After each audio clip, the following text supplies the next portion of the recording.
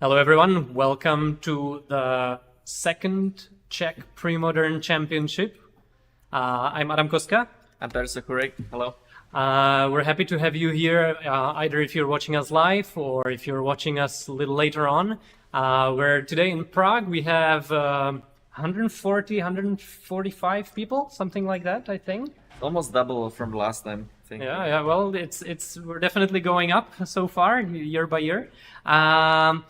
So it's gonna be a big tournament today. We have 8 rounds and cut to top 8. So you're gonna be able to enjoy a lot of our live coverage today. We're gonna have a ton of feature matches for every round. We're gonna try to sneak in some interviews as well with people.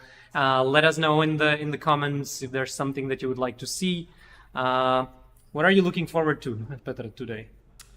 Nothing in particular. I'm just looking forward to see a bunch of Premodern matches. There's like no single deck that I especially want to see, but I just want to see, I think you came to the right place then today. I think that maybe this is the place where there's going to be the most Premodern Magic in the world this weekend, presumably. I mean, So for round one, round one is gonna start very shortly. So you're gonna see some gameplay. The deck lists are coming in right now, and we are waiting for the feature match for round one. And so we're gonna be able. So this is, I think we have our players already, and you can see right now on screen the first deck from Martin Budač. This is probably the most played deck in the format, right? From like anytime I go to tournaments, Dreadnought is just everywhere. I actually think that Elves is the best deck, but it's kind of too expensive. So Dreadnought is the second best deck, but maybe you don't think that?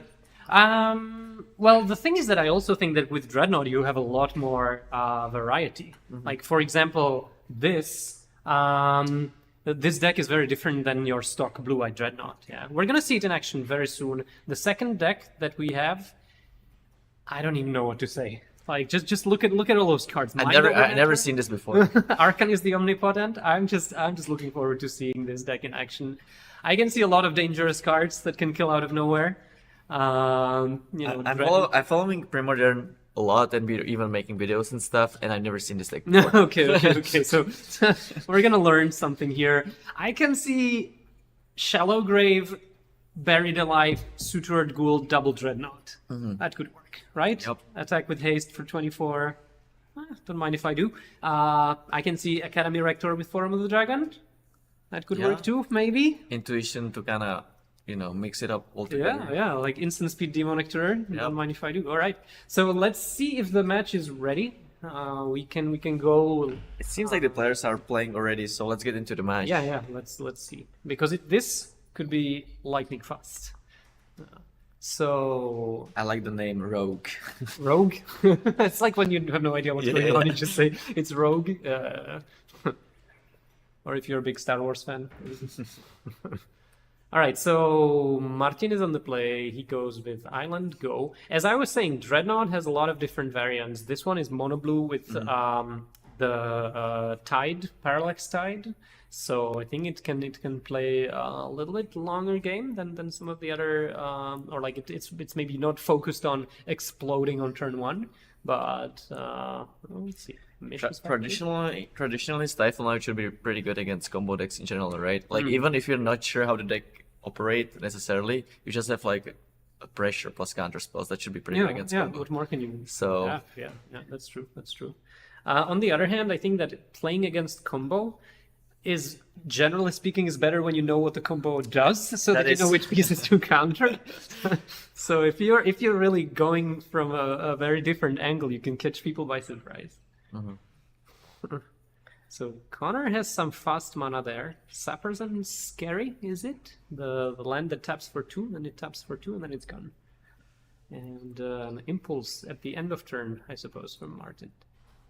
Do you think Conor knows what he's up against at this point? Island, Mishra's Factory, Impulse? I'm not sure if all of the Dreadnought decks play Mishra's Factory. I think the 2-colored ones don't. Yeah, okay, but the mono blue ones they always do, or maybe Wasteland, maybe Mishra's Factory. I Yeah. think there's still a lot of space that you But I think like if you see an island, Mishra's Factory, and Impulse, that doesn't necessarily tell you anything. I think it tells you land still, right? Like Yeah, that would be yeah. my idea number one. Or would there's be- like some combo decks with Tinker and stuff, so it Sure. can be anything at this point. Sure. Yeah. So when Martin is tapped out, Conor is gonna sweet. play Intuition. He's gonna spend half of his sappers in Scary. That is a bit dangerous, I would say. What does he go for? His deck operates with a graveyard, so Intuition is probably one of the most powerful cards in his deck. So Oh, yes. he's pretty happy to resolve it here, I think. It's like Barrier Life, but instant speed, And you'll actually get the and card. you get a card. Which is not always good. Like you don't always want the card, but sure. I think this Intuition is gonna give us a hint how this deck actually works. Right. And maybe Martin, if he doesn't know until at this point, he will know. He will know. He's an experienced player. He will know to some point. I don't think he will know exactly, but Think he's not gonna see the form of the dragon?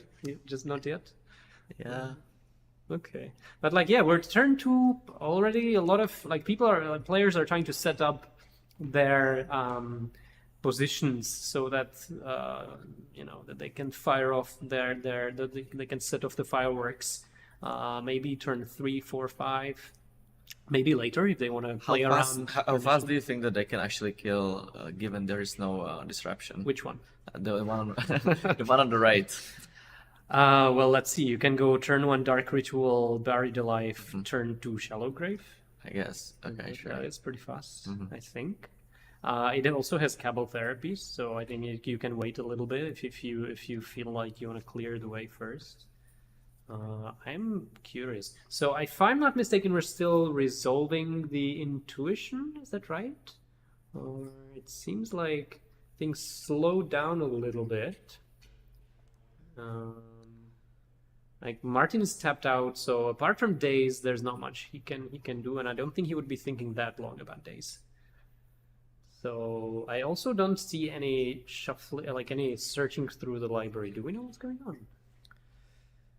Are they taking a break? Maybe they're talking about something. No, so Maybe there's not that much to do. maybe he played the Impulse and Conor said go, and then he started untapping, and then he was like, "Oh, I actually want to play Intuition when you're tapped." That's the only thing I can think about. Maybe. It smells like judge call to me. Like I can't hear what's going on, but I can just look. yeah, we can figure out what's going on at the feature match in the meanwhile.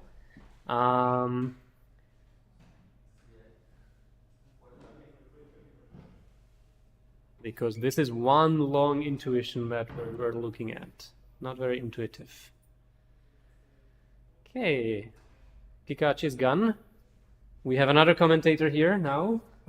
We are gonna hear a little bit later on. Let's have a look at the deck lists in the meanwhile, because this is still very, very puzzling to me.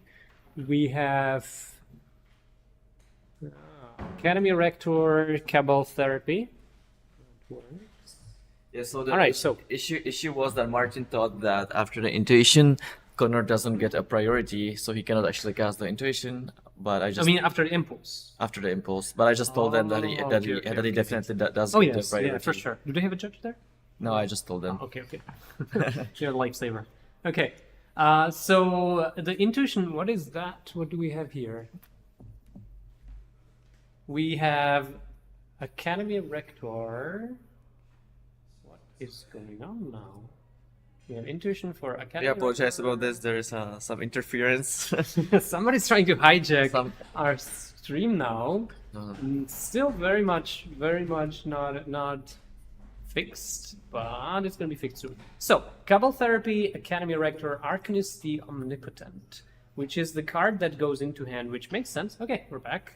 Arcanist Omnipotent goes to hand, which makes sense because it costs 6 mana. It's the least dangerous card to be hardcasting. Therapy and Rector. So next turn you can go you can reanimate somehow the Rector, flashback the Therapy, and then supposedly stuff happens. Yeah, it's kind of weird that most of the time when people cast Intuition, they usually search for the same card, but it's not the case in this deck, apparently. Yeah, right. So that's pretty interesting. Yeah.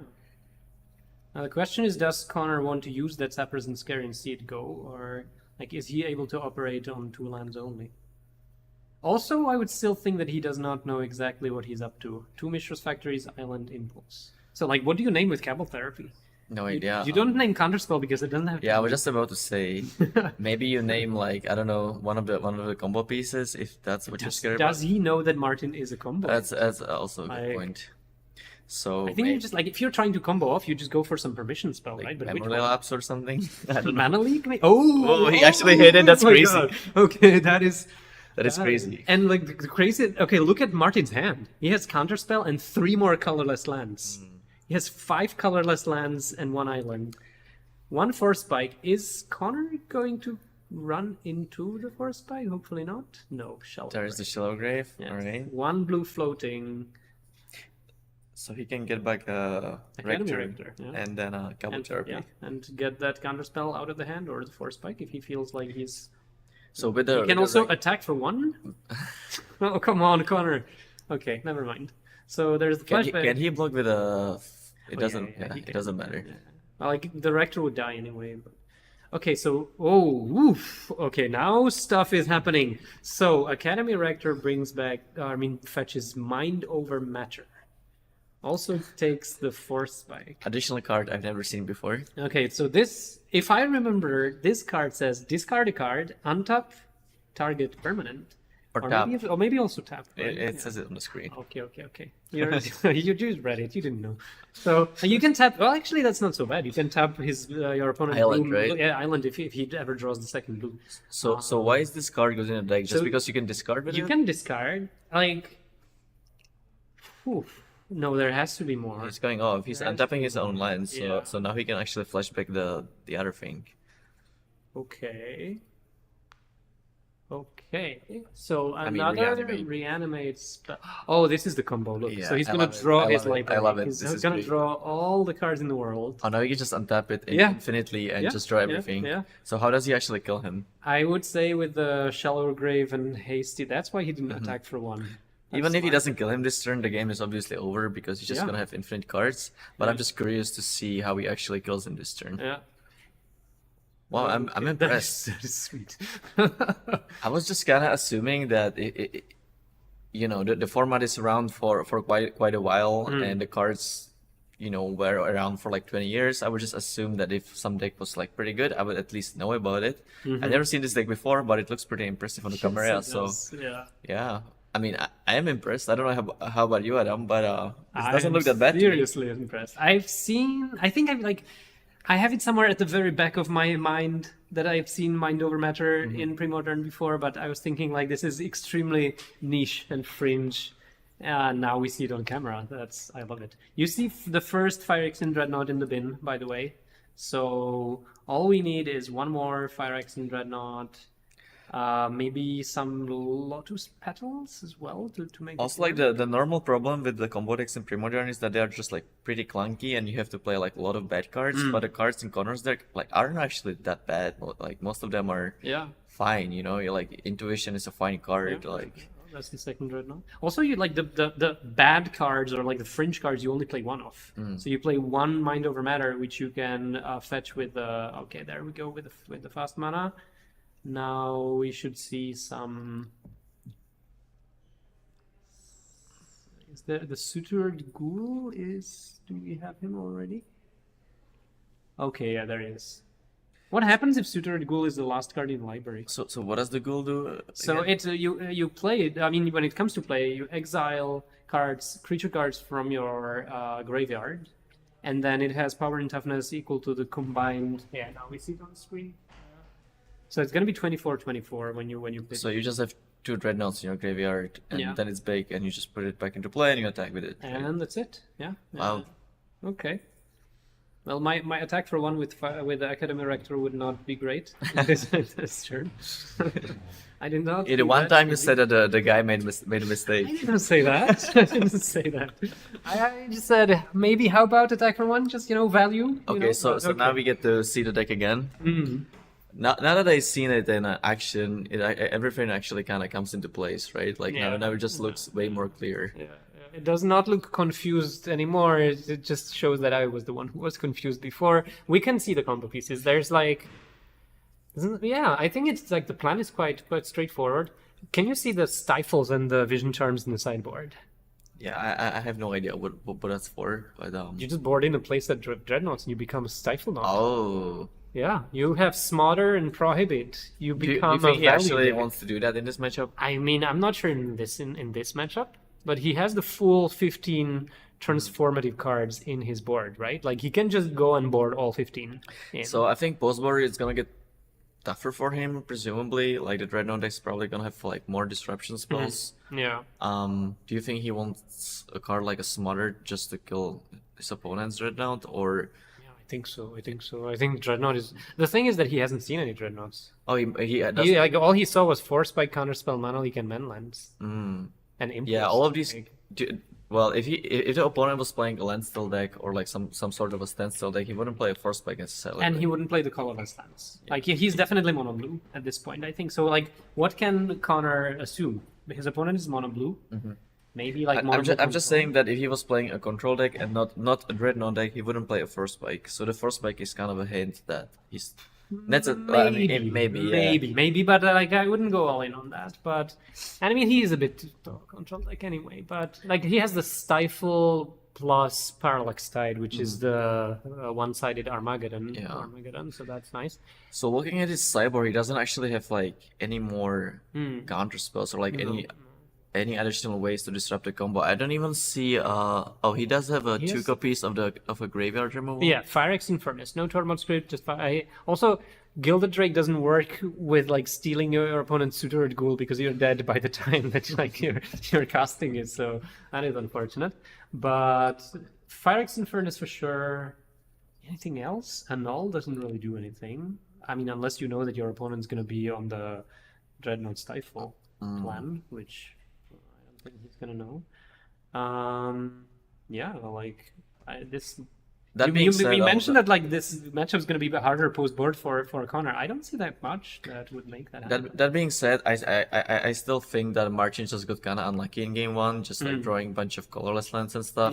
Overall, the matchup is probably still pretty good for him. Like Chain of Vapor on Sutured Ghoul. Yeah. How sweet is that? But at that point, your opponent drew like infinite cards, so he's probably gonna find a way to just beat you anyway. If they went with the Arcanist way, then yes. But you can, like if you just go turn 1 Dark Ritual, Buried Alive, turn 2, and your opponent is an island, then yeah. But maybe he's gonna want to play it with when the Cabal Therapies clear the way. He will want to play it safe. So I'm curious if Conor's gonna go for the transformative sideboard. I mean, that's what transformative sideboards are for. Usually, you want to give them a try. That's it's matchup dependent as well.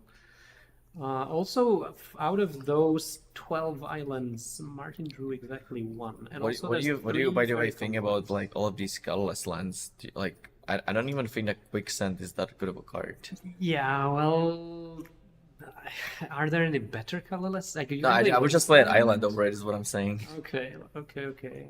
I'm thinking Wasteland when you're playing Parallax Tide. Maybe you want to go, but Quicksand.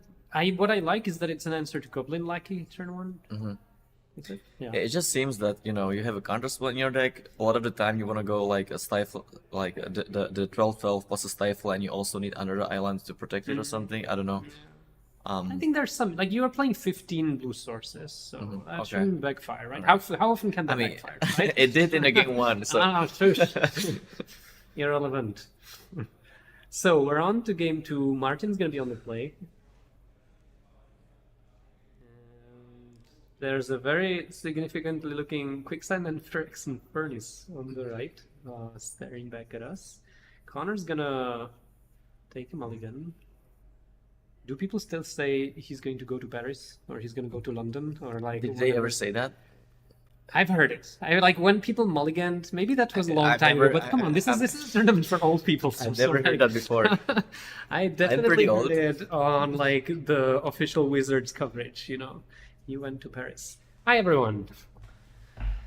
I suppose that the director think it's more fun to looking at us than looking at a person mulliganing. I think it's debatable. Yeah, but okay. When Kikash does that, then yes, then it is more fun. But okay, you can let us know in the comments if you think that going to Paris equals synonym to mulligan. Now that I hear it, maybe I don't know what Adam is talking about. Okay, we're gonna ask Gerda next turn. He's older, so maybe he knows. Yeah. Anyway, maybe we can look back at the match to see what's going on. If Conor is finished mulliganing, not yet. I think in general, like combo decks mulligan better because like you have 5 cards, you have what you need. You know, you don't need 7. I mean, right? that depends. I think that might be the case for game 1 or like when you're playing against a deck that is not trying to disrupt you. Mm-hmm. Because then if you have the pieces, it doesn't matter how many cards you have, right? But I think that in this particular matchup, when your opponent has a bunch of disruption spells, like every card matters a lot still. Yeah, that's right. Yeah, like every land matters against Force Spike and Mana Leak, right? That's like true as well, Nexus lands, yeah. Okay, so Conor seems okay. He went down to 5. Oh no. I cannot really imagine how you beat this matchup from 5 cards. That like it's just not possible. I mean, watch and learn. Watch and learn. Your opponent doesn't do anything, and you just Underground River, go. Okay. Like also another thing is, unless Martin goes for a quick kill, you know, this game. Like I think Conor can play a long game, right? Like if the opponent's not applying any pressure, you just draw some couple therapies and then you just like force it through. Right? I think the problem is that like Martin deck is like only combo or counter spells. There's nothing else. So like, what is he gonna draw? You know. That's true. Quicksands, maybe. But okay. So maybe this there is a window potentially. Yeah. All right. All right. If we see a turn 2 kill from mulligan to 5, that's gonna be impressive. But I don't think it's gonna happen. Can it? What would like 2 rituals, like... Spirit Alive? It's not even enough, right? It is, no? It's like okay, Darius 1. I would say 1 turn too late. It's not because you can just block the creature. Oh right, and then well at least you take. No, okay. Not enough. Not enough. You're right. So we see another counter spell with just 1 blue source. I'm starting to see a pattern there for Martin, but this time how often can that happen, right? So a null will go. That Chain of Vapor is looking extremely dangerous to me. Like if you went with a transformative sideboard, Chain of Vapor still like gets you. He probably didn't. Like it doesn't matter if he did or he didn't. Chain of Vapor is still a huge problem, isn't it? Yeah. Like I think what beats the Chain of Vapor? Not even like even if you go Academic Rector into Form of the Dragon. Well, if you're not under pressure, you beat it by just drawing infinite cards and then you just kill them with whatever. Okay. So like you can respond to the Mind Over Matter activation by untapping and drawing billions. Exactly. Okay. But it's not what's gonna happen this game because Conor packs it up and it's 1 apiece. Like while we were talking about Chain of Vapor, the game finished. Yeah. That's what happens with a 12-12 in play. Yep. These decks don't mess around, I gotta say. I hope we have a backup matchup for this round, but it seems like it's gonna be over in a second. Yeah, we don't apparently. Okay. Well, anyway, we can talk to Conor afterwards. Sure. Ask him about the deck, right? Like this. Maybe he can explain stuff. But yeah, we've seen one game going extremely fast one way, then the other game going extremely fast the other way. Yeah, I think if the Dreadnought deck draws his islands. You know, this is how the matchup is usually gonna play out. Yeah, which happens most of the time, right? Most of the time, like 60% of the time, you do draw the islands. How important do you think is who's on the play? Because Conor's gonna be on the play in game 3. I think it's obviously extremely important, but even if he's not on the play, I still think he has a huge edge. I also think it's extremely important. The question was a bit of a lead, you know, you could say, but yeah, it's basically, with 1 land play, what can your opponent have? 4 Spike, Chain of Vapor, that's it, right? Yeah, but it's not like this combo deck, you know, is super explosive. Like I think it can have like really fast skills, but for the most part, the game's gonna drag for a little bit, so you're gonna be able to hit your land drops and have your 2 mana counters up. I think. Maybe. It's not what we've seen so far, but yes, I can imagine the game going long. And I'm actually kind of looking forward to a game that's going to be a bit longer, so that we get to enjoy, you know, maybe a Parallax Tide. I don't know, why not? That card is that is a nice card. Maybe a That's- standstill. Look, the actually Martin's deck can also play the standstill game. He has 7-man lands, a Dust Bowl to get rid of the opponent's man lands. You know, with standstill, the quicksand makes maybe quite makes some sense. Like your opponent starts with 7 lions, and yeah, like on the play you can still go. I think it's one of those cards where you can definitely find ways to justify it. Like when this happens, it's good or whatever. But overall, I just don't think it's that great. I can see playing like 1 copy, but the times that it screws you, I don't know. It just feels so bad. How about this one? Your opponent is in Stiflenought. He plays a Dreadnought. You play a Dreadnought. He attacks into your Dreadnought. You have Quicksand. Oh wow!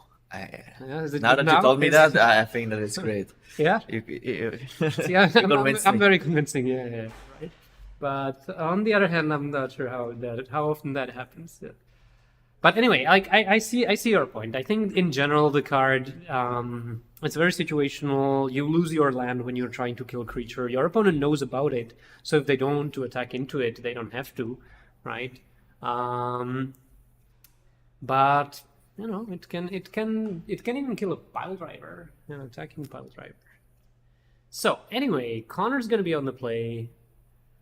Let's see if this is a keeper.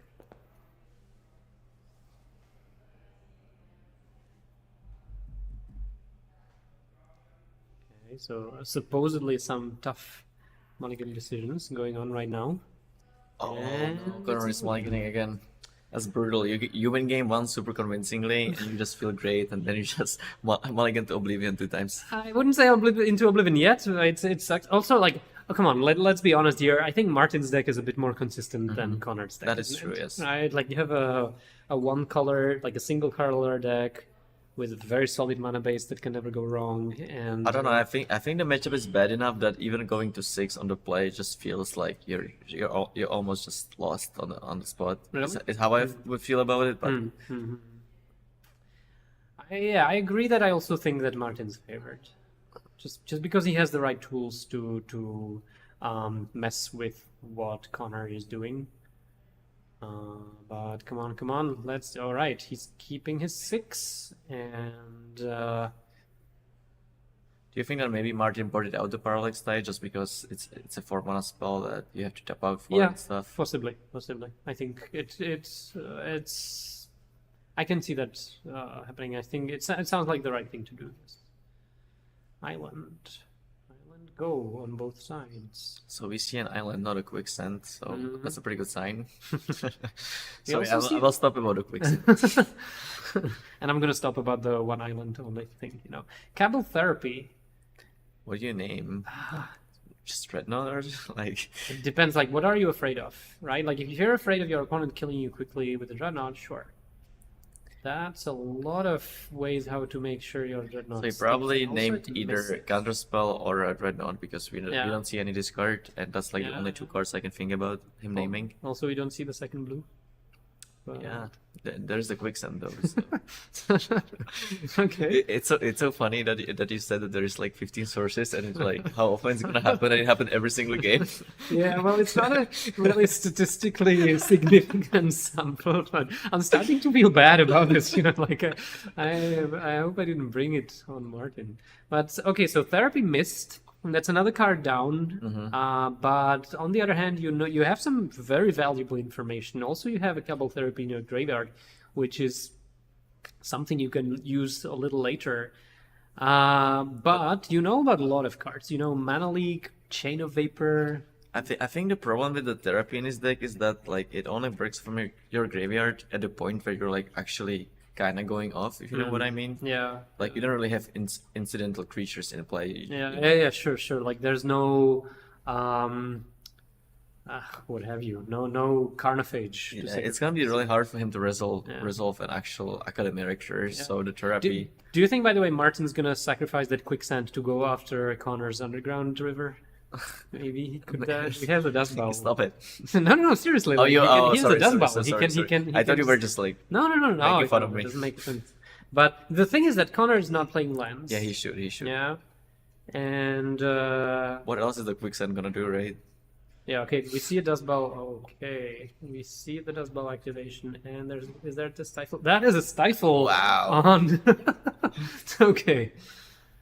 Very defensive Stifle. Also, because if Martin has another land, he can still get rid of that Underground River, but I can see how Conor might want that Underground River to live. I would never expect this matchup to be all about quicksand, but here we are. So what's Conor's plan? Like he wants the game to go long to get rid of, like, he needs to fight through those permission spells, and he needs to get rid of the Chain of Vapor, he needs to get rid of the Mana Leak, and then, you know, like step by step he can maybe go off. Otherwise, if he's not gonna go, either Martin taps out. Oh, yeah. Oh, wow. So Martin did not draw a land either. There is a glimpse of hope. Yeah, sure. You just like not do anything for a couple of turns, you let Martin discard, and then you're even on cards. Yeah, exactly. But That does not work if Martin starts drawing lands. Okay, this game took an unexpected turn, I gotta say. didn't we talk about this turn like at every single point? Like not enough islands. Lotus Petal. Okay. Is he going off? He cannot be possibly going off, right? Ooh, Ancient Tomb. There's something happening. I think Yeah. Martin is pretty happy about this because at least he gets to use some of his cards and he will Yeah. not have to discard. Sure, yeah. Like if Conor, if Conor waits one more turn and Martin doesn't draw, but then again, like Martin has like another Vision Charm, another Stifle in his hand, so like he has cards to get to pitch to get rid of, right? I'm just curious, what's Conor's plan to like go or past that Chain of Vapor, right? Like, also, yeah, okay, sure. He still has 1 mana floating, so Mana Leak does not do much. That changes sounds super scary to me. Like you go off, they chain it, you just 2-for-1 yourself. Yeah, maybe he just wants to stake the Dreadnoughts to the therapy and then go off next turn or something like crazy like that. Come on. Stop I'm that. just trying to figure out what his plan is. It is legal play, but it hurts my ears to even hear that. Yeah, I think when your opponent is discarding and like your plan isn't that great, just say go, and then eventually you will get to a better position, right? You have there's some, like, you have a chance that they're not gonna draw land. If they draw land, then it's obviously bad. But if they don't, like, sure. And sometimes if you're in a bad spot, then maybe you have to kind of like go for the play that, oh wow, okay, so there's the Mana Leak, but the trouble is that Conor still had that one colorless floating, so he's gonna pay for that Mana Leak, sacrificing that Lotus Petal, and now Martin cannot even Chain of Vapor on his turn because the Dreadnought's not there. And if Conor has permission spell for that chain, wow, things could start to get very ugly for Martin. maybe we underestimated Conor. Yeah. What happens with combo decks, right? Like, you think. I mean, he did know about a Chain of Vapors, so I assume that he had. Yeah, some for sure, plan for right? it. Yeah. Okay, so now his lands are untapped. The Dreadnought comes to play. I mean, it was in play the whole time. It just So we shows see a up. Chain of Vapor upkeep. Ooh, whew, okay. So how does this work exactly? He just blinks it. He just He takes just it makes out. it again. Yeah. Oh, okay. Yeah. It's basically Vision Charm is like a protection spell for your Dreadnought, which is already there. Yeah. And now Martin is like, he's the one He needs being his asked own- the question. yeah, Do you have it? He needs his own Dreadnought or another Chain of Vapors. Yeah. Like, Annul doesn't do anything at this point. Wow. Oh my god, okay. It's happening. Kinda gonna run away with the game here. Okay. There's a upkeep pause. Is that what's happening? Wait, how does this work? So is that just a fog? Like, you make the Dreadnought not attack for 1 turn? Is that just 1 blue gain 12 life? Just sounds desperate to me. Okay, gain 12 for 1 blue. Not the worst But healing there's soul. another chain, and there's another charm. This. Oh my god! What is happening? So we've seen a lot of. So this game is Charms. not playing out how we expected Oh at my all. God. That Dreadnought must be dizzy at this point. Like, it left and came back so many times. I think its head must be spinning. I was expecting the Dreadnought coming up from the other side, but Yeah. Never underestimate combo players. And there's a second blue. It comes to play tap, but Your mana base is Can so you do? awkward for a one color deck. yeah. So Martin takes 12 on the chin. I mean, he's probably just gonna die, right? If he had anything, he would have done it. Like the thing is, I think Connor's deck is not all counter spells. So chances Yeah. are, like if I'm Martin, I think maybe if I get rid of that Dreadnought, like But he already used 2 chains. Like Exactly, he has only right, one more right. in his deck, right? And but that being said, also you're mono blue, so your range of answers to Dreadnought are not unlimited. Like Powder Keg doesn't do anything at this point; it's one turn too slow, right? Like yeah, I think at this point Martin has to have his own Dreadnought. That'll be sweet to see some Dreadnought staring contest. I think he's just maybe. gonna die. It looks Yeah. like it. Yeah, okay. Wow. The match is over. Conor Abbott Brown wins 2-1. And did you say something about like when he mulliganed to 6, like he mulligans into oblivion? Yeah. Yeah, I didn't really expect him to go for the Dreadnought plan, but it worked. It's actually pretty cool, right? Like Yeah. game 1, you just have like this combo deck. Most people aren't really prepared for it.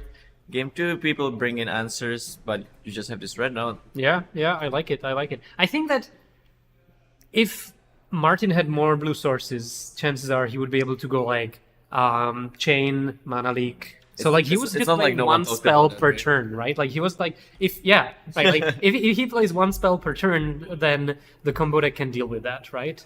But that was extremely close, I would say. Yeah, you actually even have the Cabal Therapies and the Resist to kind of protect the Dreadnought, Mm. so it's not like you're just bringing in this Dreadnought that, if they have one answer, your plan doesn't break. You actually even have spells to protect it, so Yeah. the plan actually makes sense, yeah. Yeah, I like it. So we are trying to bring Conor here for a quick interview to pick his brain a bit. Are we about both gonna what- be here, or? We can. I think we can just move another Right. chair here, and I think there's enough space for everyone. But yeah, I think this just like to me this shows how dangerous this combo deck is. So even if you think you have the answers, if something slips through the cracks, you just die. It's not like if you're playing against a fair deck, one creature slips through, you have a bunch of turns to find your own combo or to just do something about it. This is just sudden death. Something happens like that. Yeah. Yeah, I'm curious to ask Conor how often he actually boards into this plan, if he does it against every single deck, or, I just want to find out, so. I agree.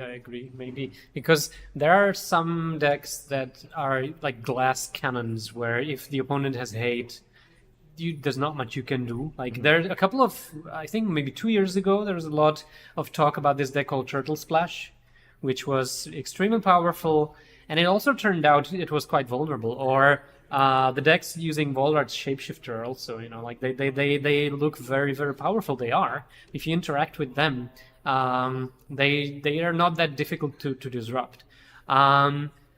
On the other hand, Conor's deck even has like more angles from which you can attack. So like that's what I like about it as well. And then if you feel like the opponent has too many answers, you just go for the Dreadnoughts. Like what there's nothing wrong about that. So we're trying to bring Conor in. I think yeah, we're working on that. We have a third chair here already, so I'm gonna make some space here. We're gonna have our guest here very, very shortly.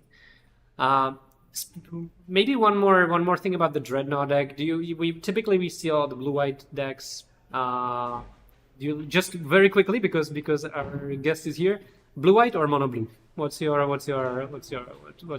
I'm actually not sure which one of those two is better, but the blue-white version does play more blue sources. So. That was way too long. I just wanted a yes or no answer. Okay, hi Conor. We have our guest here. Welcome. Thank you. We wanted to ask you a couple of questions because the deck that you're playing looks very special. Oh, thanks. And we saw three very, very interesting games on the camera. First of all, tell us a little bit about how the match went from your perspective. Yeah, game one, I mulliganed aggressively down to 6 and had a perfect hand with multiple ways to, corpse stance or shallow grave back the Rector and plenty of mana. So that seemed like I got lucky. I had a nut draw game 1, and then game 2 I mulled to 5, and I had no idea that I was facing a Stifle. And we were thinking about that, like from what you saw, it looked like a mono blue control, or maybe like a land still that didn't draw white, but that maybe like mono blue, right. I definitely thought mono blue, and so I boarded very able to play a long game against just factories is the way I would lose, and instead I'm facing down a turn 2 dreadnought, so it happens. Right. And then like game 3, we were actually thinking you were quite an underdog because like after that dust bowl seemed like it would eliminate half of your mana base after your mulligan. It looked pretty desperate. You had a plan, and it worked out really nicely. You saw a lot of vision charms flying back and forth. What was like? Was that?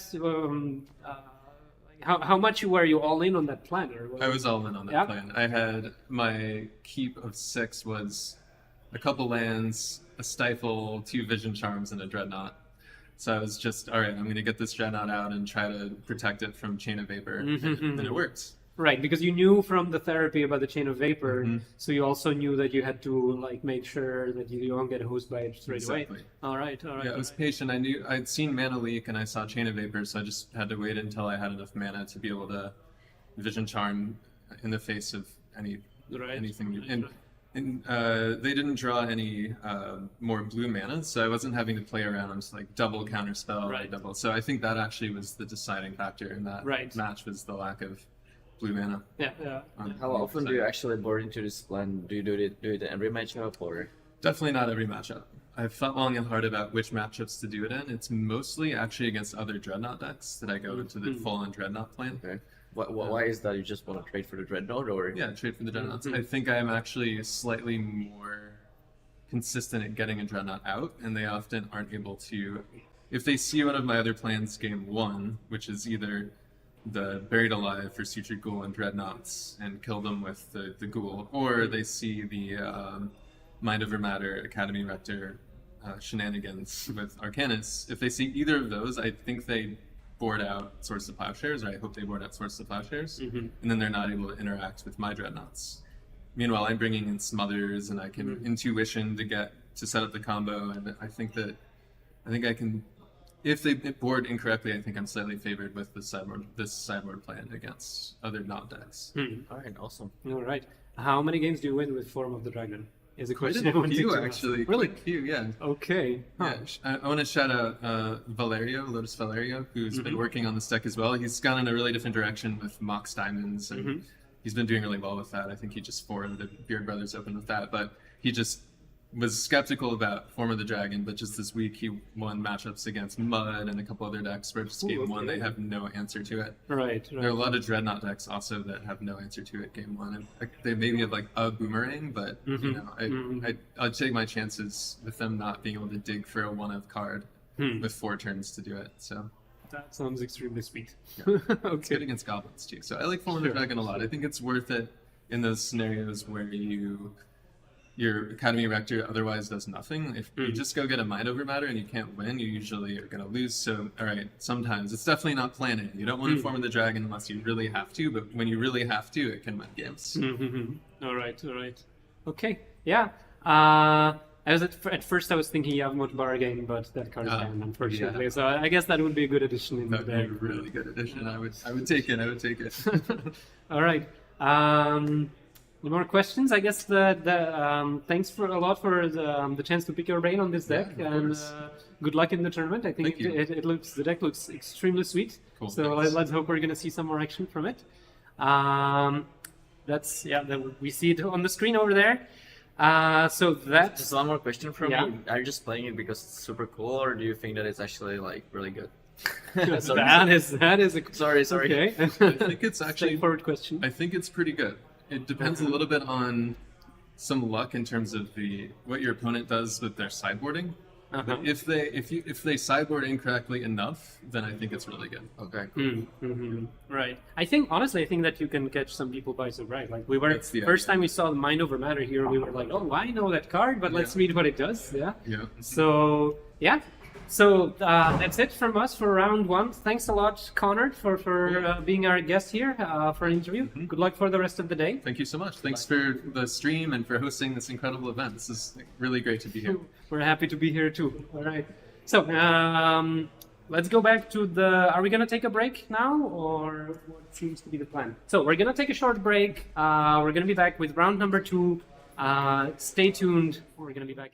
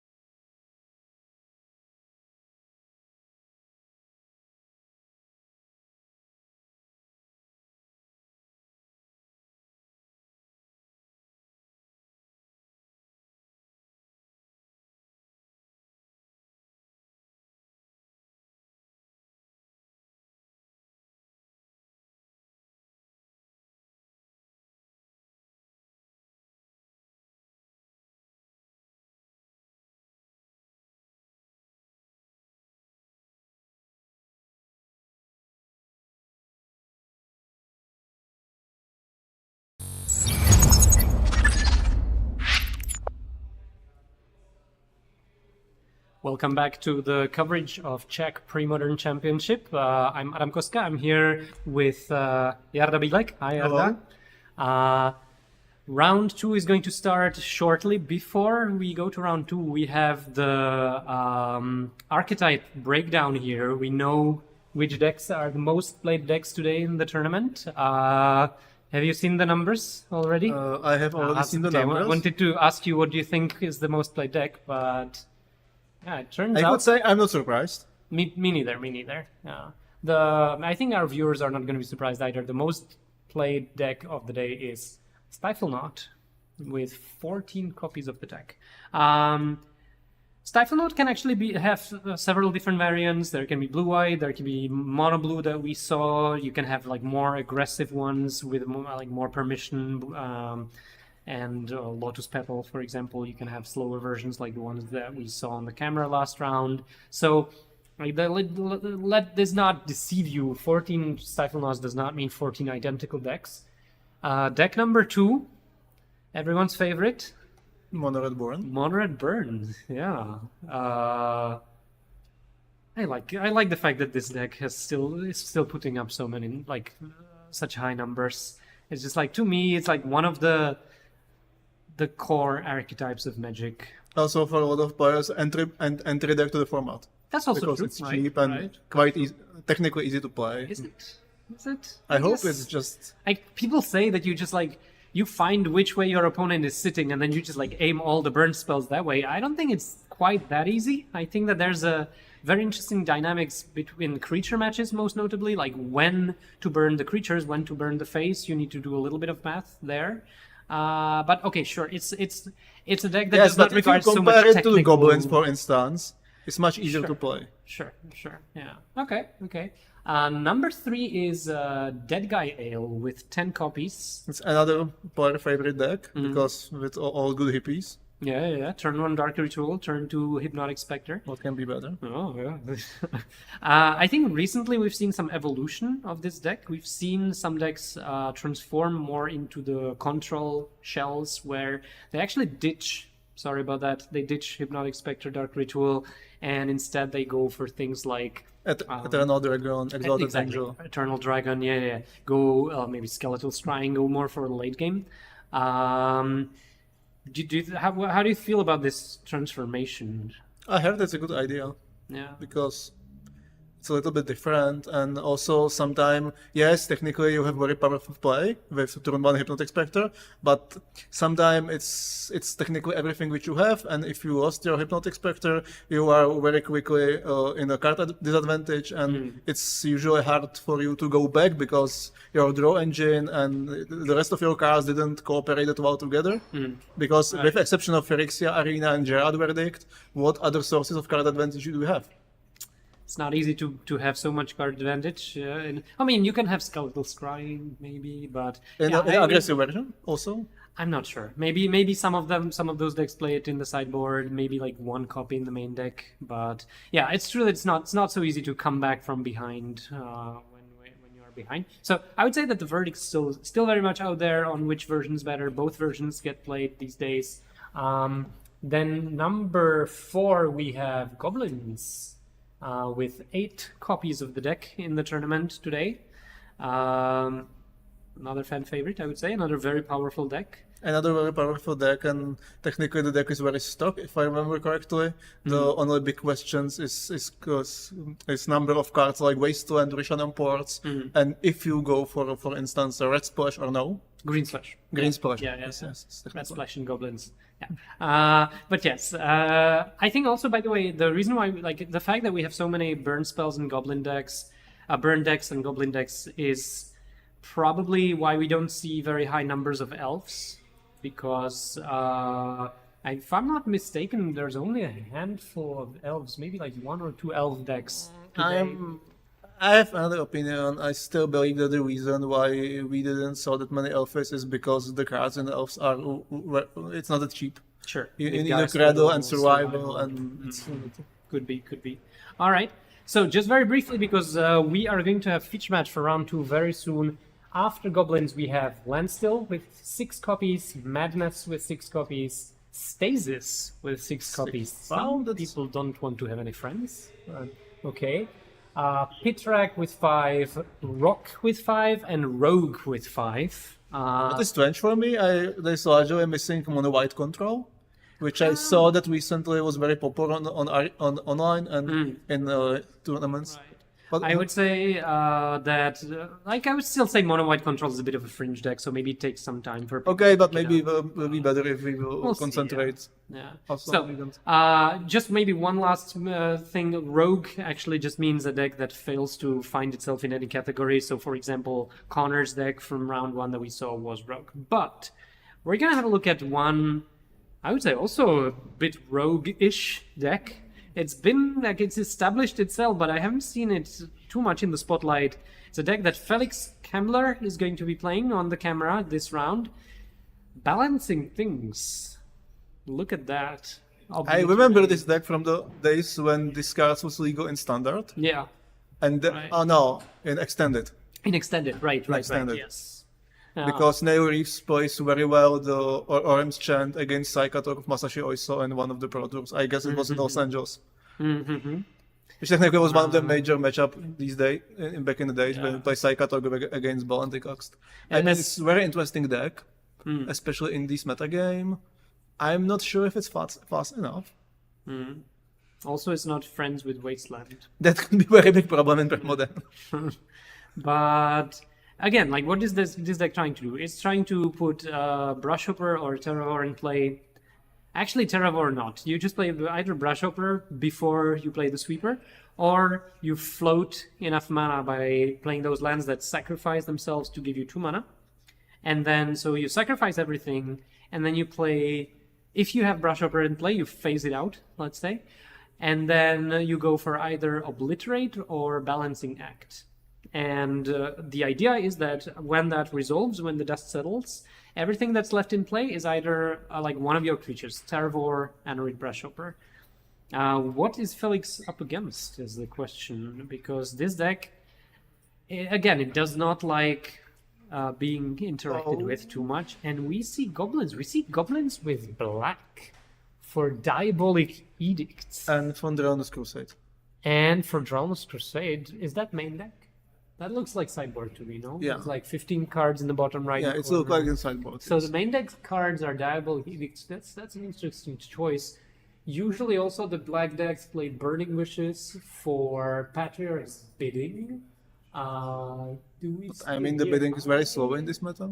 Sure, but if you have a Burning Wish, you might as well have some cards that just straight out wins you the game, right? It's just one sideboard slot. Come on, you don't want epic things to happen. Do you hate epic things?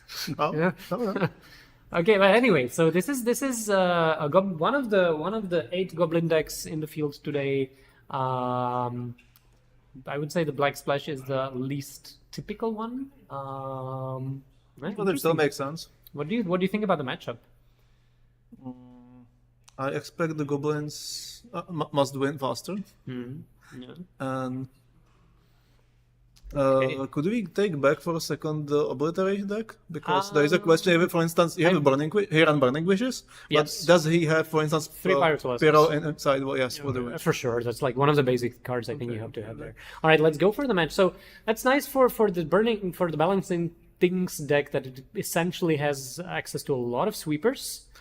I mean, Felix really won't play first if he can, because Everybody wants to play first. in this yes, form. but especially if your land's coming to play tapped and you are against aggro deck. All right, so I can see a pretty good hand from Marek with a turn 1 Goblin Lackey. Is that what's? That's good because we saw nothing from Felix and he also mulliganing. Not sure how many lands Marek has, but yeah, Felix seems to be mulliganing down to 6 again. Generally speaking, combo decks will mulligan more than fair decks, let's say, because there's more things And that you need. saw Goblins as a fair deck or combo deck? No, I see it as a fair deck for sure. Fair deck with combo win. What's the combo win? So you have a lot of interaction and Okay, maybe we have. I would say combo is when you go off on one turn. okay. I mean, there are some games where the Goblins go especially if you have Skir Prospector sharpshooter siege gang or something, a bunch of goblin, you can deal like 15 damage out of nowhere. But I would say it does not quite match the definition of combo deck. But Okay, that's my. the definition is not like clear cut, I would say. Okay, now I understand the definition. Happy about that. So Felix goes first. He starts with the tapped land, as this deck does usually, and Marek will read that card. And I'm not surprised because maybe he's just raised one of his eyebrows, I would imagine. yeah, it's just Can't see it on camera, but you can, And the secret is out. Doesn't matter, you have the best possible start. Yeah, sure. Also, Felix knows what he's up against now. Oh, and the thing that I like about Felix's deck is you have like so many sweepers. You have Balancing Act, Obliterate, Burning Wish. So, like, do you even mind, Marek? Maybe you don't want to die too quickly. Like, if you're being attacked for 7 on turn 3.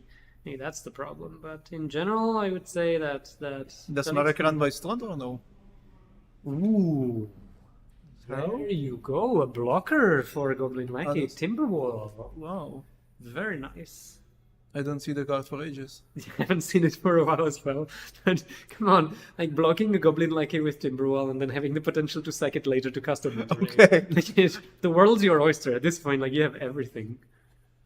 Wonderful. Yeah. Like, not much more I can do about it. Gem Palm Incinerator does not do it. Because It's the wall quite is very slow sturdy. Okay, I'm loving it. Okay. So I think Marek is just gonna go for the go wide strategy. Maybe a pile driver. Like at this point, he probably knows what he's up against. Fanatic. Does he have a second land? Or did he just like go lean so much on the... Okay, he does not have land number 2 because he just went like all in. Seems on like the... it will be fast game. That was... I mean, that must have been tempting to like, you're on the draw. You have 2 1-drops. One of them is your best 1-drop. You have 1 land. Chances are you're going to draw land number 2. That must have been very tempting. Also, it's backfired.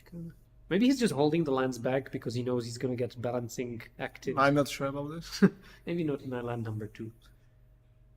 Maybe he's just holding the lands in the library for this. No. Is that you call it holding? So that's a pretty cool way how to call mana screw. I'm just holding my lands in my library. I don't want them to expose. On his defense, no one expects Timberwall. That's true. I definitely would not. So anyway, what is Felix up to? Like, the good thing is that he knows he has a lot of time now. And time is everything in this matchup. And time is everything. Time is everything. Like, you have the time to develop whatever you're developing. You just get to do your thing. I'm also curious, like, how much can Marek come back from having his board swept? Like, number one thing is that he has to have lands in his hand, right? Like, if you get obliterated, you don't have lands in your hand, that's just lights out. But let's suppose that he has like 1 or 2 lands post-obliterate, maybe a Diabolic Edict. It does not sound so bad, right? Like, he has answers to Terravore. But okay, this is just This is not the example. work. No attack. He didn't even stack. Like, okay, I know I got maybe a bit too... Maybe he's too frustrated by the situation on the table. I know I said last time maybe attack for 1 with the Academy Rector, and then it turned out to be a very bad piece of advice, but maybe attack for 1 with the Monk Fanatic? Okay. So that's another... This is actually a pretty potent creature here in Anorid Brushhopper. And...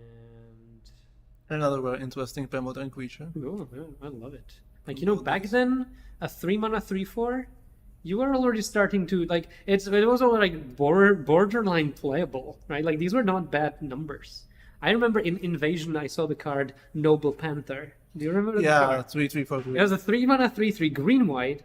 For 1 mana again, first strike. I saw that card. Okay, like, to my defense, I was like 14. But I saw the card. But back in the days, it was powerhouse. Wow, that is a good It card. was a good standard. Yeah. It was better than average creature for 3 mana. Yeah. Now it would be a a bad draft common because it's two colored. You would play it if you're green-white, but like you wouldn't certainly write home about it. Unfortunately, you are right. Things have changed. So okay, what we see here is still. Oh no! He discarded. Come on! He's discarding. So this is gonna be pretty much like a tutorial how to goldfish with balancing things, which can still be very informative. You know, we can learn a thing or two. But unfortunately for Marek, this does not seem like it's going anywhere. I'm looking at the metagame breakdown, by the way. There's exactly one balancing things deck in the whole field. Oh. And somebody was very generous not to include it in the rogue category, but okay, I think it's an established deck. Let's call it an established deck. We have a Dracoblast. One Dracoblast here. Can we get a Dracoblast deck on the feature? And just Dracoblast, it means the blue-red version or the red-black? I have no idea. I just want to see it. Because especially if it's a blue-red one, it's a spicy one. It is. It's The like, funny thing about this balancing thing deck is that actually this version have much better mana base than the old version extended. Really? Because you have the Crystal Whale and the lens from 6th edition. wait, but doesn't the crystal how is it called? The crystal wait, it just gives you colorless. Yes, but also true. But Oh, I you mean, mean like it comes to play untapped. yes. So you can like smack them with the obliterate like without Exactly. like the last land comes to play untapped. Sure. Because I remember like that the old deck used to play. I don't know if this one runs it as well. Archaeological. Like it's the land that you sack and you get one of any color. Yes. Right. In the old days, you run the lens from Invasion and the Chromatic Spheres. Okay, things are happening here. Crystal Vein getting sacrificed for 2. We have some And you have the Archaeologic. dice is here. Burning Witch. Now we have a lot of options. Oh yeah, there's the archaeological deck. Balancing things. The interesting thing to me is Felix is gonna pull the trigger here. He's gonna sacrifice 4 lands to kill 1 land of Marek. He's also gonna sacrifice his Timberwall. He's gonna discard 2 cards to Anorid Brashhopper. At this point, your opponent has 7 cards in hand. He's gonna draw his 8th. If he draws a land, and then he draws another one, I'm gonna go out on a limb and say that Marek would still be very much in there. Exactly. I saw better plays. I mean, it's a pretty aggressive play. I'm gonna say. It's also It's very diplomatic it's answer. risky. But then what do? You just like sit there, wait for Marek to play. Maybe more he lands? just can start attacking. And Sure. You can start attacking with the Brashhopper. I mean, there is Yeah, no you have a necessity for blocker play the for... balancing. Yeah, right. Well, actually, that makes sense because you would have a blocker for the Goblin Lackey. You're hitting them for 3 a turn. It seems like a little bit too much for me. Too much. Doesn't increase. Balancing Act though also strip the cards from the hand? Okay, there's your answer. It's not going to be 7 cards. It's going to be 0. Okay. So that makes it a lot better. We're going to give Felix some credit here and say on record that he knows how to play the deck better than we do. So I'm not surprised about this, but- apologies to Felix. And all right, if it was Obliterate, then Marek would have like a full hand of cards and he would just be able to bounce back. With Balancing Act, it's just going to be nothing against an Anorid Brashhopper. How does that sound? That sounds much better. That sounds much better to me as well. Okay. I stand corrected. 1 damage from Mog Fanatic. The first block. You know, that's the advantage of having these rogue decks on camera, because you learn so much. Also, it looks to me like Felix kept 1 land, by the way. Because that Sackland is the nice foil Sackland is still in play, or maybe not. What is going on? Wait, what? Oh. Okay, so the way it works is that Felix kept a land. Marek kept a Goblin Lackey. That is interesting. So now Felix attacks. Marek attacks back. If he draws a Goblin, he doesn't care about how many lands he has. Oh my god, okay, this is extremely sweet. So Is it a goblin? This is pretty crazy. Is it? It's not a goblin. What is it? What? Also, like, That- put boy yourself in Felix's position. Marek is going to draw a card every turn. Chances are it's going to be a goblin. Those attacks from that goblin lucky look more and more dangerous every turn. But you have to kill them, though. Like, you have to attack for 3, right? If you just sit back, then, like, what's your plan? This is a race unlike any other. You're racing damage against cards from your opponent's library. Is it a goblin? Is it not a goblin? Oh, okay. That clock became a lot shorter. Now we can clearly say that Felix played the game much more aggressively than V2. Did he keep the Terror in his hand? Did he have like one card in his hand? I mean, he drew it. Yeah. I mean, he played a land which allows you to draw another Brushhopper or Terravor should you draw it, and that's it. But I feel kind of bummed that this game didn't go longer, because I would really want to see what happens if Marek starts drawing goblins, floods the board with like Ringleader into something. But okay, we saw balancing things do its thing. We learned a thing or two about how the card actually works, courtesy of having a large image of it on screen. On to sideboard. What's gonna happen here with the sideboarding? I expect he bring in at least 2 Pyroclasms. And that's all.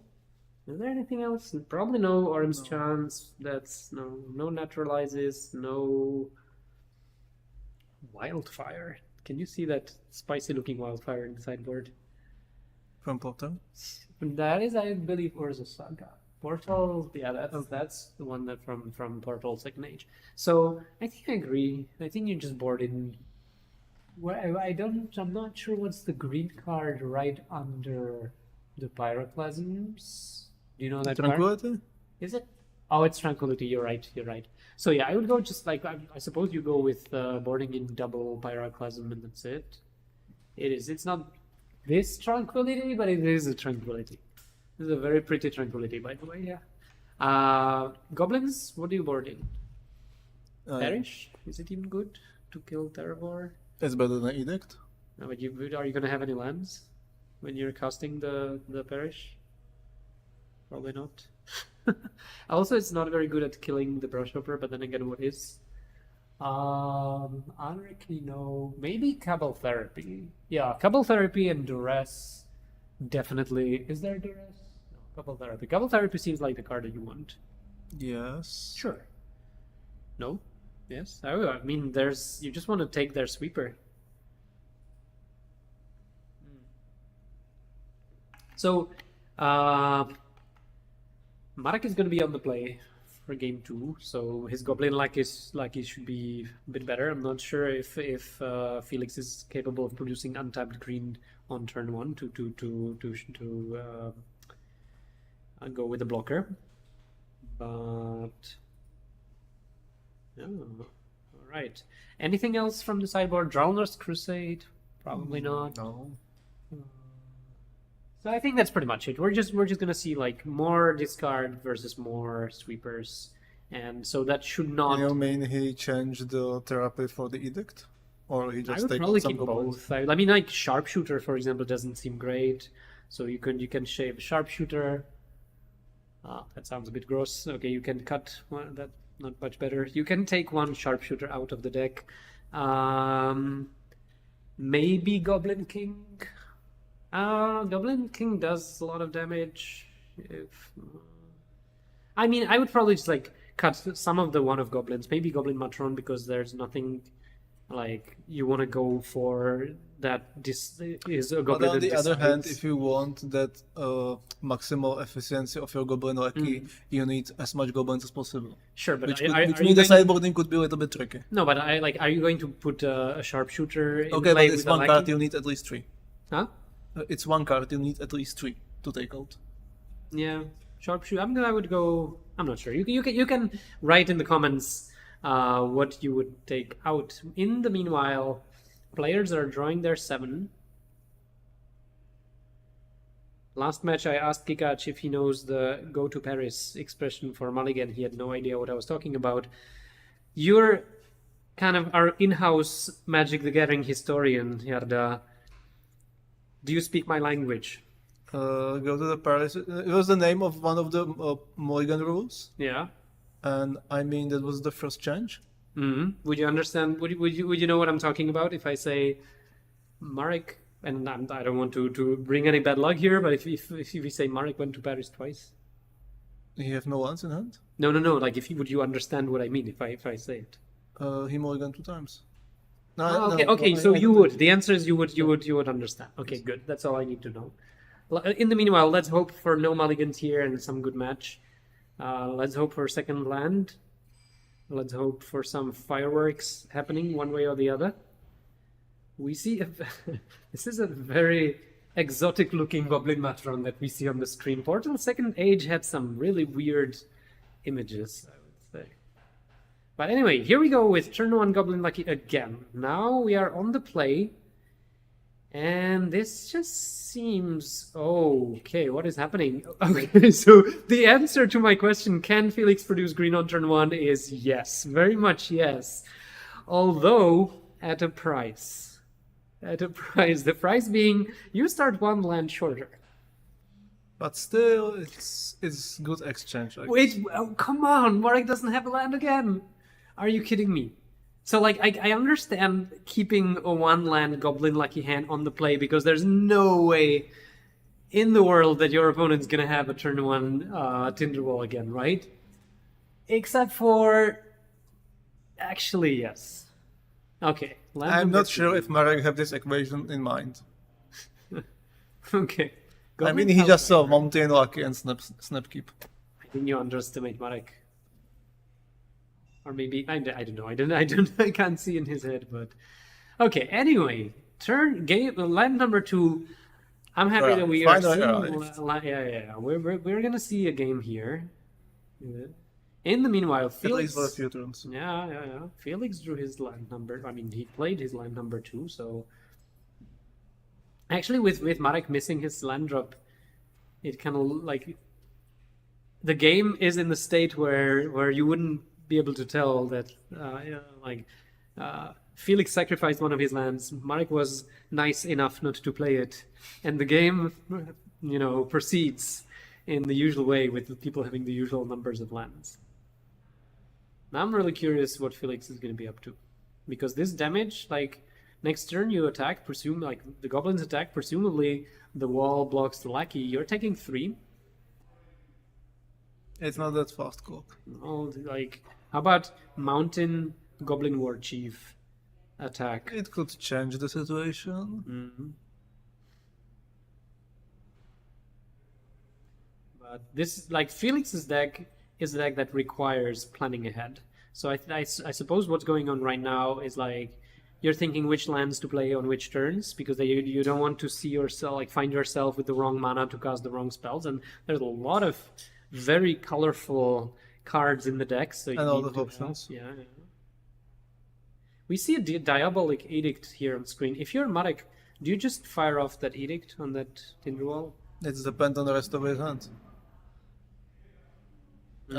I suppose there's no lands in the rest of your hand. And do he have another do mana play or no?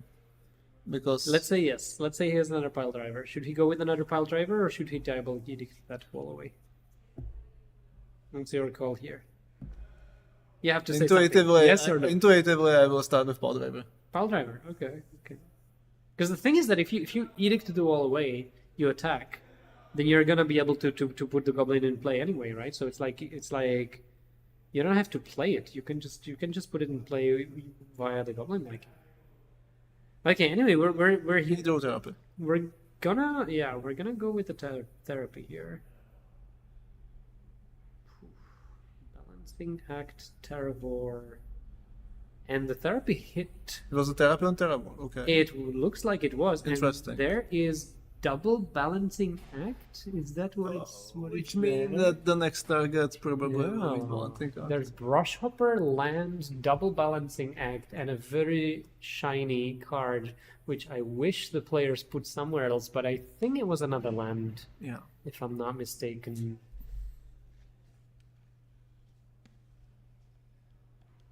It looks to me... Okay, so the therapy connected, it took the Terravore. Now the question is, do you take something else? I think the balancing acts just like have to be the end. I'm surprised that the first therapy was on Terravore. Again, it depends on what Marek has in his hand. Yeah, but maybe he doesn't have an answer to it. But yeah, like He generally has it. speaking, I'm not sure if he has it. Okay, okay. That was just theory. Okay, so the last card is Wildfire. Whoa! He sight in his. He boarded it sort in. of what- He okay. boarded it in. Okay. And honestly, it makes sense. Like if you're burning wishing for it, it costs 8 mana. But if you're like, that is a lot. But 6, that's manageable. So, anyways, if you're Marek, you just attack here, right? Yeah, you just turn your creature sideways. The wall blocks Goblin Lucky, I suppose. The thing from Felix's perspective is that you have the mana to cast the Wildfire. You sacrifice the wall. You sacrifice your land. You have 6 mana.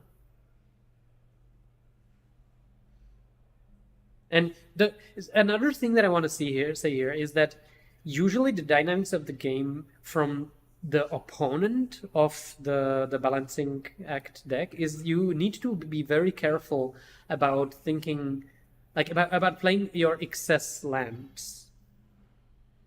But what is going? Okay, what is going on? What is that? He's cycling gem pop You're cycling a gem pole incinerator. Okay. Cool. That is pretty cool, because the wall has 1 damage on it. Yeah, that makes sense. So anyway, usually you would think about which lands to play because you want to be left with some lands in your hand post Obliterate, post Wildfire. But if you don't draw them, But Marek does not have the luxury of this thinking. yeah, He's exactly. always screwed. Exactly. That's what these 2 games, unfortunately for Marek, work a bit like that. So, but anyway, we see a cycling here. I think they're still discussing about something there, like you draw a card if you cycle. He draw The answer when is he yes, right? cycle. Because you cycled. And It's so I think this we should resolve this very soon. The wall should go to the bin. Marek should draw a card here.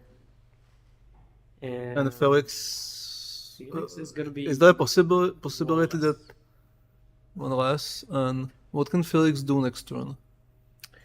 Is he He still can gonna play have Brush his Hooper. balancing acts? If he is, then he can just we could sacrifice. Okay, so what he's doing is he's sacrificing the wall. Is he? Okay, the wall goes away. Marek draws a card. I think the game proceeds as it should. Now the question is, do you sacrifice something to get rid of something else?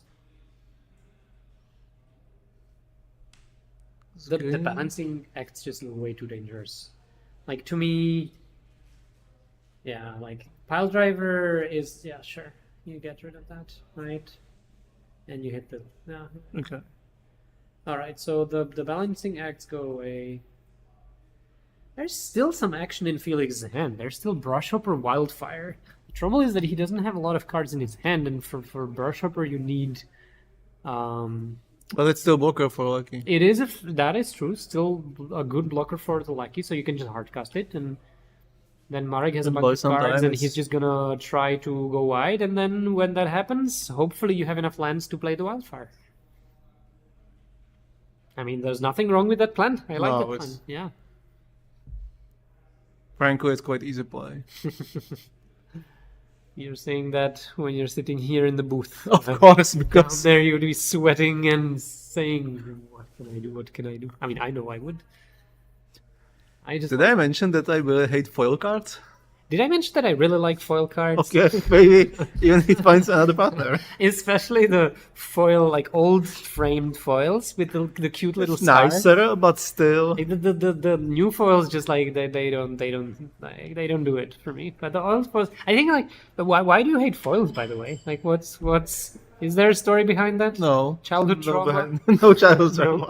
trauma.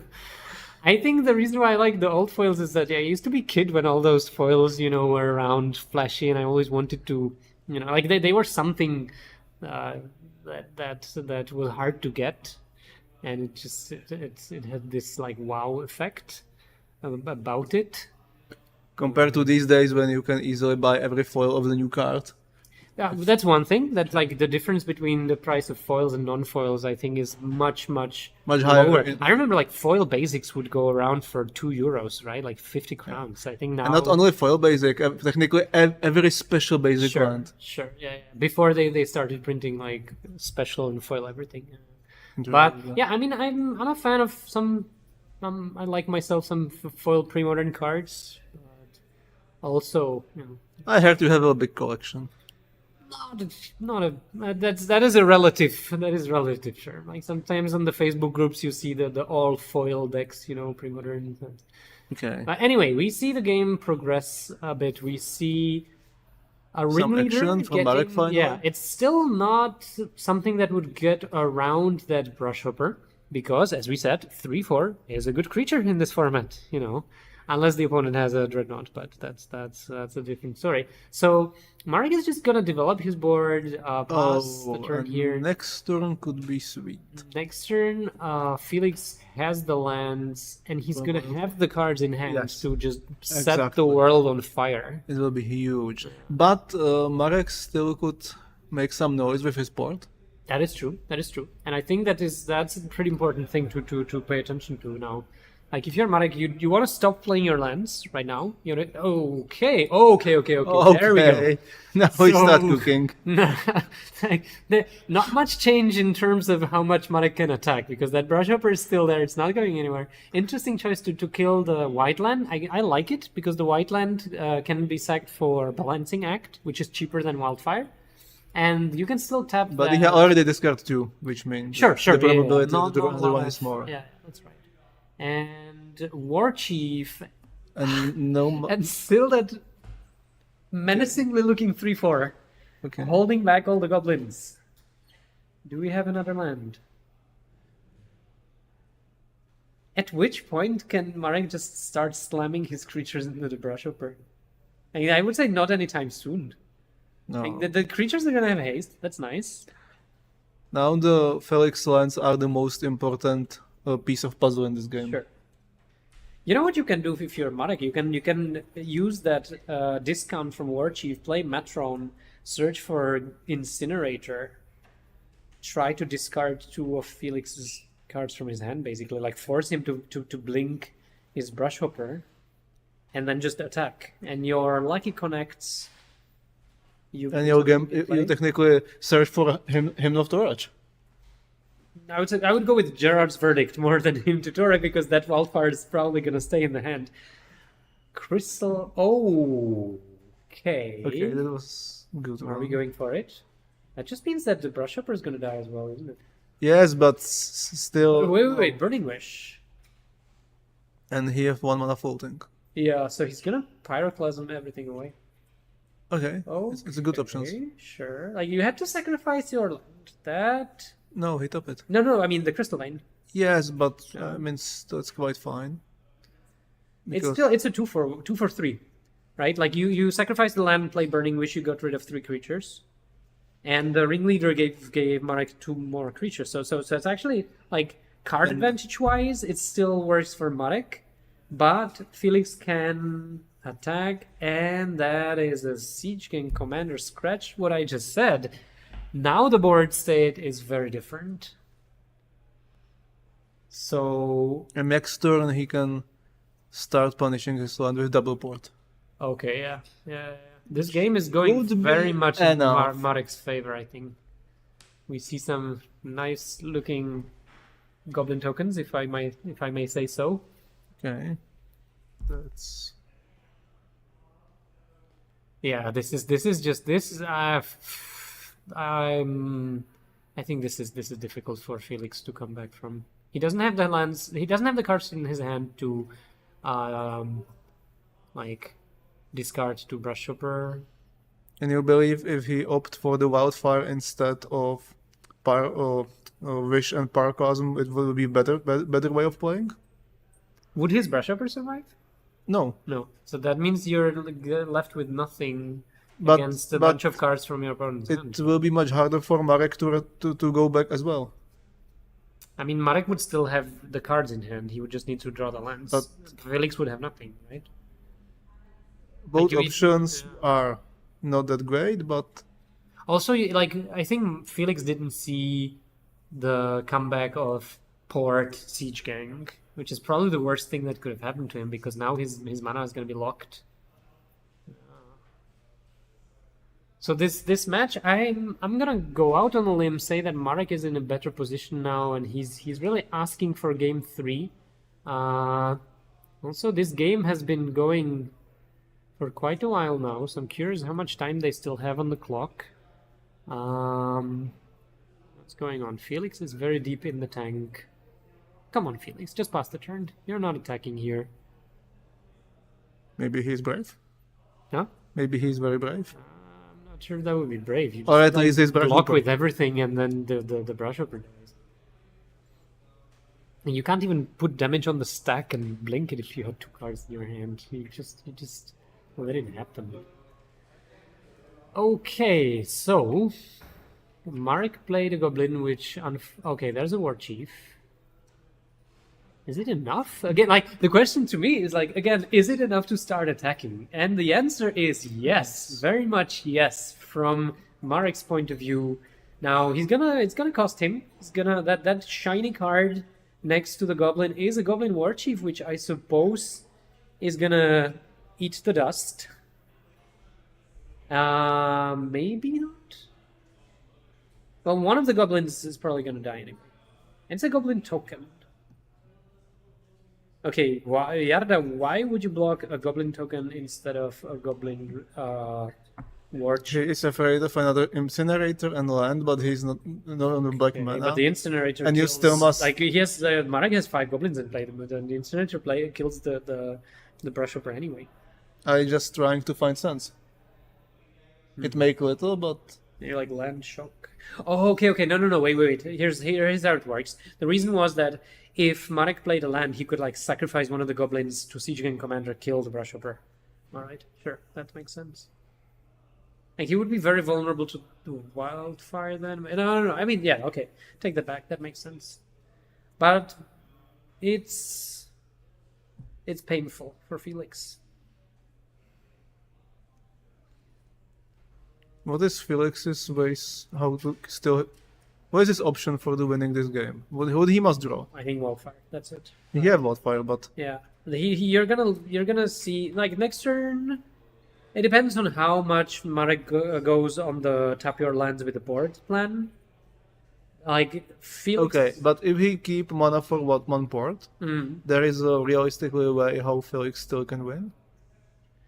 Well, let's say that Marek attacks again. Felix blocks the token.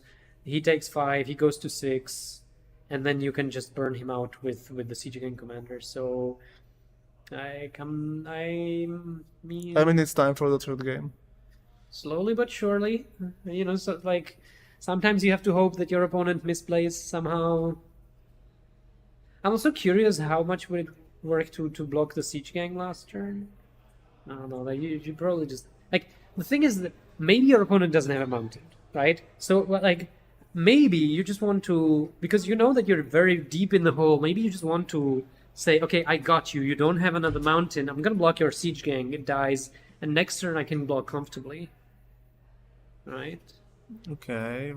I'm just like thinking that in situations like this, when you're very much an underdog, maybe you just need to play in your outs. One of them being your opponent doesn't have something, or they misplay slightly. It's realistic expectation. Huh? It's realistic expectation. I mean, it is technically possible. I mean, look, Marek didn't have another mountain, did he? No, not yet. You blocked the siege gang last turn, then your brushhopper lives, no? Okay, anyway, back to the board state we have right there. 4 goblins staring down a brushhopper. They look very much like they're ready to go on offense, and they don't. Wow. Marek just says go and taps 2 lands in Felix upkeep. Now, if you're Felix, you have to be extremely happy about that, right? Game goes long. That's your way how to win it. I'm not saying that Marek made a mistake here, but okay, Marek has more waste. more mana denial. What is he gonna do though? Like, is he gonna start attacking? Is he gonna start playing spells? Like, this is good because you can yeah, right. Like, you eat one of the lands that produce 2 lands, which means like maybe you don't have to use both of your ports. Maybe you can just use one of them. Which, and you have some mana. yeah, exactly. Like, you can start playing spells again. Goblin matchup, sure.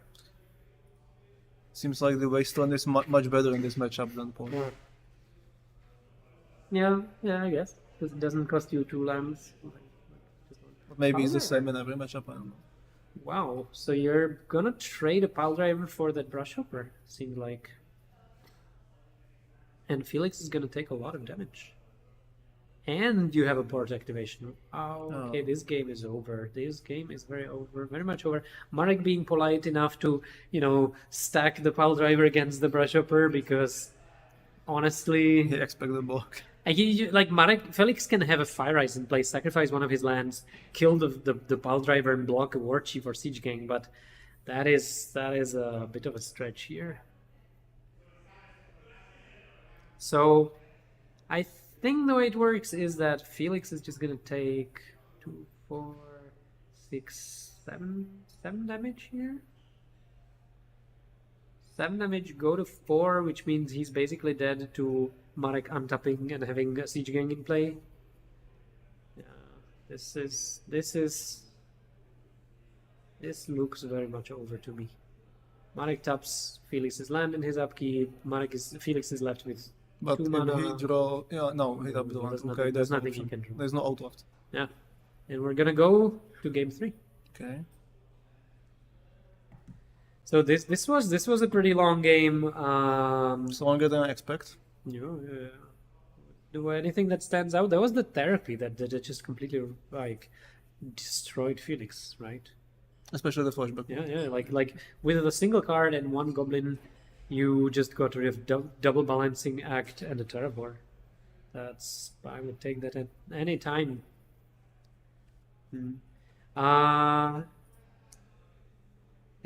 It's still kind of fascinating to me. Like, we keep going for these 1 land Goblin Lucky openers here. This is a very specific subset of. I mean, it's one of the beauty of this format. It's keepable. It's keepable as like one of the 1 land keeps that you can keep, but it can go so. We don't have enough time now, but I mean, the art of mulliganing also evolving a lot during the time. Art of mulliganing is a very nice expression. Is there a book that's called like that? I would buy it. There was a book like that. Yeah. I hope Donald Trump will never write this book. You should call it The Art of Going to Paris, though, because that sounds Even better, but Yeah. it's perhaps more clever name for the book of poetry. I think a lot of people would buy it not knowing what it's about, and they would be very disappointed because it would be just like random, Okay. It's not literature. It's just It is literature. It could It's bring so literature many people about- to magic. All right, Felix is going to be on a play, I assume. And who do you think is favored here? Post board. now if Felix start. Is it that's what it depends on? Play draw? I strongly believe that the play draw factor is very important there, because yes, you can disrupt his hand, but he have 4 wishes, 3 acts, wildfire, 2 or 3 pyroclasms. You're and gonna go with Felix then? I mean, it's hard to discard every sweeper. I'm gonna go with Mark because like this is not your typical Goblins deck. This is a deck that has therapies, wastelands, and ports. Sure, like I'm Goblin not decks sure and if that. therapy is that good in this matchup. Yes. Like you take the sweeper if they like if they have multiple different sweepers. You have multiple sweepers. Yeah, but like what if they don't? And unfortunately for Marek, his There's- turn 1 play is No very Goblin poor. lucky. There's no Goblin lucky. Yeah, that is unfortunate. Okay, we see double. That's the somebody mentioned mono white control. Was it you here? Yeah, that was You, me. you happy when you look at Felix's side of the board? These are the two lands that sack for double white, aren't they not? Or green? I no. believe this This is one. Oh, this white is one. Okay. white. Because the color on the screen is much more green. Does it classify as mono white control? Not yet. Wait, what? There is no mono white Oh, control for they're What not happened even. here? Felix doesn't have land number 3. Okay, and he keep What? two Yeah. white sources. What hand did he keep? But if he keep two type of two these lands and Yeah. a balancing act, it makes sense. Because Also, if you're Marek now, you have a therapy, then it's basically like like you yeah, know what you you're know the doing, answer. right? Yes, exactly. So interestingly enough, one of the possible things in telegraphs is a balancing act. Yes. Marek says, "I'm not afraid." He slams Goblin War Chief, attacks for 2. My question is he gonna regret that decision soon? It's depend. I guess are we seeing? So The question is if he have another option in his with his hand. Huh. It would be a very like defensive balancing act here, but it's like on, they might really be right. Like on if- Marek's defense, Yeah. you must create some pressure. You are the aggro in Sure. this matchup. You don't have a 1-drop. If you You just don't go have with like I port you again, then that plays straight into Felix's hand. But look what's happening. Look, that's the balancing act there, and a nice must leave you alone. foil balancing act, I must say. So that means that Marek is with no land here and no creatures, and Felix just goes on, plays a land. So okay, that was a very okay. So Felix does have lands actually, but he was just slow rolling the balancing act so that he could just play it off 2 lands. Marek also has lands, but no pressure here. So we just say like this is a pretty nice recovery after a balancing act where both players just go, you know what? I just lost a bunch of lands. I don't care. I just play land. But again, for Marek, it's good that he kept a hand with a lot of lands because he can recover from the sweeper. No, the problem on his side, no pressure. No pressure. Felix is on 18 life. Oof. This hurts. So Marek cycles Gempon Incinerator. End of turn. Let's see if there's some pressure from his side.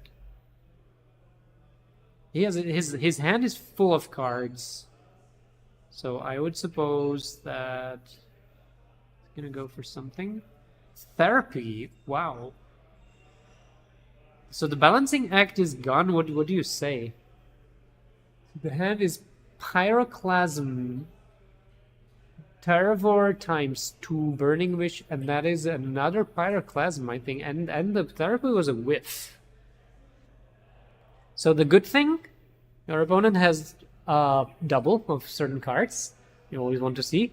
The bad thing, you just lost your therapy, and you would very much like to discard everything from that hand. Also, so if Felix has another land, he can just start playing Terravors. Or, okay, if he also, what he can do is he can sacrifice the land, then draw from the Chromatic Sphere. And this is it's a pretty good way how to protect yourself from the therapy. Just, play a Terravor.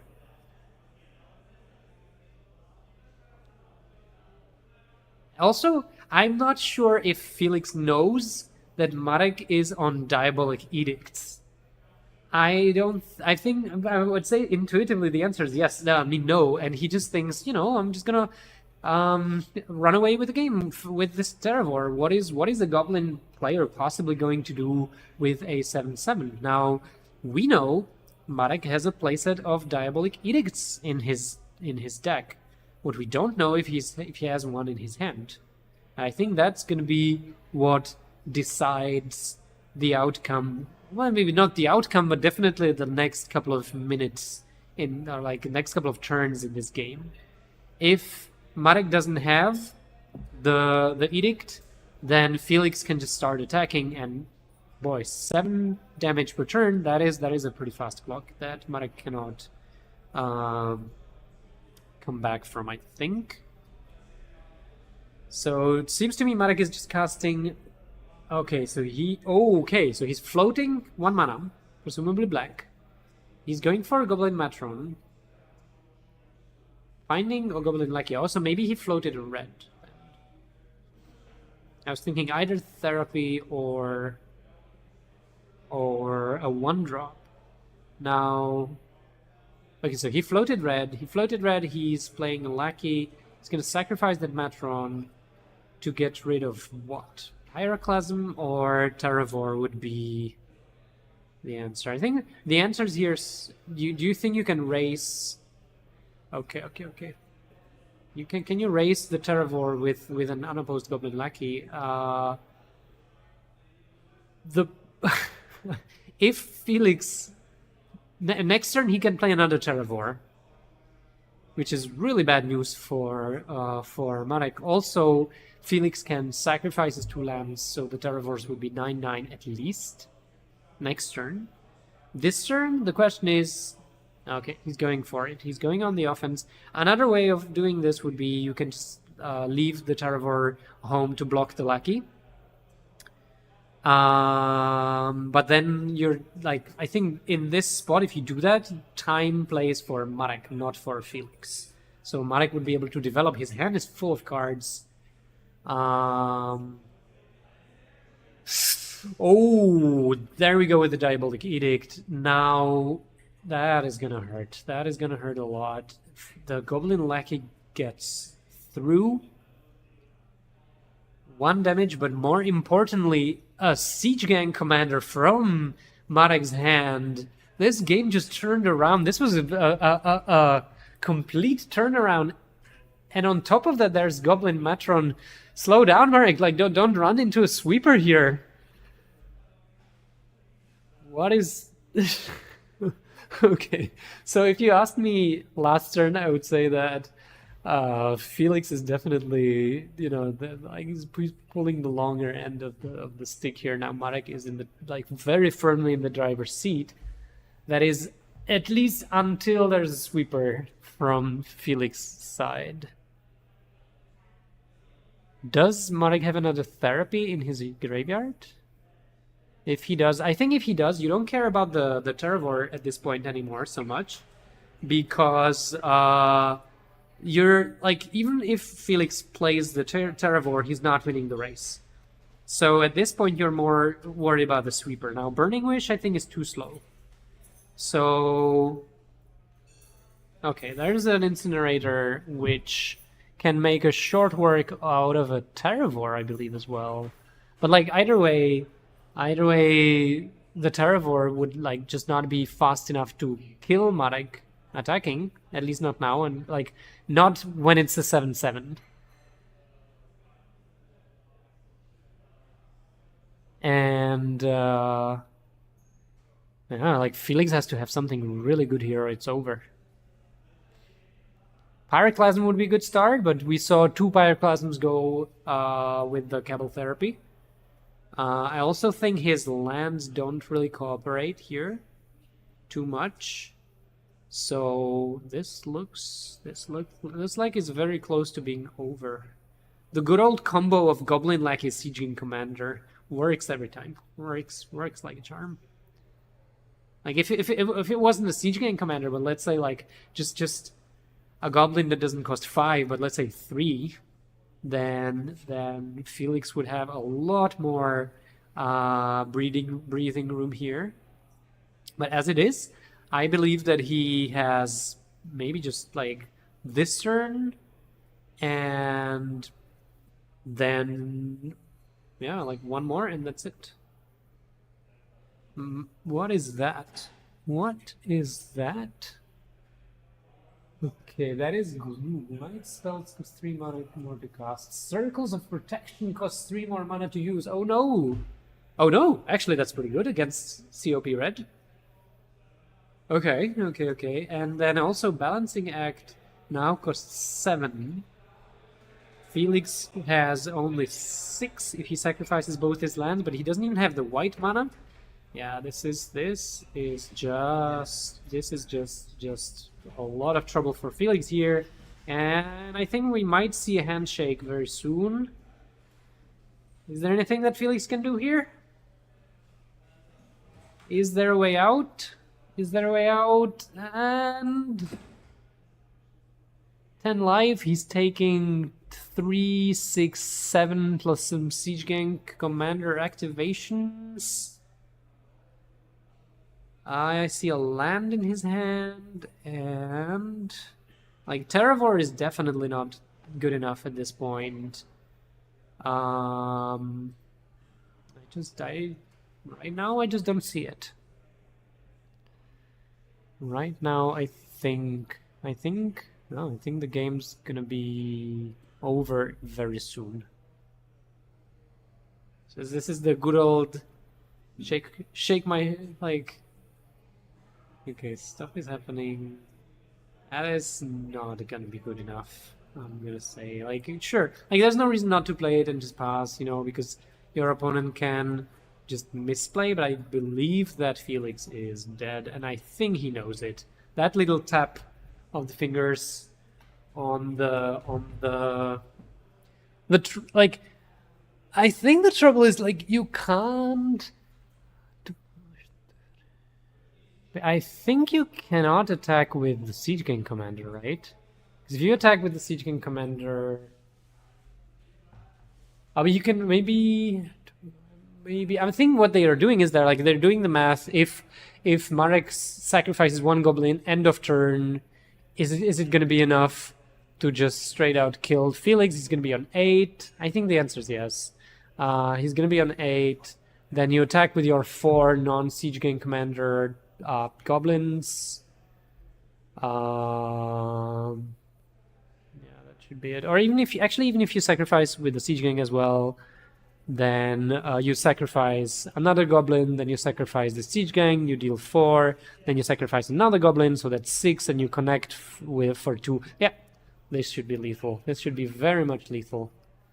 A little bit unsure, like, did I do the math correctly? But yeah, like what Marek has to do here, and I mean, I'm sure he played goblins before and he knows how this works. You sacrifice one of the non-Siege Gang goblins. Yeah, there we go. That's the handshake right there. Marek Małkowski wins 2-1 over Felix Kämmler. Goblins once again proving to be just, you know, the powerhouse in the format. The incredible thing about the game to me is we saw a balancing act where Felix swept the Marek's board of 3 lands and a Goblin War Chief at the cost of only 2 lands of his own, and Marek was able to rebuild after that, come back with more lands. Fortunately, that's probably what was the big factor in this game, Marek having enough lands here. And yeah, he just rebuilt. He used the Cabal Therapy very, very effectively here again to shred Felix's hand to pieces and to just attack for the win, as goblins do.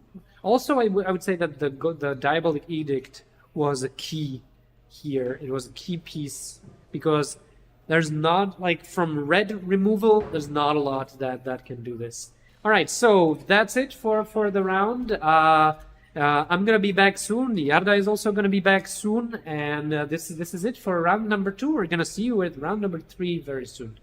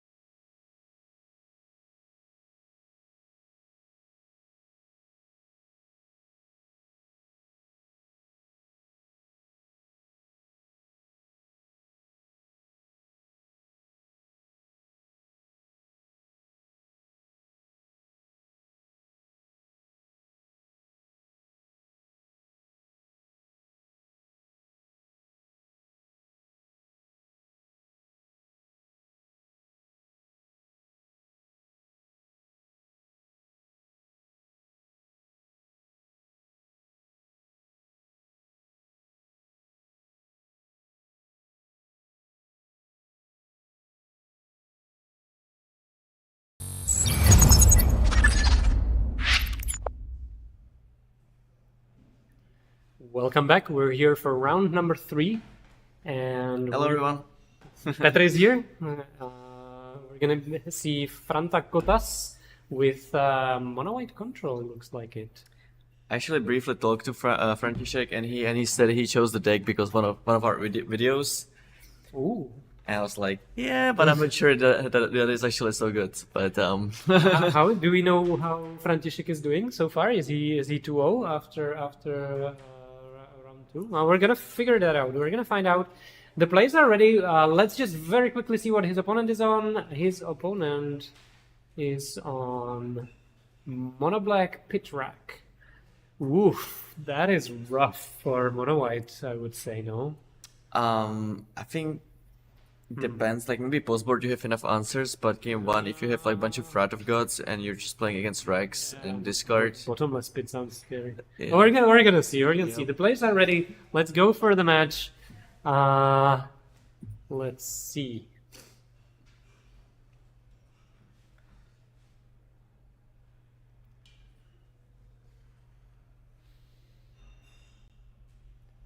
So, I'm kind of flattered that František chose the deck. I mean, Ondra Skalička, our director here, is a big fan of the deck. He's been crushing tournaments left and right with it. But Roman says, I'm not going to have any of that nonsense. I'm just going to go with turn 1 Dark Ritual and Hypnotic Spectre. That's actually not that good. Yeah. Okay, I was about to say, this is a question. Do you have it? Yes or no? If the answer is no, then František would be in a world of pain. If the answer is Yeah, yes... the Spectre should be exiled. I don't think that matters actually. Yeah. Roman just casually 2-for-1 himself Yep. here. That is unfortunate. So we see Swamp, Mishra's Factory, and I think like if you're František, okay, you're feeling pretty good. feeling pretty good. There's Curse Scroll against the deck that does not have a removal spell for Curse Scroll, if I'm not mistaken. If it was a turn 1 arena, then it would be a completely different story. yes. But Yes. It just feels really good to go Ritual, Hypnotic Spectre. I mean, I think you have to do it, right? Yeah, of course you have to do it. And then it feels really bad when you lose it. Yeah. I remember the first Magic the Gathering video game, the Chandalar from like the 90s, where you had all these cards. You're too young for that. I know the game, but I didn't see the video about it. So you could do like all kinds of Ritual Spectre shenanigans. That was sweet. So there we go. So Bottomless Pit is a very good card in this matchup, I believe. And it's not turn 1. I'm curious to see if Roman had the chance to play turn 1, right? Yeah. Because František's deck needs cards. What would you actually do in that spot? Like if you had a Ritual Spectre and a Pit, like what would you Against do? 1 white? Yeah. I don't know. Swords to Blast Shards. Okay, I think you're fine to see that go. Oh wait, this is actually not the Bottomless Pit yet. This was Curse Scroll. So now we go for a Bottomless Pit. Like, I like the fact that you have 3 lands Curse Scroll. You don't have to worry about having too many cards in your hand anymore. So they do the door. Okay. So how many ways does this mono white deck actually have to close out the game? Because eventually he will have to kill him, right? I would say Exalted Angel, Decree of Justice, Eternal Dragon, Curse Scroll. And we see Land Humility. Whew. Yeah, I'm actually curious whether you even want to put the humility into play, Yeah. because then your Exalted Angel doesn't actually gain life, which can be pretty important. I suppose that at this point František is just, he knows his game plan is Curse Scroll. And like if you play Humility, you just kill every creature that your opponent plays. Like what is the mono black? Like I think if Roman wants to win, he's gonna have to race František with a wreck against a Curse Scroll. Yeah, that's actually what I was kind of assuming. That's going, yeah. And I mean, he doesn't have it. František can do a cool thing here where he can let 1 Bottomless Pit resolve. No. Oh, well, okay. He can also wait for his best. Okay. It would have been cool to like go Discard 1 and Curse Scroll or something. Yeah. But then like you draw a good card, you can't play it, and you're gonna discard it next turn. Okay, that would be more cute than good. But all right. Yeah, I didn't expect to see a Curse Scroll against a Bottomless Pit race, but here we are. So František is gonna discard, like hit Raman for 2 with the Curse Scroll, then discard it to do rest, then do nothing on his upkeep to like the bottomless pits. We've reached the bottom of the bottomless There's a pit. Mind Stone. And there's a Mind Stone. So like you're giving up 1 Curse Scroll activation. Sure, of course you do that. Oh, so the race is on. The race is on. Okay, the race is on. Oh, so it's not. The race is off. The race is off. The race has been called off. The Premodern race, games no are race. just so weird. It's, Yeah. Mishra's Factory is pretty vulnerable to that Curse Scroll. Yeah. So, like, if you had... Also, it's gonna be a 2-2 even past Humility, right? Rack. There's the Now rack. we're talking. So this, I think, actually now favors Roman because Rack just races... Like, it deals more damage than Curse Scroll. This is so This messed is so up. Like last turn, sure. I think Franta just needs another Seal of Cleansing here, or like Exalted Angel. No, but Humility is there, so he can't. Yeah, I'm do- actually yeah. curious whether he should have sealed the Curse Scroll because he was winning the race. Yeah, And yeah, but then he would have to play the seal and do nothing, which means he would lose 1 turn of the race, and. So then, like, Yeah, but he it- would still be winning the the race. thing- Like, he was ahead. the thing is that like you can just ping for like 10 turns or like 7 turns or whatever, and Yeah. then if it gets dangerous, you can just kill it then. Sure, yeah, that's true. That's true. But you know, anytime your opponent draws a wreck, you're just gonna die. Yeah, so I that's think true. That's true. I think I agree with you. So now we have a bit of a game here where Franta drew an exalted. No. I mean Eternal Dragon. What he can also do. Okay, so he pings Raman for 2. Unfortunately, it means that the Mishra's Factor is free to attack now. here we also see the humility come into play. Like, I think this Eternal Dragon would be pretty good if he didn't have it. Yeah, that's true. That's true. Like he shut down like all of his non-decree, non-curse scrolling conditions. And because of doing all of that, he actually could have attacked with the factory as well. So But do you like? Can you imagine this game with Raman not drawing the rack for like 3 more turns? yeah, obviously Franta it would be over. so far ahead right Yep. now. Right. So I think like the window for Raman to draw the rack was not very, very big. Sure, it was there. 1/1 Hypnotic Spectre with no abilities. Also, what František can do is he can let the bottomless pits resolve, and then before rack goes and like resolve, he can Mind draw Stone. cards from Mind Stone. Yeah. There's a lot going on in upkeeps. So many small interactions. Gain 1 light here and there. I don't actually know how many copies of there's End Step Decree. Wow. Oh, I completely forgot that the card is in the deck. Well, that's pretty good. that is like just 3. That gives him 3 soldier tokens. Is that right? It's not that much, and there's still the Mishra's Factory. Is it gonna be enough? So now think this we is go to probably enough. upkeep. So he takes 3 from the. Oh man, the rack is so fast. The rack just deals 3 damage every turn. Yeah. Bam, bam, bam. It's like lightning bolt you for lightning bolt you every upkeep. For 1 color, like how good does that sound? I mean, the entire deck is built around that, so I would assume that it's pretty good. That's why it's called Pit Rack. We have bottomless pit and the rack. Wow. I was wondering why it's not called Ritual Spectre. This this game is actually kind of playing out perfectly to showcase the deck. We saw the turn 1 Spectre out of the ritual, Yeah. and then for we saw both of the namesake Yeah. cards. I still like Franta's chances if he draws an answer to that rack. Then He can probably get, as you said, a couple more turns because of those Mind Stones, but there's not that many answers in the deck. I mean, you still have enlightened tutors, right? So there should be I at least 1, and you can actually draw with Mind Stone. You can draw the seal straight away. You like play enlightened Yep. tutor, draw a card, destroy the rack. You can like crack 1 Mind Stone, then if there's a tutor, you use it. Yeah. Crack the right, other right, one. right. Wrath of God. Ooh. Doesn't really do that much. Wait, why? He was Oh, just he showing- discarded it. Okay. Sure. Yeah. So here we go with a draw, hope, and then scoop it up. Is that what's going on?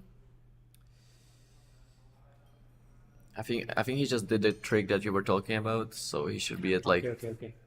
2 or something right now. But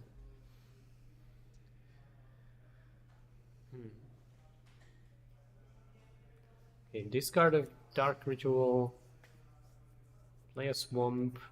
At this point, you just let the rag do its thing. Okay, upkeep. I think we have the life totals wrong. No, I mean, even if he discards 2 cards, he only takes 2 from the rack, right? So it's going to be on 1.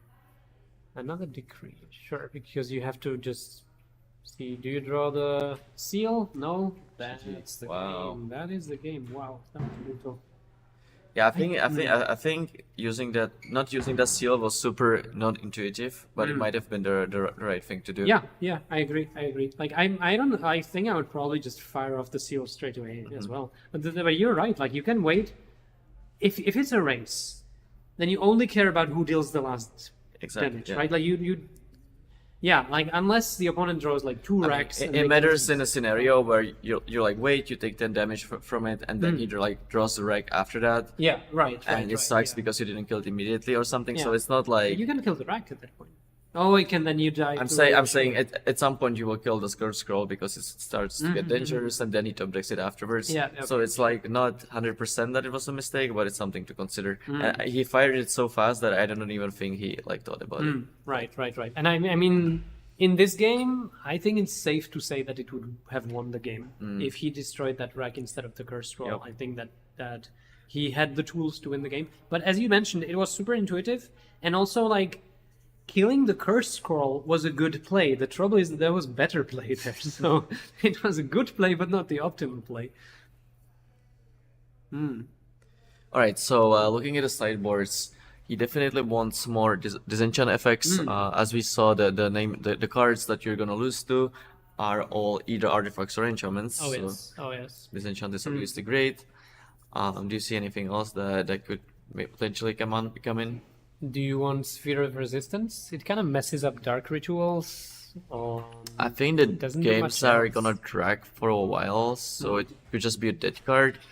But What is the Sphere of Resistance for anyway? Like what um, storm? I have no idea.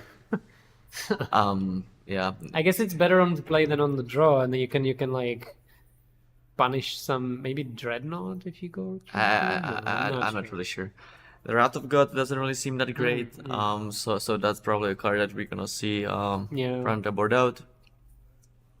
Yeah, let's have a look at the mono black deck sideboard, because here I think like you said, you board out the Wrath of God, you board in the Disenchants. Here we have Gloom. Do you know Gloom? that card? Gloom? It says activations of Circles of Protection cost 3 more. But also it says white spells cost 3 more, so it's not the only That thing sounds it does. pretty appealing against Wait, a mono white deck. Did I miss the more important part of the card first? You might have, Sorry, but, I'm so sorry, I forgot. It's actually kind of funny that he's playing against a mono white control deck, but a lot of the cards in the mono white deck are actually artifacts. Yeah, that's true. And like Decree of Justice, this doesn't do anything against Decree So the of question Justice. is whether it's actually even good enough to board in, because you're just playing against a deck with Decrees, Trend Dynamos, stuff like that. Exalted Angel, Morph. Yeah, like it just doesn't really. It makes Source to Blood just cost 4, I guess. But And then Wrath of God costs 7, which is not in the deck anyway. Yeah. I mean, there's a lot of incremental like Enlightened Tutor costs 4, Disenchant costs 5. Yeah. I think it's worth it, but like you said, it's funny that it's a mono white deck and it affects maybe like under 50% of the cards, and like the ones that it affects they cost 1 anyway, so you're not gonna I like. guess if you put 2 into play, then we start to talk. But Yeah. Anything else there? There is. What is that? Dystopia. That's another card that's supposed to hose white decks. And it's another card that I think against a mono white deck it does not do much. So let's see. Makes the opponent sacrifice a soldier token. Anyway, Turn 1 to we rest. are off. Off to the races. Yeah. What's that? Wrath of God.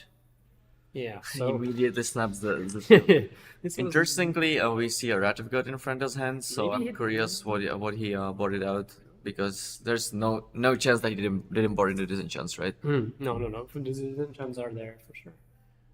Maybe he had too many Wrath of Gods. Or maybe he boarded out some of the creatures.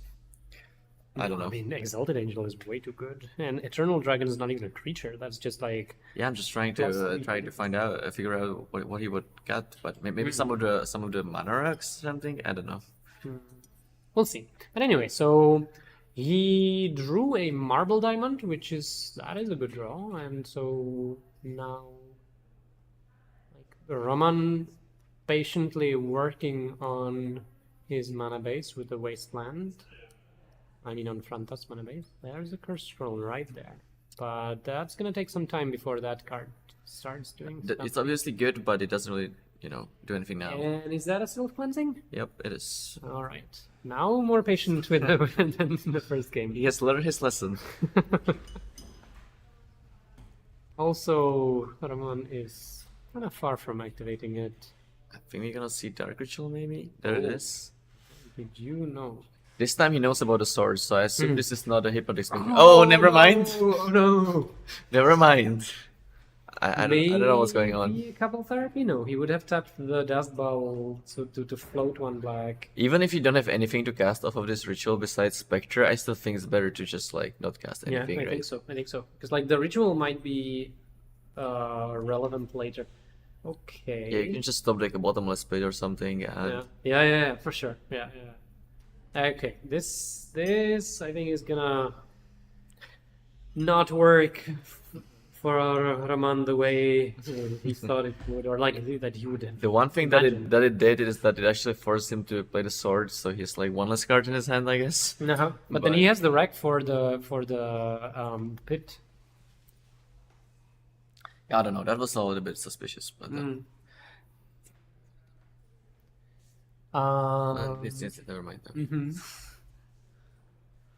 All right, so game developing nicely here. We're gonna see some there's a curse scroll potential on one side. Franta has the ability to shut that nonsense down. Okay, second rack. That is pretty scary. Dangerous. You still have your card, you still have cards in your hand, so it's not doing anything right now. But Roman's deck is filled with this card. What besides bottomless pit does he have? Because all of the other discard spells are only one-time use, and the Spectre is gonna die pretty easily. So, Okay. what does he actually have besides bottomless pit?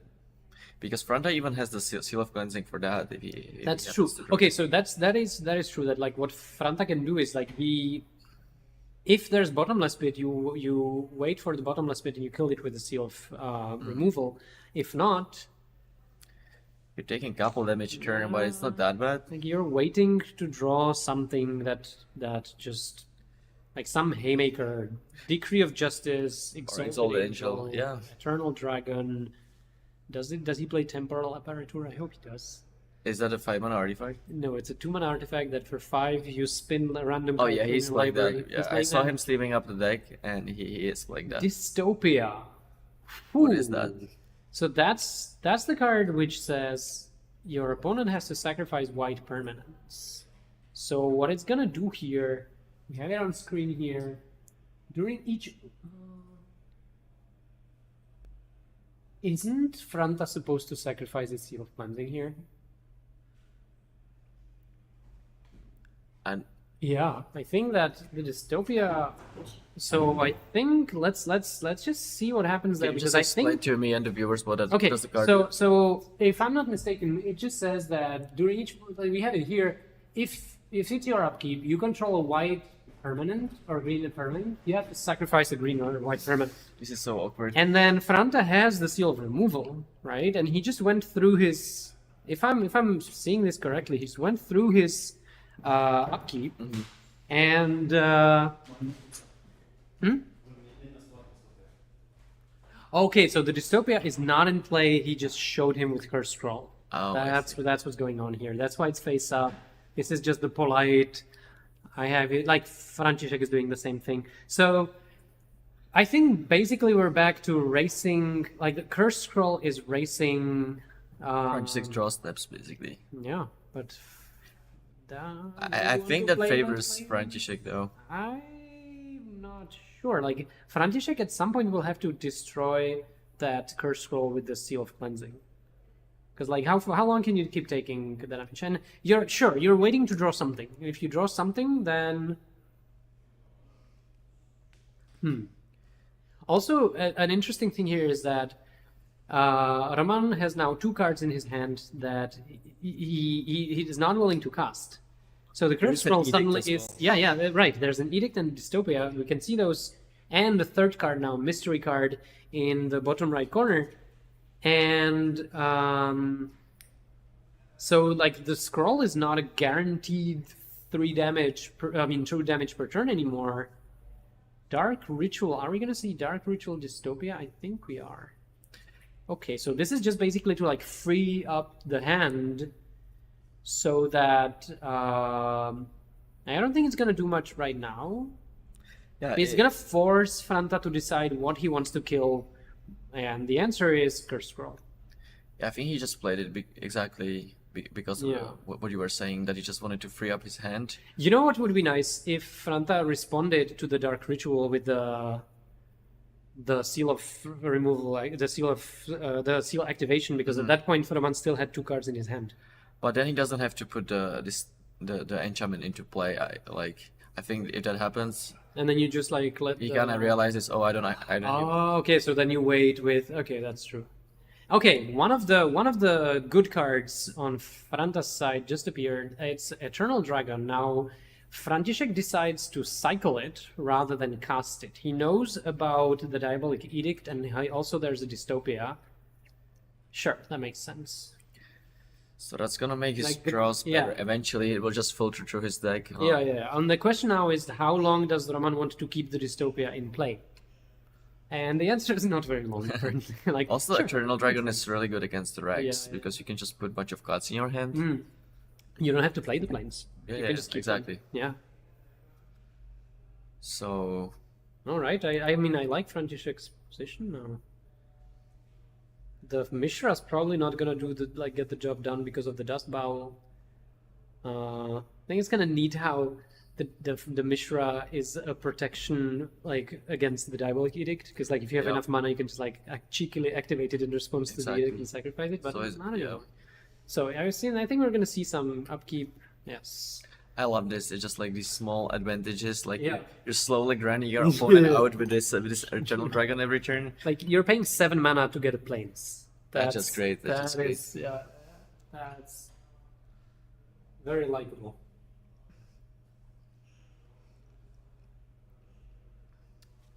What can Roman even do about this? He needs to draw a bottomless pit, I think so. And that's about it. He needs to draw it straight away. There's a Wasteland, Dust Bowl. It's getting plates every turn doesn't seem that spectacular, but you have 4 degree of justice in your deck. Yeah. Eventually you're gonna draw one of those, especially if you don't have any lands in your deck. And you're thinning your deck turn by turn. You're getting better cards. This now. Again, it's still, the danger is still there. Roman's deck can still do, mostly we're talking bottomless pit at this point, right? Mishra's Factor is not gonna cut it.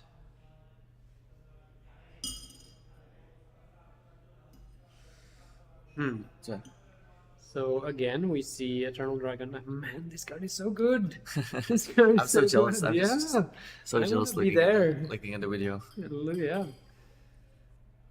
I don't think I've ever cast an Eternal Dragon in my entire life. I've cast the new version of it with Eternalize.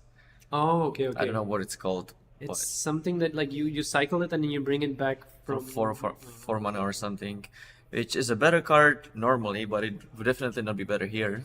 You can't use it repeatedly, that new version? No, I think you just get 1 planes. It doesn't have to be a basic land, just any planes, and then you put it into play for 4 mana. All right. Well, I'm gonna stick with the old version. I used to cast a bunch of Eternal Dragons when they were in Standard. Yeah, that was a great card. I mean, also at that point, Goblins were in Standard, so cycling Eternal Dragon was a bit slow sometimes. It was basically Premodern Goblins.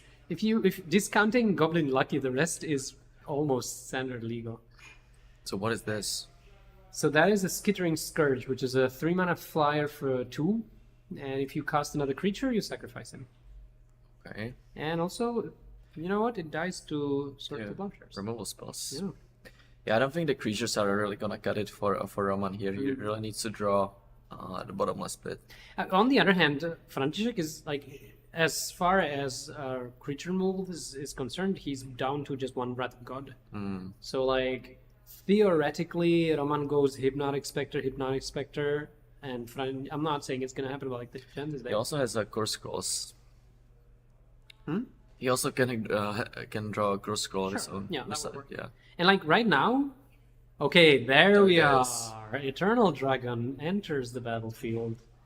Also, you were saying that he could have protected the dragon with a Mishra's Factory. Not anymore. There's the Wasteland there now. So No, I'm just saying that even if he edicts the dragon, he can just get it back, right? that's also true.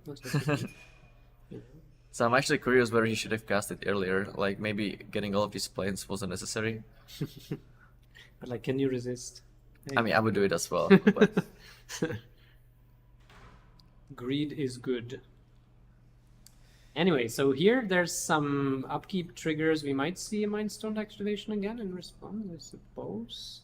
why not? That's fine. Yeah, why not? Just gain 2 life. Rack resolves for 0 and then 0. And František draws 2 cards. 1 from the Mind Stone, 1 for the draw step, and here we go. Attack, Diabolic Edict. Never mind, I'll try next turn. Actually, next turn I'm gonna be dirtling around bringing the... This is so slow. Next turn I'm gonna pay 12 mana next turn. There's the Curse Scroll. The clock is yeah, on. but like you don't want to... You don't want to play your cards from your hand. That's true. Maybe he has free Wrath of Gods. Oh, What is this? That is a good card. That card says it's like Firex in Arena, but it costs 4 instead of 3. You don't lose life, and you have to discard your hand at the end of the turn. Why is it better than Arena? Like, why is the deck playing both or? One answer could be Ensnaring Bridge, because if you're playing Ensnaring Bridge, you just like discard your hand at the end of your turn is exactly what you want to have, like a last line of every card that you play. Okay, so this is the Grafted Skull Cap. I also have not seen for some time. How good is it here? Like drawing 2 cards per turn. It's obviously really good. The question is whether it's good enough to. Don't draw. He didn't bring back the dragon. Bring back the dragon. Maybe he has a decree. I think he just forgot. Marek and Furnace, sure. Still something. Huh. What a weird game. Yeah. But I think it got kind of closer. I think František was in the driver's seat, but now with Roman drawing 2 cards a turn, it's getting pretty close. Like, how many planes does František play? Oh, there's another. Like, this is what I was saying. Like, you just keep drawing. Disenchant for Grafted. Why wouldn't you play it on your turn? Yeah, that's really weird. You just gave your opponent 1 more turn. Maybe he was just afraid that he draws a bottomless pit and he wanted to kill that instead. Oh, okay, sure. But that's just like one. Yeah, it still doesn't Wrath really of make God- sense. Wrath of God snipes down the. No, I think he Curse Scrolled it.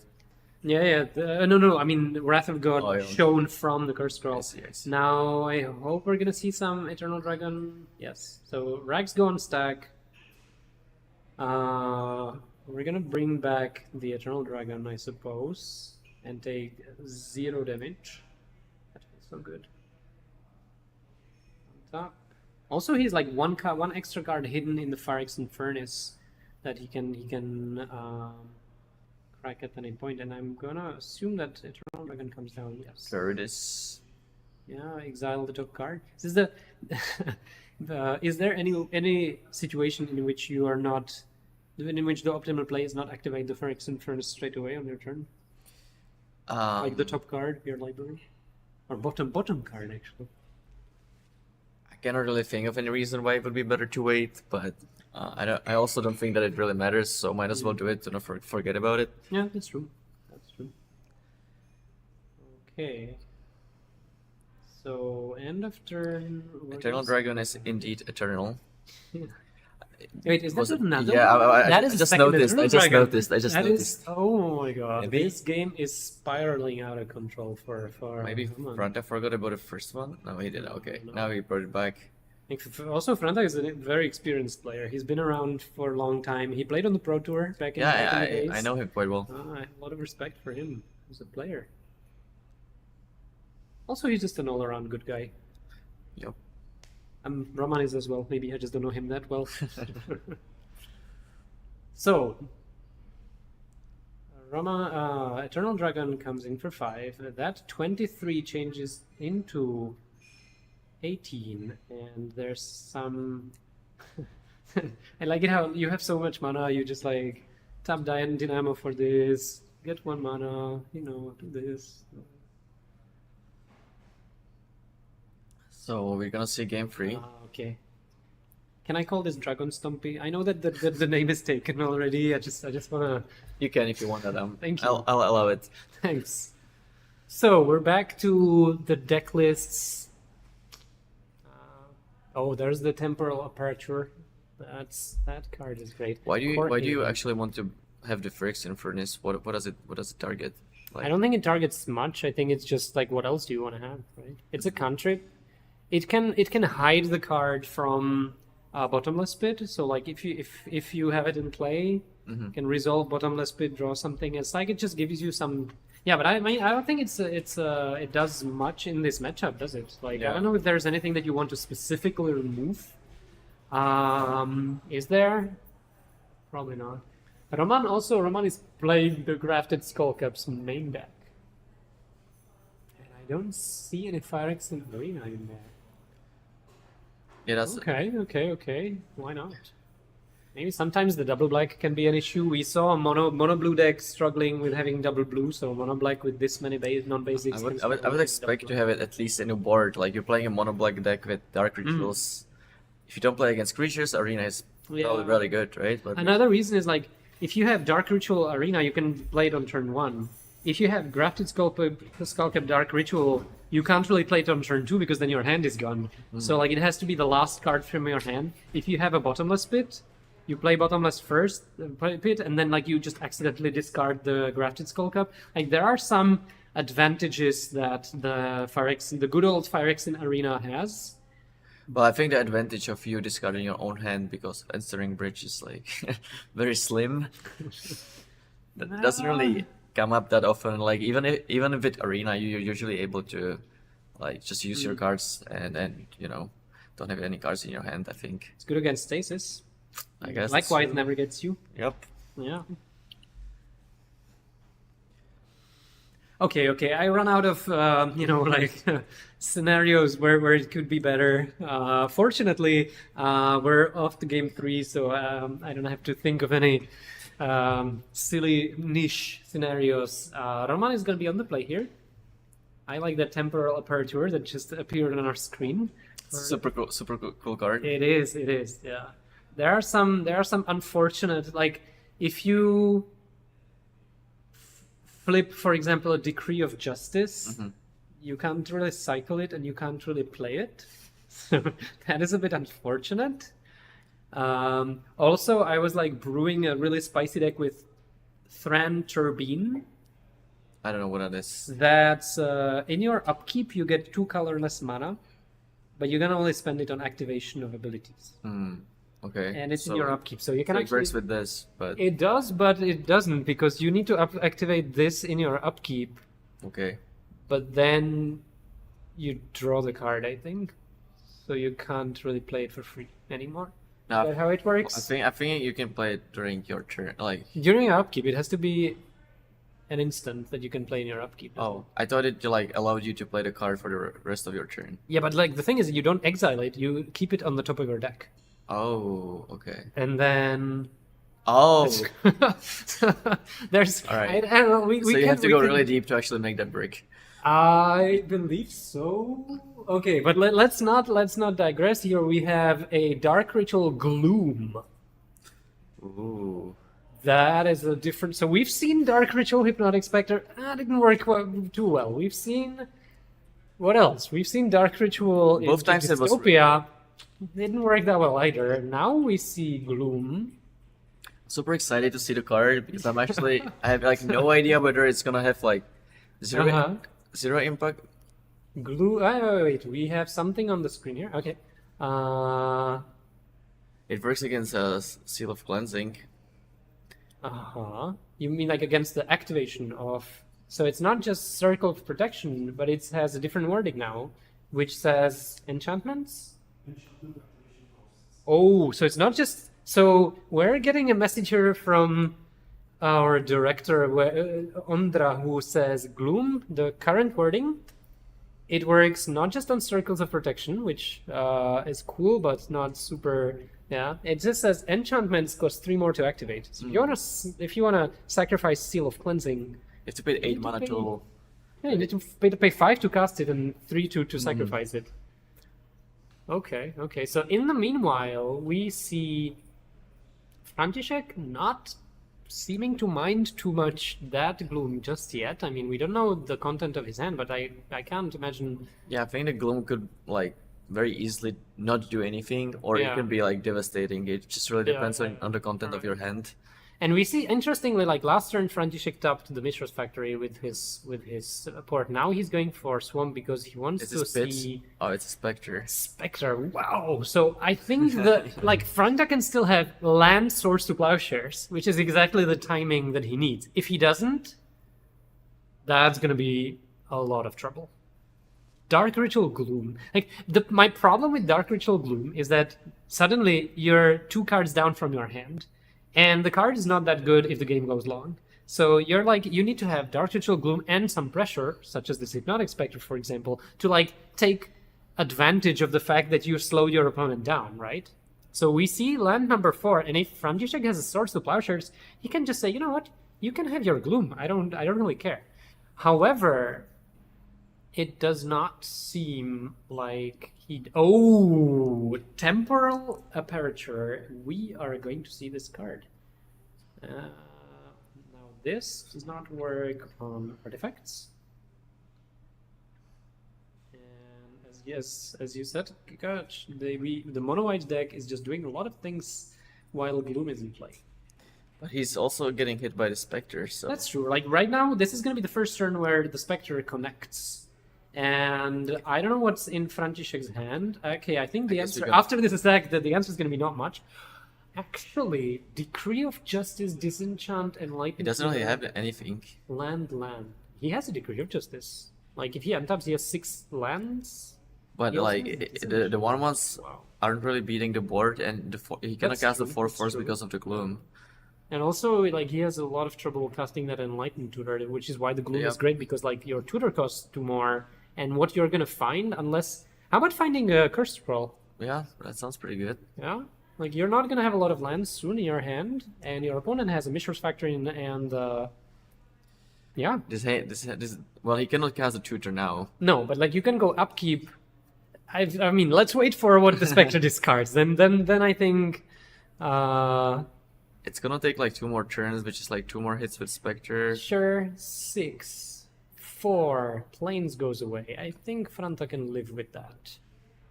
Still feels really good to get a card with a Spectre. Oh, wow. Oh, how about a Curse Scroll now? Is it gonna be fast enough? And he cannot even draw a Wrath of God. Like, you can... Okay, let's say you pay 3 for the Enlightened Tutor. Or maybe you don't. Okay, never mind. Then you could tap the Mishra's Factory with your port.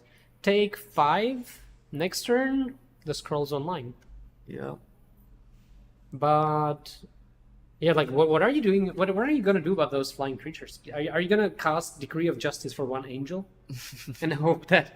Like, that is a late... Oh, no, you can't because of the Gloom. You can't. Because you have to pay... Well, what do you do then now? What you can do is actually you can cast the Enlightened Tutor in response to the Hypnotic Spectre connecting, look for the Curse Scroll, and next turn you can play it and activate it. Okay, that's better. Well, that's... No, I don't... Well, I don't think that does much. I mean... What are you gonna do with the flyers now? I know that like cycling into creep just is when you still. What would you do? You would just play the tutor and cycle it for nothing, or. I would just play the tutor and like I would start like you have Rishon import for the Mishra's factory. You take 5, you get 11. So now he triple blocks the Mishra. I think that's gonna work. 2 soldiers bite the dust. But like you're still taking 5. Yeah. Also, you can hit the tutor with the spectre, and then you. Yeah. Right. And now you don't have the time to like play it, and I'm not sure. His gloom was actually really good this game. And like you can't play a Wrath of God because of gloom. Oh, and there's Rag. Ooh, okay. One more problem. Yeah. So like if he went for the maybe the curse scroll wouldn't be fast enough anyway, because like you would take 5. Now you would shoot down the Spectre probably, you would take 3, and at that point you can stop playing spells.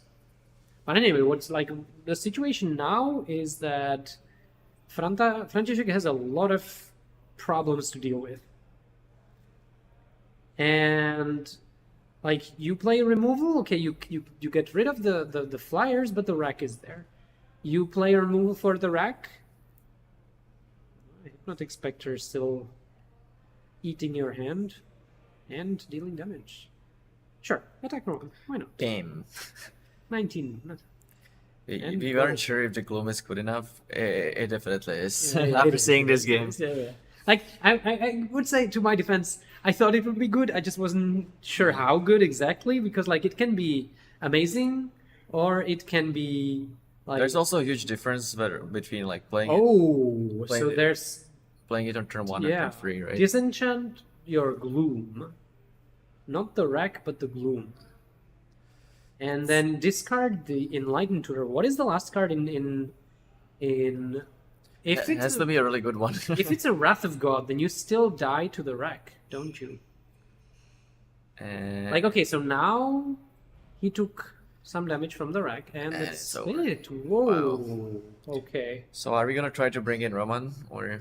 Yeah, why not? We can. So this was quite a roller coaster, I would say, and we saw turn 1 Dark Ritual Gloom, which ended up being really good.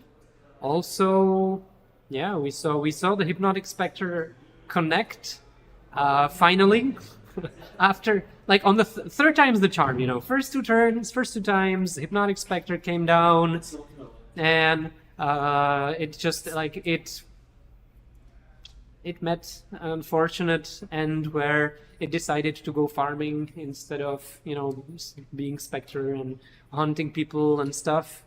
Nothing wrong with like having your field and just you know, working in agriculture. That's fine. The third time the Hypnotic Spectre was really good. It felt like a, you know, prison kind of thing where Franta was unable to cast his spells, and then like the Hypnotic Spectre was working on his hand meanwhile, because he was like... Yeah, I'm actually curious how good the Gloom would be without a Dark Ritual, because if you just play it on like for 3 mana, maybe there's already enough mana in play, or you can just cast your spells anyway. Yeah. But on turn 1 it was just insane. Yeah, it was really good. Yeah. So we're gonna try to bring in Raman, I think, in for a quick post-match interview. Hi everyone. This was our round 3.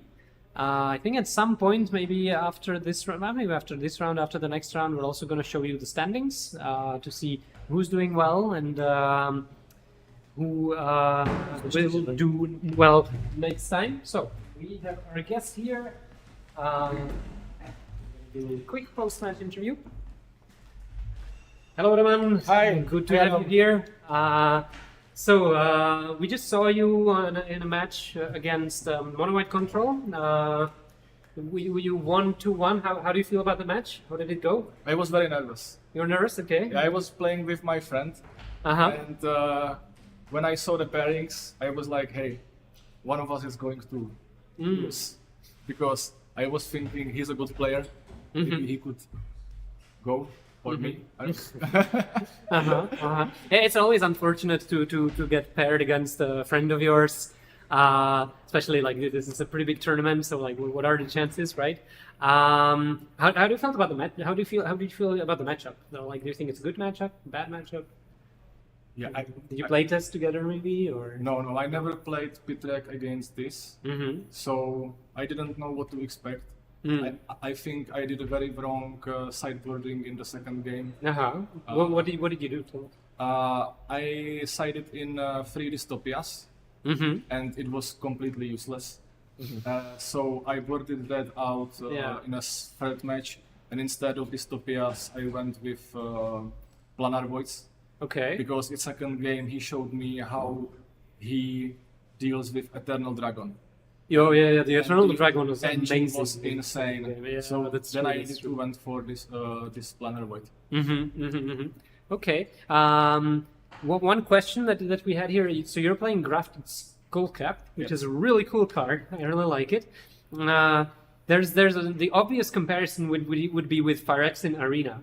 So like, talk to us about what was your decision process behind that. Yeah, so it started at Eternal Weekend, and I met there Tomáš Vlček, and he actually gave me a food of thought. He told me, hey, maybe your deck needs Phyrexian Arena. But and I was like, okay, that's right. I need, because typically I draw 1 land and that's it. So if I draw 2 cards, one of them is a land and second card I can play. Sure. And this is what I was told by Tomáš. This is not my idea. But then I felt really weird about losing 1 life because my games are typically grindy. Okay. And so I went for Grafted Skullcap. All right. And when I tested that, it was quite good. The only drawback was that my sequence is Duress, Skittering Scourge, Bottomless Pit. And if I have Grafted Skullcap in my hand, then I discard it. Oh yeah, sure. So Yeah, I need to play 2 for this case if I need to draw it late game. Okay, that's a good point though. That like the games go very long, and Phyrexian Arena can easily deal like 6-7 damage to you, and you don't really have life gain in the deck, right? I know. So then that is a pretty dangerous card to play. That's true. Yeah. I don't have anything to add. I Okay. was just very impressed with the Gloom. How good do you actually think that it is in the matchup? Because the Mono White deck has a bunch of artifacts. Do you actually think that it's like very good anyway? Yeah, so Dark Ritual Gloom was the game. Yeah. I mean, because Yes. it's a mono white.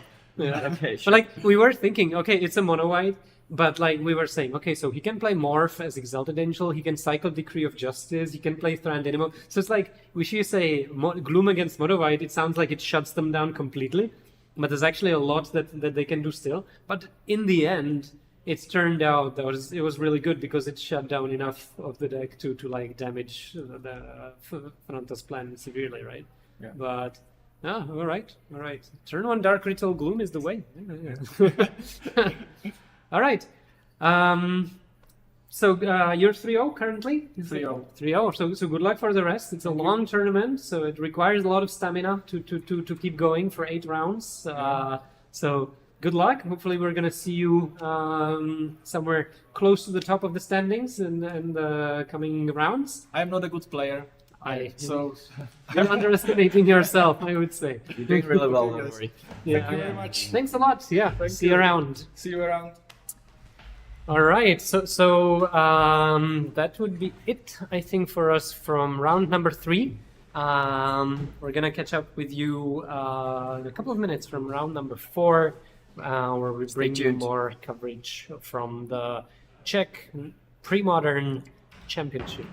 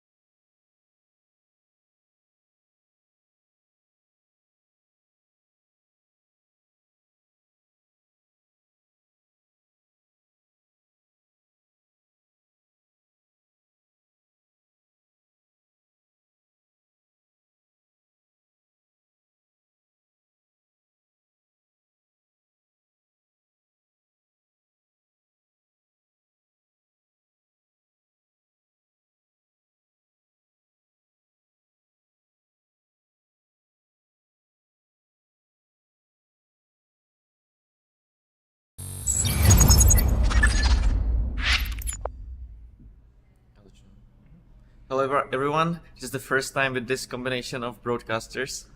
Hello Jarda, how it's going? How? I'm doing fine. So we're gonna see a matchup that we haven't seen on the camera yet, which is Elves against Tides combo. Elves is considered to be the best deck in Premodern by a fair margin, I think. It's just very expensive to build because there are 4 cradles, so we don't see, you know, in like huge numbers. Even this tournaments, it's not the most played deck, but I think it's definitely the best one. It's just like the combination of really good 1-drops, the engine with survival. You also have draws with natural order, great sideboard. You have a toolbox with creatures that you can search for with the survival. Very resilient and very strong deck. Do you have anything to add, Jarda? I'm not sure if it's the best deck, but it's definitely one of the more expensive decks. And beside this, I totally agree with you. That's one of the best deck. And against them, we have Tide Control, which is another classic deck, I guess. Just technically the land still with Parallax Tide.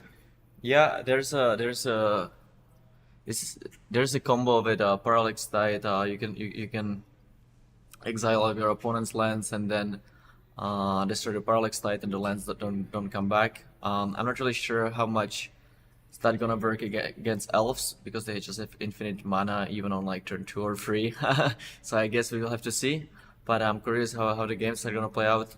And you expect the Elves are favorite? I'm not sure because we see Wrath of God, we see Source to Plowshares, stuff like that. I definitely think the Elves is a better deck overall, but it might necessarily not be as good in this matchup. I guess we will have to see. Okay. But I do think that it's favored, but I haven't played the matchup myself, so I'm not sure. But just based on the strength of the deck, I would assume that Elves is favored. But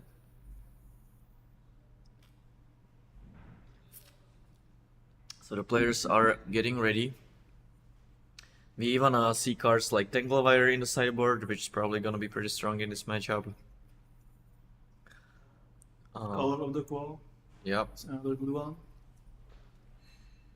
So you might be curious why this deck is actually playing red. The reason is that you have 4 survivals in your deck. So by playing 1 mountain in your deck, you can actually generate card advantage with the survival because you can just chain Squee, which you wouldn't be able to do without that.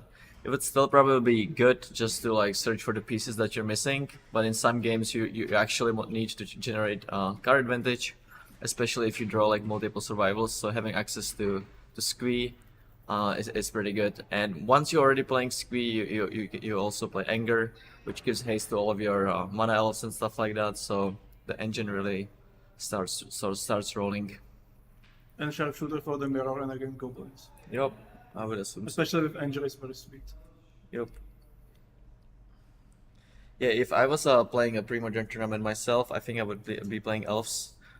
Yeah, it just strikes me as I don't know. All the other decks seem kind of clunky, not really that good enough. You just like see these games, like your game plan often doesn't really work out. You know, you're struggling or whatever. But the Elves just seems like a really good stable deck. But I guess we are getting into the games.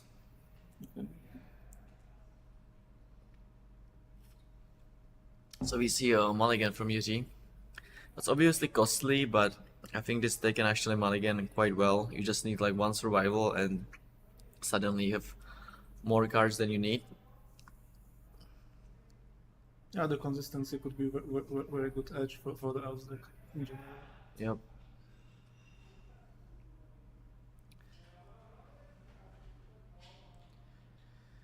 Alright. I've seen a land, I've seen a lot of elves. And survival. Yeah, this is exactly what I was talking about. Survival is fine. Yeah, he just gets rid of one of his random cards. He can just go elf into survival, and then it didn't really matter that he mulliganed, assuming that it doesn't get countered or the sword doesn't get killed. But And it seems like Alexander played first. yep.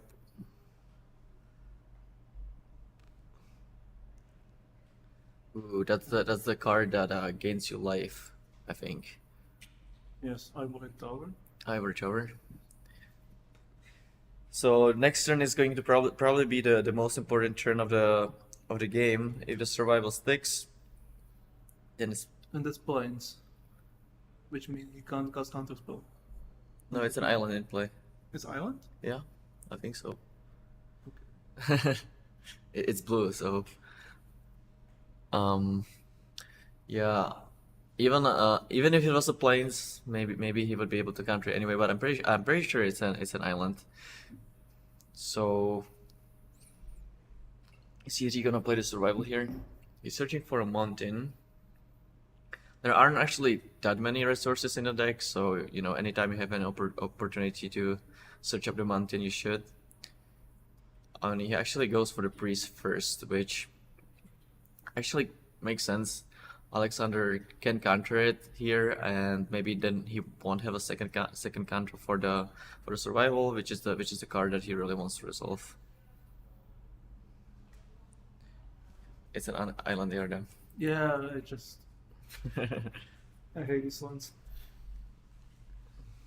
The other ones are much more clear. Normally, you would maybe think that this Ivory Tower is really good against a creature deck, but even though Elves is a creature deck that can, you know, kill with damage, it's more of a combo deck. So your opponent gaining some incidental life doesn't actually matter that much because you just attack for a lot.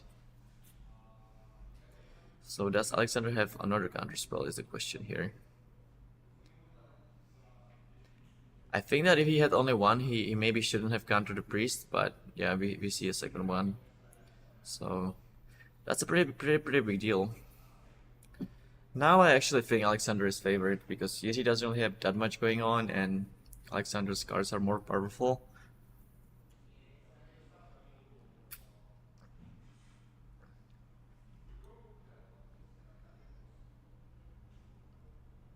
What is that? I actually don't know what he just played. Because of the blur, I can't really see it.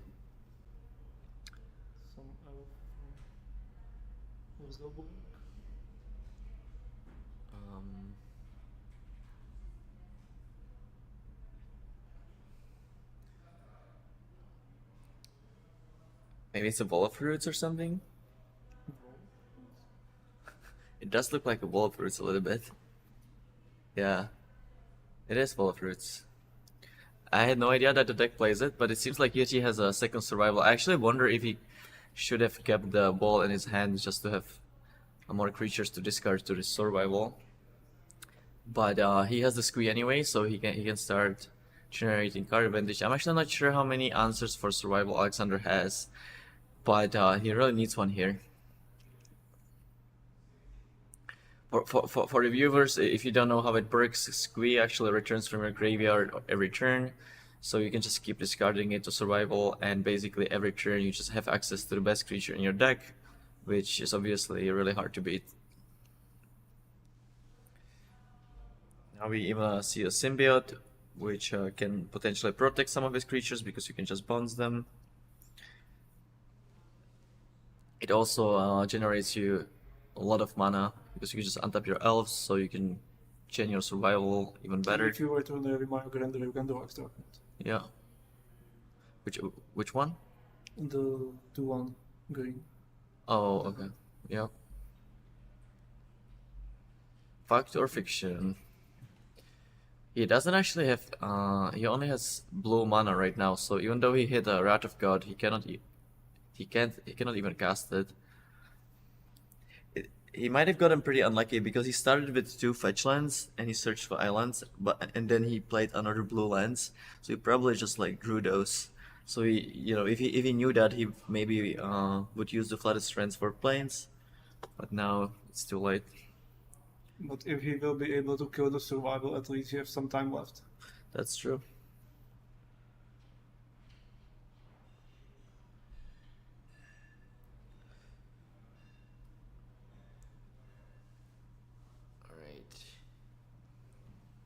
Ivory Tower at least gives him some breathing room to hit his land drops, but yeah, I think like 2 more turns with his survival in play and it's gonna be over. Okay, there's white. It's a darker Wastes.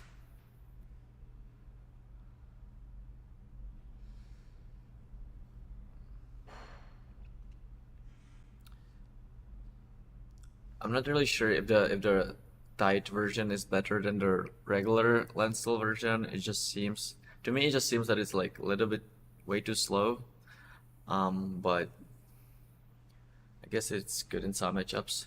So there's the Anger. So for people who don't know, if Anger is in your grave, it's a 2/2 haste for 4.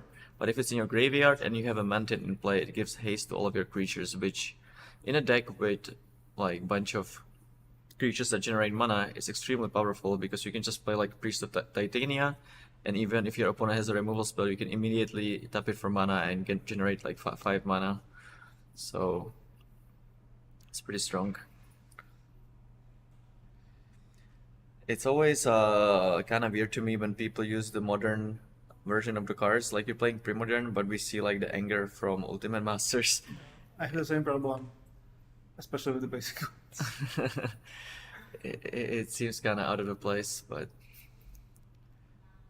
ooh, there's a Cradle. Oh, that complicates things.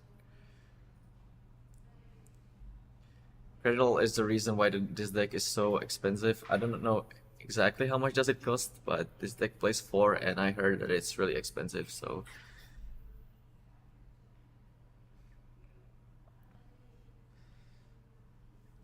I think Alexander is still gonna get one more turn. So if he Yes, but he must find answer on both on survival and the creatures.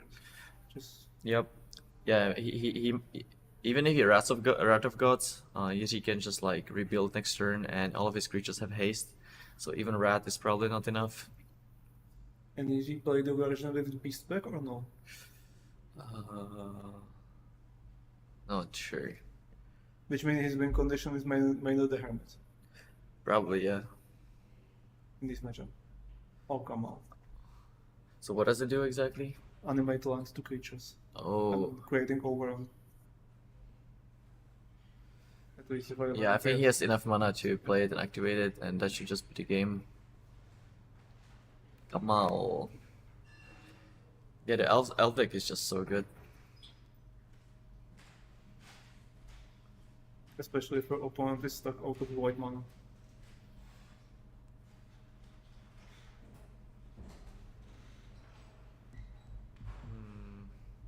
So he really needs to have a counter here, otherwise he's just dead.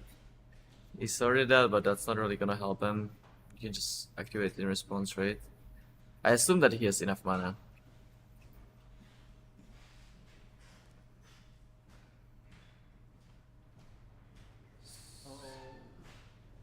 I guess he needs to untap one of the elves to be able to activate it.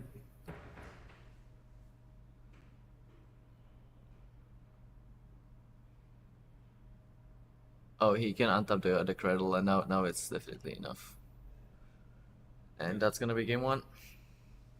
So you've seen the power of the elf deck. I think Jiří got kinda lucky to draw that second survival, because without it would be pretty hard. But I mean, he did draw it, and you know, active survival is really hard to beat.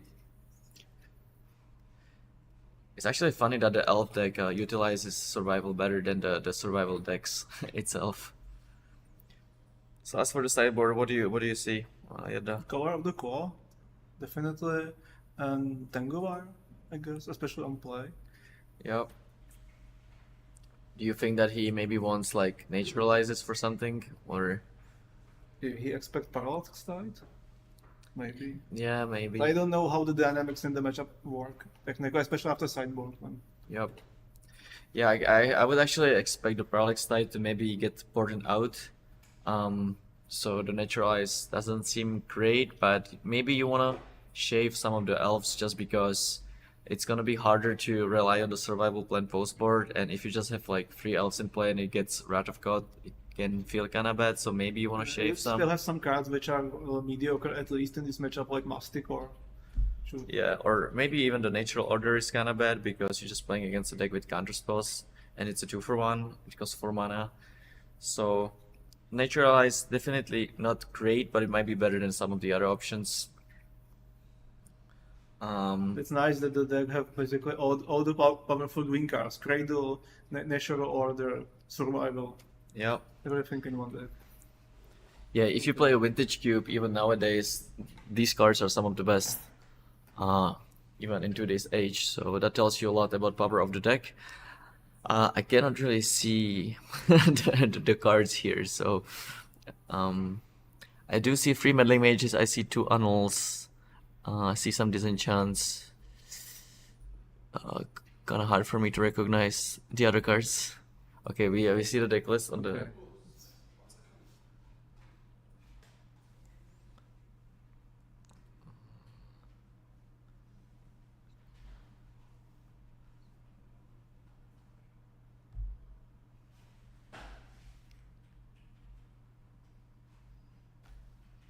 Well, but it seems like he have basically nothing in sideboard against Elves.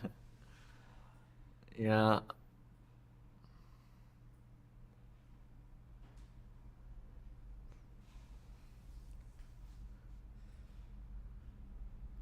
We have 1 Humility main, 3 Wrath of Gods.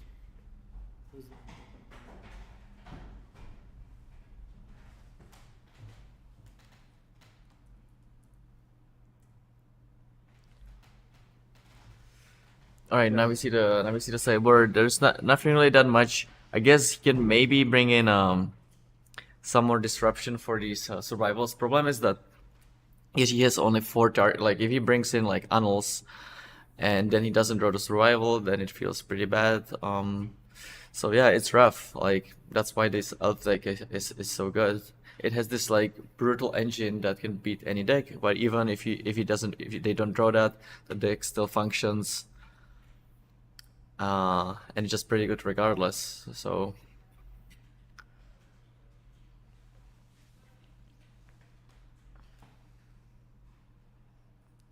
it really feels like just cheating when you play turn 1 elf. It's just like a Mox in a format where other people are just super slow and not really doing anything.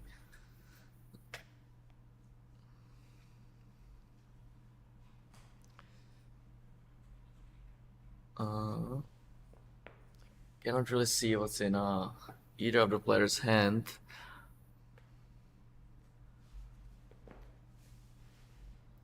Okay, you see a turn 2 standstill. Oh wow! So it's actually very interesting. Jiří does have a creature in play, so he can like chip in, but I don't really think that dealing 1 a turn is really gonna be enough. So he'll probably have to crack the standstill, which Crack immediate. which is really good for Alexander. 2 mana draw free is obviously insane. And he even missed the land drop. Wow. So this game, Alexander is definitely in the driver's seat. Source for the priest. Yeah. And probably hold up counterspell. So it seems like things are going Alexander's way, for sure. Only easy miss, another 1 drop.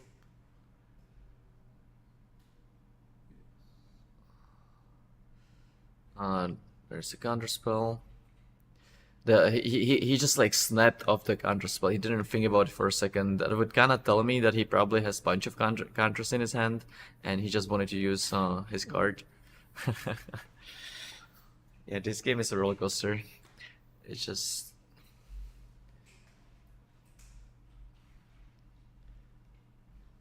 He even kept in graveyard hate postboard, which probably means that he just didn't sideboard at all. I mean, it's still fine. You can still cycle it, but No, the funny thing is that the furnace is not from main deck; it's in sideboard. Oh, I guess it works against Squee, so we can kind of stop the. Does it work against Squee? You can remove him, yes.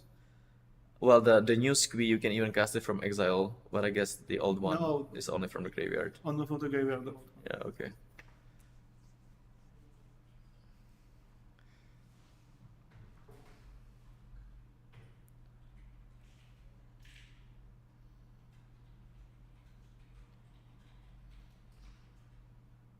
It looks like this game is over. Yep. I cannot really see a path where Jiří could win. Maybe Alexander is like flooding out super badly. That could be a thing, but I don't really think that's the case. He's probably just gonna cycle Decree here or something.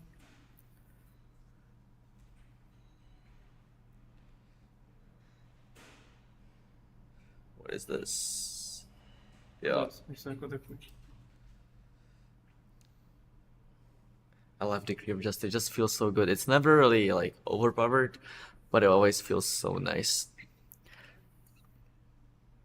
I remember where the card was printed for the first time. The time when I started playing the Magic. Was it really good even back then? Yes, because it was printed and the main format in this part of the year was block constructed. Oh, And then unsolved block constructed, there was a mono white control and a red white slide. wow. Both Okay. of this deck run Decree of Justice. It was one of the key cards of that year, even in standard later. So we see an attack for free. There's even a chance that Alexander has another decree, and then we're talking about real attacks. And it is very far ahead. So this is a Multanis Acolyte, which is basically a old version of Elvish Visionary. Obviously nowadays people use Visionary because, you know, it's way better, you don't have to pay the Echo. But it's not legal in Premodern, and you still need some engine to go with the Symbiote, so, you know, people are playing the Acolyte. It's still pretty good.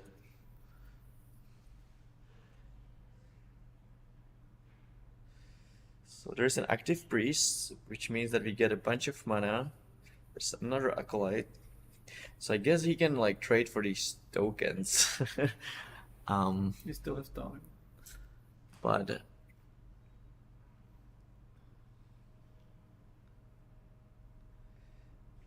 I mean, Symbiote plus Acolyte is a pretty good engine. So Alexander needs to have something here.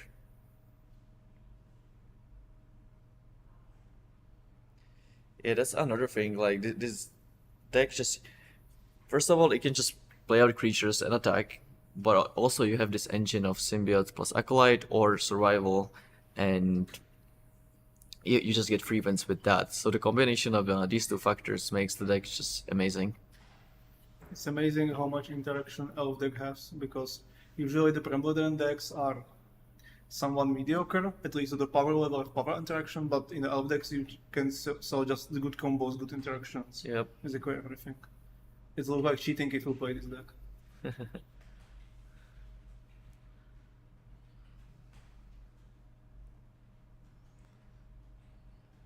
I mean, Alexander didn't really do anything. Maybe he's just flooding out, and I mean, I didn't really expect Jiří to win this game after Alexander standstill him, killed all of his creatures. It was just looking that he's gonna die, but now there is a Cradle. There's just 5 lands right there, 6 lands now. Yeah, the difference in power level of these two decks is just, you can clearly see it here. We see a Dust Bowl on Cradle, but you can obviously activate it in response. I wonder if he should have played the creature before playing the Cradle. That way he would be able to get 1 more mana.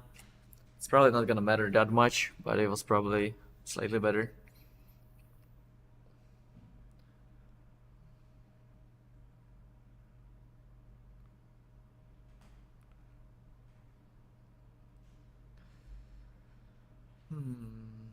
So the one card that he should be cautious about is obviously Wrath of God. He can protect against it a little bit with these symbiotes. But even with the symbiotes, if he gets Wrath of God, he's gonna be down to 2 lands. So much mana. This deck is insane. There is the Hermit.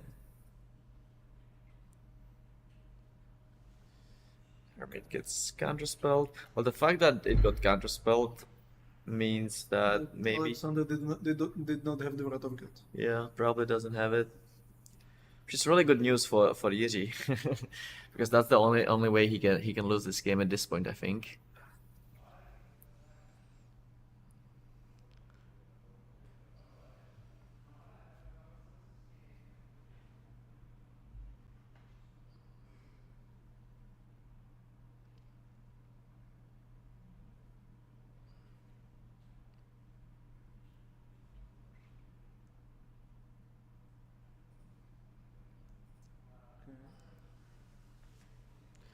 Here is the Survival.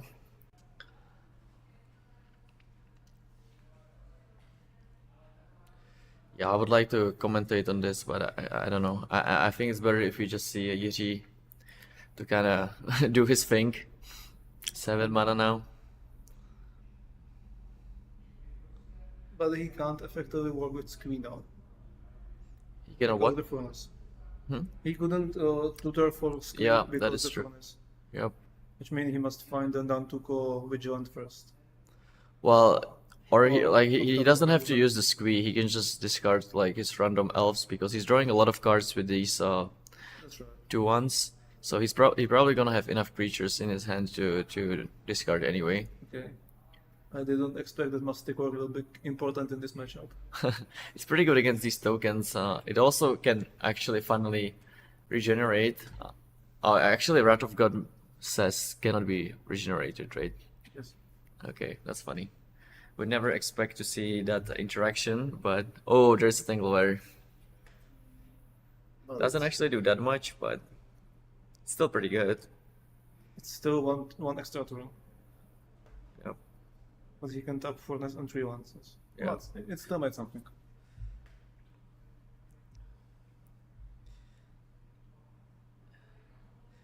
Alexander doesn't even have a second white, so even if he draws the Wrath of God, he can't even cast it at this point. So this game is probably just over. Wow, I didn't expect Jiří to win this game. That's a really impressive showing from this elf deck.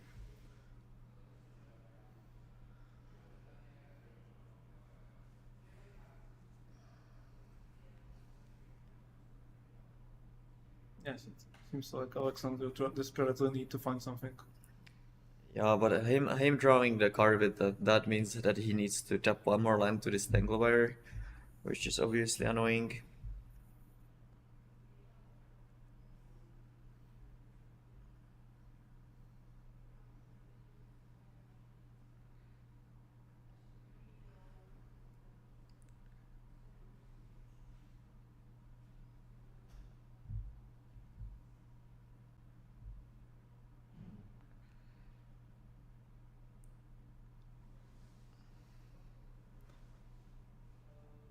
Oh, those are planes, sorry. Yeah, same as you, I have kind of hard time recognizing whether it's an island or a plains.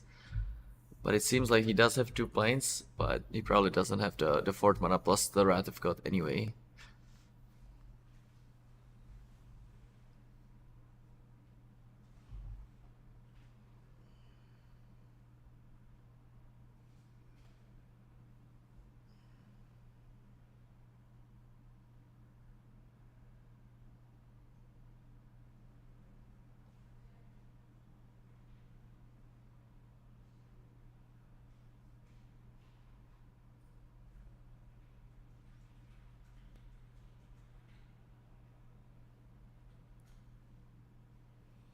Here's an impulse. Very desperate. I guess the card he's looking for is Source to Plungers, but even if he finds it, he's just gonna die, right? Kills the Masticore, and that's way more than 8 damage there. I guess he still needs to tap some things to this Tanglewire, but he can just tap the Forest, the Tanglewire, the Survival, and like one more Elf. And then he still has 8, I think.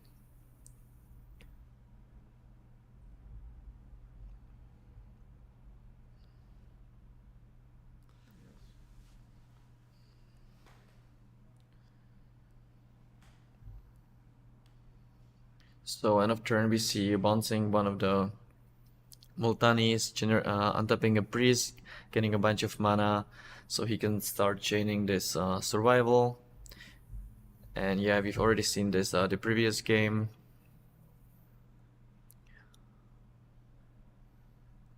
The players are basically just going through the motions at this point. There is no card in Alexander deck which he can use to survive another turn. Yeah, I don't think so.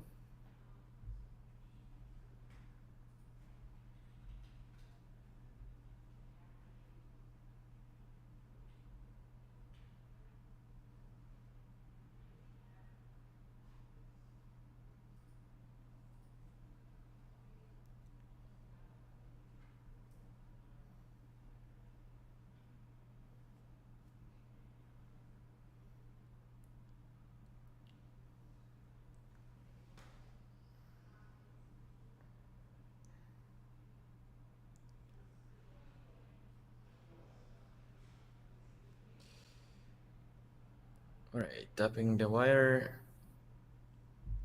Symbiote.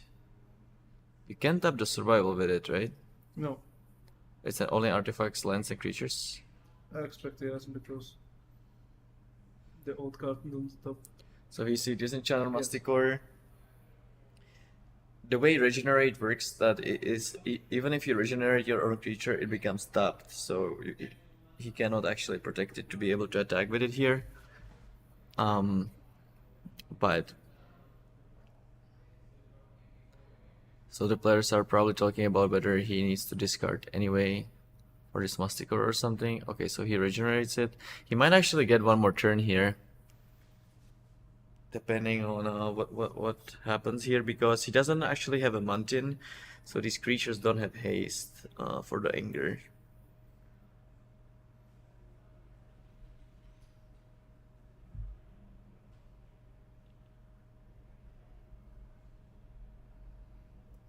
Bunch of mana.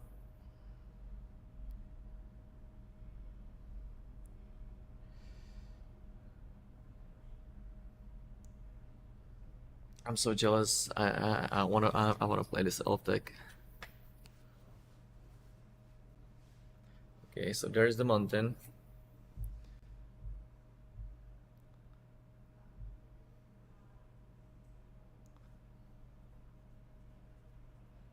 How did he get the mountain? I don't. From Yaremaya Grange.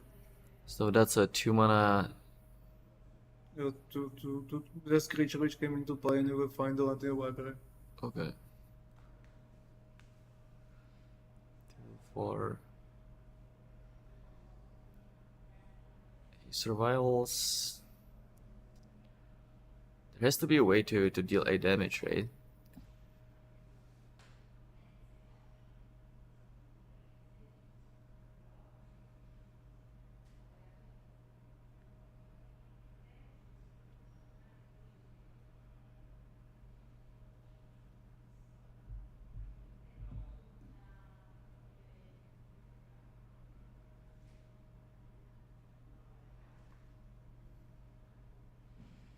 And there is a big boy again.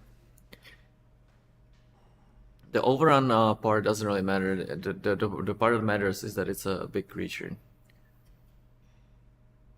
So now he taps the priest, gets a bunch of mana, and just plays the boy.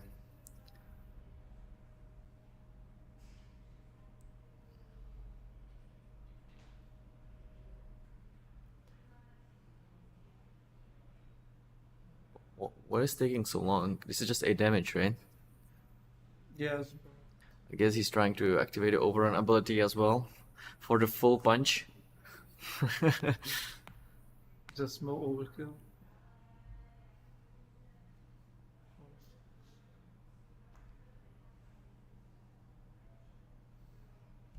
Okay. He's just enjoying his game.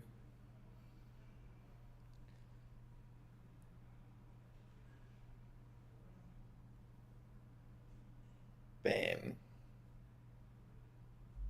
Okay, it's over. You did have a Wrath of God.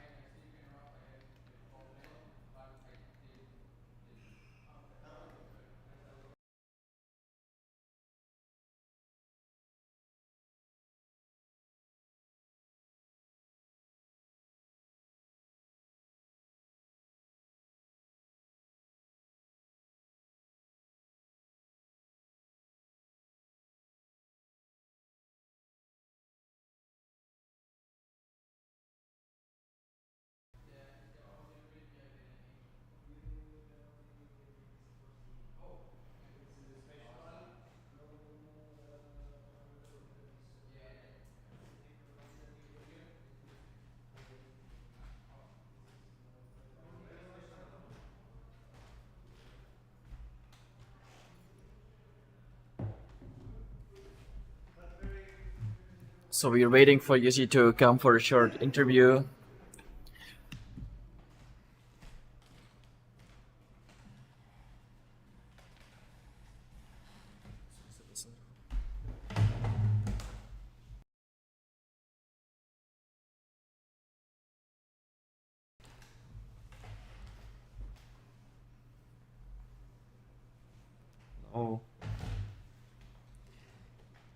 Yeah, Jiří is just packing up his things and he will be back here shortly. Oh, I'll go grab him.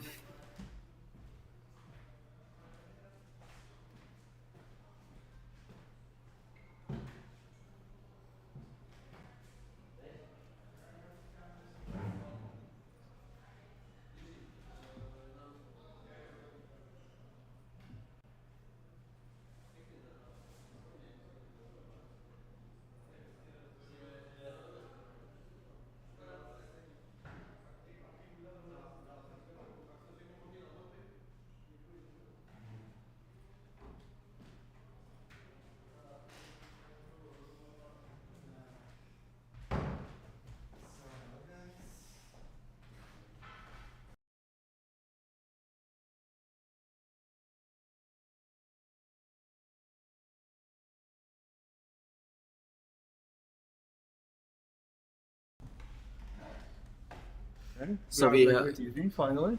Hey, hello. Thanks Hello. for inviting me. So we have the winner of this match, Jiří here. Can you just talk about your deck a little bit, because there's a bunch of engines with like survival and stuff. So how does it usually play out? Do you just go for the squee, then you go for the anger, and can you just talk about it a little bit? Okay, I would say there are like two main engine in my deck.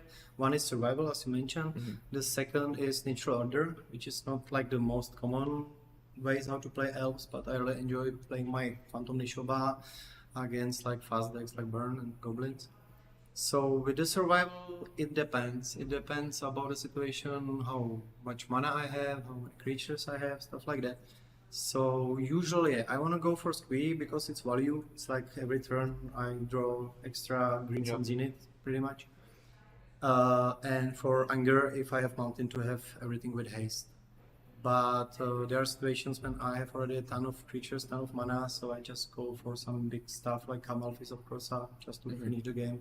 Or if I'm like behind against some control who play Wrath of God or something, so I can find like the best friend combo where it's Symbiont and the drought, I forgot one, and start Multani Acolyte and start turning it and drawing my cards until I find like survival or natural order or something.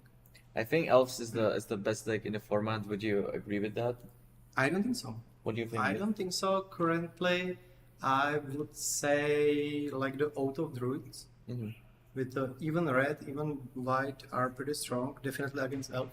Okay. You play one elf, then make The one like you mean the one destruction deck with auto? yeah. With one destruction, you can slow your opponent. Then you can find huge Terragora and just finish the game. And it's pretty hard for me to play against that. But overall, I would say it's got a lot of great matchup overall. So if I would have Moxen, maybe I would be here with Oath. All right. Good luck in the following rounds. Thank you. Thank you guys. Bye-bye. Okay. And we will be back after short break. You'll be back shortly. Bye. Bye.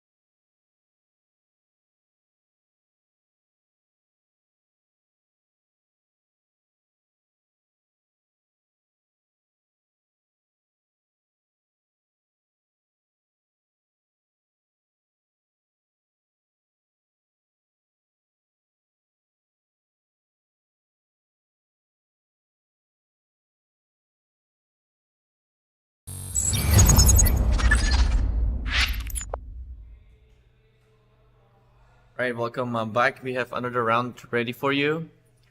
It's me, Peter, again with Yarda here. Hello. And we have very interesting matchup because it will be Goblin against all players' favorite deck, Stasis. I actually seen Stasis in action many times, and I still don't understand how the deck works. So curious to find out, I guess. Yeah, can you maybe explain about the deck a little bit? Well, basically, it's a classic example of log deck because you just play Stasis, which means that lands didn't untap, and you're using the cards from Mercadia Masquer's block who have alternative mana cost, which need you to return land to your hand. Which means every card like Dwarf, Gash, Daze are much better in your deck. And if you are out of island, you also have the newest inclusion of the deck, which is from the invasion block, which is the Forsaken City, which can be untapped for removing or discarding card from the hand. What is really interesting on these, especially these two builds, is that the Stasis have engineered Plague in main deck. If I saw correctly. Usually it's just mono blue, right? But this version actually splashing for, I even see a green card over there. Because you can splash easily thanks to the Forsaken City, and the Goblins have Naturalized main deck, which means that you have the answer on the Stasis lock in the game 1. Yeah. And against the Stasis have some card against the Goblin in the first game. Yeah, this Engineer Plague is going to be insane in this matchup, obviously, because he's playing against Goblins, and he can even search for it with this Enlightened Tutor. So I'm curious to see whether that actually comes up or not. But yeah, pretty interesting matchup. Goblins, same as Elves, is one of the best decks in the format. Just the pure strength of the creatures is off the charts. Sometimes you just go turn 1 lucky and you steal a game immediately. And even if that doesn't happen, you still have a lot of staying power. You can generate card advantage with cards like Goblin Matron or Ringleader. So I'm really curious to see how this matchup plays out. It's so interesting that the nature of the format is such that, you know, mono red deck as like Goblins is splashing for cards like Naturalized. That's just crazy. Yeah. I expect Goblins are a little bit favored in this matchup because you are the very consistent, aggressive deck. You have answer to Stasis or even to Forsaken City thanks to the Wasteland. But we will see, I don't know. Yeah. Especially post-board, you have access to Pyroblasts and more Naturalizes. So yeah, you're basically this aggro deck which have this explosive start, but you also have like really good answers for what your opponent is doing. So I agree with you that Goblins are favored, but I guess we will have to see. So the players are getting ready. We're gonna get into the games momentarily.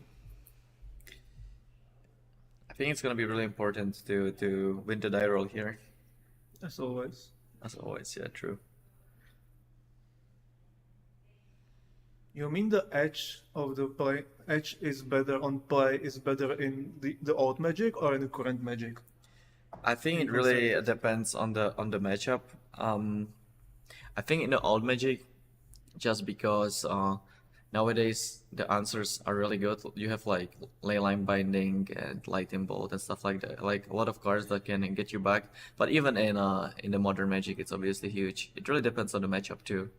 Like, you know, here we see Goblin Lucky deck. Obviously being on the play is incredibly important. But then you have matchups like maybe Landstill against Oath where it doesn't matter that much. I think it depends. Okay, another Black Wise. Oh, Ivory Tower. Is that an Ivory Tower? No, it's Black Wise.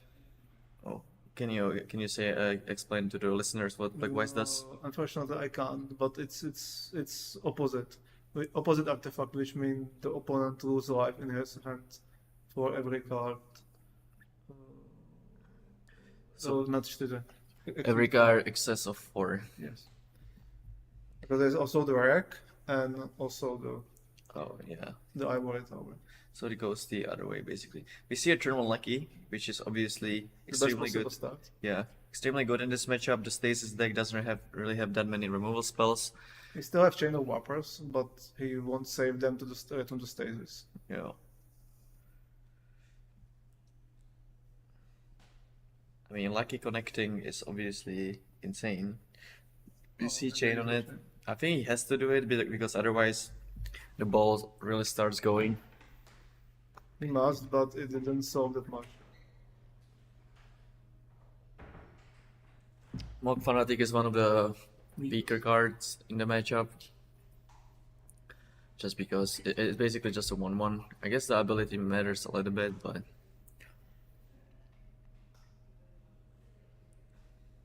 But yeah, if Lukas has a Matron or a Link Reader in his hand, he can really start get his engine going here.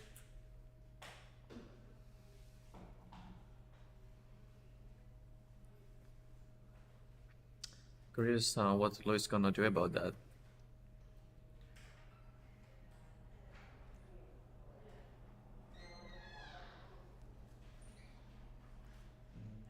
Land go.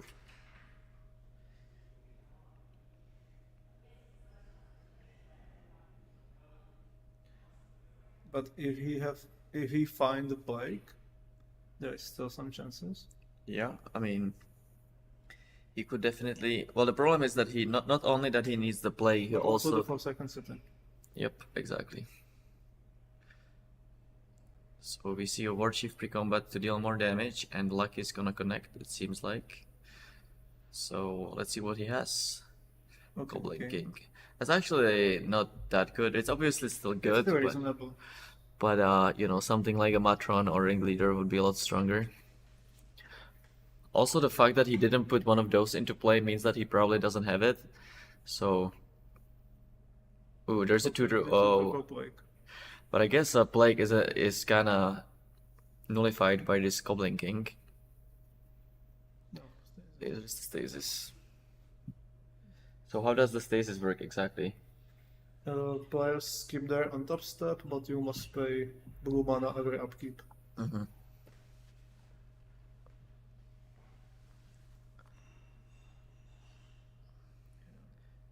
So you basically just like stall the game.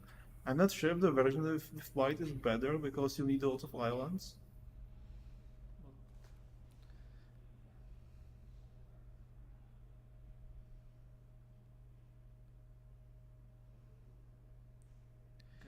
There is the namesake card of the deck. So all the goblins don't get to untap here. Well, not only the goblins, basically everything. That's an insane effect here. I wonder if Lukas should have played around that and maybe like not attack with the goblin lackey or something. No, he must attack if he won't win.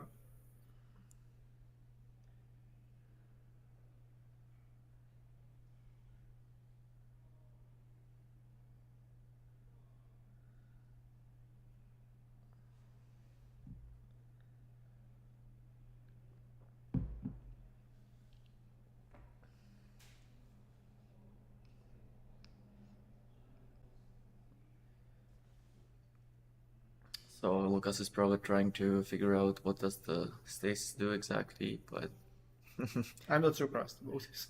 I think he just realized, oh, does that mean that I'm screwed? Because remember, not even the land's untapped, so...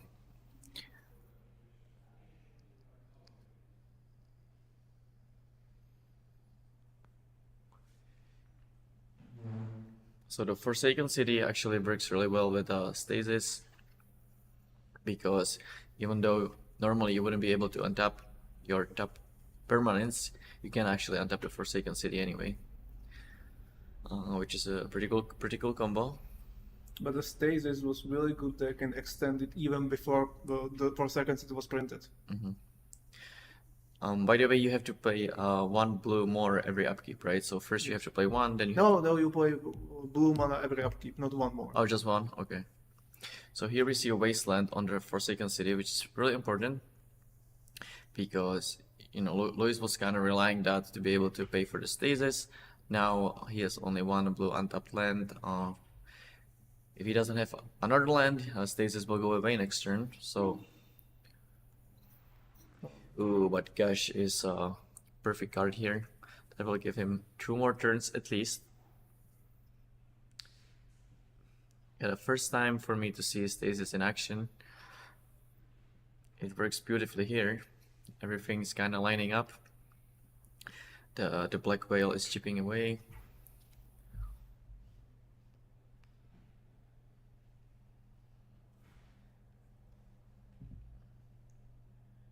happy than he playing normal basic ones.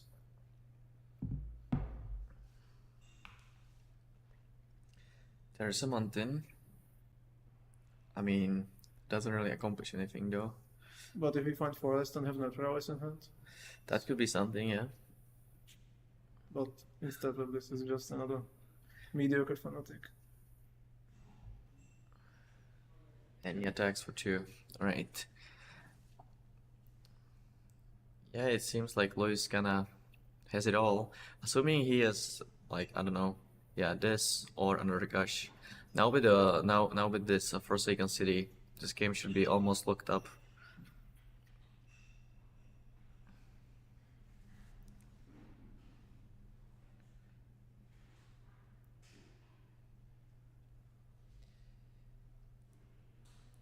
Yeah, so what will happen here is that Luis can just keep paying for this stasis. Lukas cannot really do anything, and then eventually he will have a lot of cards in his hand, and he will just die to the 1-mana artifact in play. It will take a while, but that's what's gonna happen eventually. The only chance that Lukas has is, as you said, Yarda, is to neutralize the stasis, but that's pretty unlikely to happen.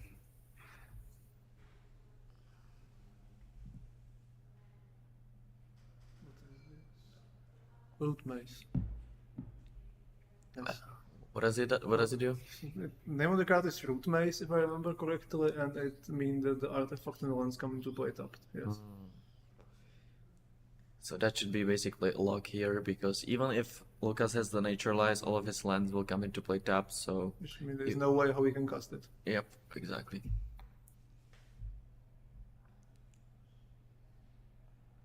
And we see an impulse. Now it seems like that the stages are very beautiful 5-color lock deck. But I'm not sure if this is the way how every game look. Yeah, Postbar is gonna get a lot tougher with all of the Pyrobasts and neutralizes, but... And even prep it could be very painful. You play City of Brass in slow control deck, for instance.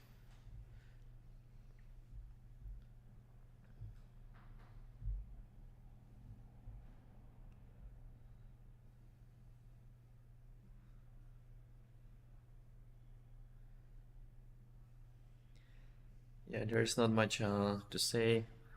Luis is basically just going through the motions. It will still take some time before he will win, but this game is pretty much over. But at least we will see the deck in action.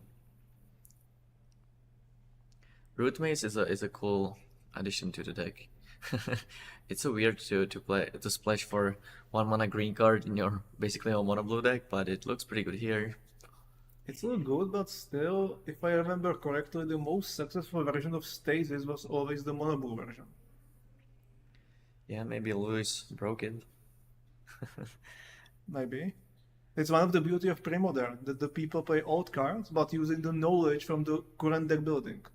Yep. Yeah, it's true. Like, there are a lot of decks that existed before, but people just weren't playing them, and you know, now people are kind of smarter. They have more knowledge about how to build decks and stuff, and they kind of found new ways how to approach the decks.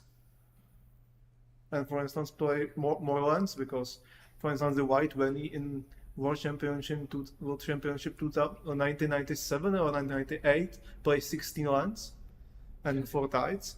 Now you run at least 20 and 4 tides, which means that the approach to deck building are changing, which is good. Also, the sideboarding are much more complex these days.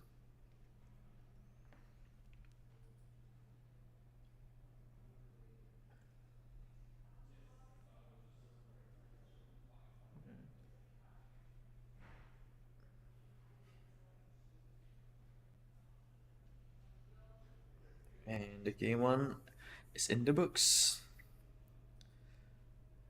So we already kind of talked about how Lukas gonna sideboard. What do you think he's gonna board out? As you mentioned before, Pyroblast. I mean, board out. Yeah, board out. Fanatics. Yeah, probably the Fanatics aren't really doing much. Yeah, there's also the Incinerator, which you can still cycle, but It's not very good. I mean, it's enough. It's just the 4 or 5 cards which you need to take out. And you're bringing that Resist and Blast and Pyroblast. Yep. As for the Stasis deck, I'm not really sure. Can we get it on the screen?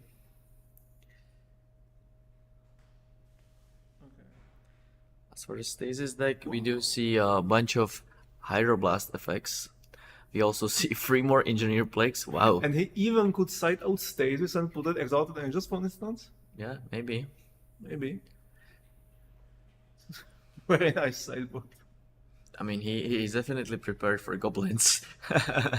Like 4 Plagues full board, like 4 Blue Blasts. This 4 guy's going deep. Plagues and Tutors. Yeah, tutors For as the well, plagues, right? yeah. So it's actually pretty easy for him to put like 2 plagues into play. He even has like impulses and gashes to draw into them. So And technically, if he played 2 Plagues, he can win without Stasis. yeah,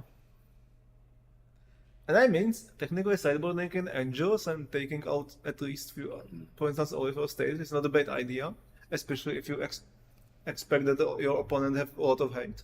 yeah. Exalted Angel goes pretty well around both Pyroblast and Naturalize. So that can be something. I don't think he's gonna board out all of the Stasis, but he might board out some. Especially if you have the tutors, you definitely want to have access to it still. But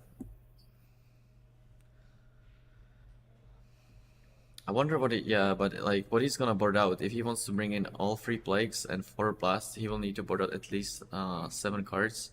So I wonder what he's gonna board out. Maybe Counterspell isn't that great, but I'm not sure.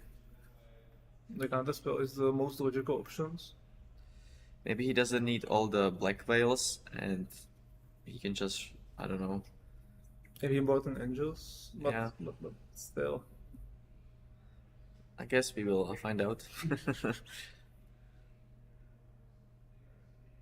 He can change Swords for the Blasts. I don't know. Maybe, but the sword is probably still pretty good. Yes, but you have cards which you must keep in the deck in instances like Gash or Thwart, and Yeah. there's in general not that much room for sideboarding. Maybe the Chain of Vapors or the foils, because foil is just a 3-for-1 that can get like Pyroblasted.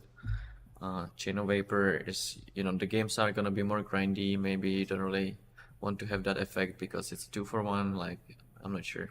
I guess. You need at least few copies for returning or on Stasis. In some examples, if you are missing for second base, for instance. Yeah.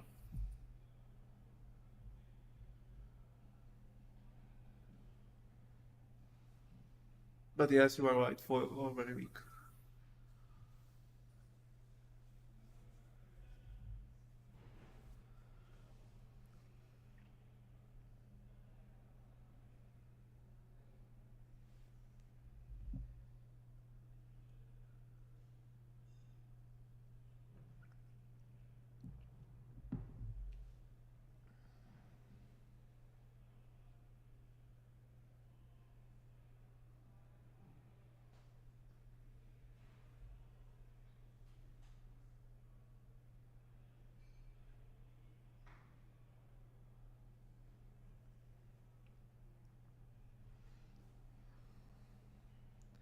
So it seems like Lukas mulliganed once.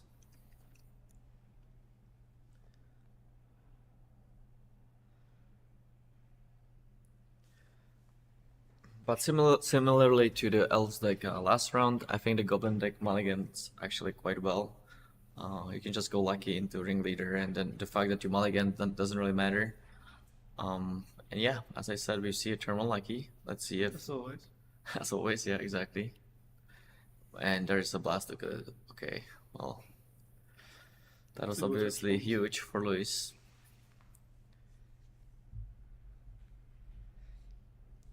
Also, he played it in his main phase to play around the Pyroblast, which is obviously very smart.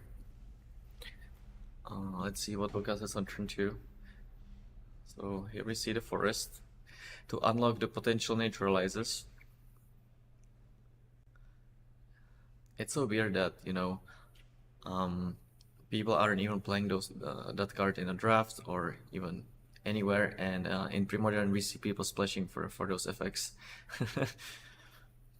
And it was even the huge deal when the card was printed for the first time in Onslaught, because it was totally new and great effect for the green.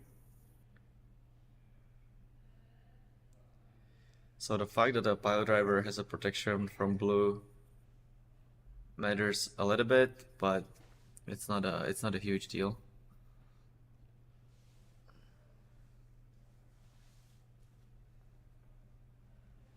The only downside of Naturalize is that in this matchup you need them for both Stasis and Plague. Yeah.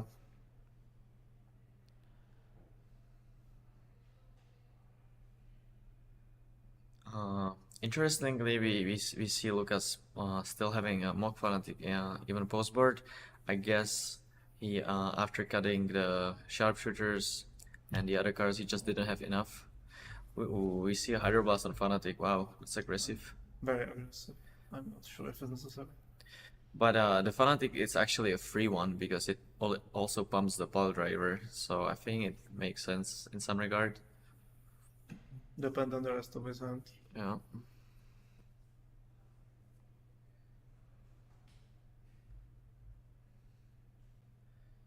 Wasteland. He has a mountain forest and a wasteland now, and a lot of his free drops actually cost double red. Both Goblin King and War Chief is double red, so I wonder if he has some of those in his hand because he didn't cast anything.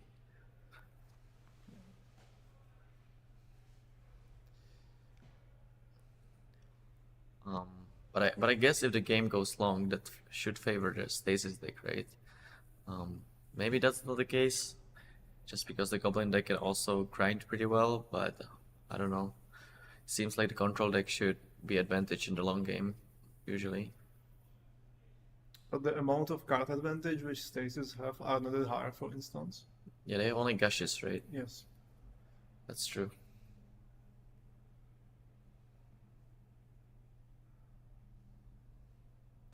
Ooh, we see a Meddling Mage. I Okay. didn't expect that. I'm very surprised. I guess he can erase the ring, the pile driver or something.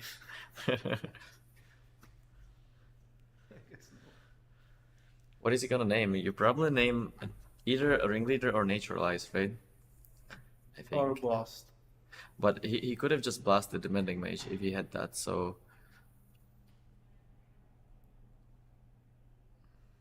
Also, like, do you name a Pyroblast or Red Elemental Blast? You know, it's kind of tough, so I think you should name one of the 4-offs.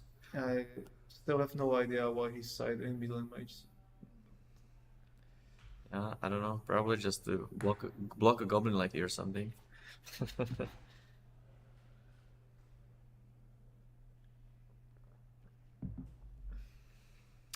I didn't really expect this matchup to go in a race, but here we are. He definitely has some special sideboard plan. Maybe we see a second Meddling Mage and go for the... There's the Gush, alright. Do we see a Pyroblast on that? There it is. That's painful.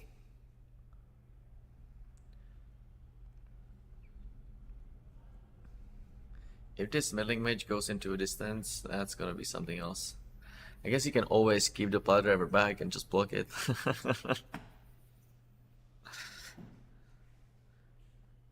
There's a Fanatic. Unfortunately, with how the rules work today, he cannot block the Meddling Mage and then kill it. But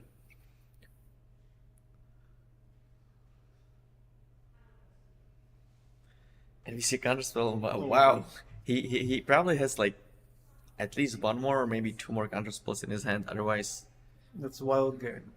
yeah. Before I kind of liked it because the pile driver was attacking for free with the Fanatic in play, but now that he has the Meddling Mage, he can just keep it back and block the Fanatic, so he cannot attack with it. So I'm not And really if sure. you remember, you expect he side out counterspell as is the weakest card in one of the weakest cards in the matchup, and he keep them and even put in Middling Mage which we didn't expect.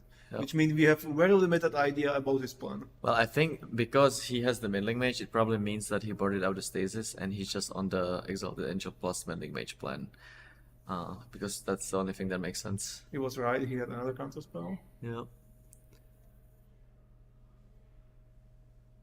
His Meddling Mage is actually dealing some serious damage.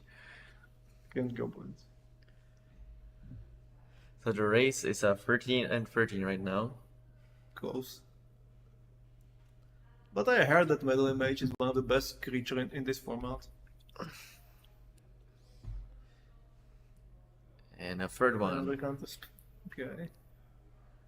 Mage. So the Pile Driver is finally Stay home. staying home. Oh, protection. No. Nothing happens. The creature just bounce off.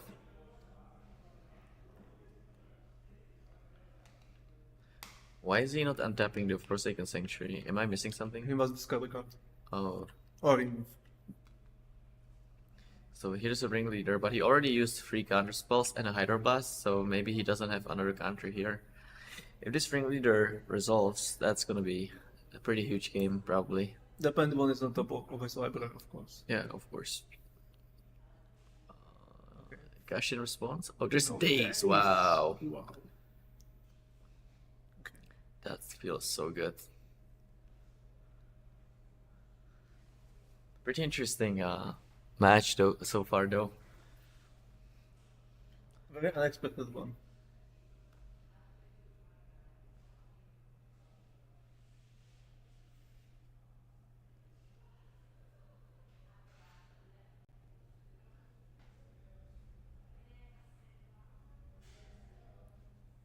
Okay, there is an angel.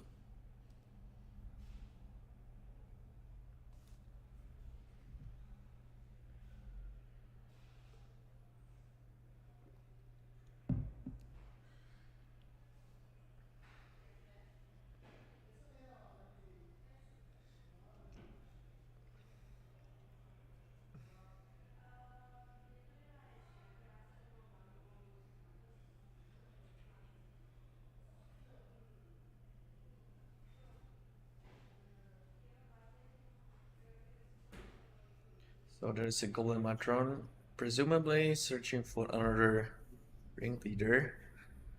Or this Exalted Angel is gonna be pretty good though. Oh, we even see the foil. Thwart. That's Thwart. Oh, what is it? Thwart. It's counter spell if you were to run 3 islands. Oh, okay. Just also huge. Maybe I wonder if he should have let the Matron resolve and then counter the next thing, but because I would like to, yeah. The 1/1 doesn't really matter that much, and you would just get another turn. But now he can start attacking with his morph. This game is so funny. Attack for 2.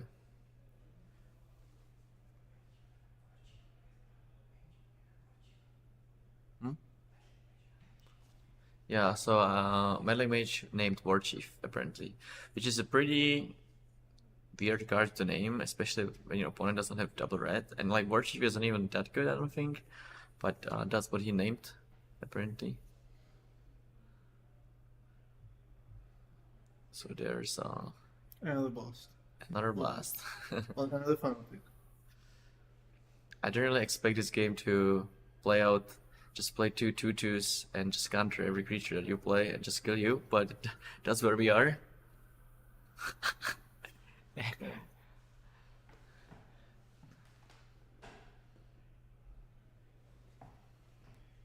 Attack for 4.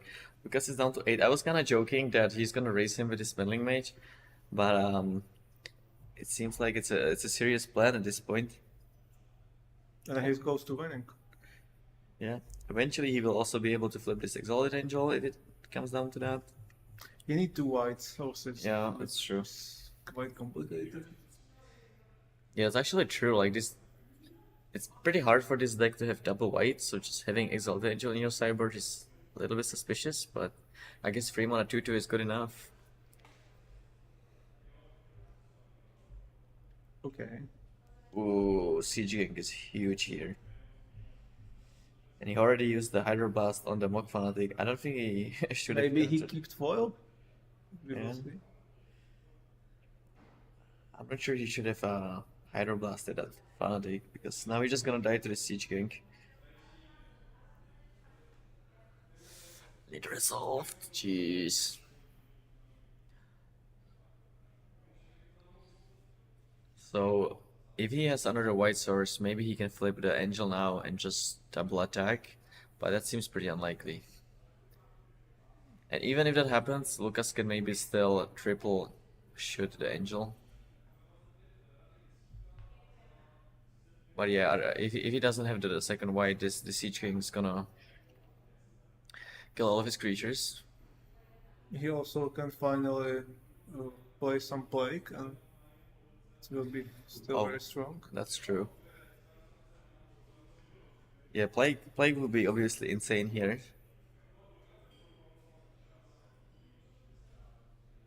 Alright, he's untapping, Okay. I Don't mean, like- he has something most likely. Or he's like hoping to to draw. either draw into Plague or second white. But the Plague will be much more better.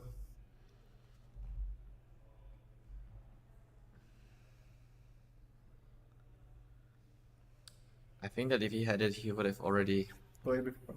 Yeah.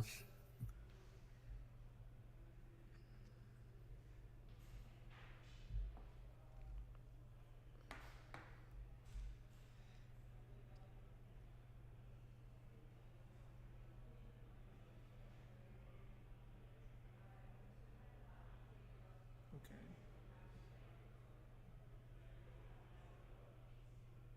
Now we can say he's missing both Plagues and White Source. So what do you do about his attack? Do you just? I think you just really like this. I think I would double block the. I don't know. This was kind of weird to me. I think I would block with the Siege King because you'll still have to kill it, but now you just lost the token, and you also need to use the 2 mana to kill it. Exactly. Your line of play are much more optimal. But because now he did kill a lot of his creatures, but he doesn't really have anything going on himself, so the game is back to kind of a stalemate here. Both players don't really have that much going on. I guess Lukas has more lands and he also has Fisher Port, which is one thing going for him. Let's see what he has. Also, he has way more active draws. Like his deck is just filled with creatures, so you know anything he draws, it's a real threat. Whereas Louis' deck is way more clunky. He can have a lot of draws that don't really do anything. Ooh, Matron is insane. It resolves, yeah. So what do you get here? Yeah, Ringleader. But what if Louis draw another White Source? Then he just He can't flip the Angel. no, he's gonna port him. So Oh, okay. yeah.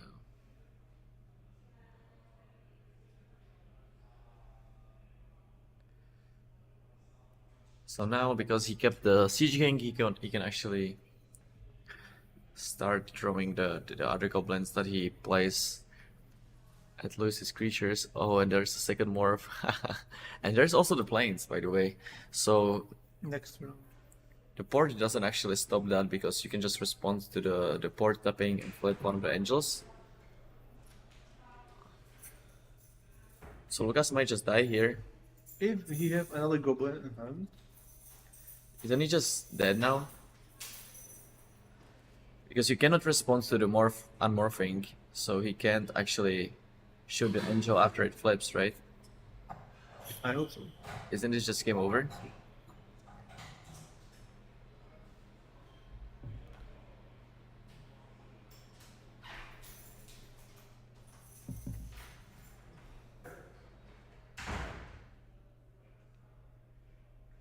And yeah, he's just dead. Assuming the life totals are correct. but I think they are.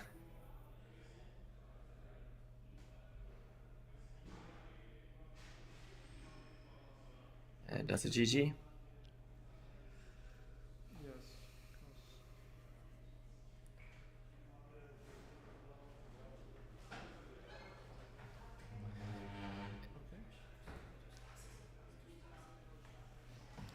I'm gonna get a player with a Stasis for a quick interview.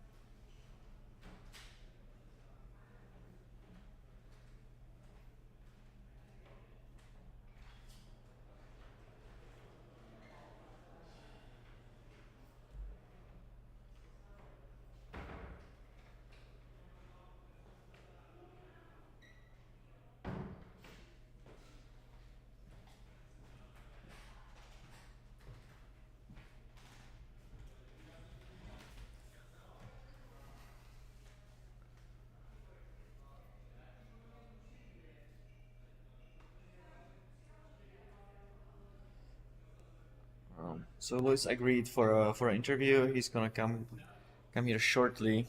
Also, pretty interesting match. I think that if in one of the last turns, if Lukas instead of using the port, just use the siege gang to throw the Matron and one of the angels, then he can just untap and kill the other exalted angel as well. And that would probably be better, but the way it played He out. didn't expect second angel. I mean, and also possibly he lacked the cheaper goblin in hand.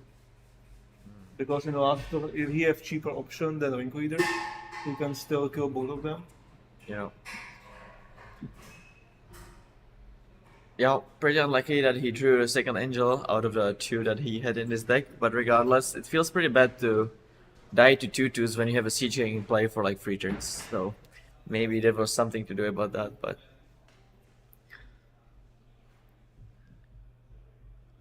But you're right that he could block the first morph in a combat and kill them. Either that or like the turn where he tapped with the port is then he jumped with the Matron, right? Isn't it just much better to throw the Matron and the 2/2? It is better, but you know, Shutdown Port is nice card and you won't use them. Yeah.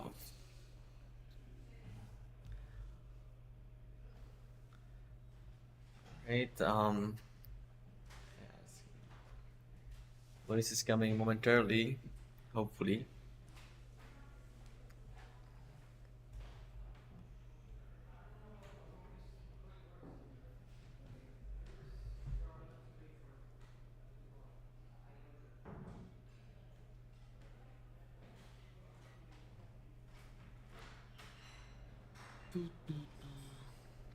We every single round we've seen 2 different decks. I think I don't think we have had a deck that was on the camera 2 times yet. We have goblins. Oh, we already, yeah, okay. I was sleeping one round, so I guess that's the round that I missed. Did the Goblins win that round? I have no idea because I must go on an interview. Oh, okay. I don't see the last game.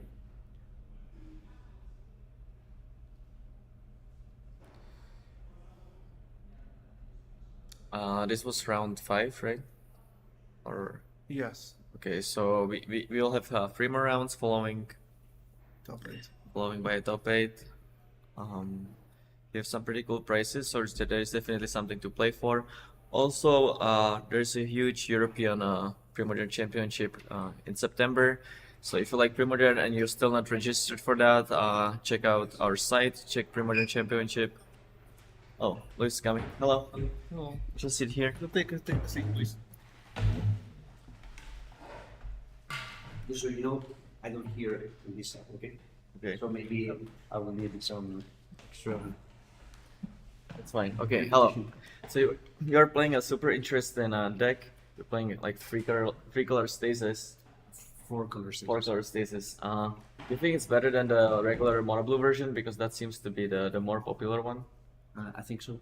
I think it's better because you have access to green for root maze, so you can lock the games, so you stop drawing matches, so you can actually win them fast. And you have access for white for United Tutor, so you can look for your root maze or black vice or your stasis. And also you can have black, so I play engineer play. Because if not, you cannot beat Elves matchup, it's impossible. And also it helps with multiple matchups, like let's say Goblins and the Bar deck and Angry Hermit and many more. So I think it's better overall. We were also sorry, just to say, maybe it's a little bit less consistent because it's not just mono blue. So we have some, maybe a little bit more of shaky draws, but overall I think it's worth it. We are also curious about how you sideboarded because we saw a lot of sideboard cards like Exalted Angel, Hydroblast, and stuff like that. Did you maybe board out the Stasis or how did you sideboard? Yeah, I did that. I just removed the Stasis and bring in the creatures because there are some matchups where they bring so much hate on the sideboard to artifacts and enchantments that it's very difficult to win those matches. So depending on what I'm facing and what I think the sideboard is, I would put in creatures. Sometimes I remove the Stasis, sometimes I don't. I have a mixture of them, depending on the matchups. Mm-hmm. So how often do you actually do that? Do you do that like 60% of the time, or just is it like a main plan to just board into the creatures, or it just really depends? It really depends on the matchups. Okay. There's matchups that I wouldn't do it, but there's matchups that, like for example, right now I did it completely. I removed my Stasis and so on. But there were other matchups today where actually I sideboarded some of them. So today I think I did it most of the time, but it really depends on the matchups. Mm-hmm. Yeah. Okay. No, you told us everything. It's very interesting that. Oh, one thing that I'm curious about is that you named the Ward Chief with the Meddling Wage. Why did you name the Ward Chief exactly? So he had mountain, forest, and I don't know if it was wasteland or something like this. So he already played a pile driver. So I think he had the chance to play another one, I think, but he didn't, if I recall properly. Yeah. So he didn't have to red. So then in his hand, and he didn't play. I'm not sure if he had the chance of playing Matron or something, because I'm not sure.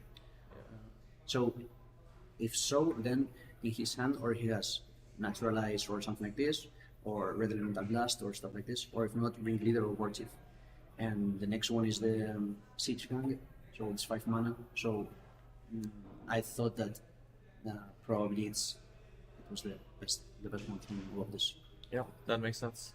Right, good luck in the next round, and thanks for the interview. Okay, no problem. Thank you. Thank you very much. See you. And we will be back after another break. Yep, see you next round. Yeah, right.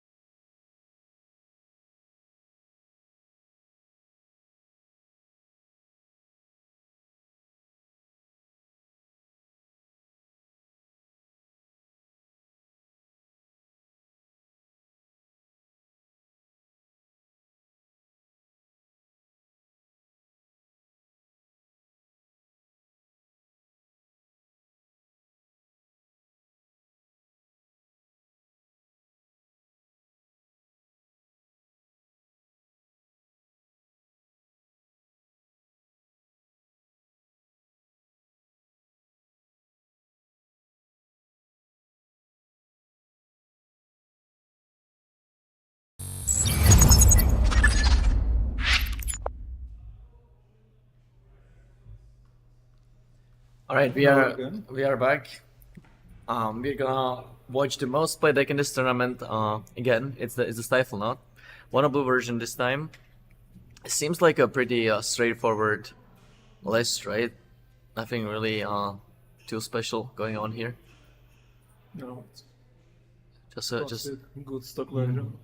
just a regular version. We've seen a Stiflenought on camera before, but that version played way more colorless lands, which actually was biting the player a lot. He had problems casting double blue spells and stuff like that. This version plays way more islands, so he's probably not gonna have that issue. And yeah, it's just a regular Stiflenought deck. One card that is kind of popping to my eye is this main deck. Is that a powder keg? Yes, it's main deck power keg, which is a little bit unusual. It's pretty unusual to see, but besides that, pretty straightforward. Powder keg is basically the old version of Ratchet Bomb. It's slightly worse because you have to decide whether you put a counter on it in your upkeep, whereas with the Ratchet Bomb you can actually wait and decide later, but the And cards it are also destroy all artifact and creature. yeah. But yeah, besides that, it's pretty similar. As for the other deck, we have a spicy brew that we haven't seen on camera yet. This is considered to be maybe one of the best decks in the format right now. Oh no, it's not. No, it's not the one, it's not. it's not the old deck. Sorry, I thought it was the old deck.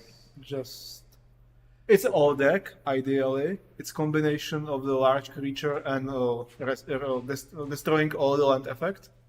This time is Cataclysm and Armageddon. Yeah. Yes.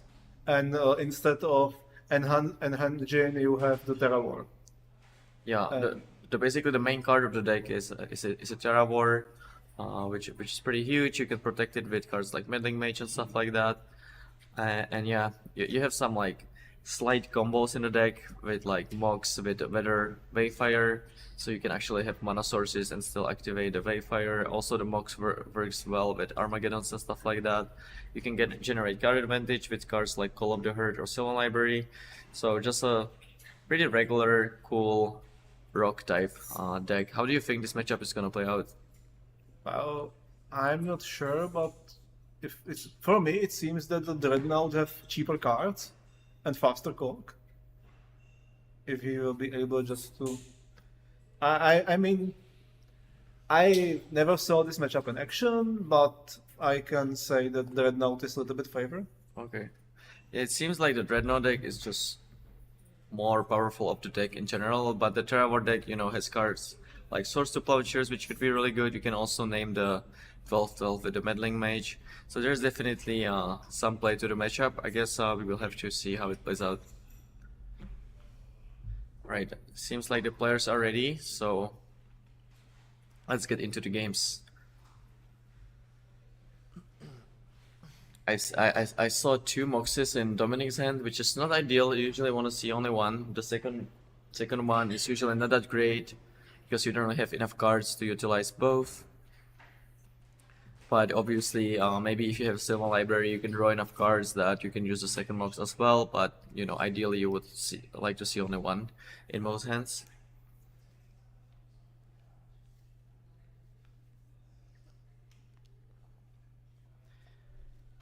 Seems like Dominik's on the play, and we see a turn 1 Meddling Mage. I wonder if he knows what he's playing against, because otherwise, playing Meddling Mage wouldn't really make that much sense. So I assume he knows what he's up against, and Alberto has to foil that because otherwise he just names Dreadnought and the game would pretty much end at the spot. So we see a 3 That for was a 1. very strong start.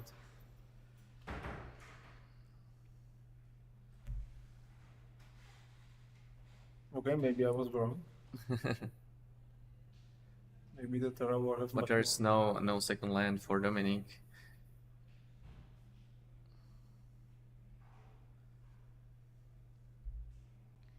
Did draw the land, and there's a Call to the Herd. It's pretty good against permission spells. It's funny that in these days these cards are largely unplayable. Yeah, back in the day the creatures weren't that good, so Call of the Herd. It was the best rare in Odyssey edition. It cost unbelievable amount of money. That's crazy.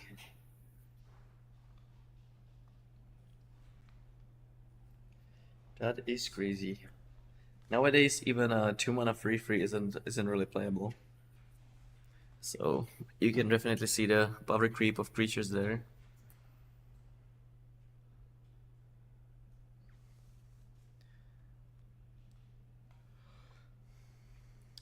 So I wonder what's the follow-up here. If he draws another land, he can just flash back the call.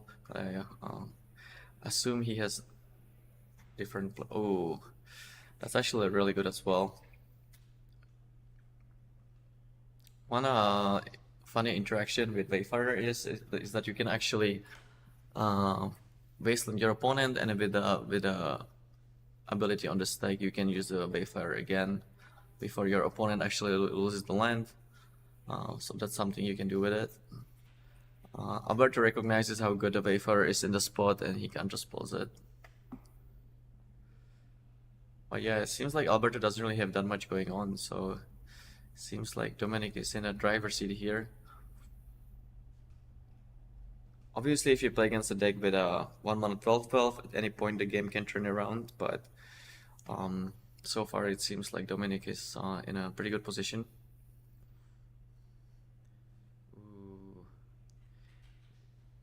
What is this card? It's just 3/4 with ability when you can discard 2 cards and remove it from the game. Okay, so it's good against like removal spells, Yes. potentially. And also back in the days it was good in White Green Madness during the World Championship in Sydney.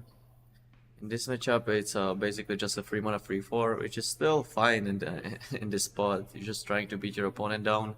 Alberto is already at 14. You just must play something before the Armageddon. This is another Yeah. option.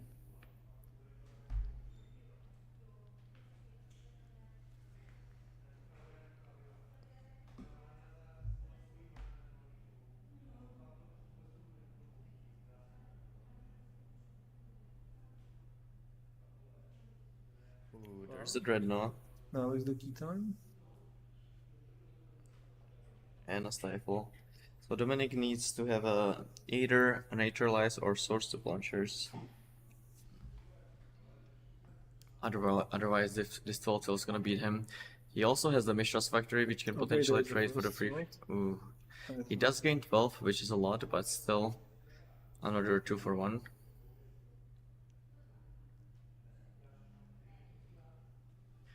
I wonder if Alberto's gonna trade his factory for the free. I think he should. But Yeah, he should. He's always quite flawed.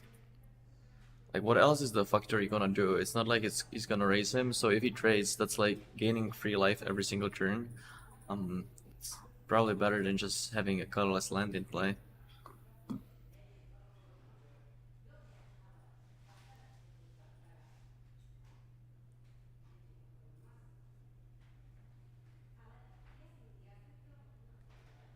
Let me see. Mark's discarding a wasteland And and a Terra War.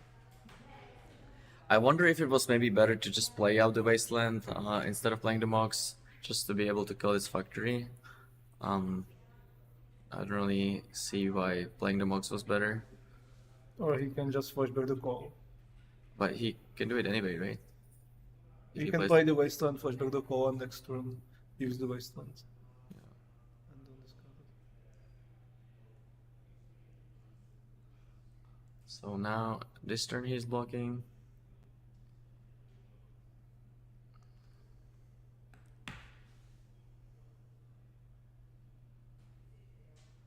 See another sword. I don't really like the sword It's on look this very one. unnecessary. Yeah. You're still winning on the board, and if you have sword in your hand, you cannot really lose to the Dreadnought. So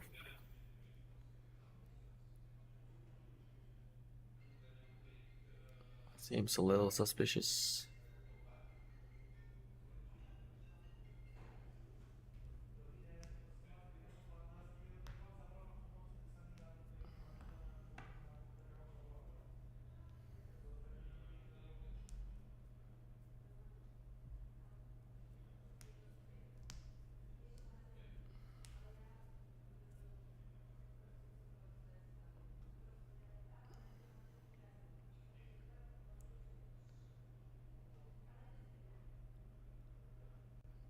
And I think we're gonna go to game 2 momentarily here.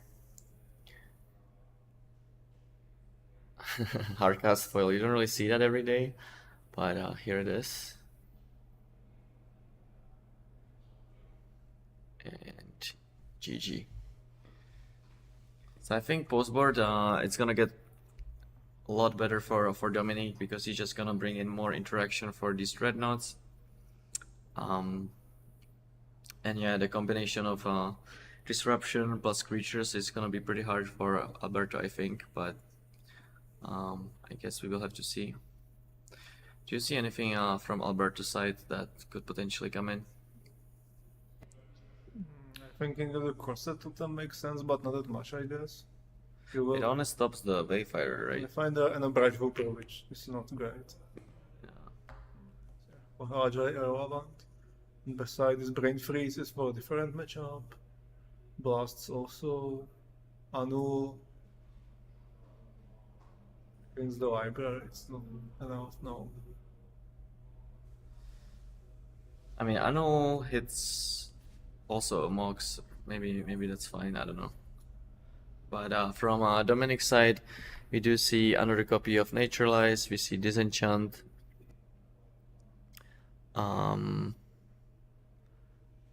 Maybe he can bring in the Fire Eyes just to tap the Dreadnought for a turn, if he feels like it. He definitely wants to board out the Ray of Revelation. I'm also not sure if like the Armageddons are good because they're just expensive against the deck with counter spells.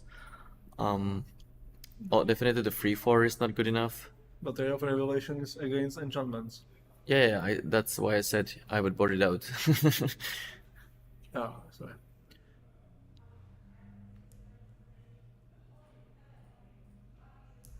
Yeah, the 3 mana 3/4 doesn't really seem great. It's just a vanilla creature for free. So he's probably just gonna board out the Ray, the 3/4, and board into 2 Disenchant effects, I would assume. Maybe the Fire Eyes for like 1 Armageddon or something. The Fire Eyes in a sideboard is kinda weird. He doesn't really have that many red sources. Maybe it's good against elves. Maybe.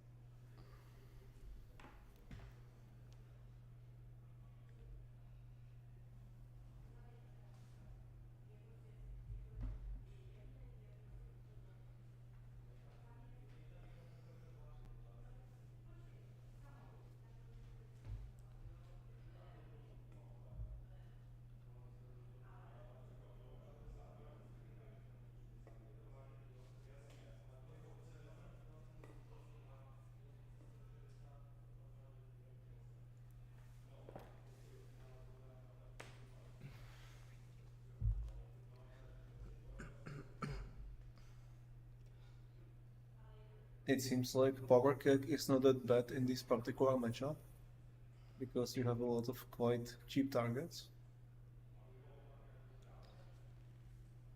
Can destroy tokens from Call of the Heart, Moxes, Wayfinder, Meddling Mage possibly. Yeah. The problem with it is that a lot of the time it's not gonna work, and the times where it's good, Dominik can just maybe destroy it with Naturalize. So I'm not sure, but maybe it's still good enough.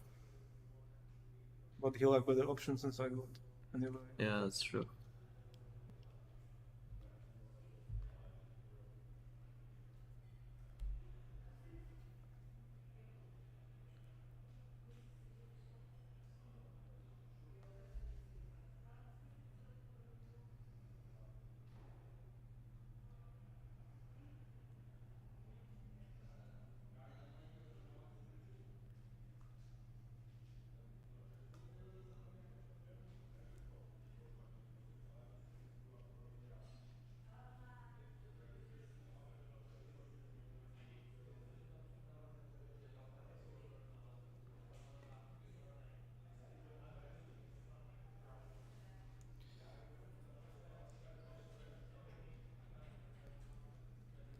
Turn my eyeline, turn 1 goes. Nothing really going on yet.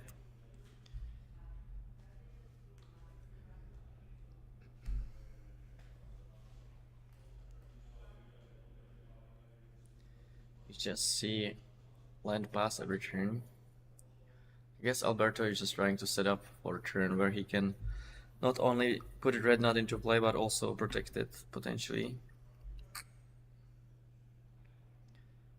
Day 1. Oh. That's excellent. And a meddling mage. It's gonna get counterspelled. So now Dominik is top low. Maybe we see a Dreadnought here. He even drew the land, so he can actually go Dreadnought. Oh, there's a powder keg.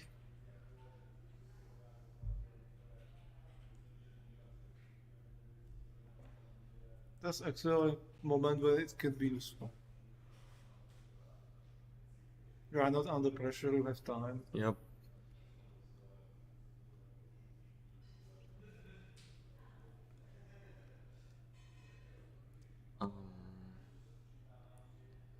Not sure what else Dominik gonna do here. He's probably just gonna play Call of the Herd here.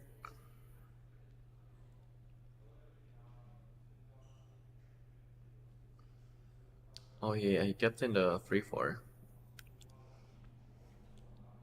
He's gonna get dazed.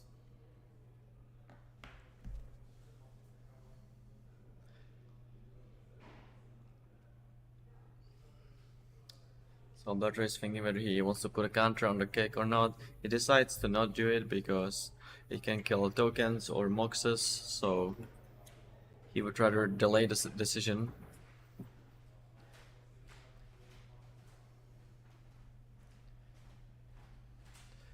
The problem with not putting counter on it is that if Dominik resolves Sylvan Library at some point, you cannot kill it immediately, and only like even 1 turn with library is usually enough to kind of seal the deal because you just draw 2 additional cards. But I agree with not putting counter on it. I'm just saying that it might be better because of library, potentially. You couldn't destroy library. Oh, it's artifact. oh, sorry. Yeah. Ratchet Bomb does kill it, but the old version doesn't.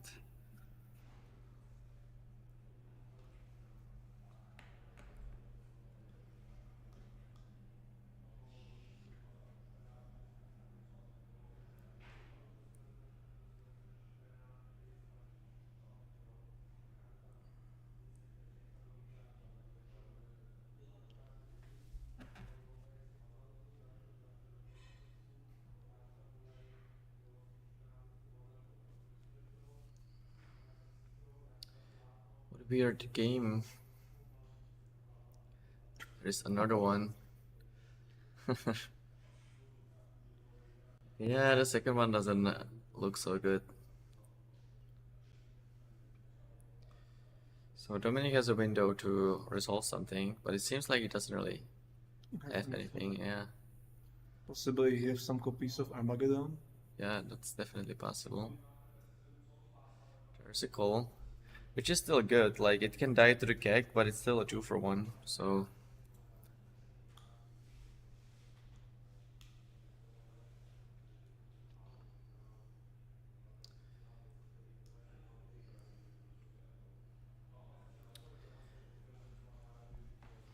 What a dragged out game. This game is gonna take forever, most likely. Alright, I'm curious whether Alberto actually kills the token. He probably won't, because then Dominik can just flashback it. But I guess we will have to see. Okay, he is thinking about it.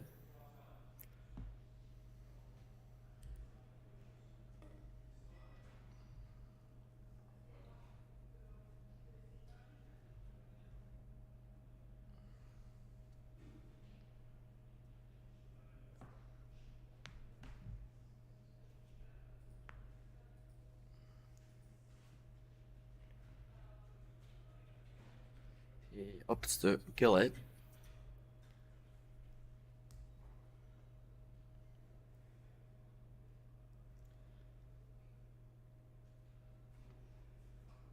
Now our viewers could clearly say why the Call of the Heart is that powerful card in Premodern. Because the amount of card advantage which you can generate just with this. Yeah. Yeah, back in the day, the Magic was played very differently from what we see today. You just see like Ragavans everywhere and expressive iteration, and it's just so easy to generate a huge advantage. But back in the day, just the good old 2-for-1 was pretty strong. And if you want to win a game, you must find every possible small advantage during the whole game. Especially in these grindy matchups. Yeah.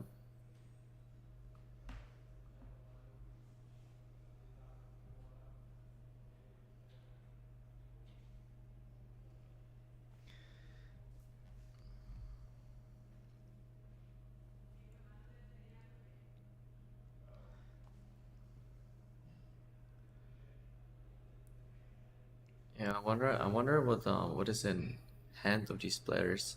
Dominik probably has like some swords, neutralizes, or Armageddons, and I'm not really sure about Alberto. He's gonna start with a gush. Alberto keeps. Do we his see a opening Dreadnought step. here? Oh, there it is. Now is the time. It's probably not gonna work, but he might have one more protection spell at least.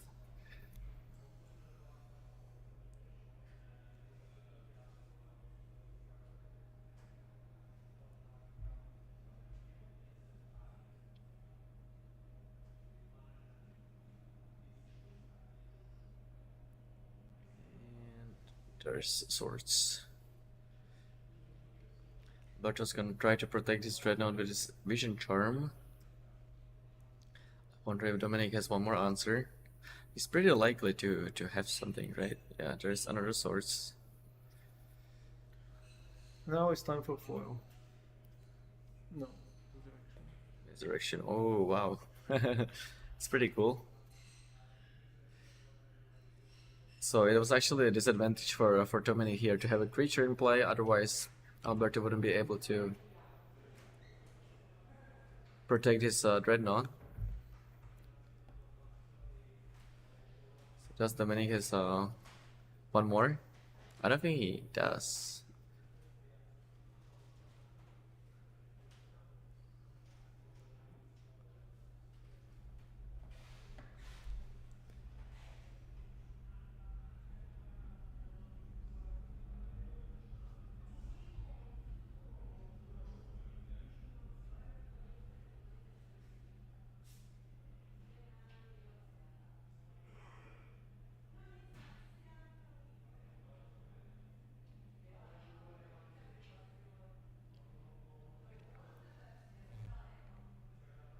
There is a Terra War.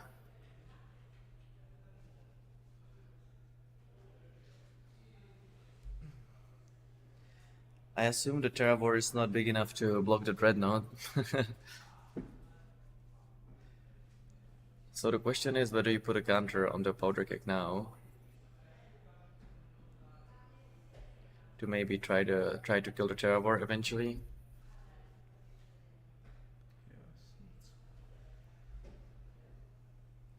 Bam, 12U. It's kind of crazy that But 12's not 20. You still need something. it's kind of crazy that there was a 1-mana 12/12 printed like back in the day, because they were the creatures that they were printing were like super bad. So it's kind of weird that they printed this one, but in general, the spells are much more stronger than creatures. But in the other hand, if you use your great spells on the bad creatures, you couldn't have the idea that how powerful our spells actually are. yeah, Because, for instance, use Force of Will on 2/4 for 4 mana. yeah.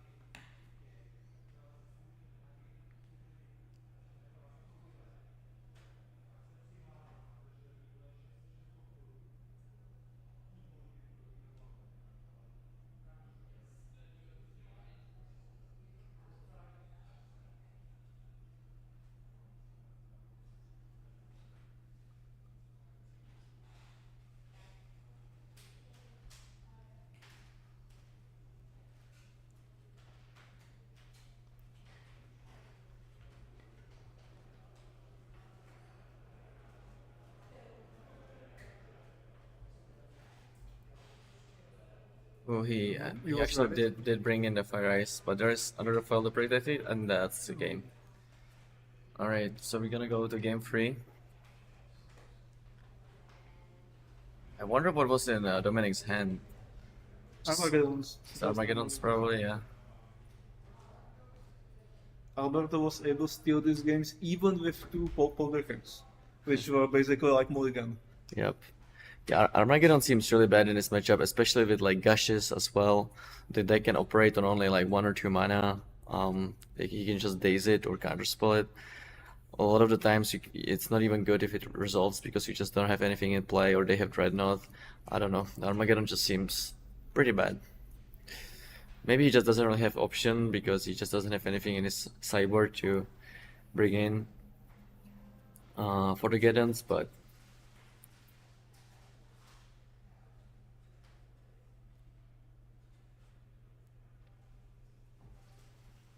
yeah, as we can see, he doesn't really have that much. This is the white card next to Naturalize. I think that's like enchantment card, The Mystify or it may be like destroys black or red creature or something. I don't know.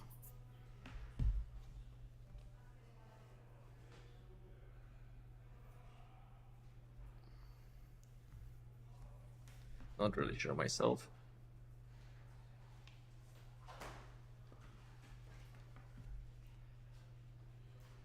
So far we haven't seen a Sim library being cast, which I think is pretty huge. Definitely. The interesting fact about this matchup is both players have basically no sideboards against each other.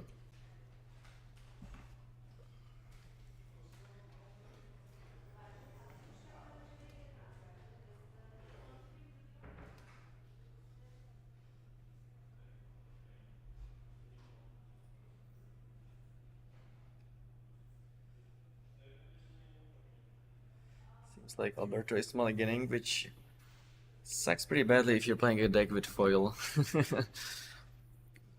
Foil gets a lot worse when you're down on cards, obviously.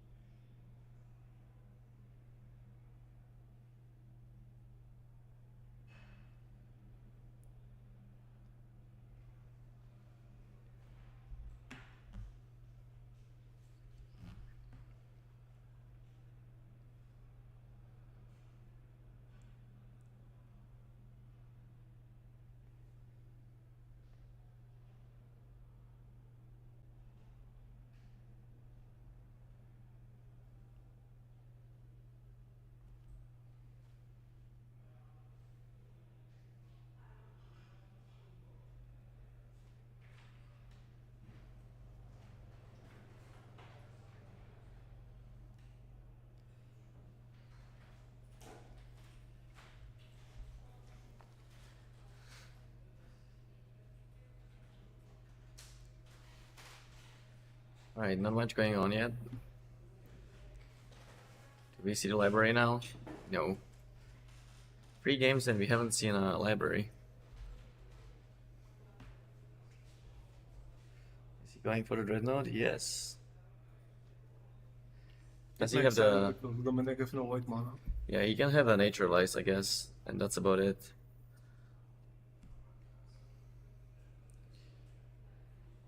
But if he days, for instance, is much better position than against the white mana. Yep.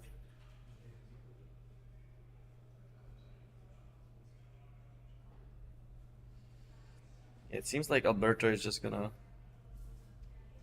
It seems like Alberto is just gonna close out this game because it seems like Dominik doesn't really have anything going on. He could have Naturalized, though. We don't know. Yeah. I think Alberto is still having a copy of foil, potentially, so even if he has the Naturalize, it's probably gonna be over. Seems like he doesn't have anything though. But he keeps 7. He kept 7, yeah. Okay. Maybe he just hit like, you know, a bunch of Sorcerer Launchers and he didn't draw white or something. Ooh, there's the white. Okay. There's the Mox. So now he has access to 2 white all of a sudden. Now his situation is much more different. Okay, so he did play around the days, it seems like.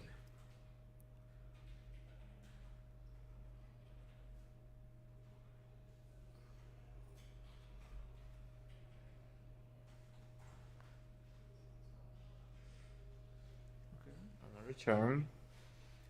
Yeah, that's the disadvantage of playing around days, is that when your opponent untaps.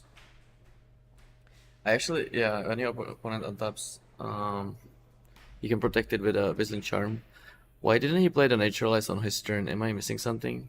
Oh, it was phased out, right? Yes. Okay, yeah. You must wait for the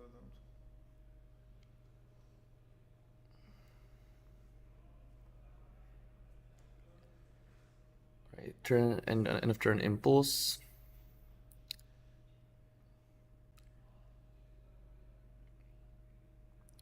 So now he's pretty likely to hit another Vision Charm or Counterspell or Foil to protect once more. So let's see what happens here. Dominik is not playing any creatures, so I assume that he has removal spells.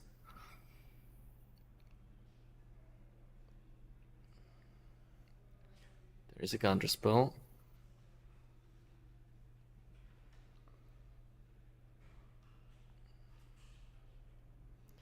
Attack for 12. I think that if Dominik had another removal spell, he would have cast it. So he's probably just gonna die here unless he top decks something. Do we see a handshake?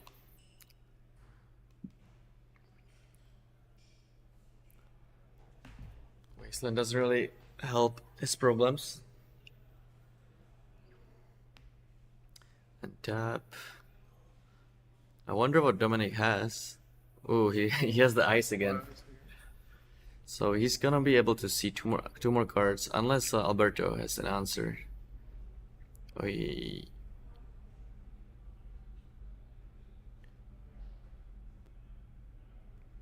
dazes into foil and that's it. Alright, congrats to Alberto. Yeah, it turns out that the most played deck is actually also pretty good. Every time we see it on camera, it's doing pretty well.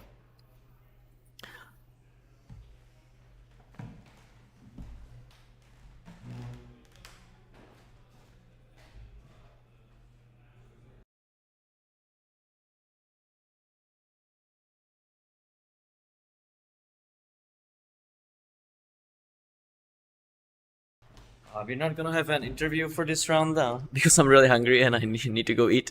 Sorry. But we're gonna be back for the next round pretty shortly, so stay tuned and see you next round. Bye.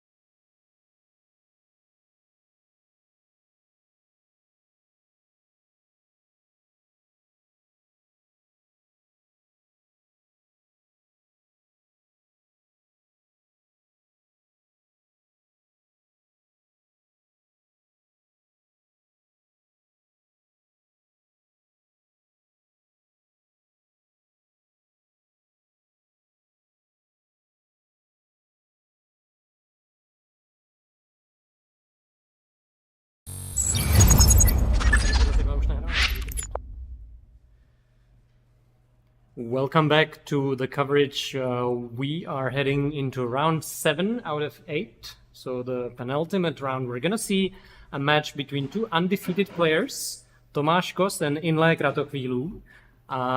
It's going to be a mirror match of Dreadnoughts, but one is mono blue, maybe your standard or more typical Dreadnought. The other one is the one that you can see on the screen currently, and it's blue-black. It plays 1 Psychotog as an alternative win condition, and it plays Lindul's Volt, which is a card I have a lot of respect for.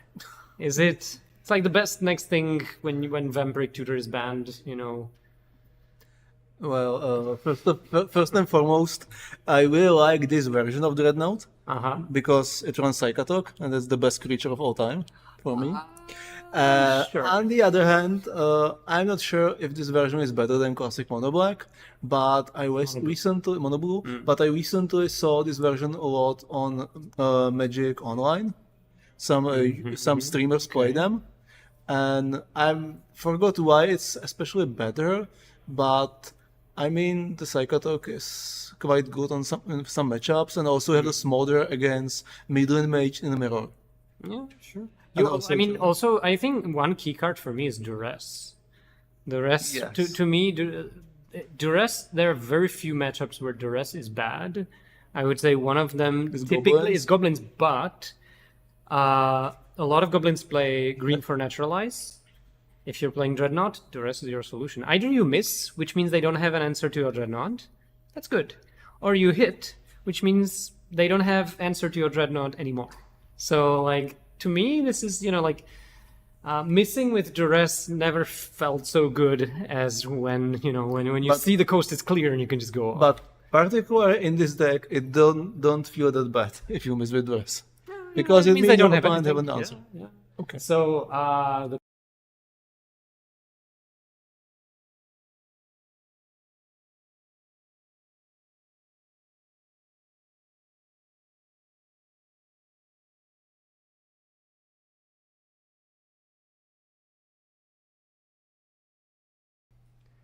All right, so we talked about 2 undefeated decks. One new piece of information that we just got: these 2 decks are going to stay undefeated in the tournament because they just offered intentional draw to one another. So we'll see if it's enough. This is an 8-round tournament. This is just round 7, so there are going to be 6 wins on the draw. I'm looking at the standings. We'll see. But anyway, instead of those 2 decks, we have, what do we have here? Enchantress? Tomek, which, yes, but... The classic Oh, build. it's not a classic at all. Look No, at it's that. aggro one. It has Ephemeral Enchantress. And it's... It's... I think this is actually a deck that's very near and dear to our own Ondra Skalička, who did quite some work on it. This is the one where if it plays Seals of... Okay, because the Enchantress, the green-white Enchantress triggers when the enchantment goes into the graveyard. So, if I'm not mistaken, you run the sweet combo of... Do we have the white Tog here? Huh. Okay, never mind. Anyway, we're gonna see it in action very soon. The other deck, I believe, was Burn. Is that right? Is Kuba up against Burn? Yes. That looks very much like Burn to me, with some not so pre-modern designs of... What is that? Lightning Bolt. Okay. Both of these players are 5-1. So they play for the chance maybe to ID next round. Also, that is a very, very modern-looking Jackal Pup.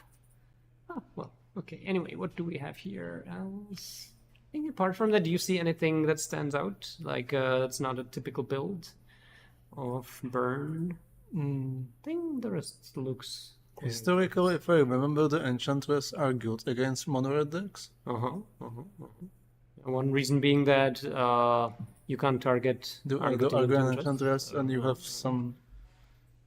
Does the deck run in a life gain? I think, by the way, that's Exploration, and the card right above that is Seal of Strength. Do you remember that card? The green seal. It's a green seal. Yes, I know. Giant growth on wheels, enchantment. or Yes. What do you, is it wheels? Legs? on something. enchant. Okay. It's just enchant. And Spirit Link, by the way, which mean you have your lifelink. So all you need is the Tog. But I can't. Is there a Tog in this list? I see Mother of Runes. And 4 Aura Tog. oh, okay. That's the one. So like you all you need to do is land Spirit Link on Oratug. If they don't have Vortex, you're good. All right. Okay. Are we ready for the match? Yes. We are. So let's go. And we expect that the Enchantress are favorites. We'll see. Burn can, anything that stands in the way of burn can become crispy very soon. Did you ever face large creature with Spirit Link? In draft one. Exactly. I Construct. remember playing Spirit Link as removal spell for my opponent's creature. So like you put Spirit Yeah, Link there on was them, also and options. then they can't attack anymore. But this will be different story. Uh-huh.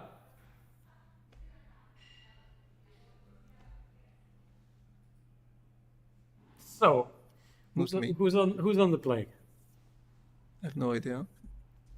We're gonna find out soon.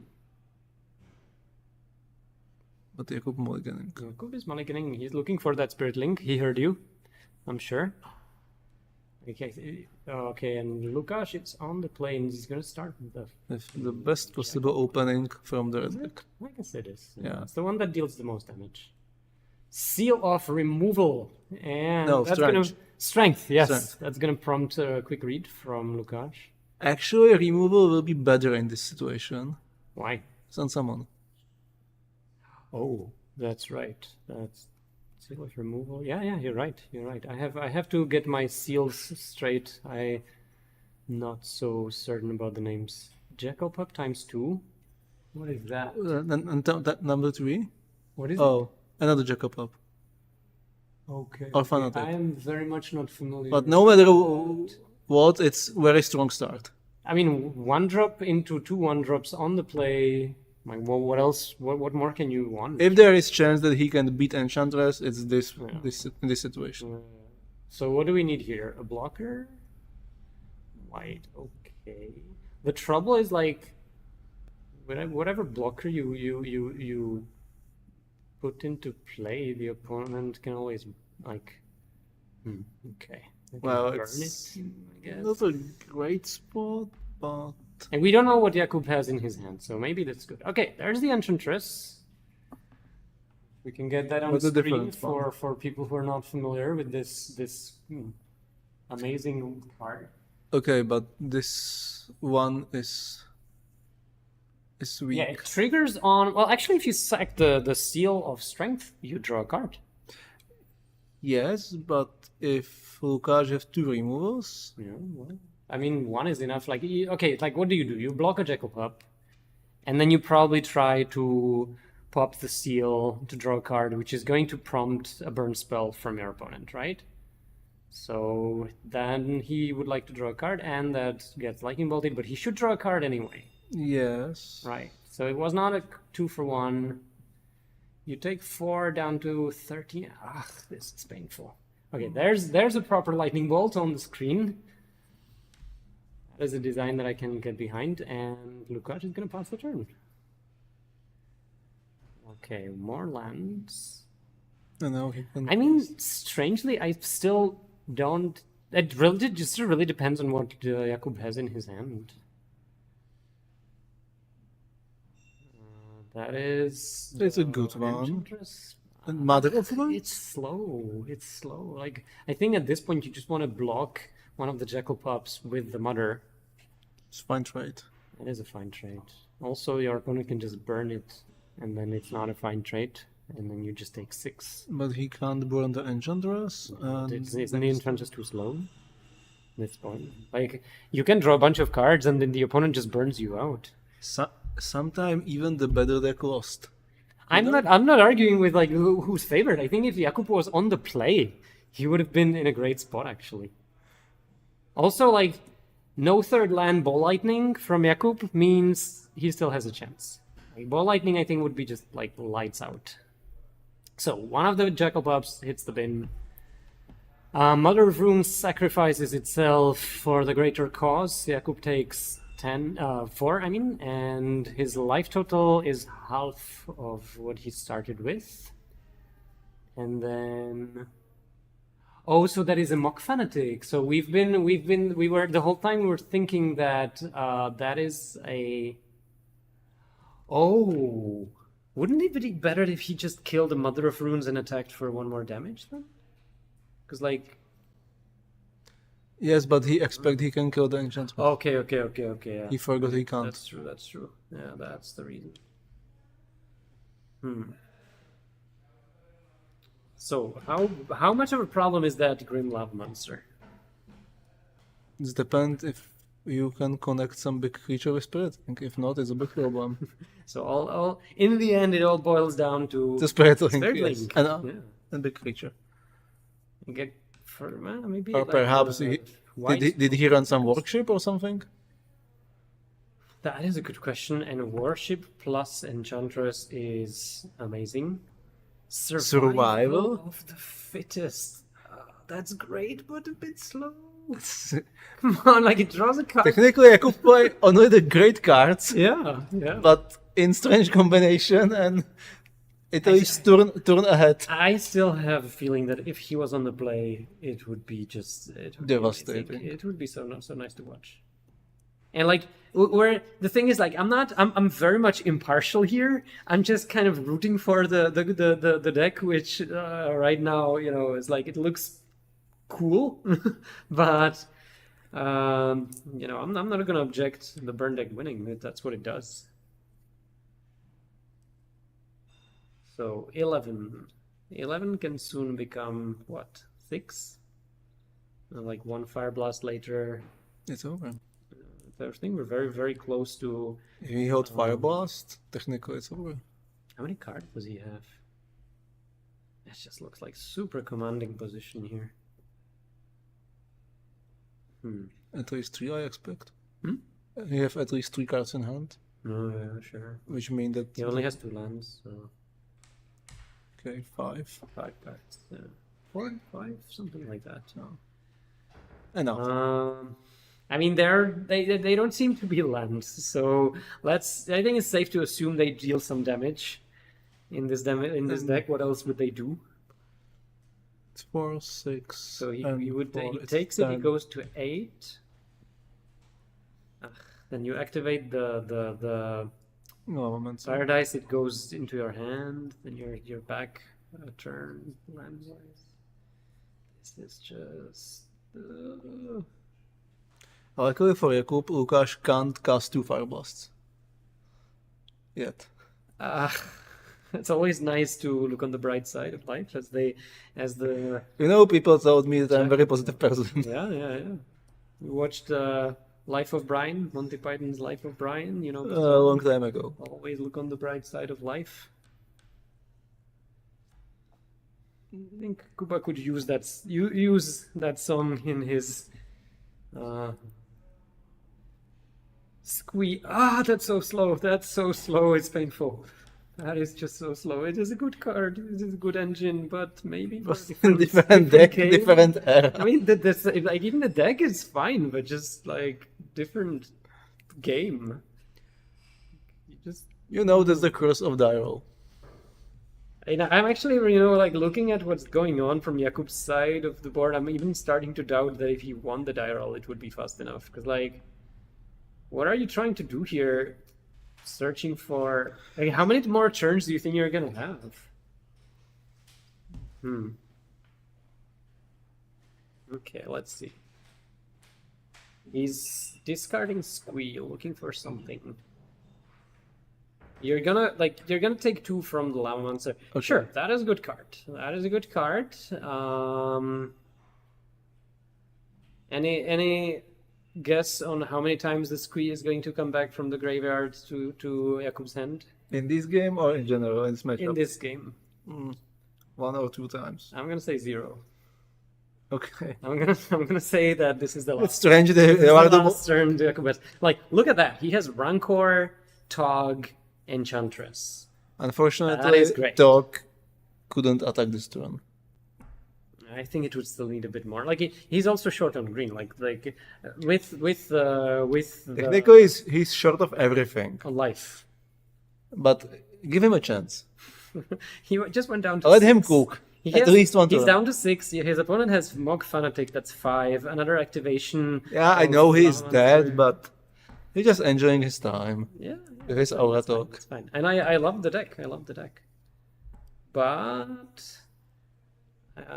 yeah, okay. Lukáš is tapping his lands. Probably means he has something. He's gonna fetch.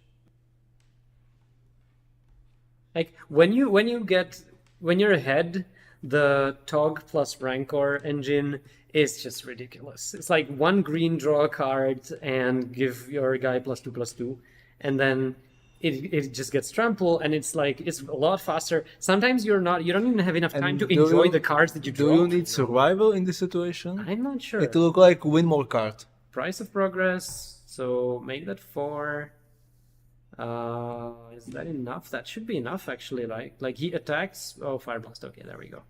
That is a very modern looking Fire Blast, but it will It still do the counts. job just fine. So actually, he had a lot more than even just lethal. He had like 5 more damage. Was like if he attacked with everything, one of the Jackal Pups goes unblocked. Or actually, the Fanatic goes unblocked. Deal 1. Lava Monster deal 2. That's like 4. He still have a lot of gas. Yeah. Anyway, so in Jakub's sideboard, I can see. Well, the enchantments against red. Sure, that's the absolute law. I believe Yes. there's a solitary confinement. Well, That is as close to worship as you can get, I think. Like if your opponent doesn't have anything to mess with it, then this. but you must first cast your enchantress if you want. Like you win have with Enchantress, confinement. preferably the one that cannot be targeted, and then like you're probably gonna need more than one because you skip your draw step, so you're gonna need and you discard a card. Which means the penalty on solitary confinement is very steep. especially in this build because you have only few enchantress. You have 8. You have 8. Just like You don't other have the decks. presence. Yeah, but like you you have the green white one instead. Oh. And oh come on, like look at how many seals he has. But yeah, sure. Well, okay. What does Burn have? So probably not any enchantment destruction, but there's Anarchy can get rid of solitary confinement, right? And the white enchantress also. Yes. pretty Flaring Pain does that target? I mean, it work against No, confinement. so that should work against solitary confinement as well. I think that if you're Vortex if you're, also.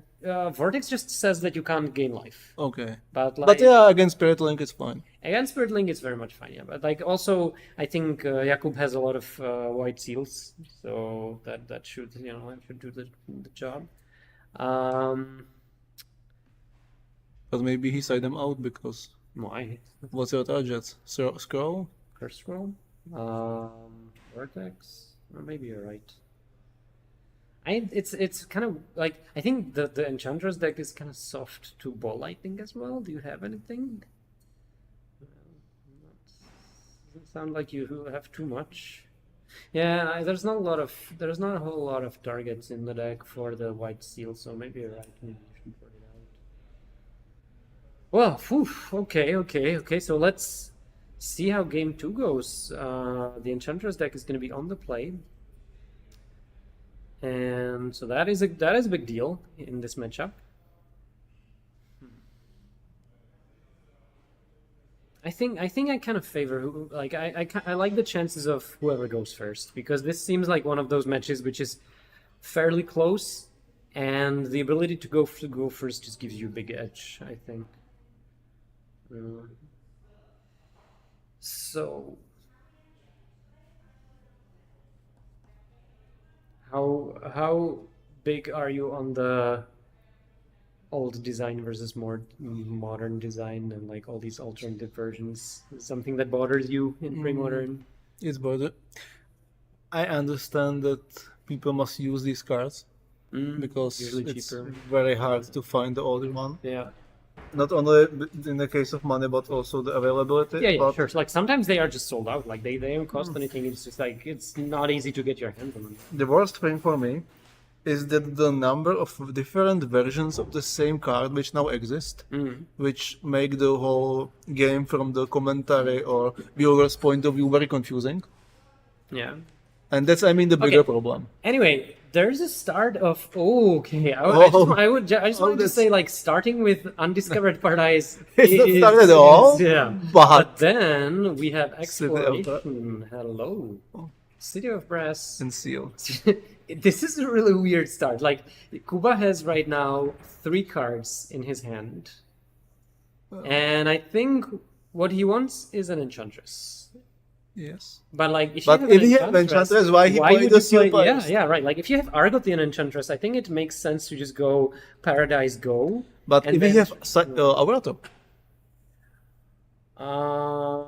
Okay, but like, the problem is Artok doesn't draw cards. Like, sure, you can. yes, you but can, if he's big enough and have Spirit Link, it could solve Sure, the game. like for the plan with Spirit Link, yes, I'm all on that. Also, Jakub has 2 green sources.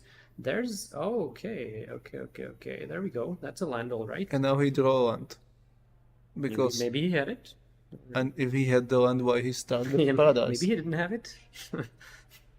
Look, I'm not. I don't know everything. I'm not expert on Magic, but I think. Okay. Also, he has planes, so clearly. And now he is now my it's old friend Artok. Overtalk. Okay. So he has like what? Oh, there we go. Rancor. Hello. But that also means he has just 1 card in his hand, right? And I guess what that card is? I hope it's Spirit Link. I'm going to disappoint No, you. it's Undiscovered Paradise. Paradise. Have you been paying attention? But so okay, so this is very unusually for the Enchantress deck. I think Kuba is just going to go all in on defense. attack. Like he can on attack. Yes. Look how on offense. Yeah. Look how much damage he can deal. Also, it's for the burn deck. It's going to be seriously difficult to kill that Tog unless they Especially because you can't block with Jackal Pop. Well, no. Like the Jackal Pup, I think is just gonna go on offense as soon as the Tog, Yeah. At turns least sideways. And like the thing is, I still think you can race it if you have like Ball Lightning and Burn. Like so the Tog does essentially around 7 damage turn. Like It's no, +2, more. +2. +2, yeah. Which means now his power is 8. So it's like a 9. three turn clock, isn't it? Curse turn Scroll, clock. I'm gonna say is gonna be way too slow. So this is Oh, good news. it's a This is different good news talk. It's for- Sacrif, yes, okay. Huh? Yeah, no, it's over. I expect the card is better. This is the top. So it's a 1/2. No. You can sacrifice the exploration. So I suppose now, yeah, Kuba is going to go for some. So that's 1 trigger. And let's do that again, shall we? So 1 more. Sacrifice. So now the Tog is 5/6. The Rancor goes back into its owner's hand, and we're gonna pay City of Brass. No problem, says Kuba. For our non-Czech speaking viewers, by the way, Kuba and Jakub are the same name. That's why I keep saying that. I understand it can be a bit confusing, but basically every Czech name has 2 versions, so you might hear me using both. So this was 3 Tog activations plus the Rancor, which means that it's 9 power right now. Okay, so it's a two turn clock actually, not just 1 turn. So if I'm not mistaken, and the Jackal Pup cannot do anything, and the Tog has Tremble. So that should be 9 damage. 9 damage, 10 damage? 3, 4, 5. Okay. I think that's just it. The Tog is gonna do it. Like at first I thought Ball Lightning can raise, but look at it. Like Lukáš plays Ball Lightning and he dies. What is he supposed to do about it? Like Jakub is always going to keep the lands. I mean the enchantments to protect his Tog, like sacrificing exploration, sacrificing seal. And do you see any way out for the burn player here? No. Because this is gonna be like, what, 14 trample damage? How much cost Anarchy? 5? 4. 4. More than 3. That's the important thing here. So what can he? Yes, there we have Anarchy. Incinerate your Tog. Okay, I like that play because it means that he has to do something now, but like you can comfortably sacrifice that Rancor. Or Exploration. Like Rancor goes back to your hand? Yeah, sure. Sacrifice. Okay, Tog is now... Okay, so that's 6 damage. So it means you have to sacrifice the seal. Okay, do we have Fire Blast? Okay, no, we don't. Like, Fire Blasting the Tog here actually wouldn't be that bad. It means it would mean that Jakub is left with nothing. Just a bunch of enchantments. So does Jakub have lethal now? So this is 2, 4, 6, 8, 9. I see lethal. Do you see lethal as well? With Rancor, yes. Yeah, because Rancor is +6, right? Exploration is +2.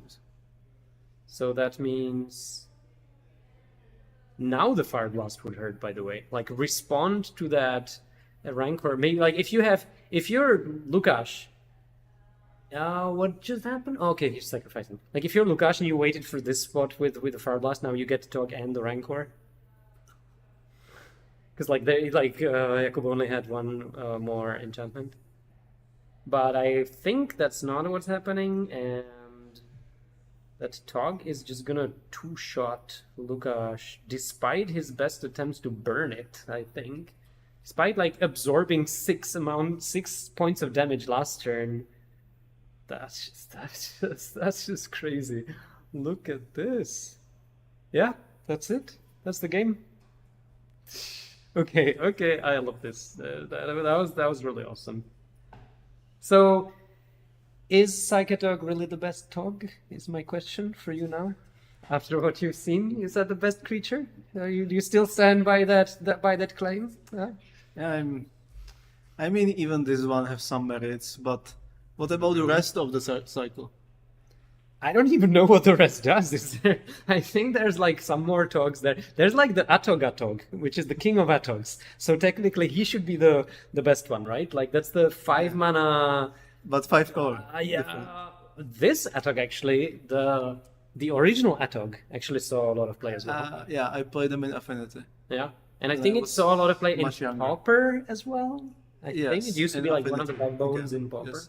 But I remember I played this with the best Affinity. Yeah, right. Like with the one where there was like Disciple of the Vault, Skull Clamp, Ravager. I never played with Skull Clamp, but yes, the rest was There's Atog. And also there was the red-green bigger, the Mega Tog, or... Yeah, that's true. Can you get Mega tokens? So you can... 4 Atog. No, 3 it's too old on me. Forest. But it's legal in Premodern as well. I didn't realize how many Togs there were. Yeah, there was a cycle I know from... this cycle because from there was the Odyssey, uncommon cycle yes. from Odyssey, and this was like 2-colored... Yeah.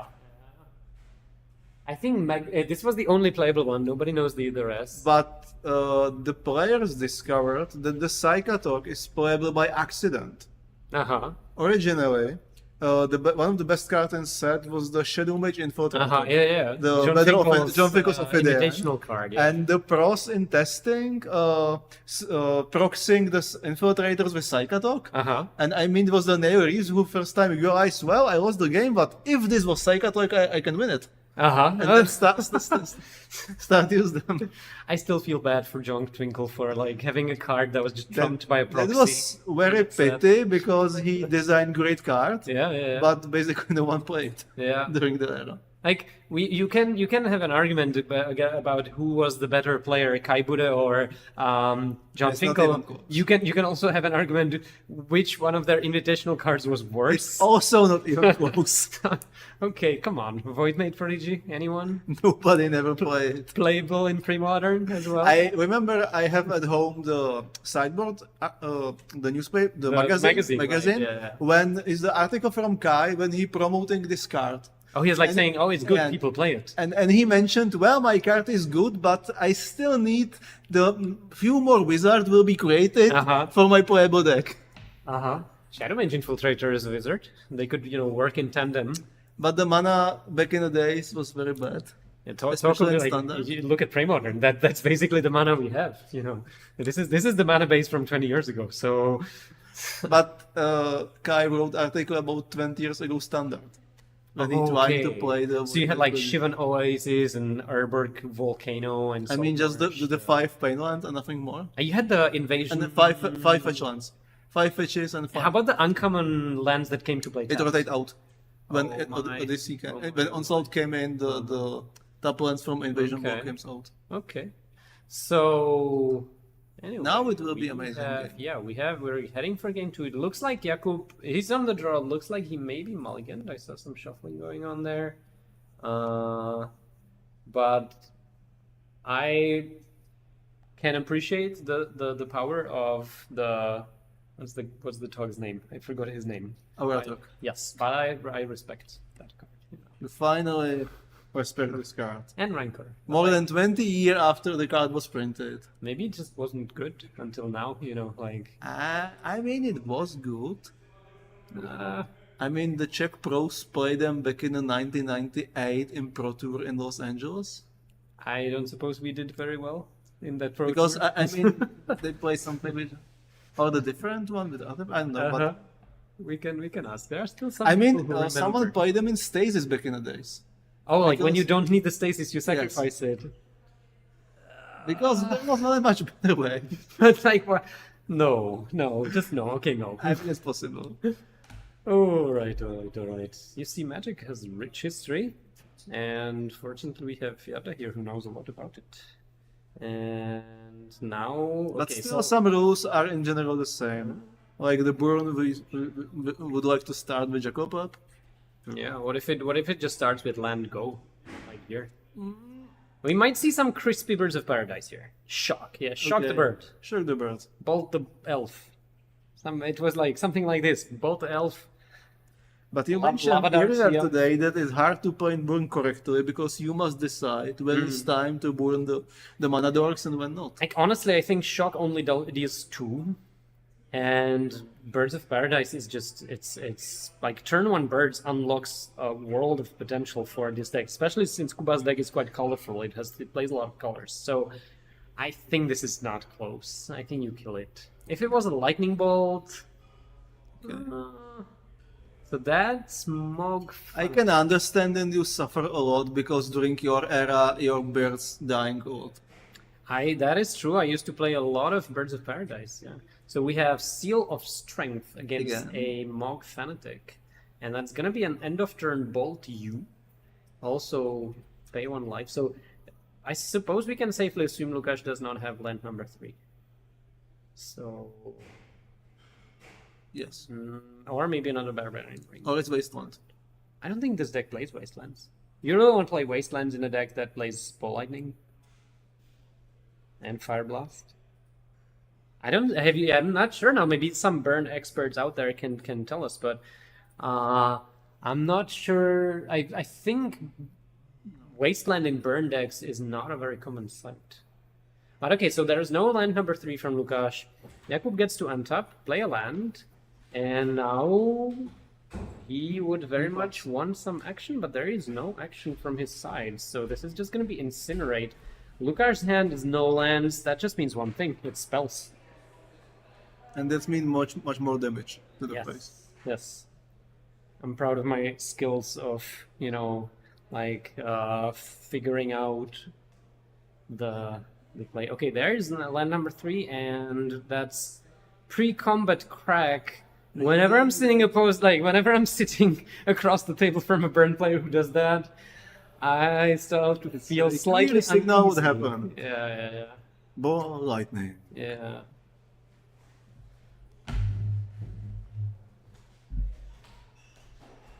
Yes, it is.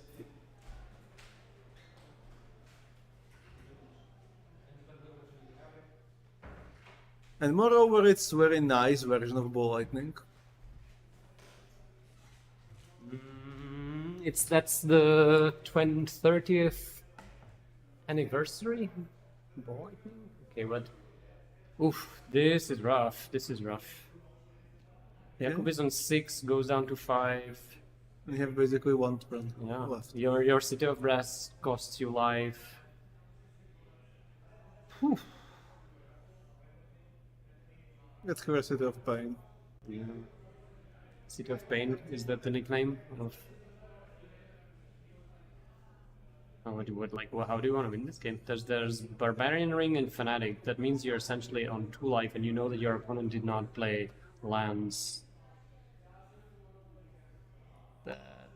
Yeah, but I think okay, another Seal of Strength. Oh my god. But what?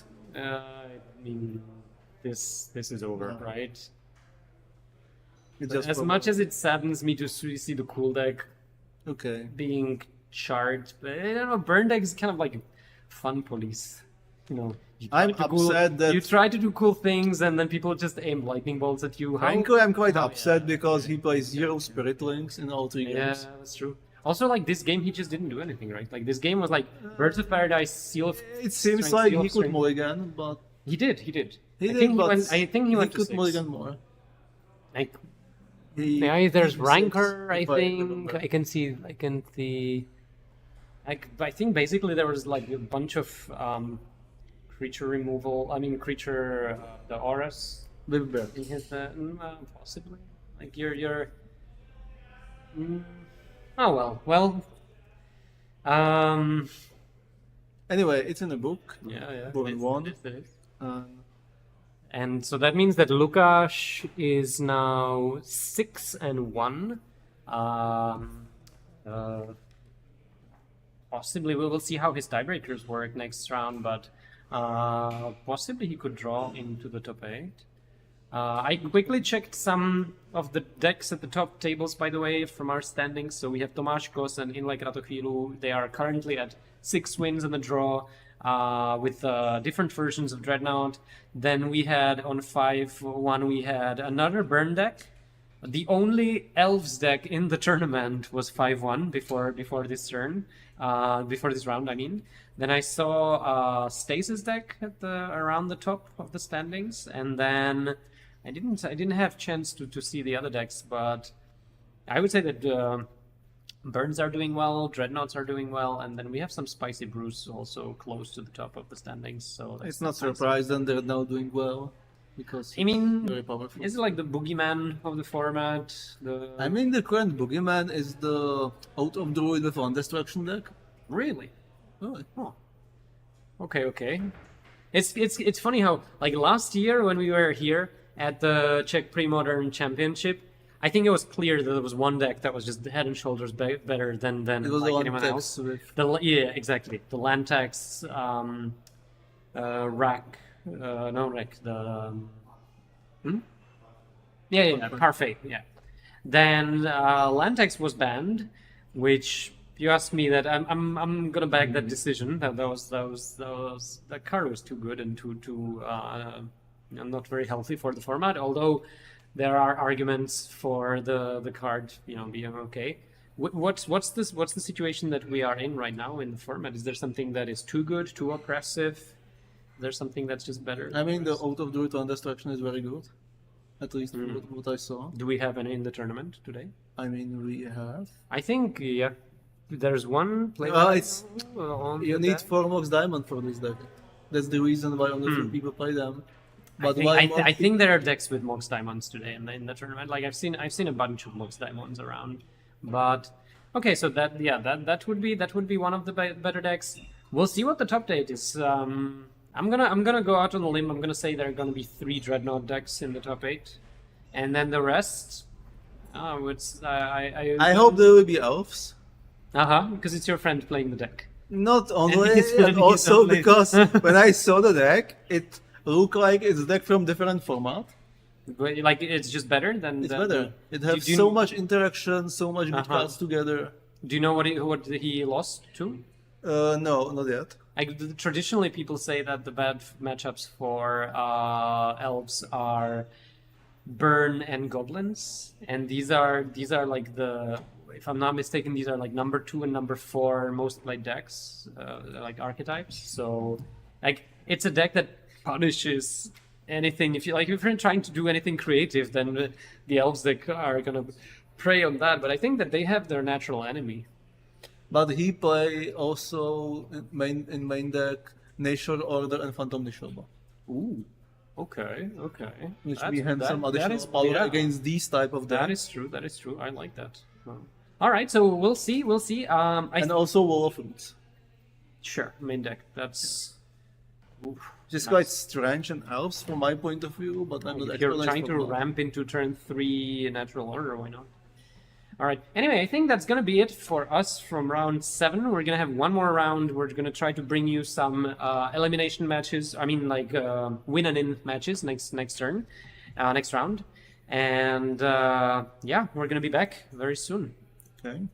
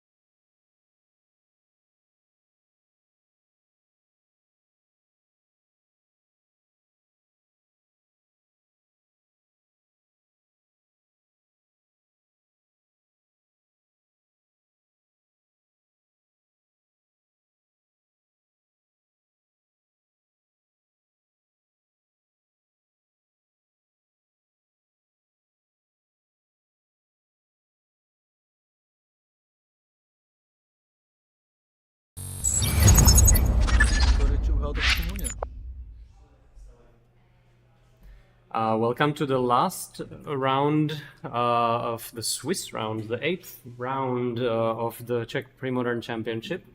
I have the standings here, and it looks like the top 3 tables were able to ID. I can see the first. So there's 19 Tomáš Kos, Inlay Kratochvílu, Jirka Hradecký, Václav Alt, Lukáš Kovařík, and Alberto Clerici. If I'm not mistaken, these are all going to be able to draw. And then we have actually one match that we're going to look at, and that's Lukáš Pešek against Dominik Weismann. Lukáš is paired down, and Dominik is on 5 wins and a draw and a loss, right? So it looks like it's going to be the 6 players, and then we have one of the from the match, Lukáš Pešek, Dominik Weismann, and then there's another 16-point player paired down. So and that's Alexander Ruckriegel.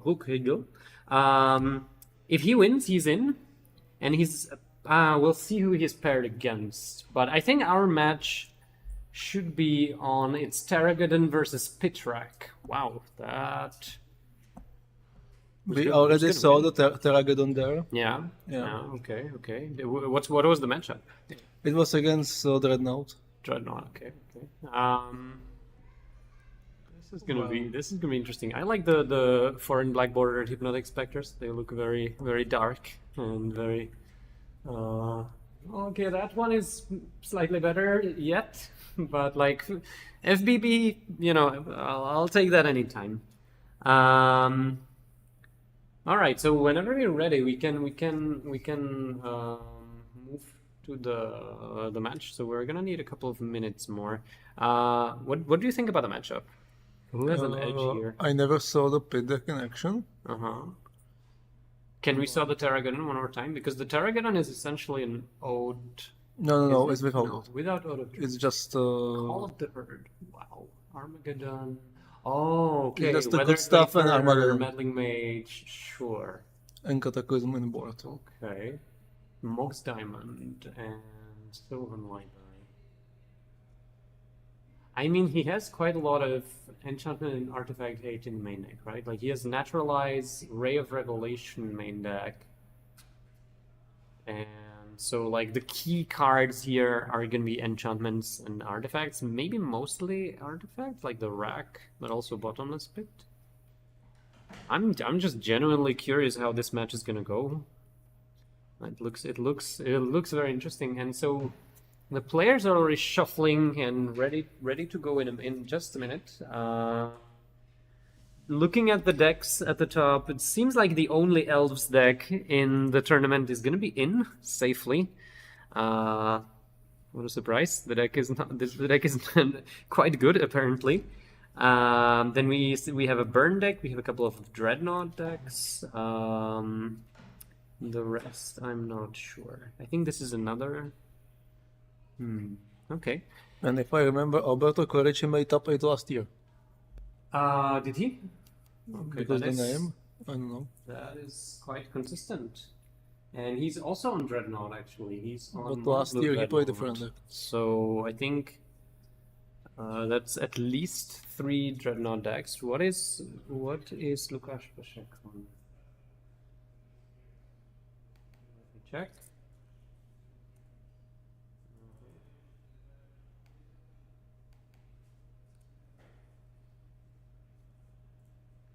Okay, anyway, the match is on and it starts with turn 1, Swamp and the Wreck. It's nice old school. Yeah, I mean, it's not as explosive as like could Dark be. Ritual into something. Yeah. And also he's on the play, so like this, the Wreck is a good card. It's gonna take a while before it does anything, and also like your opponent knows about it. And you need to follow up with something that discards their cards. And these okay, so land, Mox Diamond, land. What do we get? Sylvan Library. If you're Meddling Mage. Ooh. What does he say? Okay. Okay.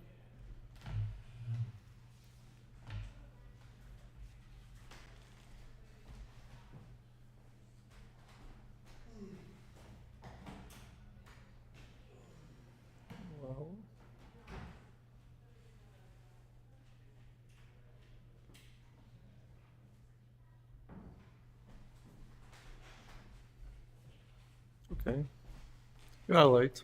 So apparently the meddling mage. Die.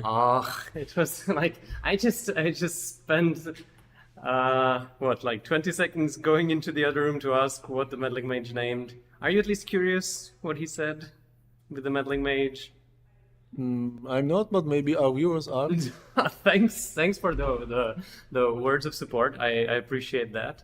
And I wish there was a way for me to tell the viewers, but not you, because you don't deserve I can go right also. You don't deserve I can go outside for 20 seconds. So just like put your like okay, maybe just one question. What do you think the meddling mage said? Bottomless pit. Yes. Okay. I have no idea what the card's doing, but I expect it's important if it's in the name of the deck. Oh, so the rack was already in play, so you Yeah. just named the second part of the combo. Okay, that is smart. You have bottomless pit on the screen, by the way, so you can educate yourself a little bit. Okay, nice. And now it's in play. So the question I think is, what's faster, the bottomless pit rack engine or the Terravor? And maybe more importantly, is that Terravor gonna live? Right now it's still quite small. That can change pretty fast, especially with the pit. 6, reroll 4. What do we hit? That is a land. Okay. It's actually good for Terror. Yeah. I'm wondering if it was correct to cycle in response to the pit, because you get one extra, like, potentially if you draw a land, then it's like one extra land. But maybe he missing ones and he need to play someone's. It's possible. I think he still should have one gemstone mine in hand that he returned with the Traverse Runes. So the Terravor takes a small bite out of Lukáš's life total, and we're gonna follow it up with almost a land tax. It's a bit slow, but it can attack. Sun text on creep. Okay, and it's dead. It's die also. Yeah. Like you wouldn't be able to hit the land tax with a Funeral Charm, but you most certainly can kill Weathered Wafer with it. So that still leaves the Terravor in play, and I think Lukáš will just have to do something about it at some point. Like, it's certainly faster than... Oh, there we go. Whoa, that is good. That is very good, and that just means Dominik has to come up with something. So, we're gonna discard something. And it would be... Why he didn't play the Gemstone Mine? Maybe because he didn't want to lose life from the rack. Like at this point, if you are going to, if you think the Weathered Wafer would live, then you just don't play it, because you know you're gonna find more lands, and like the pit rack deck typically does not play that much removal. But the way it worked. Like at least he's taking less damage from the rack. That's still fine. I'm not impressed. So now you're very hard to impress, honestly. Now it's just about the race between Treetop Village and the rack. Or how about an Anorite Brushhopper? We've seen this guy before. In a different. Huh? What's that? Our old friend. Yeah, you think it's the same one? No. And he hopped here from a different... But I saw this same one in a different matchup, because we also already saw the Dominik's play. And yeah, there's been a lot of hopping going on our coverage it's today. interesting that Also a lot of people find love to this gentleman. By the way, we talked about Voidmage Prodigy, Shadow Mage Infiltrator just in the last round. I just walked past the couple of tables at the end of last round, and I saw not one but 2 Voidmage Prodigies in play. I mean, one in play, one in hand, and it kind of sounded like, oh wait, this is exactly what we talked about. And you know in what deck it was? I'm not gonna tell you. You wouldn't be impressed anymore. I'm just gonna say it was in the sideboard of a Stasis deck. Now I'm impressed. So, are you? Okay. Okay, because it's in Stasis and... Okay. But, I mean, originally the story was better. Because... Yeah. Because you saw also the other spicy cards. Yeah, right. Like it was a board with like a spell book, Claws of Gigs, Temporal Adept, and Voidmage Prodigy, and they were like the Prodigy and the Adept were just on a beatdown plan, you know, like attacking for 3 a turn. But in the meanwhile, what we have here is a Brushhopper going on the offense, and joined by a Meddling Mage On the Diabolic Edict. Diabolic Edict, sure. And Well, he Lukáš already is cast trying 2 of to them. raise that. Well, I mean, you have to name something, right? That ideally something that's a creature. I mean, that can remove your creatures. What's the race like? Actually, Lukáš is still winning this race, right? Because now, yeah, that's it. It was a pretty close race. Like, at one point, it looked like Treat of Village plus Anrid Brushhopper might get there, and the Wasteland changed that equation. From my impression, the matchup is much closer than it looked. Oh, yeah, this was just a good old fashioned race. Now, thanks to the sideboard, Dominik have access to another copies of removal of artifact and Yeah, enchantments. right. Like he has Which would be key in this Neutralize. matchup. Oh, of course. Do you like Zorn Orb for a couple of extra life here? I don't like Zoranov in general, but, Yeah, but, well, but, yeah, but yeah. I heard that back in the days it was good cards. Back in like when it was first printed. Yeah, in 95. And we have. You're right. There's a lot more artifact in Enchantment. I mean, actually, Zoran Orb was banned. because it was too good. It was too good. Was Healing Salve banned as well? Not because it's too good, but it creates really slow control environment. Okay. So they just wanted to like make the format a little bit faster, and that's why Yeah. they banned the Little good more slow proactive. cards. But on the other hand, I remember time that even the Kirt Ape was banned. And Juggernaut. You remember you were there when, you know, Actually, I at the wasn't dawn there. of time. I wasn't there, but I heard the stories. Okay. All right. What And does now- Lukáš have in the sideboard? So probably not Negator, probably not Plague, Dystopia. Sure. Like if there's a matchup where this card would shine, this is the matchup. Well- The trouble is that like it just. By the runs way, it's straight- very nice old card from Ice Age. Yeah. It runs straight into Ray of Revelation. That's one thing I don't like about it. But because like you're boarding in enchantment against an opponent who's just like boarding in a truckload of enchantment. But in a vacuum, is better in this matchup than Funeral Charm, for instance. Funeral Charm kills the Wayfarer.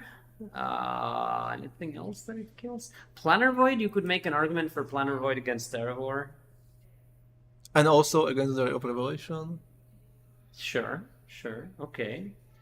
How does it work when you have a Planar Void and the opponent plays Ray of Revelation? Does it get removed? It's a trigger. So that means when the spell resolves, the trigger doesn't happen anymore. All right. So you could. Oh, I have no idea how to sideboard in this matchup. You board out Cabal Therapy because this is not a deck where like certain cards are good, but like every card is good. It's like very much a value deck. I don't like Cabal Therapy in general against the deck that's playing Call of the Herd. Like they're just gonna outvalue you, right? Like we saw it in the last game. Whoever had like one more threat means that the clock was like one turn faster. I think had the edge there. But the number of larger threats in the white-green deck is not that high. Which means if you have 6 edicts, actually, 2 dystopias, there's 8 edicts. Yeah, I have no idea. No, you are right that therapy is pure card in this type of matchups. And you need to hit. If I'm not a big fan of therapy. I think the only time it's good is if you duress them first, and then you know what you're getting, right? But like I really don't like a blind therapy in this matchup. The other question is how many targets for duress do white-green have? All the naturalizes before you run them out, and of course then you don't want to run into Ray of Revelation, but We'll see. Anyway, so Dominik is gonna be on the play But here. if I have Dystopia in my sideboard, I will definitely side it in this matchup. Obviously, I Just think this, because I think I this is the won't best. enjoy it. But this is the best matchup where you can have it. It's actually like it really kills actual cards, right? Like it's not like it kills one soldier token from Decree of Justice. This actually. I'm suspicious that even the one reason why the Dystopia was created was the white green deck. Oh, Because that was like the a white white green green Armageddon oppressive- deck was Was it the Ernamgeddon? Ernhamgeddon. It was one of the best deck in the earliest days of Magic, Mm-hmm. which is quite nice. It's still good to these days. Yeah, well. So we are. Oh, there's the Planner Void. All right. Okay, no more. No what? more terrible. No more Terravors for now. It's good enough. Is it? I mean, You shut down his bigger creature. yes. Like you can still it can still survive on your lands because But technically, it's a removal on Terravor from 1 mana. yeah, I suppose. Okay, there's the Meddling Mage. There's the Meddling Mage, which is gonna name something, and I mean, now Diabolic Edict is safe bet. Okay. I would like to hereby thank the players for the courtesy of putting the paper there so that we know. It says Diabolic Edict. And there's a Mishra's Factory and a rack. The namesake. And another rack. Wow. Did we say that going 1-drop, 1-drop, 1-drop is good in Magic? It's good, but But I would rather have Jacopops. you're really hard. You're really hard to please. Like we mentioned before, you're really hard to impress. So now there's the race is on. I suppose that the racks are not a big problem for Dominik right now because he still has That some was my cards in point. hand. But it's gonna like if you play spells, you're gonna expose yourself to the rack damage soon. And if you don't, then the Mishra's Factory is gonna start hitting you. Right, what does Dominik have? Forest Go. Interesting. I'm still not impressed by the Planner Void. I mean, I don't know what Lukáš sideboarded out. Ooh, bottomless pit, rack. Now Dominik needs to have something, but he said Diabolic He Edict probably with, have something so because- sounds like he does have something, right? And like his mana is open. Sure, there's the Naturalize.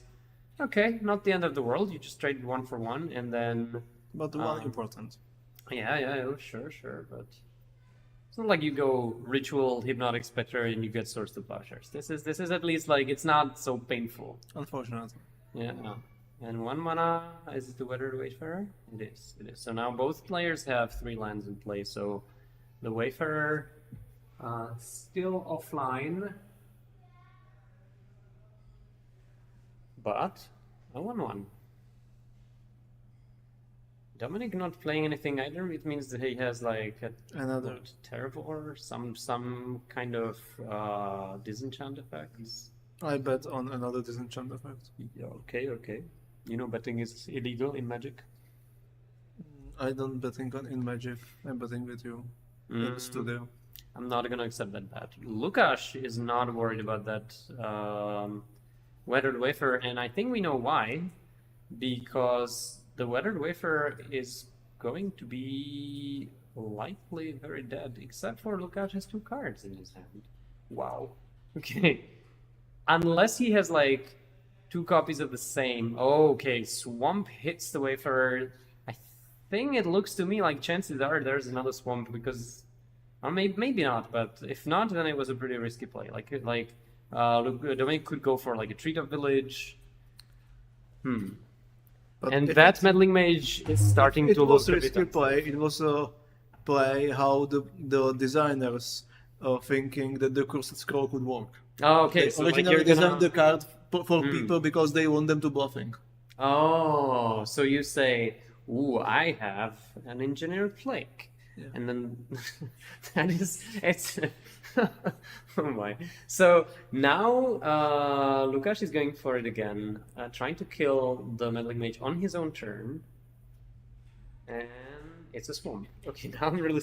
Yeah, that's On the really other hand, if you have 2 swamps, yeah, it's great mind game. because like he has 2 cards. If you don't have 2 swamps, you can just play the swamp and kill the meddling mage for sure, right? Like, but then I guess the effect is the same. You just tell your opponent you But had 2 in swamps. this way, it look much better. Yeah, for sure. There's a Rishadan fort over there. Upkeep, tap your swamp. Sure, says Lukáš, that is not a problem. Be my guest. I suppose that's what he says. We I can't know. hear them. But he has, let's assume he has another swamp in his hand, so he can just go swamp go. How worried are you at this point about some kind of Armageddon? There's a couple of those in Dominik's hand. So, like, the thing is, if you start... Oh, okay. Could Armageddon solve the situation in Yeah, significant yeah, I way? think so, because, like, it switches off the curse scroll. And... Alright. So there's a Dust Ball activation from Lukáš. Interesting. So now Dominik is back to just white and green and 3 lands only. So... Is it a brush upper? Our old friend? Call of the Herd. Not bad at all. It gets removed though, and that's 1 point for Planar Void that I think is relevant and that I missed. Okay, sure. So You are right that if he did not play the Planar Void in the first 2 rounds, it's quite unimpressive. At least from today's standards. Planar Void. Yes. So Dominik plays another land that is vulnerable to Dust Bowl, but he's not afraid. And like Lukáš seems like he has a lot of lands. I think the answer is like, does he have something against the elephant? Because he's gonna start taking 3 a turn, and Dominik has a lot of cards in his hand. So, this game is wide open. I mean, the right play is destroying the land. And It was like, if you're destroying a land, you know your opponent has at least 1 more land in his hand. Oh, Dark Ritual and Skittering Scourge. Oh, okay, I like this play. You're not using the full 3 black, but now you have something to block the elephant with. You cut your opponent's blue mana again. And does he have Swords to Plowshares? Wow. Okay. We talked about how it feels getting your Hypnotic Spectre Swords to Plowshares. It's pretty similar to that. And Dominik does not play the Rishadan port. He doesn't want to lose it to the Dust Bowl. There's a Hypnotic Spectre. can you imagine that Skittering Scourge was one of the better creatures in Standard? Yeah, absolutely. I remember it being very good limited card, actually. Stellman Library joins Dominik Weismann's board. Okay, so the Hypnotic Spectre will take a bite out of Dominik's life total, and it's going to make the racks a little bit better. Lukáš is on 11, so he can afford to take a couple of hits from that elephant token, but a couple means not too many before he's dead. Okay, Dominik goes to 17, discards a card.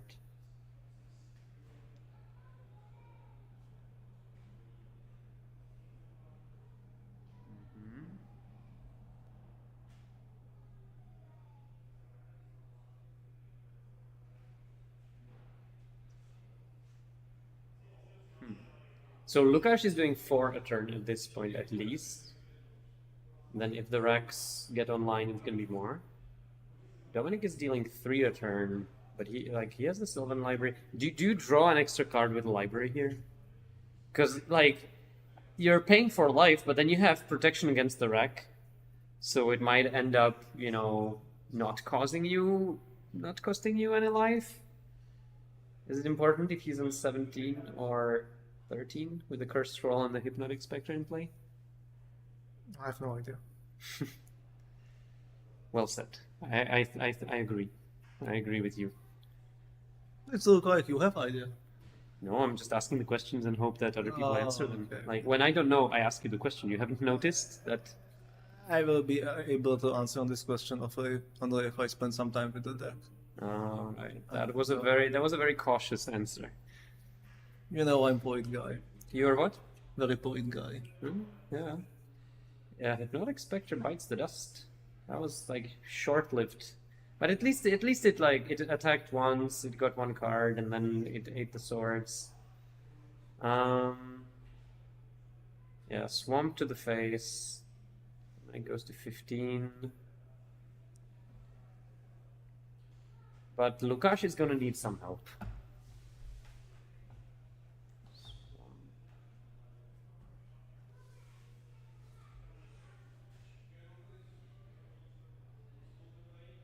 It's like he has 4 1-mana artifact or enchantments in play right now, and basically only one of them does anything right now. Like one of them affects the board in any way. And it's not enough so far against the elephant token. There's a problem of situational card like Dark. Sometimes it's very good, sometimes not. Sure. Like in this deck, it tends to be very good more often than not, but I can see your point. Stomp, says the elephant. And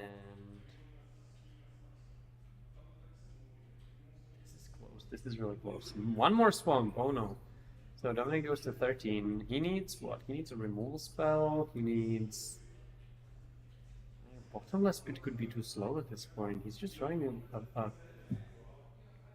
truckload of lines.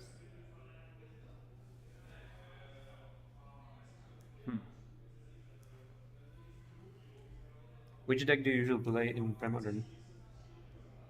I never play any game of Premodern. Seriously, so you're just the theory guy, like you know it inside out, but only from like reading the articles. No, I saw the games. Are you? Oh, all right. Which deck would you play? If Yeah, which deck I would play? yeah. Something with EnchanTog, just because it's fun. Sure, makes sense. Where, by the way, there's the Ray of Revelation Planar Void situation right now, and since it is, I think they might ask a judge about this because it's not something that comes in very intuitively, but it should not get exiled, right? Because destroying the enchantment happens during the resolution of the spell, and the Planar Void, it's a trigger. So that one, it can only trigger once the spell is finished resolving. So they might ask someone for just to confirm. It's always when you're not sure. It's always good It's safer to ask the judge. to confirm it.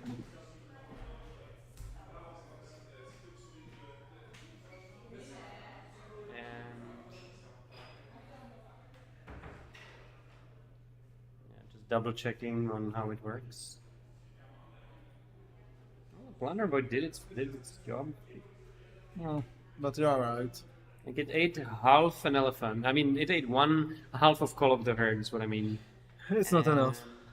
It's not proactive. Like, it's... But that's a problem of his board right now. Yeah. That all these cards are reactive, and Curse Scroll is reactive, but only does 2 instead of 3. But at least he showed us some really great play skills because of Scroll. Because his play with 2 cards in hand was great. I think that it's just like a different way how to tell your opponent you have a swamp, right? Because if you don't have the other swamp, you're just gonna play the swamp first and then kill something. Maybe So, like... I'm too old and my memory didn't work well, but I never saw this. Okay, sure. Like you don't actually show them the physical card. I like it. Oh, Dark Ritual. Sorry. That's basically like a swamp, and Lukáš is on 4, so 2 more hits from the elephant, and he's done. Also, there's going to be something at the end of the turn. I think Dominik is deciding. Oh, he has all the disenchant effects in the world. Okay, Now he's a bit soft to Dystopia. Like he can't kill it end of turn. If Lukáš has it, but it doesn't like it. Yeah. It doesn't look like it.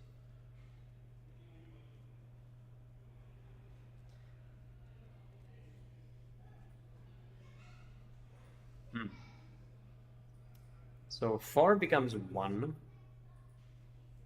that is precarious life total. It's like usually the life total where you look at the top of your deck and you scoop. Ah, that is the chump blocker. That just makes me sad.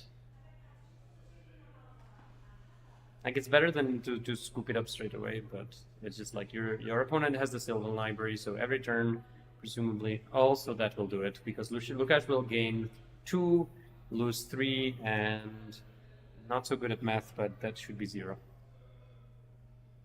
Alright, 1-1. Your math is good enough. Thanks. You can count to 20, right? I used to be pretty good at counting tiebreakers for ID purposes. Because that was back then where, like, I remember every time at those big tournaments, there would be like this crowd of people before the last round at the paper standings. So you'd have to like push your elbow your way in to see how many people can ID, and like if you can be one of them. Usually you're being pushed out by someone else who wants to check the standings, so you didn't have a lot of time for that. Nowadays with the companion app, you can do it without any stress. I prefer the old way. When I returned you to do. play Magic in person, Everything was better. back then. no, of course everything was better when you was younger. There's no question about it. But I'm the person who didn't use the mobile apps, Uh-huh. and I was must you. install Uh-huh. the companion application Yeah. because I won't play the events in person Uh-huh. because I was prohibited to play them before the application. How long ago was that? Last year. Oh, you resisted for quite a while then. You only installed it when it was absolutely necessary, when there was Yes. no other way how to do that. All right. I just won't play my Magic. And you're not from Plzeň originally. Originally, no, but I live there. You're from Trutnov, right? What was Magic there during the old days? Actually, it seems like that Trutnov Magic have some really good results there Uh-huh. because 2 of my friends are in the top tables. Oh, really? So the Vašek? No, wait. No, Jirka Jiří, Hradecký is from and Trutnov as also Karel was there. Oski. Karolski, I thought he was from Kladno? No. He worked in Kladno. Okay. So Trutnov has some pretty solid player base. Apologies for people from abroad who have never heard of And, this beautiful town. And what is more important, we have the very beautiful team. His Mhm. name was Perez from Trauch. Yeah, Trauch being a nickname for Trutnov, and yeah. me and Jiří was the members of the team. Yeah, that was the team where like there was this team tournament once a year in In- Moravia where people Actually, it was team event in one castle in Moravia. that was 1 year it was held in a castle. I remember that. Yes. Yeah. Like the other years it was held in like different places. in some monastery or Ah, really? I remember it was like next to the river. We were talking about maybe some Hradecký, cool camp, the but- good old years of that. I used to attend many years as well with the Brožek brothers. and we defeat your team. Guess. I don't remember that. I mean, I'm gonna have to that's take your happened. word for it. And all right, I'm proud of it. good times. I mean, the fact that you still remember it means like I'll take some pride in that. Meaning that we were not just some team, but like it was.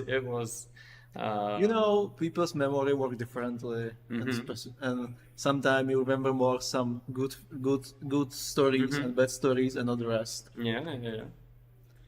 But yeah, that was also what 20 years ago, 17 Less. years ago. Yeah. It's not 20 years yet. We are not that old, but it's close. I started playing Magic 24 years ago, I believe. So you're a bit younger than me, but Not I that think much, but for a few years, yes. I think I started playing like 1999, 2000. So that's a quarter of a century ago. I own the first card with Odyssey, which is Yeah, so that's like what 2001, 2001, Yeah. 2002. I think my first booster pack was Exodus, and then I had a lovely starter pack from Urza Saga with Shivan Hellkite being the It's funny rare- that now it costs a lot of money. Yeah. But back then I just like cracked it open and looked at there was a. I think I would be able to like think of most of the rare cards and like the uncommons, because that was my first deck.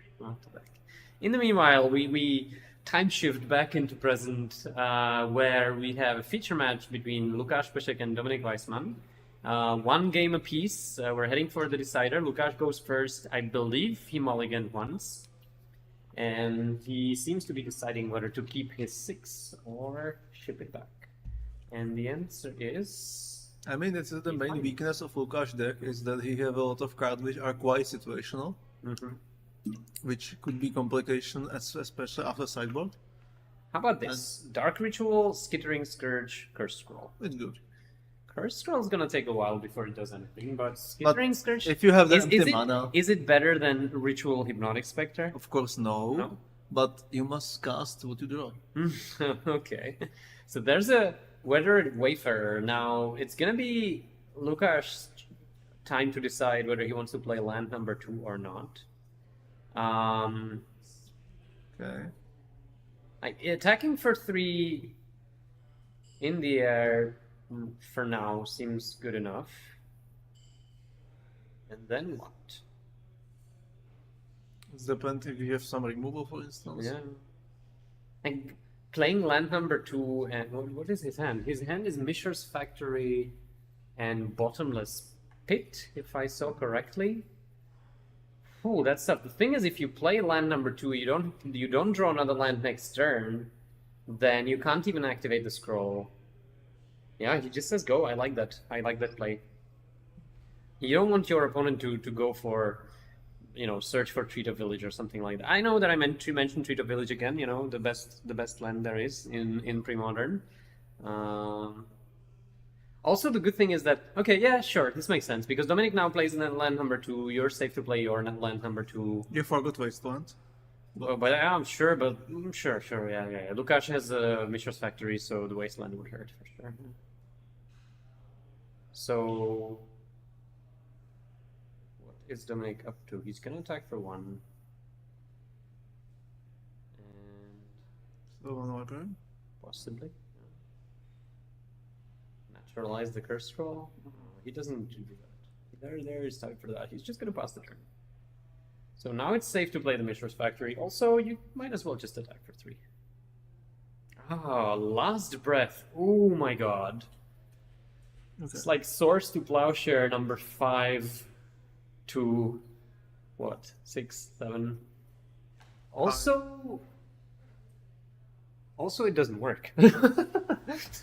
As incidentally, it does not work on the Skittering Scourge because it's not mana cost, it's power. And Skittering Scourge does not ask questions. He attacks with 3. This is not his last breath yet. What a story. It is. There's the Treat of Village and an attack for 1. Skittering Scourge doing some heavy lifting here, dealing 6 damage already. Okay. Oh, okay, he's just reading the card. He's not trying to kill the second chance again. Yeah. No. Didn't work first time. Let's see if it works the second time. No. I think that Lukáš is gonna be quite careful about attacking with that Mishra's Factory now. I mean, this is one of the more awkward ways, like cards that you can show to your opponent. And there's land number 3, which is quite important. And but that just plays right into Dominik's Last Breath. Do you want to play that or the Bottomless Pit? In this case, Bottomless Pit, but... I mean, you get some extra life, sure, but... Okay. You play for top 8, you are quite tired. No, I'm not saying anything. Like, this has been a marathon of a tournament. This is round 8. You cannot even ID, you have to play it out. Like, trust me, I've been there at, like, late rounds of these tournaments where you don't know what's going on here. It's like hoping that the match will be over at some point. I'm not criticizing in the least, but I'm just thinking, which way would be better. Okay, we have one thing here. The Scourge should not be there anymore. The Scourge has some line of text which is a bit unfortunate for Lukáš here. In case of this, it's unfortunate. Now do you like the play of Bottomless Pit more? I like it more even before, Yeah. but now it's Okay, now it's tragedy. this is unfortunate. This is is unfortunate, and that's the outcome of this long tournament. Yeah, for sure. Like to keep your stamina up Yeah. for like 9 hours of playing is Also, Lukáš mulliganing in every game. It's also quite more yeah. stressful. Right. No, it's pity. Yeah, but so I believe the way how to fix this is that the skittering skirt should just go to the Yeah, bin. we go for a judge to realize how far back should we take Okay, it, and okay, because the sketch might have that already, I don't know exactly, so I'm not sure if he played it pre-combat or post-combat, but either way, I think the outcome is going to be that the scourge is no more. yeah, that's definitely the case, but maybe he would gain the life, I don't know, it's for the judge to Right. Right. So we had Ondra here with an update. Oh, this is rough. This is really rough. This is very rough for Right. Lukáš. Like I don't know if Dominik has an answer to the bottomless pit. Like if he has like he was kind of like leaving his mana open for something, right, like a naturalize, but so maybe that's also one reason why Lukáš didn't want to play into it. But I mean, Lukáš just want to close the game as fast I as guess possible. he just wanted to like attack. He still has a curse scroll, so this is not over. This is far from over. If what happens is that the scourge goes to the bin, yeah. So they're trying to like reconstruct the what happened there. Hypnotic Spectre hits the battlefield. Scourge already attacked, I believe. He played it post combat, I think. I hope. Yeah. It's 3 life difference.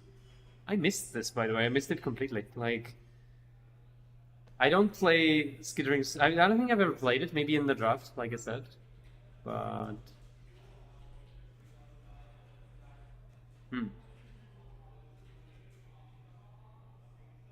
I played it in constructed. have you? In extended. There was a mono black aggro. Mono black With Sarcomancy, Carnophage. Uh-huh. Did Did it play Hatred? Hatred, Hatred Dark Ritual? No, the ritual was banned. Wait, but how are you casting Hatred? It costs Just by 5. mana. So you just tap We 5. have the City of Traitors. City of Oh, yeah. Right. It was after the Pro Tour Houston in 2003. Did it play Well, Negator? I haven't money on the gator back in the days. I was from Trutnov, you know. The That's pocket money was not enough for that, yeah. But that's right. Yeah. No, I mean, I remember those days as well. Like, this was for sure an issue. Anyway, so we fixed the board state here. Skittering Scourge went away. There's going to be another Wayfarer with Dominik having 4 lands to Lukáš 3, so you shouldn't expect any searching anytime soon. Curiously, it also didn't attack with that Treat of Village. What does that mean? And why would you not attack? Maybe he forgot. I know, maybe he wants a blocker against the Mishra's Factory. The thing is that, like, he's gonna take 2 from the scroll. Okay, there's the bottomless pit.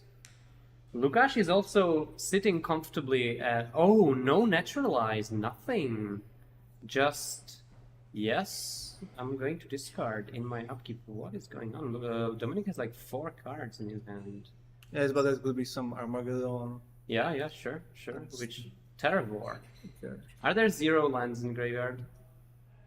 I believe there are 0. No, there are some fetch lands. Right? Like, Dominik started fetch. But then the Terror War would die to Cursed Scroll. So he didn't want to...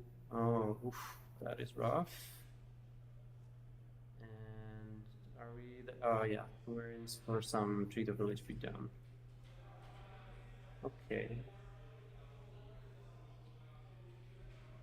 So... Lukáš goes to 16. The way Now he just really wants to... Oh... Okay, so one of the Wayfarers hits the bin, and that's the land. So Lukáš is not done yet. Oh, wait. I know we're all tired, but let's resolve the bottomless pit first. 5, okay.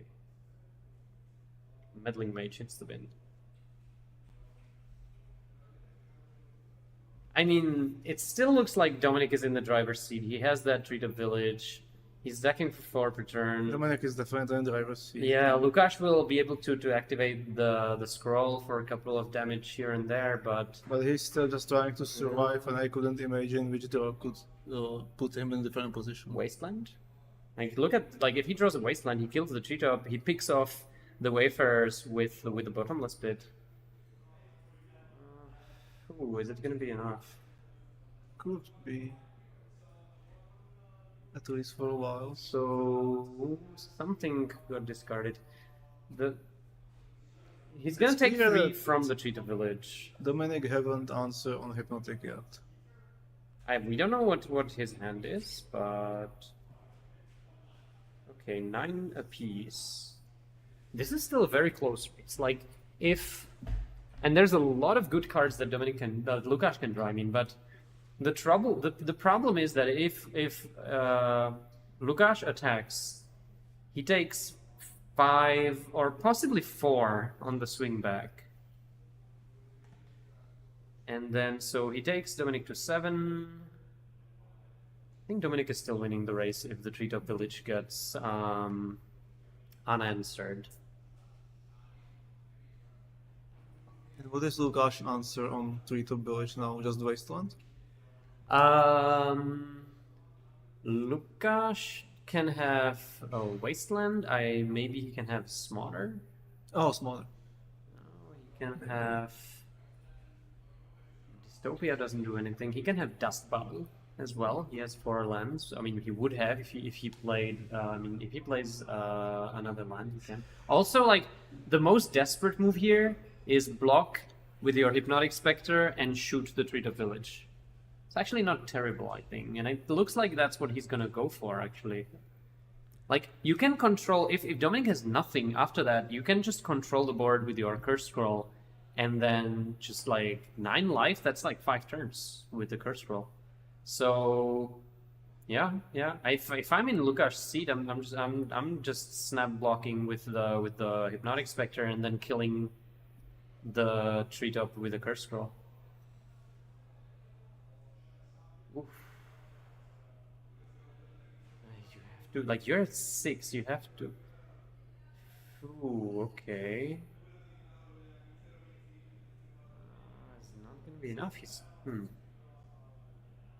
The trouble is that, like, also now Dominik is gonna tap the Lukáš land in his upkeep, so he's not going to be able to use the Curse Scroll on Dominik's attack. Maybe. What if he used the charm on his Spectre and block with 3-drop? That is another. It's basically the same like killing it with. No, it's better to kill it with the scroll because then you still have the charm. So now the rate. Oof. How about this? Take 2 from Spectre, 3 from the rack, and all of a sudden you have to draw something or you're dead. That was the perfect draw. Now let's see if Dominik can match it with. Oh my god! Oh, jeez. Okay, this was insane. Like I was thinking, Lukáš is really in a really tough spot. 1 rack later. Like, when the life totals are this low, it's like, take 3 and take 3 again. Ooh, this was a roller coaster of a game. So, Lukáš moves to 7-1. Lukáš was able to win after Mulligan, after his misplay with Skittering Script. Like, also, he just, he kept playing. It didn't seem to throw him off balance. This is one skill that you have to have in Magic, I think. We all make mistakes. If you make mistake, you need to just carry on, and Lukáš did it. And he is in the top 8 of this tournament. Wow, that turn, he had 1 land untapped. And he was on a 2-turn clock from that. So it was either Wasteland to stay alive, or rack for the win. And he's locked for top 8. He's 7-1, yeah, because Lukáš was the one paired down. So actually I think that he will be able to advance from the first or second place, because like we have 2-19. I just remember that you was 2-time 9th at the Pro Tour. Who? You. Yes, well, that's like ages ago, you know. Oh, that's great accomplishment. Thanks. You know, like a lot of people tell me, oh, you know, it must be so unlucky. It's not how I felt. I felt like, yeah, sure, you know, but I'll take it. It was like way above my expectations. On your defense, I remember you always take this in a very good manner. Well, it was fun. Anyway, so the match is over. Also, our light is getting all funny because it's late afternoon here. We have windows here, so Jarda is like all the light guy, and I'm like the dark side of the force now. Which means we will be back after light. some break. Yeah, I think we'd better take a break because you know, we vampires don't like light very much. That's it.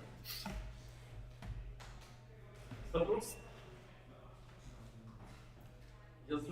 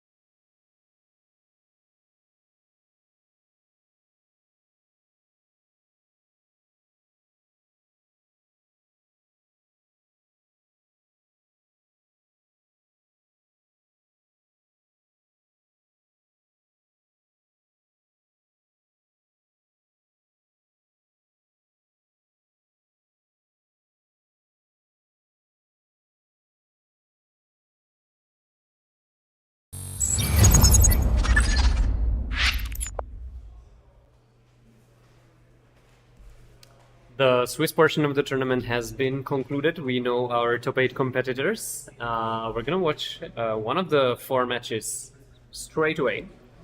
Yep. Hello everyone, it's better again. Welcome back. I took a little break for a couple of rounds, but I'm back. How was your nap? It was pretty good. I'm feeling refreshed. So. Okay. There's nothing wrong with a small power nap to exactly. get the stamina. So we're going to see Václav Alt on Parallax Replenish, one of the premier combo decks of the format, and we're gonna see him play against Jirka Hradecký, I believe, with the only elves in the field. We've actually covered one of the Jirka's matches, so during the Swiss. So yeah. I've heard that you learned a thing or two about Kamal, the green powerhouse. I just think that elf deck is the best deck in the format. Every time I see it on camera, I'm just like more and more impressed how good it actually is. Every aspect of the deck, you have an insane, like your regular plan, just an aggro plan. You have the survival fittest engine, the value engine, right? and you also have the engine between the symbiote and the 2/1 that draws a card, and insane toolbox, insane sideboard. The deck is just great. Yeah, and Jirka spent years playing the deck in Legacy. So he knows the deck inside out. So okay, are we ready to go for the match? Very briefly, okay, we have some shuffling going on. So who's on the play here? So this would be decided based on the standings, and it looks to me like Jirka will be on the play. I think. Yeah. So. Standings here, yes, Jiří is in the top 8 from the 4th, Václav from the 5th, so that's pretty huge as well. Here. What do you think about the matchup in general? I'm not sure how many answers the Elves deck have against combo. Like in general, I think Elves are amazing against fair decks, and looks like. Both players went down to 6. So I don't know what's your disruption plan, right? Like, what's your playing against the opponent just resolving a replenish? Yeah, I mean, we don't really see that many true combo decks in Premodern, but this is one of them, and Elves doesn't really have any disruption at all, so they can definitely be struggling. I guess we will have to see. The fact that he's on the play helps a lot. Like maybe he can just kill him before that happens or something. Yeah, I guess. You have natural order, but there's not much you can go for that would just like shut down. Okay, you have one Nantuk of Vigilante to kill an enchantment, but that's pretty much it. I think that Jirka's main weapon of choice is going to be speed here. And boy, does he so. Okay, so Gaia's Cradle helps with that, if you ask me. So that's turn 2, and we already see Finhorn Elves, Symbiote, Quirion Ranger, Gaia's Cradle, 5 permanents to Václav's 1. And Jiří is not done yet. What's the fastest the Elf deck can actually win? Turn 4? I would assume. Maybe turn 3? Not sure, but so now what Jiří is going for is a little bit of card advantage actually. So he's gonna return. This is turn 2, by the way. yeah. So the Acolyte just drew 2 cards. This is crazy. That's just this deck is busted. You know, no matter how this matchup goes or whatever, maybe it's a bad matchup or whatever. Yeah. You can definitely see how powerful this deck is. Other sure. Premodern decks, they just go like turn 2 mana 2/2 or whatever. And, Pile Driver. Yeah. And here you can see, it's just a completely different animal. And the Acolyte is going to draw a lot of cards if it goes unchecked. The blue-eyed deck does have some answers, but not a ton.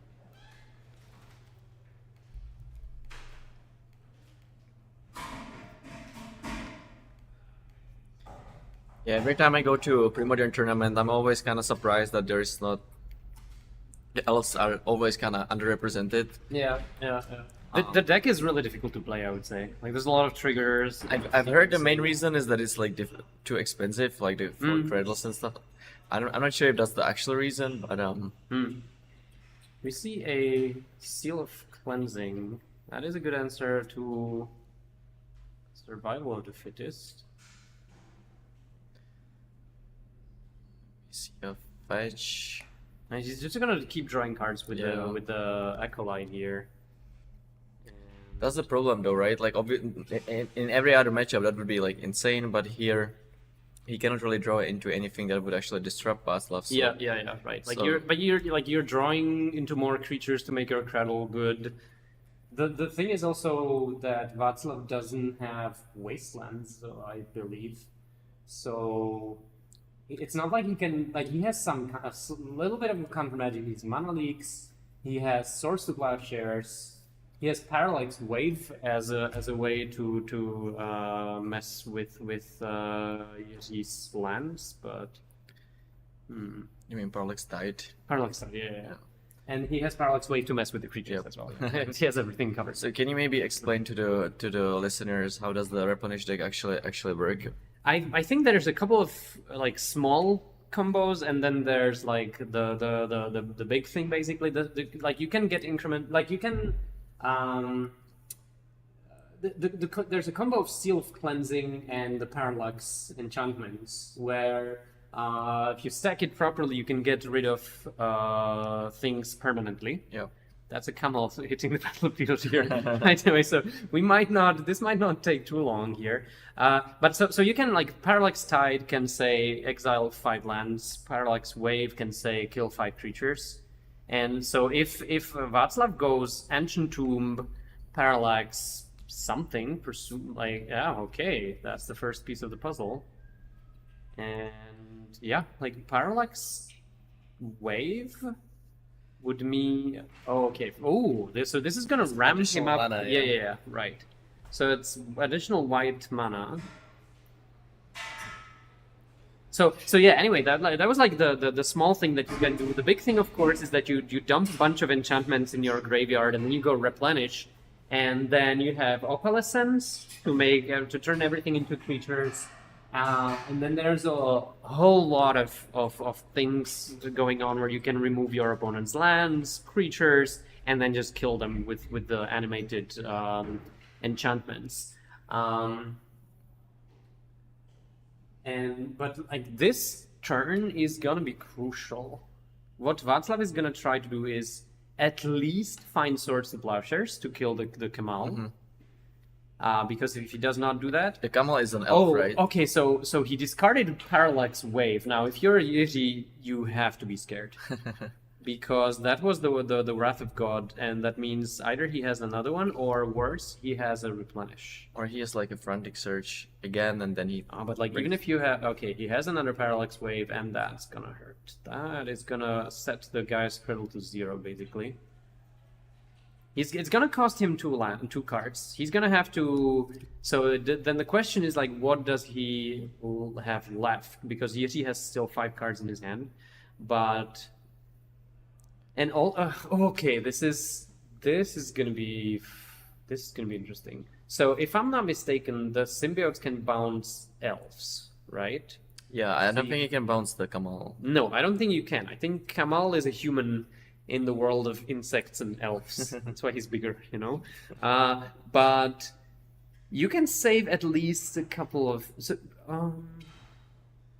Okay... So he did not go for the... What happened is that he exiled those creatures first, and Jiří opted to not bounce one of his elves. But like he could have... Okay, Source the Plowshares. Ooh, is it right that he could have like sacrificed Seal of Cleansing targeting Parallax Wave, in response exile your creatures and they never come back? Is there a reason why he didn't want to do that? Because I think that's how the combo works, right? Like how to get rid of stuff permanently is that it's the other way, right? You remove the counters and then with the trigger auto stack you destroy it with the cleansing. No? Yeah, I think you're right. Yeah, because you have to have you have to first have the Seal of Cleansing resolve, and then you have the exile triggers resolve. Yeah. So you have to do it the other way around. Sure. Yeah, you can see I've never played this. But yeah, me neither. You have some common sense. I think he could have done that. Maybe he has some other. Is there a reason why he doesn't want to do that? Maybe like he has some other plans with it. I don't know. I am sure he knows what he's doing here. Maybe he feels that he's enough far ahead and he doesn't want to lose the Seal of Cleansing in case of survival or something. I don't know. Sure. I guess we will find out. Yeah, maybe he has like Opalison. Or we're wrong and he cannot actually do that. That's also... No. I am pretty sure the combo works. Like I've seen it before. I don't remember the exact sequencing, but I remember my opponent explained it somehow, and then my creatures were gone for good. So I think that the way it works is that like if you destroy the wave first and then the exile creatures happens, then if you resolve the return the creatures first. Okay, natural, or is there something that will sidestep the parallax wave? Because if not, then like you just and the answer is yes. There's the ranged hermit apparently that I saw with just like there it is. The good old hermit. He used to be good enough for even a vintage cube. Even like maybe a year ago. Not anymore, but the card is pretty strong. So Jiří is still trying to play the fair game, if you can call what elves are doing fair. And I think like the more the game goes on, the more Václav is going to need the combo finish, right? Because he cannot keep up playing the fair game, drawing some cards, exiling creatures. So the big card that we're looking for right now is Replenish. And maybe Opalescence to kind of like... But Replenish is so strong that no matter how much card advantage Jiří, acquires, I think Replenish is just going to be too powerful to beat that regardless. I think so. I agree. And we know that Václav filtered through a bunch of cards and he left definitely something good. He discarded a Parallax Wave. And that looks like 4 mana, and that could be another... That is another Parallax Wave. Pretty good. Is it though? It's like it buys you some time. You take 2 damage from... I mean, maybe he... Okay, now he's going for the trick of... Yeah, see? Okay. So now they never come back. I'm not sure if I like that, because if you just remove the squirrels... Exactly. Is the hermit even any good, and you would keep the seal? Like I would have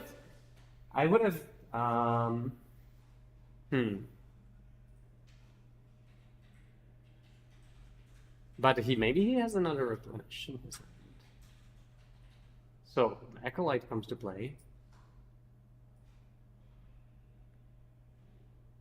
No, yeah, I know that if the hermit comes back, then my idea was to remove the squirrels and then let the hermit be. Yeah. And that is a 5-mana 1/1 with an echo that can attack for 1. But so the coast is clear for survival to hit the battlefield. I'm still suspicious that Václav has the replenish. Like he's been on the defense this whole time. That is another Seal of Cleansing, and that says, I don't want this survival. Seems like he doesn't have anything. No, seems like he doesn't. Also, his body language is kind of a body language of a weakness. I see just one hand. Can you... How do you read him so well? Yeah, he's just like looking at his card. Oh man, I don't have anything go. You don't even need a face to... Okay, that is a sign of a true pro who can read his opponent from just like one hand that just appears in the... There's another survival. Wow. And the Parallax Wave will go. And that just means a bunch of creatures are going to come back. Yeah. Is it not? Yeah, and that means the Gaia's Cradle is going to be online, and that means a whole lot of other things. Yeah, had he done it the other way, like all of these creatures would be gone, and there would be 1/1 hermit. I think it's replenish or bust at this point, is it not? Yeah, and what does his body language say? Kind of weird. I mean, again, let's mention that we are essentially playing a 9th round of Magic in a single day. No buys, nothing. Maybe some ID here and there, but this requires a hardcore stamina. To. I think that even after he removed the free counters and left both Seal and the Parallax Wave in play, and then he played another one. He still could have killed the first one, right? The one that removed all of these creatures. No, I don't think so. Oh, you have to do it you have to do it immediately, because otherwise, if you do it when it's already in play, That is game 1, by the way. If you do it when the parallax wave is already in play, then they just come back. You have to do it like the way how you have to do it is you have to make sure that the leaves play trigger of parallax wave resolves before the exile your creatures trigger. Right? Okay. And the only way how to do it is that you stack the man, I'm also tired. Like if you do it the way that you suggested, and that's that you stack the exile the creatures. Yeah, that's the way how you do it. You target the creatures, exile them. Yeah. Sack the seal. Wave leaves play. Okay. The leaves play trigger. When the creatures are already under the wave. Exactly. Yeah. Right. There's no way how to remove them permanently at that point. Okay. Yeah. Okay. Okay. So, being the experienced commentators we are, we just figured out how that combo works. But I mean, yeah, we got there eventually. Yeah. So in the end, Václav did not draw the replenish, and he bought himself a lot of time with the parallax waves and the It kind of went how we expected, right? Like if he draws replenish, he's gonna win, and if he doesn't, he's probably gonna lose. And then you have like intuitions, attunements are awesome, frantic search, and that's it basically. And then you can just draw the replenish naturally. I mean, that's a pretty high chance that you would find one at some point, but also there are games where you just don't. So we just saw one. What do you board in if you're? I'm just looking at it. Are these like naturalized effects even any good against this deck? And that is a very good point, I think, because if your enemy number 1 is replenish, then Tormod script is going to be way better than naturalize. It could be good against like the parallax waves and tides in some spots. Do you maybe want Tanglewire because that can definitely stop your opponent? Magically appeared on the screen right now. I think that can buy you the turns that you need, right? Like replenish is a 4-mana sorcery. Also, you can't tap enchantments into the Tanglewire, so let's go with Tormod script, Tanglewire, and let's make those Seal of Cleansings work hard. Oh, I didn't even realize that the Tormod script is actually insane. Yeah, it is. And like even if your opponent has, and you don't want to play it too early, you want a couple of enchantments to hit the bin first, and then even if your opponent has Seal of Cleansing, you're still going to get some advantage out of it, some value. I love that Gitu Slinger, by the way. What does it do? It's like deals 2 or something? Yeah. So it's a 3-mana. What does it do exactly? It's 3-mana 2/2 with Echo. It comes to play, deals 2 damage. Wow. What matchups do you like? Mono white or something? No idea. I just like it. I suppose there's a creature that you want to kill very badly. There's also Sharpshooter, which is insane in the mirror match, for example. Can you bounce the Gitu Slinger with one of your guys? I don't think so. You can search for it with elves, right? Yeah, you can only search for it with a survival, which is the idea, I guess. I'm pretty sure. But there has to be something. Let us know in the comments if you know what the Gitu Slinger is for, and otherwise, that does not look like an opening hand. Maybe you want to kill Meddling Mage? Okay, now we're talking. Yes, that is a prime target. Yes, Meddling Mage for survival, maybe.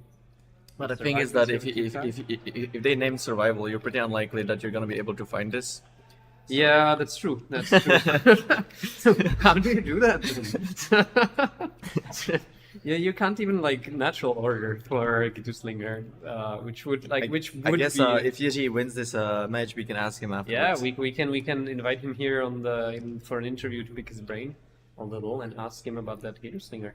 I mean, maybe it's fine even in like a mirror just to have a removal spell. I don't know, but if Priest of Titania, 3-mana Shock seems pretty unappealing. Like if you're playing mirror and you let a Priest of Titania live, then it's all elves in play. Yeah, man, right? I don't know. I'm trying to think. I can't really think of anything. Yeah. Where a 3-mana Shock would be good, but it's a Grizzly Bear with a Shock attached. So Václav is gonna be on the play. It actually, like game 1, it wasn't even about the die roll, or like in this case about who started, because it was kind of slow and grindy. At first, when he had like 6 permanents on turn 2, it looked like You know, that's important. But in the end, it was just about how deep into the deck Václav can dig to find a replenish. So 1-drop go.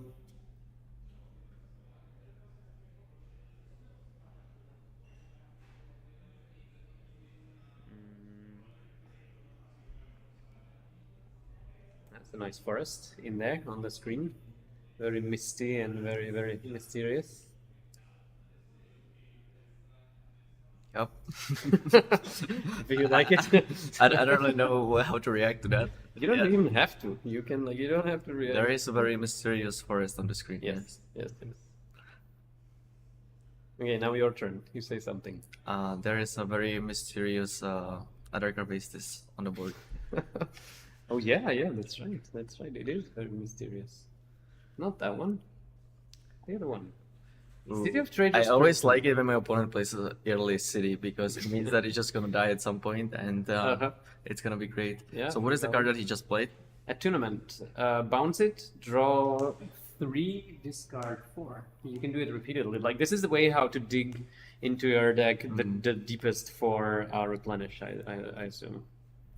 Yeah, this card is insane with replenish. Yeah. Not only that it fills your graveyard, it also searches for it. So. Yeah, and then you can discard. It can discard itself actually. Oh, because really? you first bounce it. I see. Okay. And then like it's the cost is return it to your hand, and then you resolve the effect. That's pretty cool. Yeah. So you play Druid, Elvish Lyrist, Druid Lyrist. Either way, it kills enchantments. And a Quirion Ranger. So it's like a Quasali Pride Mage, but you have to tap it. Or how does? It's just a 1/1 1/1, and for 1 and tap it kills enchantment. Oh, you don't have to sacrifice it. Of course you do. Oh, of course okay, you do. Okay. I was like, wait, that's pretty good. Come on. You do have to sacrifice it. Okay. So, draw 3, discard 4, and like at that point, if you play another land, you sacrifice the City of Traders, but you end up playing Replenish. I think that's a pretty good deal. You're not really sad to see your City of Traders go at that point, I think. This is just like if you're Jiří, this is just scary. This is just so many cards, and also you just like this game. I'm pretty sure we're gonna see the replenish. The odds are pretty high for that. So Seal of Cleansing. Even intuition is probably good enough because you just have enough time. Yeah, sure. Like it doesn't seem. Yeah, I guess he doesn't have the gas pedal so far. Actually, he probably doesn't have it at all because he would have played it already. So what does he have actually? So I think he discarded a bunch of cards.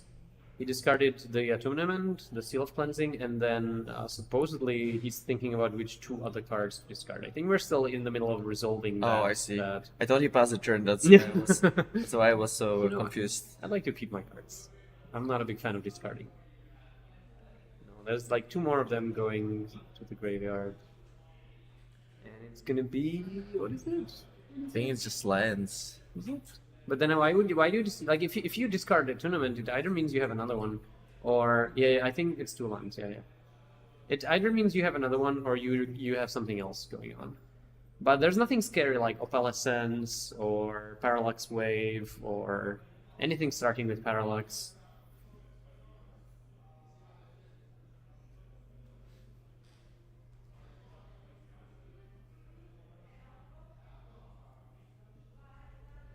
Interesting.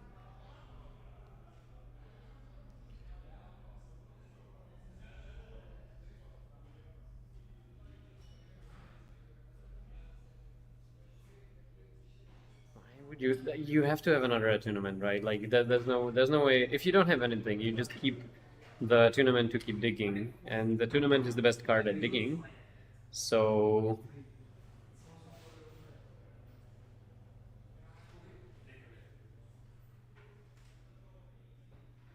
this is it's one of those crucial turns, I think, where he could be thinking about like playing another land to destroy his City of Traders. That's a big step. Every time you do that, you have to really like make sure that that's actually the right play there. So that's not an easy choice to make. Once again, it kind of seems like he doesn't have to replenish because he didn't really discard any enchantments.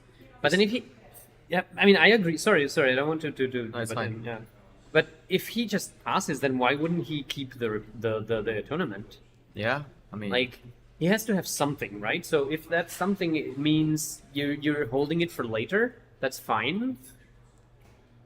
But at this point, he still has like what, 3 cards in his hand, somewhere around that, maybe more, 4. But yeah, he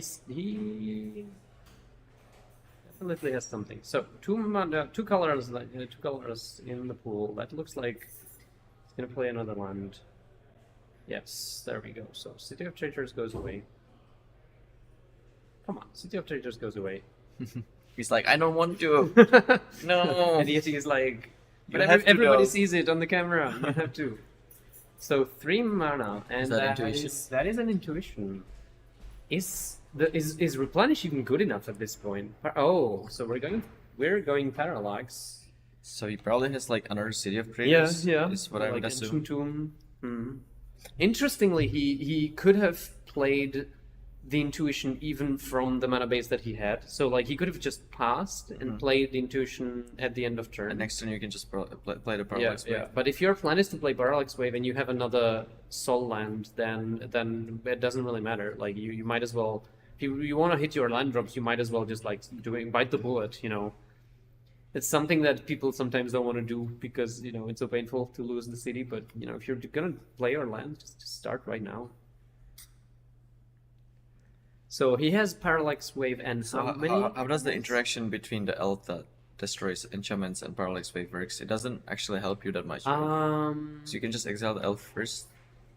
Yeah, I think so. Yeah, sure. You can exile the elf first, and if they respond, they kill the you wave. can yeah, sure. Yeah. I guess no. 'Cause- The elf works, right? Because even if you target it first, he just targets the Parallax Wave. Then you exile the other creatures, but then they just come back, right? After the elf kills it. Yeah, I think so. Like you respond by exiling the creatures. That resolves first, and then the Elvish Lyris resolves. But I guess he yeah. attacked with the elf, so he cannot actually do that. Yeah. I guess he's not too afraid of the Parallax Wave right now when he has like two creatures in play. And there was also the survival, which is start generating advantage. Interestingly, he left the Wooded Foothills. It's land number 3, which to me it seems like he has another land in play, another fetch land in hand. Because like if you want red, you would just like pop it and cast the survival with Forest Mountain. Or he just made a mistake. That is possible as well. So there's another City of Traitors. Václav's gonna take 1 damage. And... Oh, okay. He's not casting the Parallax Wave yet. He's going for Frantic Surge first. So maybe he has the replenish. No, he could. He's discarding 2 cards that are both good. He's also floating 1. There and it there is. is the Replenish. The namesake card of the deck. Yes. Leaving the Other Waste untapped. So what is coming back? So we are going to see Seal of Cleansing and Parallax Wave ×2. Is that what we're seeing?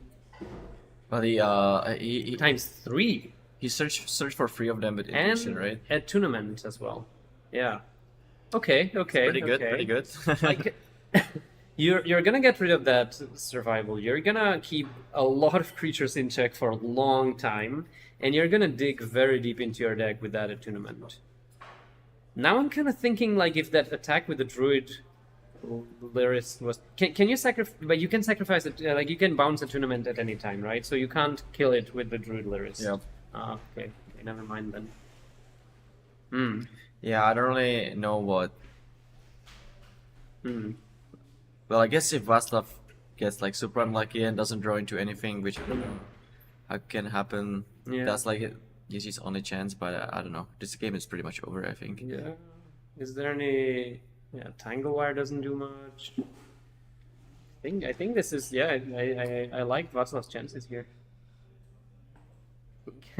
Václav can remove 14 creatures over the course of the couple of next turns.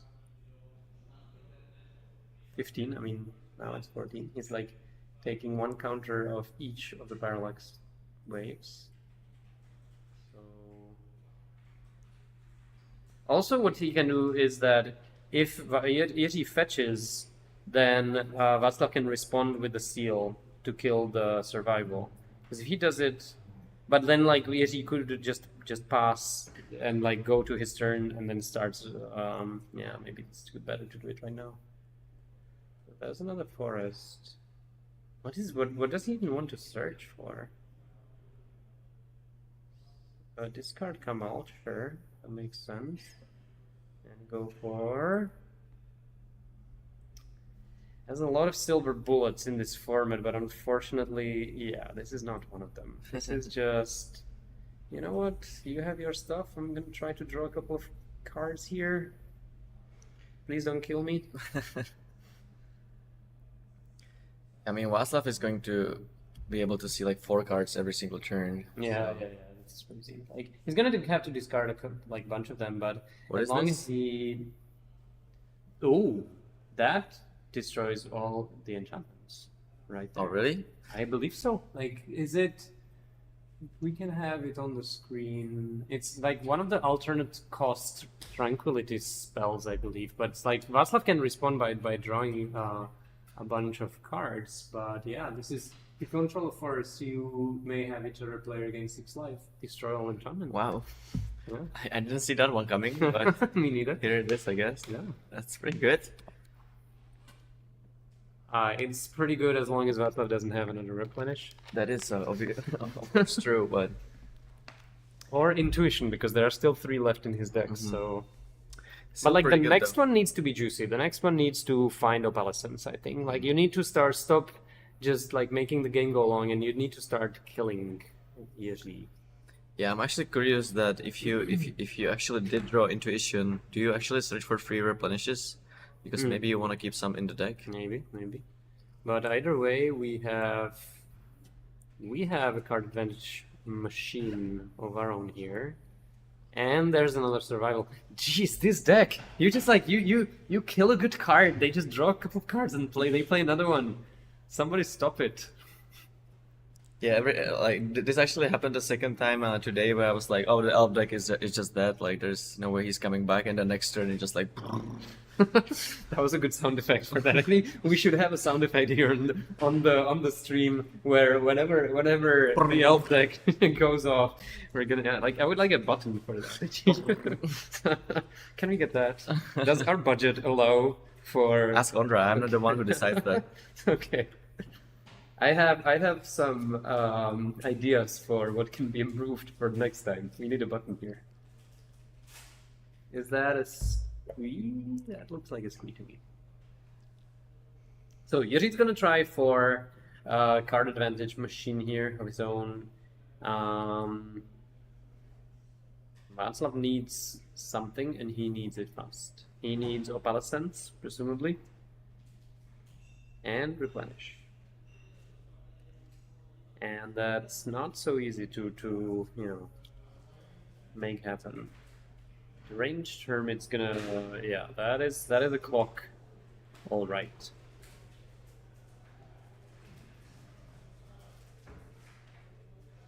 What does Jiří's body language tell you? I smell power. Like you thought you were gonna crush me. Now look at it. Yeah, This is I'm what is- back. Replenish.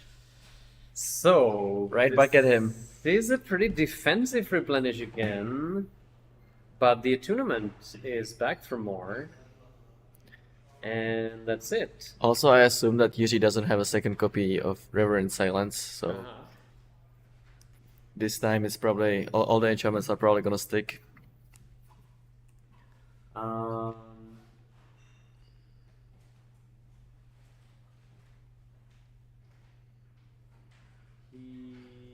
He does not have a second copy. He only plays 1. He plays 4 Naturalize, 1 Reverend Silence. Alright. So for Václav, the situation is not bad. He has the board under control.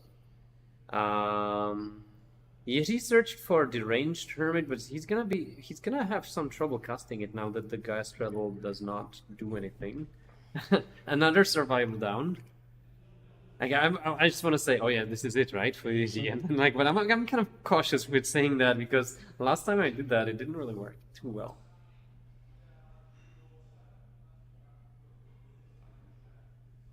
So Squee goes back, and how do you rebuild from here? I think the parallax waves are not such a big problem. I think the tournament is, because that one is just gonna draw into everything that Václav needs. So let's try to rebuild here.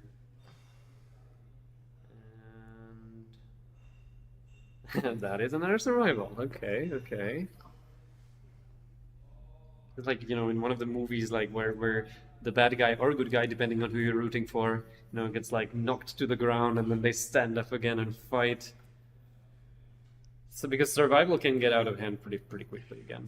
Yeah. Like especially the squeeze already there. And you already used up 2 of the replenishes. Yeah. So Right. Honestly, even a hard cast of Palestines would be great here, because you can just attack for a bazillion damage. maybe even Parallax Tide to just get rid of the lands. Yeah, sure. But maybe he bodied those out. I don't know. Possible. Yeah.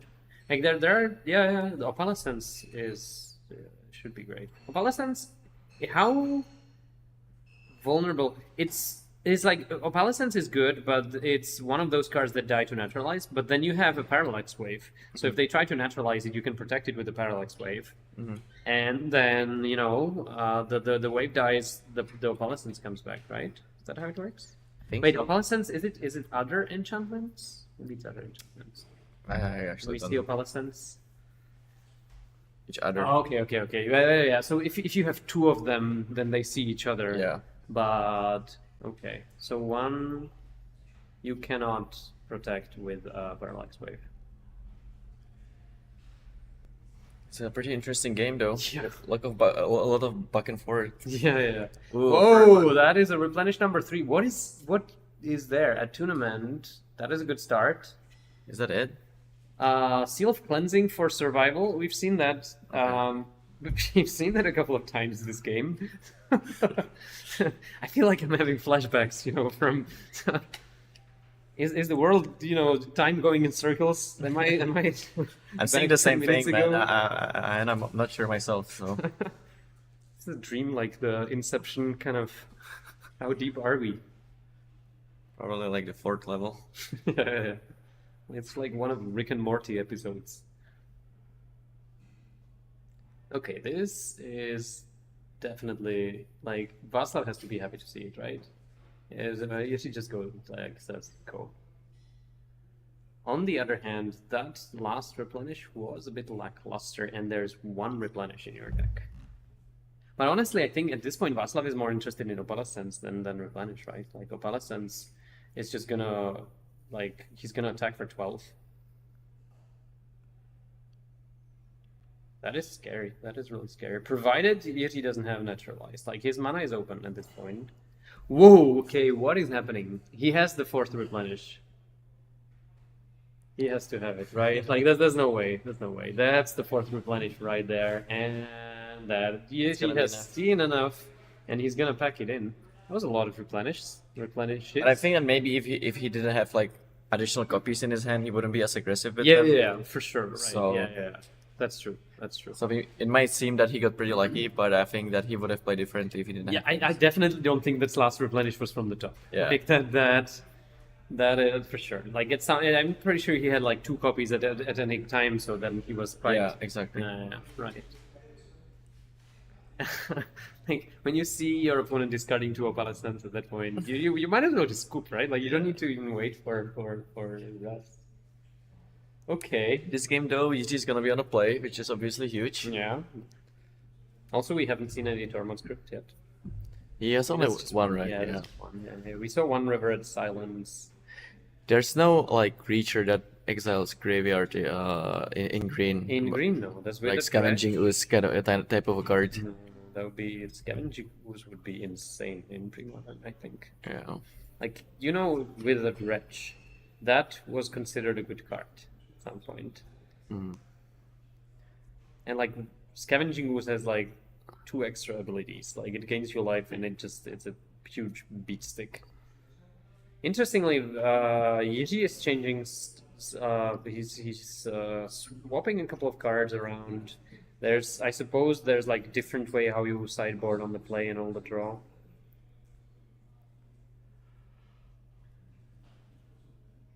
But yeah, this game was pretty incredible. I think it just shows like the power of a tournament. You don't run out of gas if you have it. Yep. Yeah, it's a perfect card for this deck.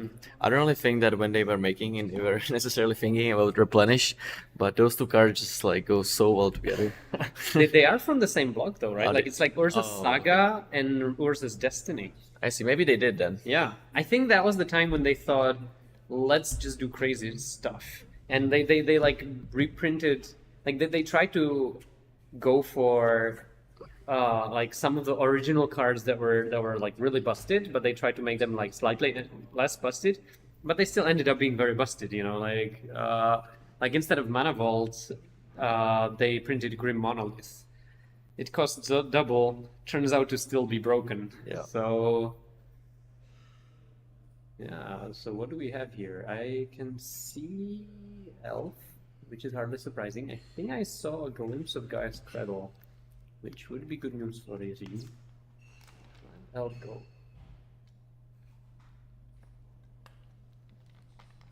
Okay. Maybe I was wrong. Maybe that was something else then. Attack for 1. Gold. This is not the most powerful start we've seen. I'm gonna be careful not to underestimate what Jiří is doing. I'm gonna be very careful here, but. Is it like one of those games where you go natural order turn 3, or what's his plan? I like that island, by the way. It's the art is just weird.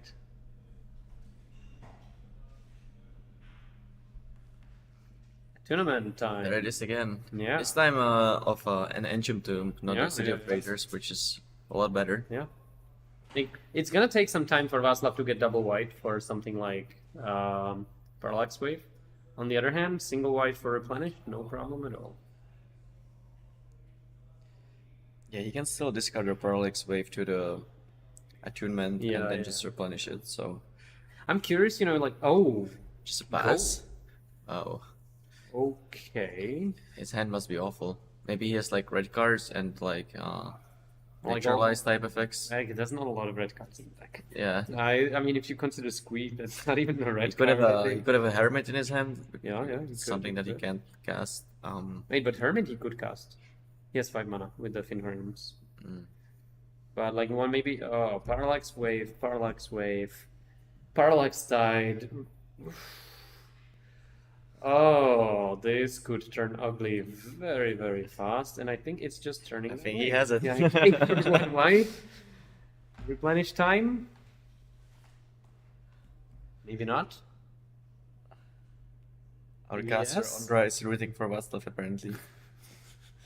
You going for it? You frantic search first. He's gonna go even deeper. Okay, yeah. So he that's a lot of damage you're taking, but like if you're gonna end the game soon, then might as well. I'm curious if something like Reverent Silence from Jiří's hand would be enough. Like also, I think it says like you may gain your opponent gains 6 life, right? So like you undo all the damage from EnchanTog. Replenish. Oh. That is ridiculous. Wave, tide, a lot of parallax things all around, and most importantly, the tournament to keep everything going. It wouldn't be so scary without like if the replenish was just wave times 2, tide times 2, no attunement, then you can be like, okay, I'm gonna sit here for a while, do nothing, and then maybe my opponent doesn't have anything. With the attunement, that's not happening. Okay, guys, Cradle down, Forest down. I'm pretty impressed by the way. I thought his deck was kind of a garbage to be honest, but now that I see it in action, I'm very impressed. I've lost to it way too many times to think it's garbage. Like, there were games where like I had discard and naturalized type effects, and like you still lose to replenish from the top. Yeah. It's a lot more Why does it- dangerous. Why does it not see more play when it's like? I mean, so good? we had a couple of them in the tournament today. I think we had at least like what 3, 4. But yeah, it's a bit of it's not super interactive. Mhm. I think like if you wanna play games where well then again maybe this, I guess it depends on your idea of interactive. That was the body language of Jirka said, I have nothing. I will like stop kicking me. Okay, and Václav is gonna follow it up with another activation of a tournament. Yeah, this is impressive what's going on. Like, I've been... Opalescence. Yeah, this game is Yeah, is the word? over. Revert Silence, you need a forest to activate it. So maybe he's like he's slow rolling the forest. And... But then, like with the Opalescence, if Václav has Opalescence, yeah, okay, that's it. I think. First of all, Revered Silence is a sorcery, and then second, you can actually like protect the other enchantments from Getting destroyed. the getting destroyed. Yeah, yeah. All right. Seems like it looks like the lone elves player has met his end here in the top 8, and Václav Alt advances to the semifinals here. Yeah, Pretty convincingly, actually. Yeah. Oh, he did have it actually. The Yeah, the silence. reverence. Okay. But like again, with the double parallax wave, that would not do enough. I think he interestingly he also had like tangle wire, but he must have drawn it very recently, I suppose. All right, so this match is over, and let's take a short break and see what other matches are we gonna have for semifinals. Yeah, that's checking for some signals. All right, let's take a short break. We're gonna be right back.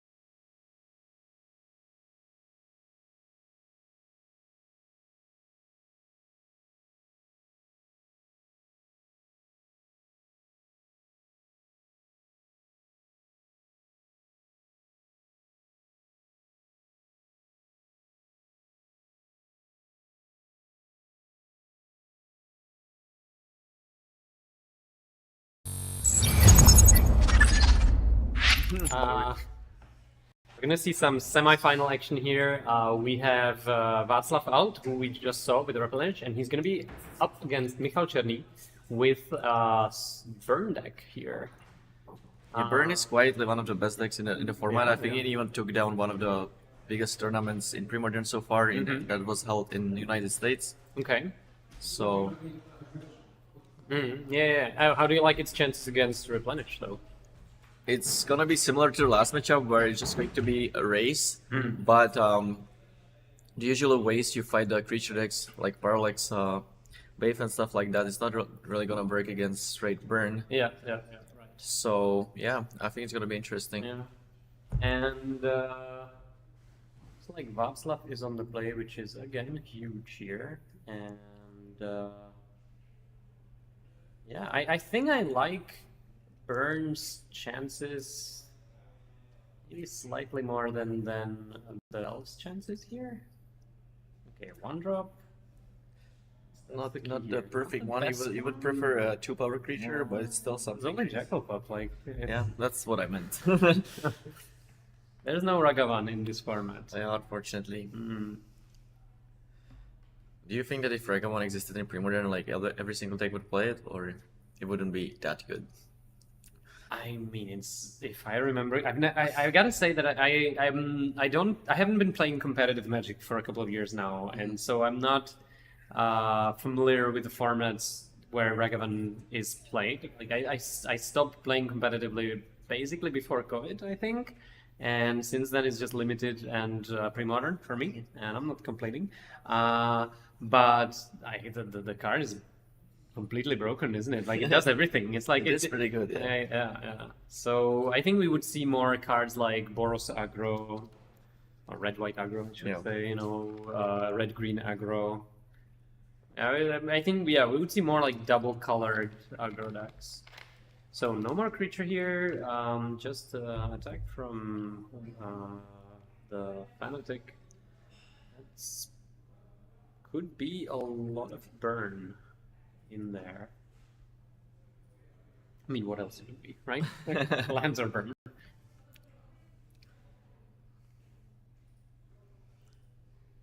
Does the replenish deck have any way how to gain life? I don't think so. Yeah. Also, it's playing Ancient Tomb, but I think we're going to be very careful about that. Yeah, that's actually interesting. Do you board out some Ancient Tombs just because it's like really, really bad to ever activate it? That is a good point. I think you might, because Yeah. like you never want to play it on turn 2. Like if you want it to be the last card. Yeah, maybe before you go keep some just to like give you some speed bump to play some 4-drop on turn 3, but you definitely don't want to draw 2. So Yeah, for sure. We can turn to it if to board out lands. But there are situations where it's if it's a land that you can't actually tap for mana, it doesn't really help you that much. it's a land that basically gives your opponent a spell. Like it gives your opponent 2/3 of a spell. And Václav is playing he's playing 4 Ancient Tombs actually. So all right, so here we see a tournament. Now the question is Václav gonna have as much time as he did last 3 game? damage to you, pretty straightforward. Yeah, go to 15. Do we see a ball lightning here? Ball lightning would be huge. Yeah. And that looks very much like ball lightning to me. It takes 7. Down to 8. Yeah. Okay. So I think Václav really needs Parallax Tide to get rid of these lands. Sure. Yeah, that's right. Parallax Tide, I feel like it's better than Parallax Wave because it prevents your opponent from casting spells, whereas Parallax Wave is just like too late usually, right?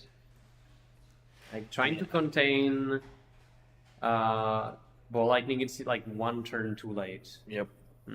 Maybe with Ancient 2, we played on turn 3. Okay, so Parallax Tide. Oh, Parallax means Tide that of he is Palestance. replenished, Are we yeah. gonna see? Oh my god, this deck is insane. And the thing is that Václav is virtually on 7 life, so Fire Blast is the card that I'm thinking here. And then he could easily just die from off the top. Oh, no Fire Blast. Alright. That should be it, because Michal's gonna have no lands, Václav is going to have 7 power to attack with. Małkowski can block and ping for 1, so... That's something, I guess. And again, the attunement is left there to just dig for more gas. Can he, like, go bolt? It's not enough. But he doesn't actually kill him in 2 attacks, right? And then the Parallax Tide is gonna go away, Yeah. assuming nothing else happens. Yeah. Interestingly, attunement is not attacking. Yeah, Why? it's kind of weird. Maybe he wants to block with it. I don't know. Okay, well, I mean, that's legitimately. You're not killing your opponent. Also, I'm not sure how much I like the block here, but maybe he... Wait, how did he go from 8 to 9? I think he +1 instead of He should be at 1. Yeah, okay. Now he's at 8. He should be at 7, right? Now Yeah. he's at 7. Okay. Right. The universe just corrected. Maybe it was not the He just universe, maybe it passed, really, I Yeah. think. So 7 becomes. What's that bolt? Why is the? Oh, okay, mana leak. Oof, that is good mana leak.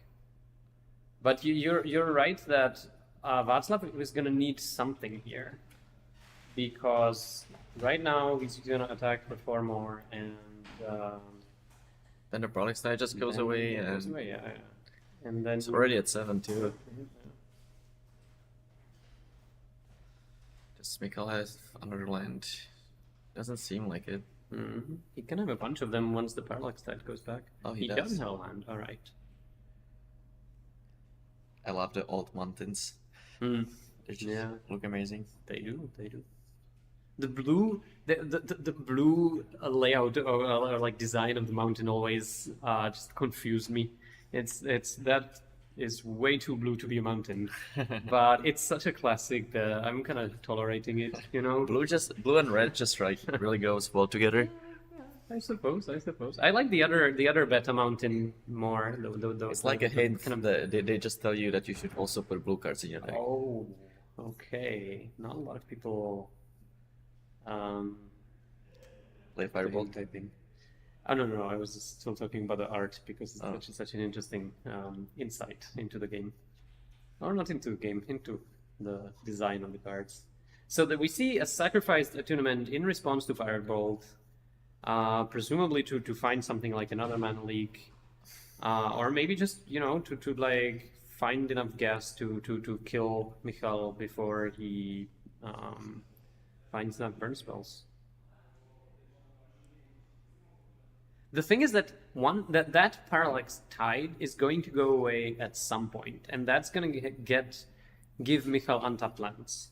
So he doesn't even need to draw more lands. He can just casually wait for that tide to go away, right? Like there's no way how Václav can keep that Parallax. Maybe with Stifle he could. Like he could stifle he plays 1 Stifle in his deck, which I think is very funky, and I like that idea. So you could theoretically stifle the Leaf's play effect of the Parallax Tide. But if not, then Michal will have the moment to... Yeah, this actually looks like the game is in Michal's favor, right, at this point. So, I mean, I think that Václav has to find more pressure, maybe another Opalescence to attack with the first Opalescence as well. Replenish, maybe, but yeah, apart from that, if that Firebolt resolves, Václav's going to be on 5.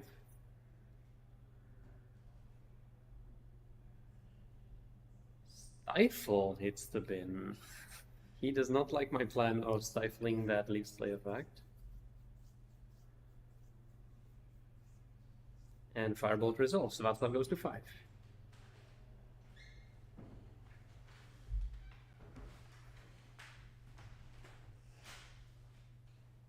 This is the spot. Actually, if this was the match with Elves, then like removing the lands would not be enough. Then you need to contain the creatures as well. But okay, so last counter, which means that Parallax Tide is going to stick around for one more turn, presumably dealing 4 in the process. And then the question, I think, is mostly about what Michal has in his hand now.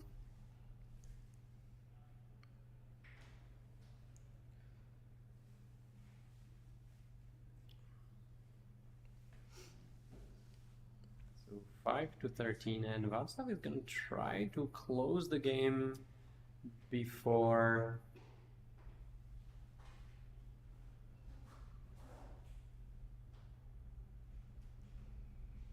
That is that? Oh, that's intuition. Okay. So that's basically a demonic tutor at this point. Where are we gonna go find? Replenish? Probably just replenish, right? Okay. You can sort his own thing to gain life. Yes, exactly. You sword the Parallax Tide, you go in for life, then your opponent gets the lands, but that's if he swords the Parallax Tide, does he actually get his stuff back? Yeah, it leaves play. Okay.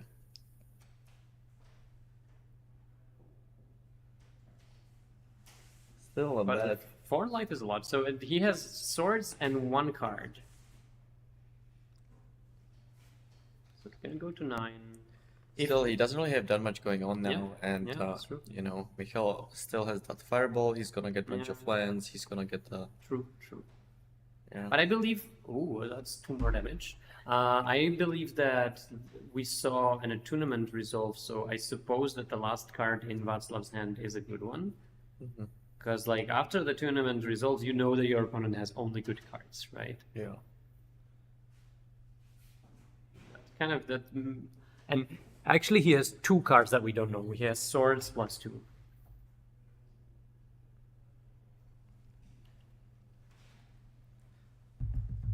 I really like the intuition for swords. Like the 4 life is likely going to be the difference between life and death. So if he can follow it up with something, I mean, it might still not be enough, but without the swords, he would sure. be just dead. So I think so. I mean, we'll see. Michal has what, like 3 cards in his hand, and definitely has threshold more than 7 cards.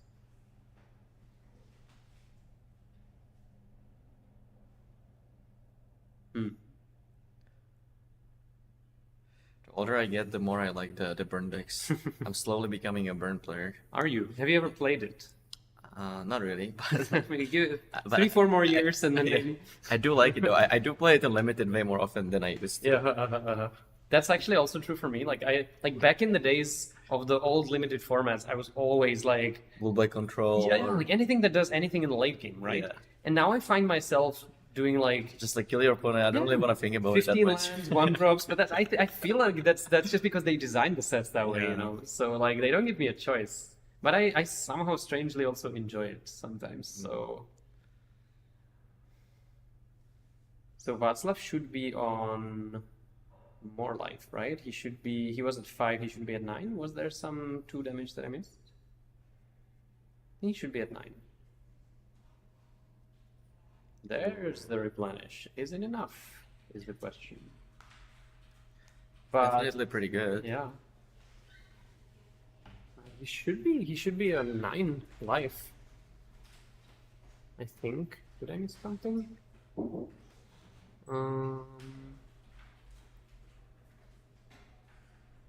Okay, now he's a 9. So, replenish. Is it enough? Attunement comes back. More digging into the deck. But also 9, which means 7 with that Barbarian Ring. Which is, again, there's not that much. It's like Attunement, Parallax Tide, that's it. Yeah, I mean the game dragged for quite a while. It's just so strange that we see only 2 enchantments coming back, but and Václav has like 5 lands in play. Okay, so you target the ring and you just got sacrificed. It's kind of weird. And you could target, but then like you would probably the other lands. So you could target the other 5 lands. The thing is that he's gonna use the Barbarian Ring anyway. Oh, okay. Oh yeah, right. Yeah, that's true. But then again, like if you have nothing at this point, you just have Attunement, Parallax Tide, so you don't like there's not even much point in targeting all the lands, right? Like you, but yeah, I agree that I don't like targeting the barbarian here too much.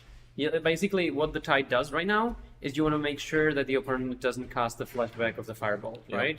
And then apart from that, you're just slowing them down, hoping they don't draw enough burn. Well, the lands also matter in case Michal draws a curse scroll because then he has more. Sure.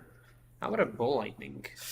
Also, ooh. Oh, that is Wow, a, that was- is a that was- lifesaver. okay. 2 mana gain 6. Yeah. Okay, so he still has some gas in his hand, but so he's gonna attack for 7. I'm starting to feel that the missed 3 damage Can end up might mattering. come back to might back to haunt him. But then okay, so take 7, says Václav. Go to 6, which means if he has nothing, then next turn he attacks for 3. And okay, that is a 4/4. So that is actually lethal now because he has. It also Okay, he's gonna reset the Parallax Tide. So what he's gonna do is gonna target his own Parallax Tide with the Parallax Wave because it's a creature now, can do that. Lands come back, but that does not matter if Michal has nothing to cast with them. Then the Parallax Tide comes back, so it's gonna be able to hide more lands, and I believe does that it- actually I think he can exile all of Michal's lands because now he can still activate the Parallax Wave, right? So let's say he activates the wave, targets the tide. In response, that's Volt to the face. That Wall Lightning would have been lethal. That Mana Leak was that's what's going to win the game, I think. So yeah, I think what he's explaining right now is that he's actually going to remove all the lands forever, because the removal of the Parallax Wave works the same way like Seal of Cleansing, in that you have you're going to stack the Leaf Splay trigger before you exile it, and that's enough. That's enough. So how does the Parallax Tide actually came back into play? That is a good point, because Parallax Wave needs to leave for that to yeah, right. I don't understand. Sure. So maybe I got it wrong. You target wave with a wave. You can target Parallax Wave when it's a creature. You can target itself. I understand that. Yeah. And then so you're gonna stack target and then both the- come. Yeah. Okay. yeah, target the tide, target the wave. So it can And, it can target itself because it's a creature and then it just comes back after the trigger. Yeah. Yeah. Okay. Yeah. Oh, that's So you that's make weird. it so that the I tide understand now, leaves- yeah. Yeah. Right. It's counterintuitive, but Yeah. that's how it works. Yeah. That's how it works. Okay, I thought that the burn was pretty close to taking this game. Yeah, that was a pretty good game though. It was. I like the intuition for the intuition for the swords was also the difference between winning and losing, because Václav ended on 4 life. Yeah. The Mana Leak also was. Yeah, this was walking on the knife's edge, basically. Post board, we have. You got a board in the blue blasts. I mean the red, the ones that counter the blues. I always forget which one is which. Is it the red or blue? Anyway, the red card that targets the blue card. What else? Do you board in Price of Progress? It's interesting. It might be better than some like random burn spells like Lava Dart or Yeah, that's true. the 1 mana deal 2 burn spells aren't really that great. Yeah, so yeah, maybe yeah. Price of Progress is better than Because those. it has the potential to deal more than yeah. You're almost always gonna deal at least 2 with the Price of Progress, but a lot of the time you just deal like 4 or 6. So. Yeah. So maybe we board out Shock and Lava Dart and Seal of Fire. Seal of Fire. Maybe Curse Scrolls may be Fireball way as too well. slow as well. Yeah. Because Sure. they're also gonna like target your lands with the Parallax Tides and Yeah, stuff, yeah, and Curse I Scroll agree. is I agree pretty. completely. Yeah. So then you can board in 4 blasts. Rise of Progress, so that's 6. Anything else you like in this? Interestingly, also Michal doesn't really have access to anything like a Tormo script, Yeah. which he That's true. could have easily played, but he just doesn't have any. I guess there are just not that many graveyard decks running around, but it would be pretty good in this matchup. Yeah, yeah. Also, he's gonna be on the play. Can we see the blue-white sideboard? Because blue-white traditionally has pretty good Well, posers there's against 3 chills and 3 hitter blasts. Yeah. Those should be really good. Do you bring in the Seal of Cleansing just to hit like a Vortex or a Curse Scroll? No, I think scrolls are way too slow, like you said. Vortex. But you already play like 3 cleansings main deck because it also works with Yeah. like your entire deck. Yeah, that's So maybe No, I mean, what do you board out here? We were discussing the Ancient Tomb. I think the verdict on that one is still out there. yeah, maybe the What do you board Stifle, out? maybe the Seal of Cleansings. Yeah, Because you need to board in at least 6 cards here, right? maybe you don't need 4 Opalescences. Maybe you can shave like 1 or something. I don't know. I kind of like Valescence because that's your win condition, and you can't give the burn deck too much time. Yeah.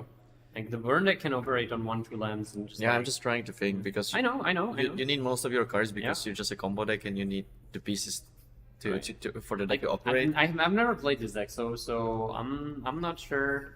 I really like the mana leaks, by the way, in this deck. I was at first I was thinking if the deck card actually does enough because it's not it's like you don't have a lot of space in this deck for decks that are not part of your core strategy. And so swords, sure, because that just means that you stay alive. Mana leak, yeah, I guess there's still room for a couple of cards like that.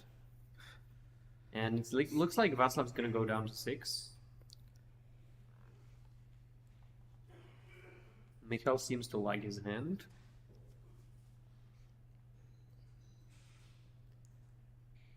Okay, is 6 good enough? Looks like the answer is yes. And we're off. So 1 drop. That's a good start.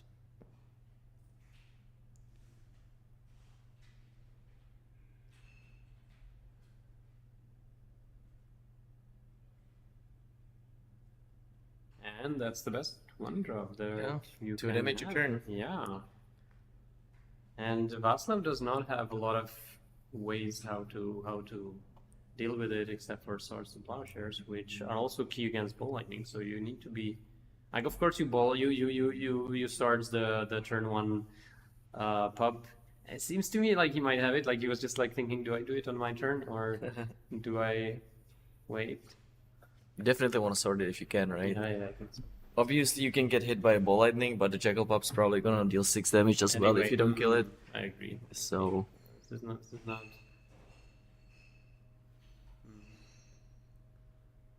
Curious how much work the chills would do.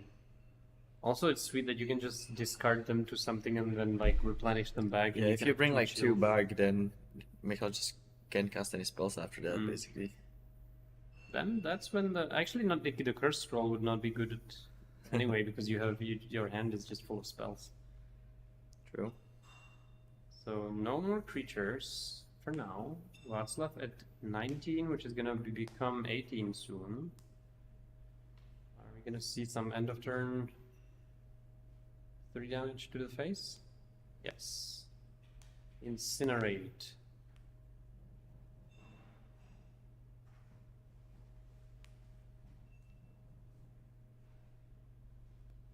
If you have Ball Lightning, do you just go with it? I guess. What else are you gonna do with the card? I mean, wait until they tap out. I guess, yeah. Like they can still, like they don't have chill, right? It's true that So they can go for like attunement. Like they see you go for land number 3, you don't do anything, so they get the false feeling of being safe. Like it's you can, probably better to cast it on turn 3 because there's both intuition and the enchantment card. So you mean the chill or no? Which enchantment? this one. Oh, attunement. So if they play that or they want to play intuition, then it's harder for them. Yeah, but that's what I'm saying. Like maybe you don't want to play it now because that's- they can't yeah. play a good spell anyway. That's what you were saying, right? Yes. Yeah. Okay. Just to make sure that we're saying the same thing. And yeah, Michal sees it the same way. He has a Ball Lightning in his hand. He just says go. Yeah, I like this. It's quite conservative, but yeah. Okay, here we go. Václav, hope like if you're Michal, you hope that he's going to tap out. If Michal draws a Fire Blast, he's gonna win because he has both Incinerate and Lightning Bolt and a Ball Lightning, so that's 12 damage. Oh, that is rough. So yeah. if he has a Fire Blast, he's gonna win. Yeah. And also Václav is fetching on his turn, which indicates he just wants he's ready to play something. And okay, how about chill? And he has blue to like Hydro Blast as well. yeah, to like to protect it. Yep. So 6 damage is good. Is it good enough? Like, whew. So maybe he had the Pyroblast last turn to be ready for Ball Lightning, and now he's like, what's going on?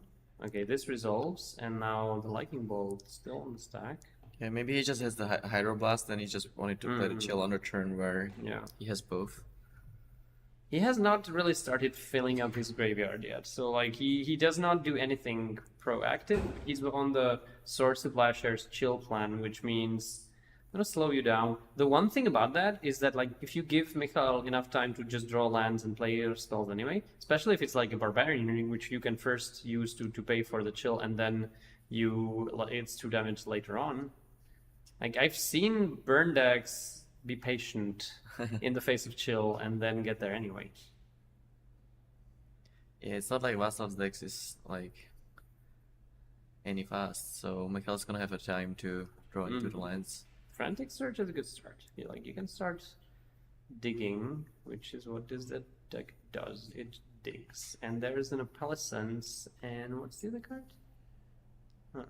Well, anyway, some business spells hit the bin, which... Okay, 3-mana Lightning Bolt. Chill, no problem. Hydroblast. Ooh. Also known as the Blue Healing Self.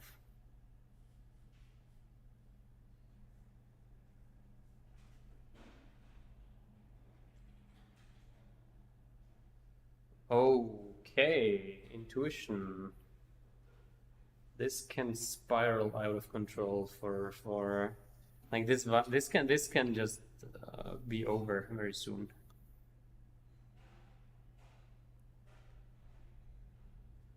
I'm so curious about that Hydroblast the Bolt. Like, how much difference does it make if you're on 9 or 6? Your opponent has a Barbarian Ring, so that means you're virtually on 4.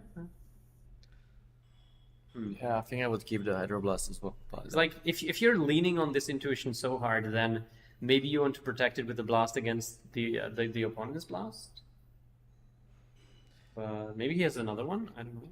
Is this the time where we see Intuition for like 3 different cards? You think Replenish is not good enough at this point? I guess it's not. Right? Because it doesn't do anything. You keep it for later. Yeah. And Michal's hand is Fire Blast, Ball Lightning. Ooh. I think. So if he draws one more land, What you can do is you can search for 2 chills and a replenish. So either you get a chill, but or that you just get means you get a chill. Yeah, isn't that really good? But you lose 1 replenish and 1 chill because they had to bin. That's Ooh, not how fine. about Parallax Tide though? Tide. Like Tide on its own is not good enough, I think, because it just means like you get 2 turns when Michal's not gonna do much because of the chill anyway. Well, but... you don't have to kill all the lands because yeah, the that's chill, true. Oh, chill okay, that's true. is- Sure, you can like keep them off. Right, because if you exile 2 lands, they're not gonna cast anyway, and you're gonna have it for 3 turns. Yeah. Right. And then it really depends on what Václav has in his hand, like as a follow-up. That being said, wouldn't a second chill accomplish kind of the same thing, but it would just stay in play? I don't know. I mean, I'm not sure. So targeting Barbarian Ring. Now I actually like it, because if they sacrifice it, that's fine with you, right? Like you just want to keep them from playing spells. So He's thinking about it. yeah, thinking about sacrificing it. I'm not a big fan of sacrificing it here. I think you can also like Fire Blast them right now, but you're gonna need the lands later in the face of chill. I would still keep the Fire Blast as like the last spell. It doesn't matter if they're 9 or 5.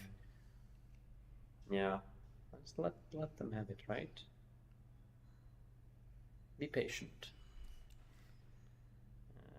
It seems like that's what Mikhail is gonna do. One more land, sure. Be my guest. Are we gonna go for one more to make sure that even one drops are? Yeah, okay. Now I'm really curious what Václav has left in his hand, because now if he can follow up with another strong play, I think he's in a very good position. Okay, land, go.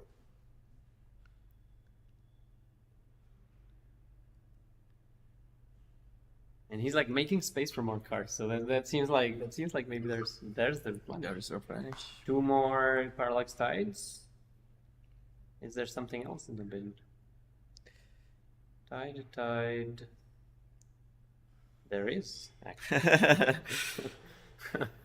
I think Just a we small detail. Yeah, I think we have our first finalist here. Yeah. Well, I don't think the burn deck can do much about this, can it? Yeah, this is. You can kill chill with like if you draw another land, you can kill chill with a shock down. No, he's gonna get the lands with the tide, right? Okay, I take that back. I was just like happy to. You could fire blast the chill, but with sacrificing 2 Ooh. mountains. He still die because there's like Yep. 16 power in play on the other side. So that's whoa. Okay, we have our first Finally. player who's in the finals. Václav out on blue-white replenish. Interesting. I've been quite impressed by what this deck does. Yeah. I think maybe for the most part, hey, we're back. For the most part, I've been impressed with Attunement. That card does everything. It draws a lot of cards, and also it just like makes sure your replenish is ready to go. That card it's dangerous. Like I don't want to face Attunement on the other side of the table. Also, you can't kill it. Like there's no way how to kill it with Naturalize. So like. Yeah, the deck just seems like it's pretty stable. It does a powerful thing. Seems Yeah. like it's not really stumbling or anything like that. It also has a pretty good sideboard because you just see a lot of cards with all these like front Yeah. pick searches and Yeah. stuff like that. So yeah, the deck seems really good. Yeah, and blue-white in general has pretty good sideboard cards. I think earlier, when was it? Last year, Ondra Kratochvíl top-8'd the tournament in Darmstadt with blue-white replenish. So the deck has been putting up some pretty good results, I think. Well, let's see if it takes this tournament down. So let's take a short break before the finals, and we're gonna be back soon with the last Stay match. tuned. Yes, It's gonna don't be go anywhere. amazing. Yes.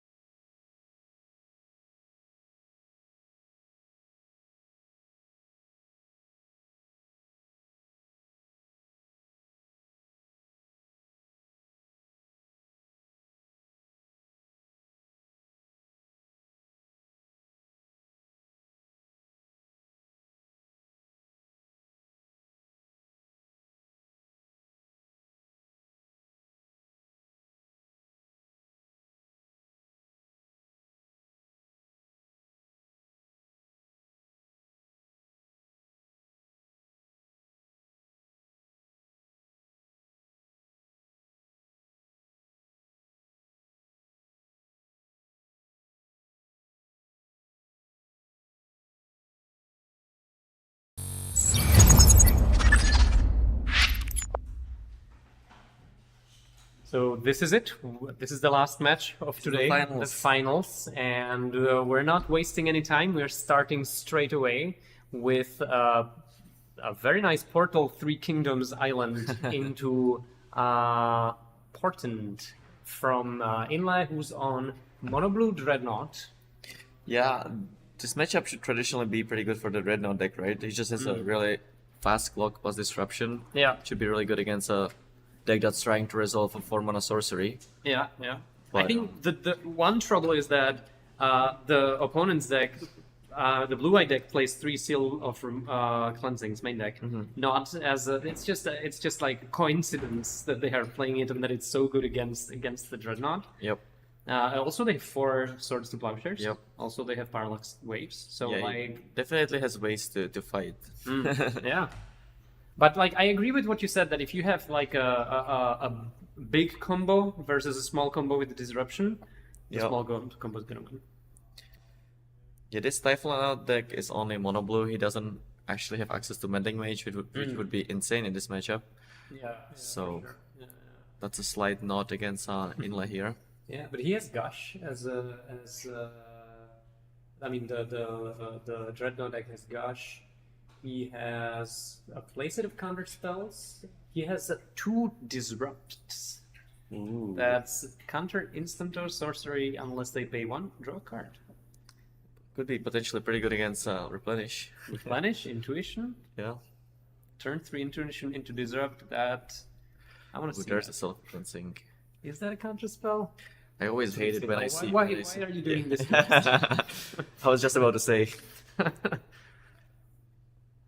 Like, maybe I This is a pre-modern tournament. Don't play the new cards. I was too fast with like the praise for the island, but you know, like this is I'm not judging. Anyone can play what they like. So land.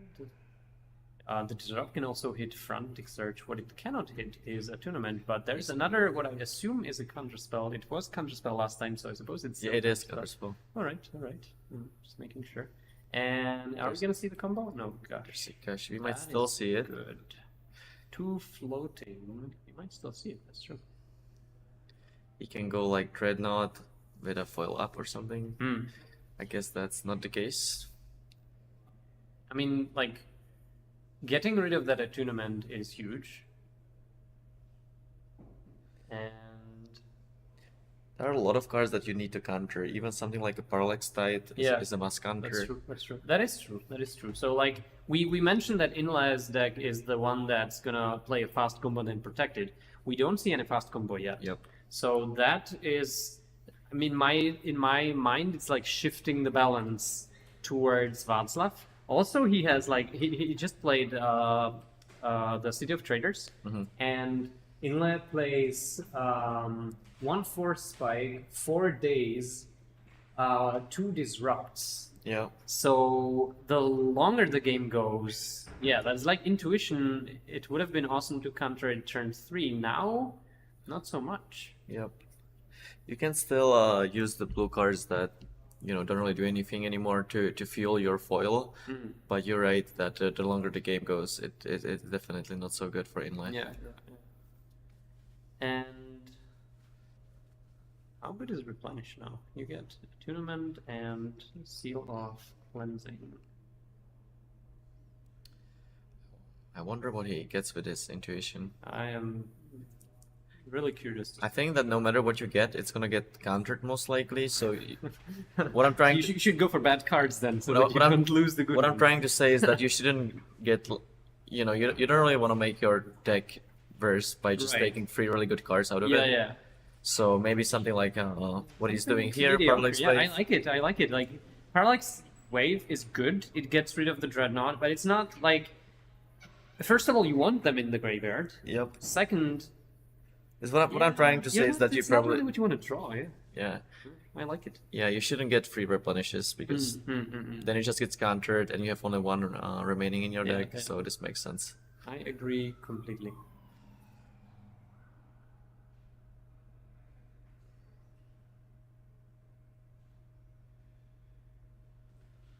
Also, I think the body language changed here. I think that like, when you see the moves, the fast, and it's kind of like the movement of the hand. I think Václav knows what he's doing now, and he's. Yeah, we're probably gonna see one more intuition because Václav just passed. Didn't really do anything. Like, you don't want to play the Parallax Wave into an empty board anyway. That's true. But I think that if he didn't have anything to cast, he would search for something else. Maybe that's not the case. Would you search for attunements? Parallax Tide, maybe? Because that needs to get countered. I don't know. Does he have double blue though? Oh, I completely missed that. There's I think there is an island on the left and Tainted Isle, if that's the name of the dual it's like the left one is the Sky Cloud. they are both Expanse. planes? That's so there's like planes on the very left on the top of the screen, and then underneath that's the Sky Cloud Expanse. Okay, that's the one that filters.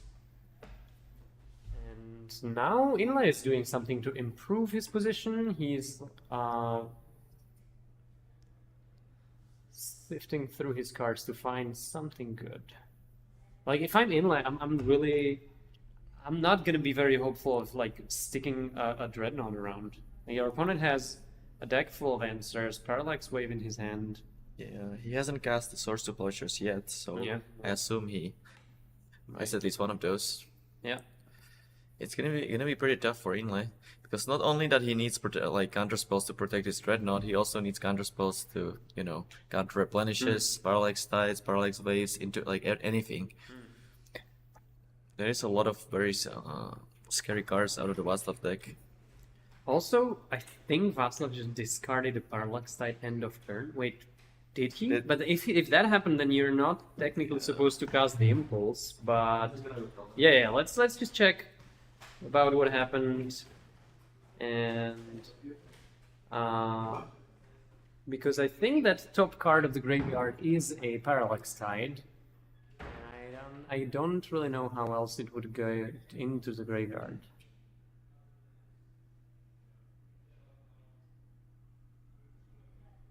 Fortunately, this is the last match of the day, which means those judges who did not go home yet are around to check. But just like other mortals, after 10 hours of paying attention, the attention sometimes. So what? Just a shortcut. But he did it so fast that it's not like Inlay was like, yeah, go to discard. Okay. So he didn't like announce discard, but He he was didn't- like at he the end of didn't give turn, him I put time, this yeah. into bin. Okay, yeah. He didn't give him time to play the impulse, so it's fine. Sure. And I mean, honestly, not that much happens. Okay, so the first Dreadnought. Again, we were talking earlier. If your opponent is discarding, let them discard, right? I don't know how many cards Inlay has in his hand, but I would not be very hopeful of this Dreadnought sticking around. Also, if you tap out, well, I mean, he has like. Maybe he has a bunch. Oh, that's a lot of swords. You're gonna get a lot of life. Somebody's gonna be like over 30 life, I think, soon. I think he has a foil, but he kind of realizes now that if he uses the foil, then he just gets Parallax Waves. Yeah, So- or like replenish. There's like yeah. Tide, Wave, Attunement, Seal of Cleansing. You don't let Replica resolve. If that happens, that's it. Yeah, this was way too ambitious, I think. Now that I'm thinking about it, I think the matchup is not so bad from Václav's position. Because turn 2 Dreadnought, you have at least 7 answers to. Yeah. It's not the most, but I think the most scary thing that can happen to you is like turn 3 Dreadnought with the protection. Or like turn 2 Dreadnought with like Daze is not even good against Source. So like with a foil maybe. I guess it was just a traditional assumption that you're playing this fast combo Yeah. with disruption against a slower combo deck, but because of the specifics of the matchup, maybe it's actually not as bad. Inlay is playing Daze, which I think might indicate that he has a foil, that he just needs the island in his hand, or what else? So many resources thrown away here. Yeah, there's a lot of fight going on for a single Dreadnought, and your opponent has a Parallax Wave. Yeah, so he's pitching something into Forbid here. There's the foil. I am not sure if I like it. Well- But the good... So... Pays resolve. Problem is that even if he has another counter for this Parallax Wave, he's only gonna attack for 12, and then Yeah. Václav's just gonna jam another haymaker. And your opponent just discarded a Parallax Tide. So, I like Václav's chances here. Parallax Tide into an empty board, waiting for a creature to come. How many cards does Inla have at this point? He has like, what, 3 cards? Yeah, I'm not really sure what's going on here. Didn't really seem like a winning sequence. He could have just passed. Václav would have to discard. Eventually you get even on cards, you know. I like what you said earlier. If they discard, just let them do it again. Yeah. Yeah. 50% of the time you're gonna get there, right? The other 50. Well, they play That's not less than 50% of lands, right? Yeah, maybe like 40%. If you play what, 24 lands, 23 lands. But then like, it's gonna be somewhere in that territory, I think. So Dreadnought goes away again. This time, unfortunately, it's not phased out. It just means you're gonna have to do something when it comes back. And that something means either stifle or... one. So how does it work when the Dreadnought comes back from the Parallax Wave? You still have to have a stifle or I charm, believe right? you do. I think the trigger goes on the stack. Yeah. I think Vision Charm is very unique in this regard that, like... It goes away, but it doesn't really. Yeah, it's still there, you just can't see it. It's about vision, right? It's still there. It's just like your vision is charmed and you don't see the Dreadnought and it just walks around unseen. Maybe there's a Dreadnought in this room as well. You just can't see it. Could be. I think I bumped into something from there. Honestly, I think the Dreadnought will be bigger than this building, so maybe like if I got the sizes, the proportions right. So frantic search, and now you just have to let that resolve. Yeah.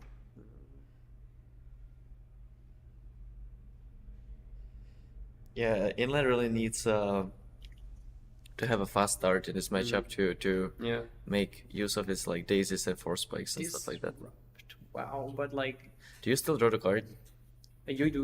Okay. You can cycle it. And he just paid the colorless from the Seat of Traitors here, so...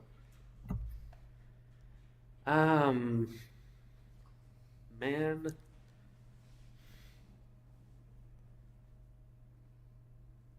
So draw 2, discard 2 on top.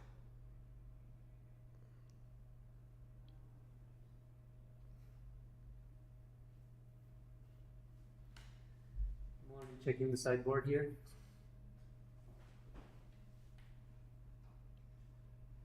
I'm not gonna count in layout yet. The deck can do a lot of things. Also, like every deck can just like flood out and not draw anything. So we'll see what happens here. But what did Václav discard?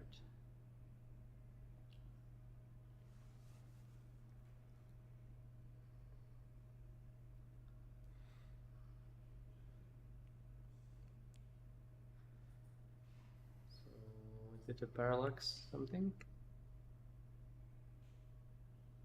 Okay. City of Traitors goes away. There's there we are. Yeah. You just pack it in? Yes, you do. That's it. That's simple it. as that. Yeah. I'm curious, like what's the percentage of replenishes that the opponent scoop to? Is it like 10%, 15%? I think it's close to 40 or something. No. Like we've seen a lot of replenishes over the course of the last match, and like a lot of those were just like defensive replenishes, or you're not sure yet, so you just want to give it one more turn. I would put it somewhere around 10%. All right. I guess we're gonna find out in the next game. Are you keeping the statistics? Are you like making little lines for? I am from this point. Mental note, okay? No scoop. So as for sideboarding, I actually do like a meddling mage, I think, because the Dreadnought deck only relies on Dreadnoughts to kill you. Oh yeah, 100%. Meddling mages are great. Seal of Cleansing is great. Anything else that we have? Maybe there? defense grid because they just have a bunch of counters. Yeah, that's true. That's true. Yeah. Like Inlay is playing counterspell. The thing is that like foil can still be used to, like on. So defense grid works both ways, right? So you either keep mana leak or defense grid. Is that how it works? We get defense grid so, on the yeah. screen. So the thing is, I think the mana leak is a pretty good card in this matchup. So yeah, right. So you board out mana leak, you board in defense grid, and I think actually like the ability to swords in your opponent's turn or like end step intuition. That's not bad, right? Like you can kind of overload the opponent's countermeasure. So I'm not sure if I like defense grid. Defense grid is really good with replenish specifically because they're just a 4-mana sorcery. It's really hard to protect Sure. a bit like mana leaks and stuff. Yeah, sure, that's true. So grid really helps there, but you might be right that mana leak is better overall. Not sure. But like the thing is, Inland doesn't have any graveyard hate. So far, Václav managed to dodge like. I haven't seen, honestly, I haven't seen, maybe it's a very good metagame call because I don't remember The what's the elf last deck, time I saw the like, elf deck played 1 crypt. yeah, and I don't remember seeing like 3 crypts in the board. Like, if you go back a year or two, I think that the crypt was a like pretty commonly played sideboard card. Maybe not so much anymore. Yeah, like besides this deck, is there any other deck that heavily relies on graveyard? Because I don't really think that there is. Like fringe decks, like the one that we saw round 1, like the Sutured Ghoul deck, but there's not a lot of those. There's not like the Angry Hermit. I haven't seen that in a while. I would say like from the top tier decks, not much cares about graveyard to the point where you would want. Like Blue-Green Madness cares about graveyard a little bit. Squee decks care, but not. I don't think maybe you want crypt there. Maybe you want Phyrexian Furnace more. Yeah. You can like, take the squeak. But so Inlet's sideboard has. How good is Winter Orb? Maybe not bad, right? Like this deck is trying to resolve a bunch of like 4-drops, and you have Gush and Daze. And it turns on your like daisies and force spikes and Right. Oh those yeah, type of sure. cards. Because like they're forced to play the cards really with their last mana remaining. Okay, so maybe Winter Orb, you don't typically board it in against combo decks, but maybe it could do some work here. Annul must be good, right? Yeah, Annul. it's probably pretty good. Yeah, you're playing against a deck full of enchantments. I would assume that Annul is pretty good. It goes into the graveyard. They bring it back. Yeah, I mean, if you think No, about it that like, way. Yes, it is good. It is a good card here. So I think that's basically it. Like Inlay has. What do you board out? I don't like the boomerang. I think that's a pretty easy cut. I agree. Besides that, I'm not really sure. Is Misdirection any good? It doesn't really do anything. It can, it can help you fight like a mana leak or something, but that just seems pretty bad. Like Václav plays 3 mana leaks and that's it. I think. Yeah. So we can cut Boomerang. We can cut. Misdirection. We're not the ones who are doing it actually, but. And I'm looking at this sideboard and I see the 4 chill, 4 blue elemental blast. This guy doesn't like red decks. Yes, yeah. That is some pretty hardcore sideboard strategy. So also, we'll see. I still wouldn't rule Inlay out, especially since he's on the play. But any interesting decks that you've seen today in the Swiss? A bunch. You need to say it really quickly because they're starting. So. Well, the deck that we saw around 1 was the most interesting one. That's true. I saw like that was a funny thing. We with the RW, like we talked about Shadow Mage Infiltrator and Void Mage Prodigy here, and we said, Void Mage Prodigy is such a bad card. Unfortunately, nobody plays it. And I walk out of the room like 5 minutes later, and I see a guy who has a Void Mage Prodigy in play and another one in his hand. So it's like.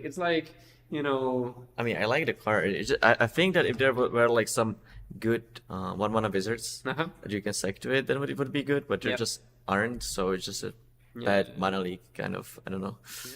Wizards somehow don't typically cost 1 mana. Somehow They do nowadays. You have like the 1-mana free flyer. 1 mana 3/3 flyer. It's like it's tapped and it has like stun gun. That guy. Okay. In The the fairy. meanwhile, by the way, I think Inla is mulliganing down to 5. Is that how that's what's going on here? Yeah, but I know that that's the fairy sleep curse. Yeah, fairy. it is a wizard. Hmm. So That is a. From my experience drafting with the set, that is a pretty good card. it actually sees some play in modern because you can play with the free mana. Like if you have a wizard, it gets 2 modes, like the deal 5, draw 2, or destroy artifact. Oh, okay. So there's like a blue-red wizard deck in modern that's like not tier 1, but it's not that bad. That sounds sweet.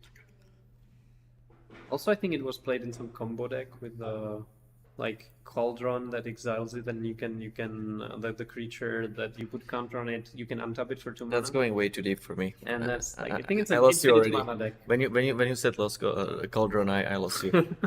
It's a card that has way too much text, so I'm just pretending it doesn't exist. Oh yeah, it does. Is he getting to 5 Yeah, here? yeah, he's on 5. He's on play on Right. 5, so I think what do? You just like try turn 2 Dreadnought, and if it doesn't work, It's going then down to you- 4. 4. Wow. Oh my god. So I guess we have a winner. I mean, second place is still a good result in this huge field. But We shouldn't be rude, but how many times have you seen someone winning after a even to me, I think it happened like once in my entire life. Was it a combo deck that you? I don't playing? remember, but it just doesn't really happen that much. You need your opponent to be like really struggling, so you just play like 2 creatures and attack with them, and your opponent just is missing like color or something. I think I've seen combo decks win after mulliganing to 4, like especially pre-board. Mhm. Like if you're just looking for the combo, that's what you're doing, and you're playing against a deck that's soft against the combo, then you can get there. But post-board, every card matters. Also, I think what we're not seeing is that like if Václav just happens to draw like 3 extra lands and he doesn't have a tournament, then basically like the you know like mulligan to 4 against Mana Flood is also something that could. I'm just, by the way, I'm not trying to like tournament. Is that gonna get countered? Impulse instead. Well, there can still be days in there. If There is. If countering a tournament is what you want to do. I think you have to do it because that way you can actually get lucky. But if the attunement resolves, you kind of know that your opponent is going to be able to sculpt Yeah, his hand. yeah, right. Like he's never gonna flood. Or He's never screw gonna. it, Yeah, right. I agree. So like winning after mulliganing to 4 requires your opponent to be unlucky. With a tournament, You cannot really, Yeah. it cannot really happen. no, they're not gonna be unlucky.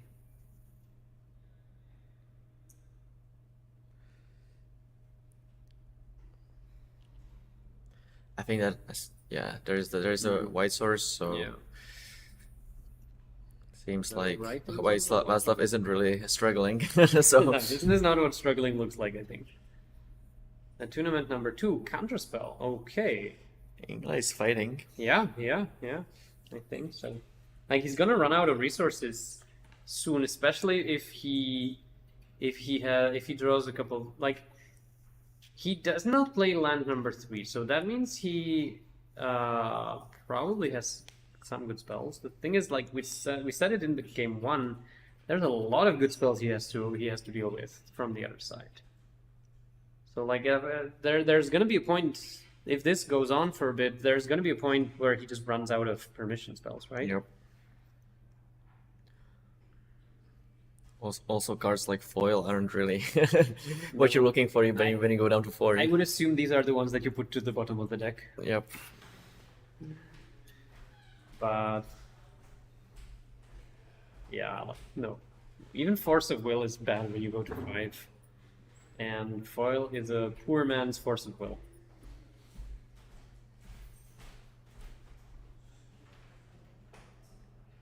So this is interesting. Václav's not doing much, which means either he wants to do stuff instant speed, or he wants to play around like the daisies, force spikes, and things like that. Or maybe he just doesn't have much. But he's thinking, so there's probably something going on. Yep.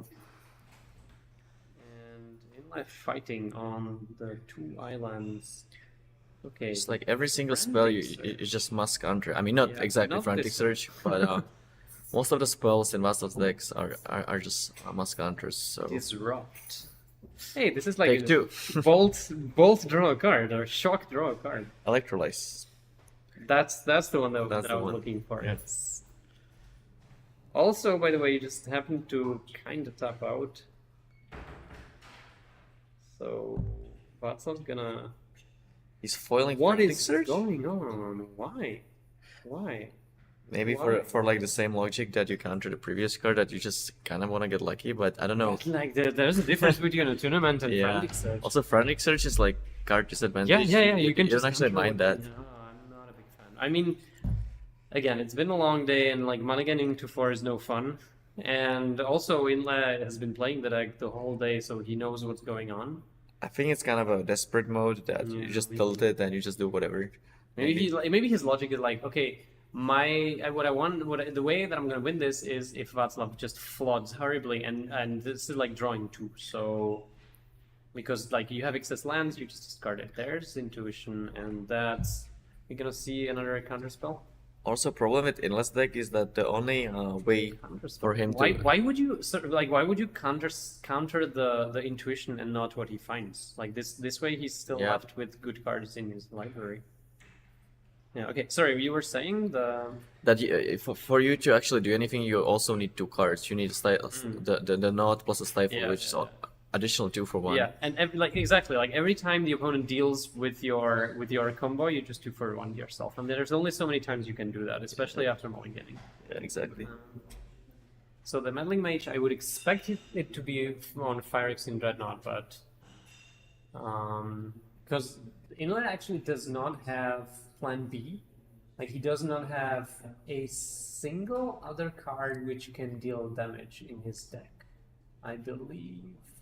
No, not main deck, not sideboard. Felix in the Dreadnought is the only way how he can win. And also, honestly, this deck is not very good at removing meddling mages, so this is a pretty good card. Yeah. Does he have like any way at all to remove it? There's the boomerang that we talked about. He doesn't really have anything besides that, right? There's no like That's it. dismember. There's a single boomerang in the 75. You can Vision Charm it and phase it out, and then you can put the Dreadnought in. I Right? think Vision Charm only works with like can we see a Vision Charm on the screen? I guess they're busy. They're busy. Okay, never mind. Like I thought you could only Yeah, exile on a creature? No, I think it's any creature. maybe, or no, it's a creature. Okay, maybe not. I've never played Dreadnought. Like, okay, I have played Dreadnought, but like in funky decks that don't intend to keep it in play. Yeah, I think you can actually phase out your opponent's creature as well. Okay. So like that's More card disadvantage right Yeah. there. And you give them the chance to change their mind and name something better. no, it just phases out, right? So Oh, okay. It's the same thing as with It's the Dreadnought. same thing, right? So they have to keep the same thing on the meddling mage. Yeah. Maybe we have Meddling Mage in this room as well, not just the Dreadnought. I wonder what he named.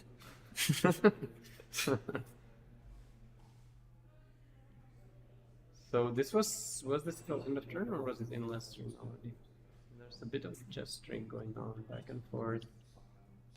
I would much rather foil the meddling mage than the frantic search. Yeah. Attack for This is- 2. Yeah, this is incredible. Like really, the only win condition in last deck is There is the Dreadnought, and the replenish. only way how to get rid of meddling mage is boomerang. And I think a tournament ×2. That's it. Okay. Sure. That either means that Václav has multiple replenishes or lands that he just wants to filter, or maybe Opalescence. He's like planning to go. At this point, we know that Václav is not gonna, like flood out or anything like that. Yeah, right. So the game is pretty much over. Yeah, that's what it looks like to me. So attack for 2, 18 becomes 16.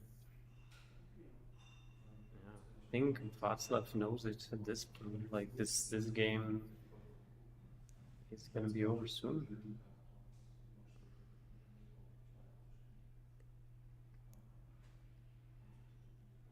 I'm just like I know that in Mulligan 2-4, but I'm seriously impressed with the Replenish deck. Like, it's just it has tools. It has a lot of tools to deal with all kinds of stuff. And I think, like, for me, a tournament would be the card of the day so far. Like, this is, and again, this match is far from over, but to either it doesn't matter if Václav finishes first or second.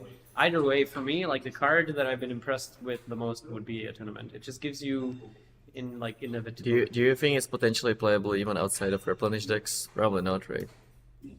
How about Blue-Green Madness? It does seem pretty good in that.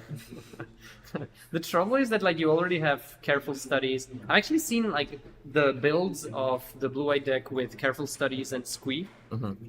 And so, like, Careful Study seems like a good card, right? Yep. And then, I'm not sure about Squee, but at some point, if you have, like, Study, Frantic Surge, Attunement, then suddenly Squee becomes, Potentially like, it playable. does something. Yeah. But then you have to cut something, and I kind of like Václav's version where he has some interaction, he's not all in.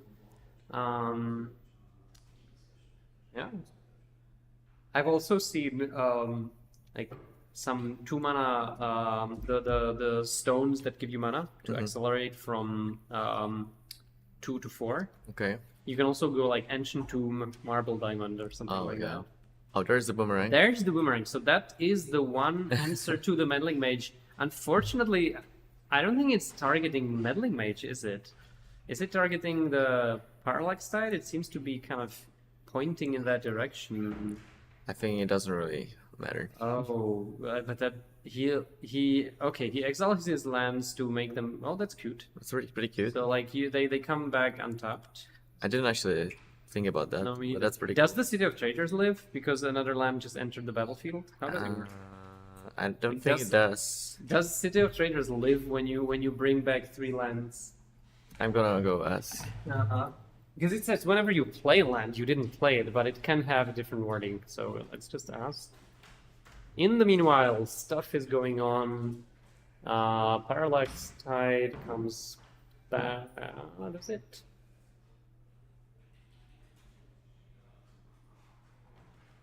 Okay, so you have to play it. So this is fine. This is fine. All right. It's played, so it stays. Yeah, right. Yeah, in the meanwhile we already had like a Oracle text which says play. These old cards are sometimes worded in a funny way, so So did that happen in combat? Because now it seems like it's that's it. That is the winner. it. Václav Alt, I've been seriously impressed with his deck the whole top 8. The games were pretty convincing too, right? It's not like he was really struggling. He kind of just crushed everyone. Yeah, that's what it seemed.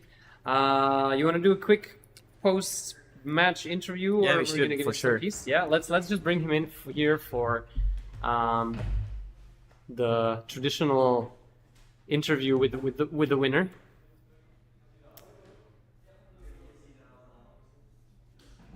So we're gonna be here in a minute. Gonna bring the chair in the meanwhile. So.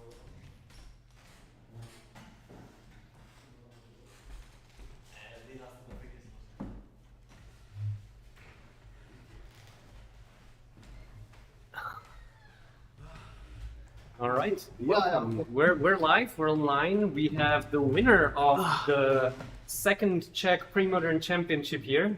Congratulations. Yeah, thanks, thanks, guys. It was pretty impressive to watch your run in the top 8. It was pretty convincing. I'm just gonna move here.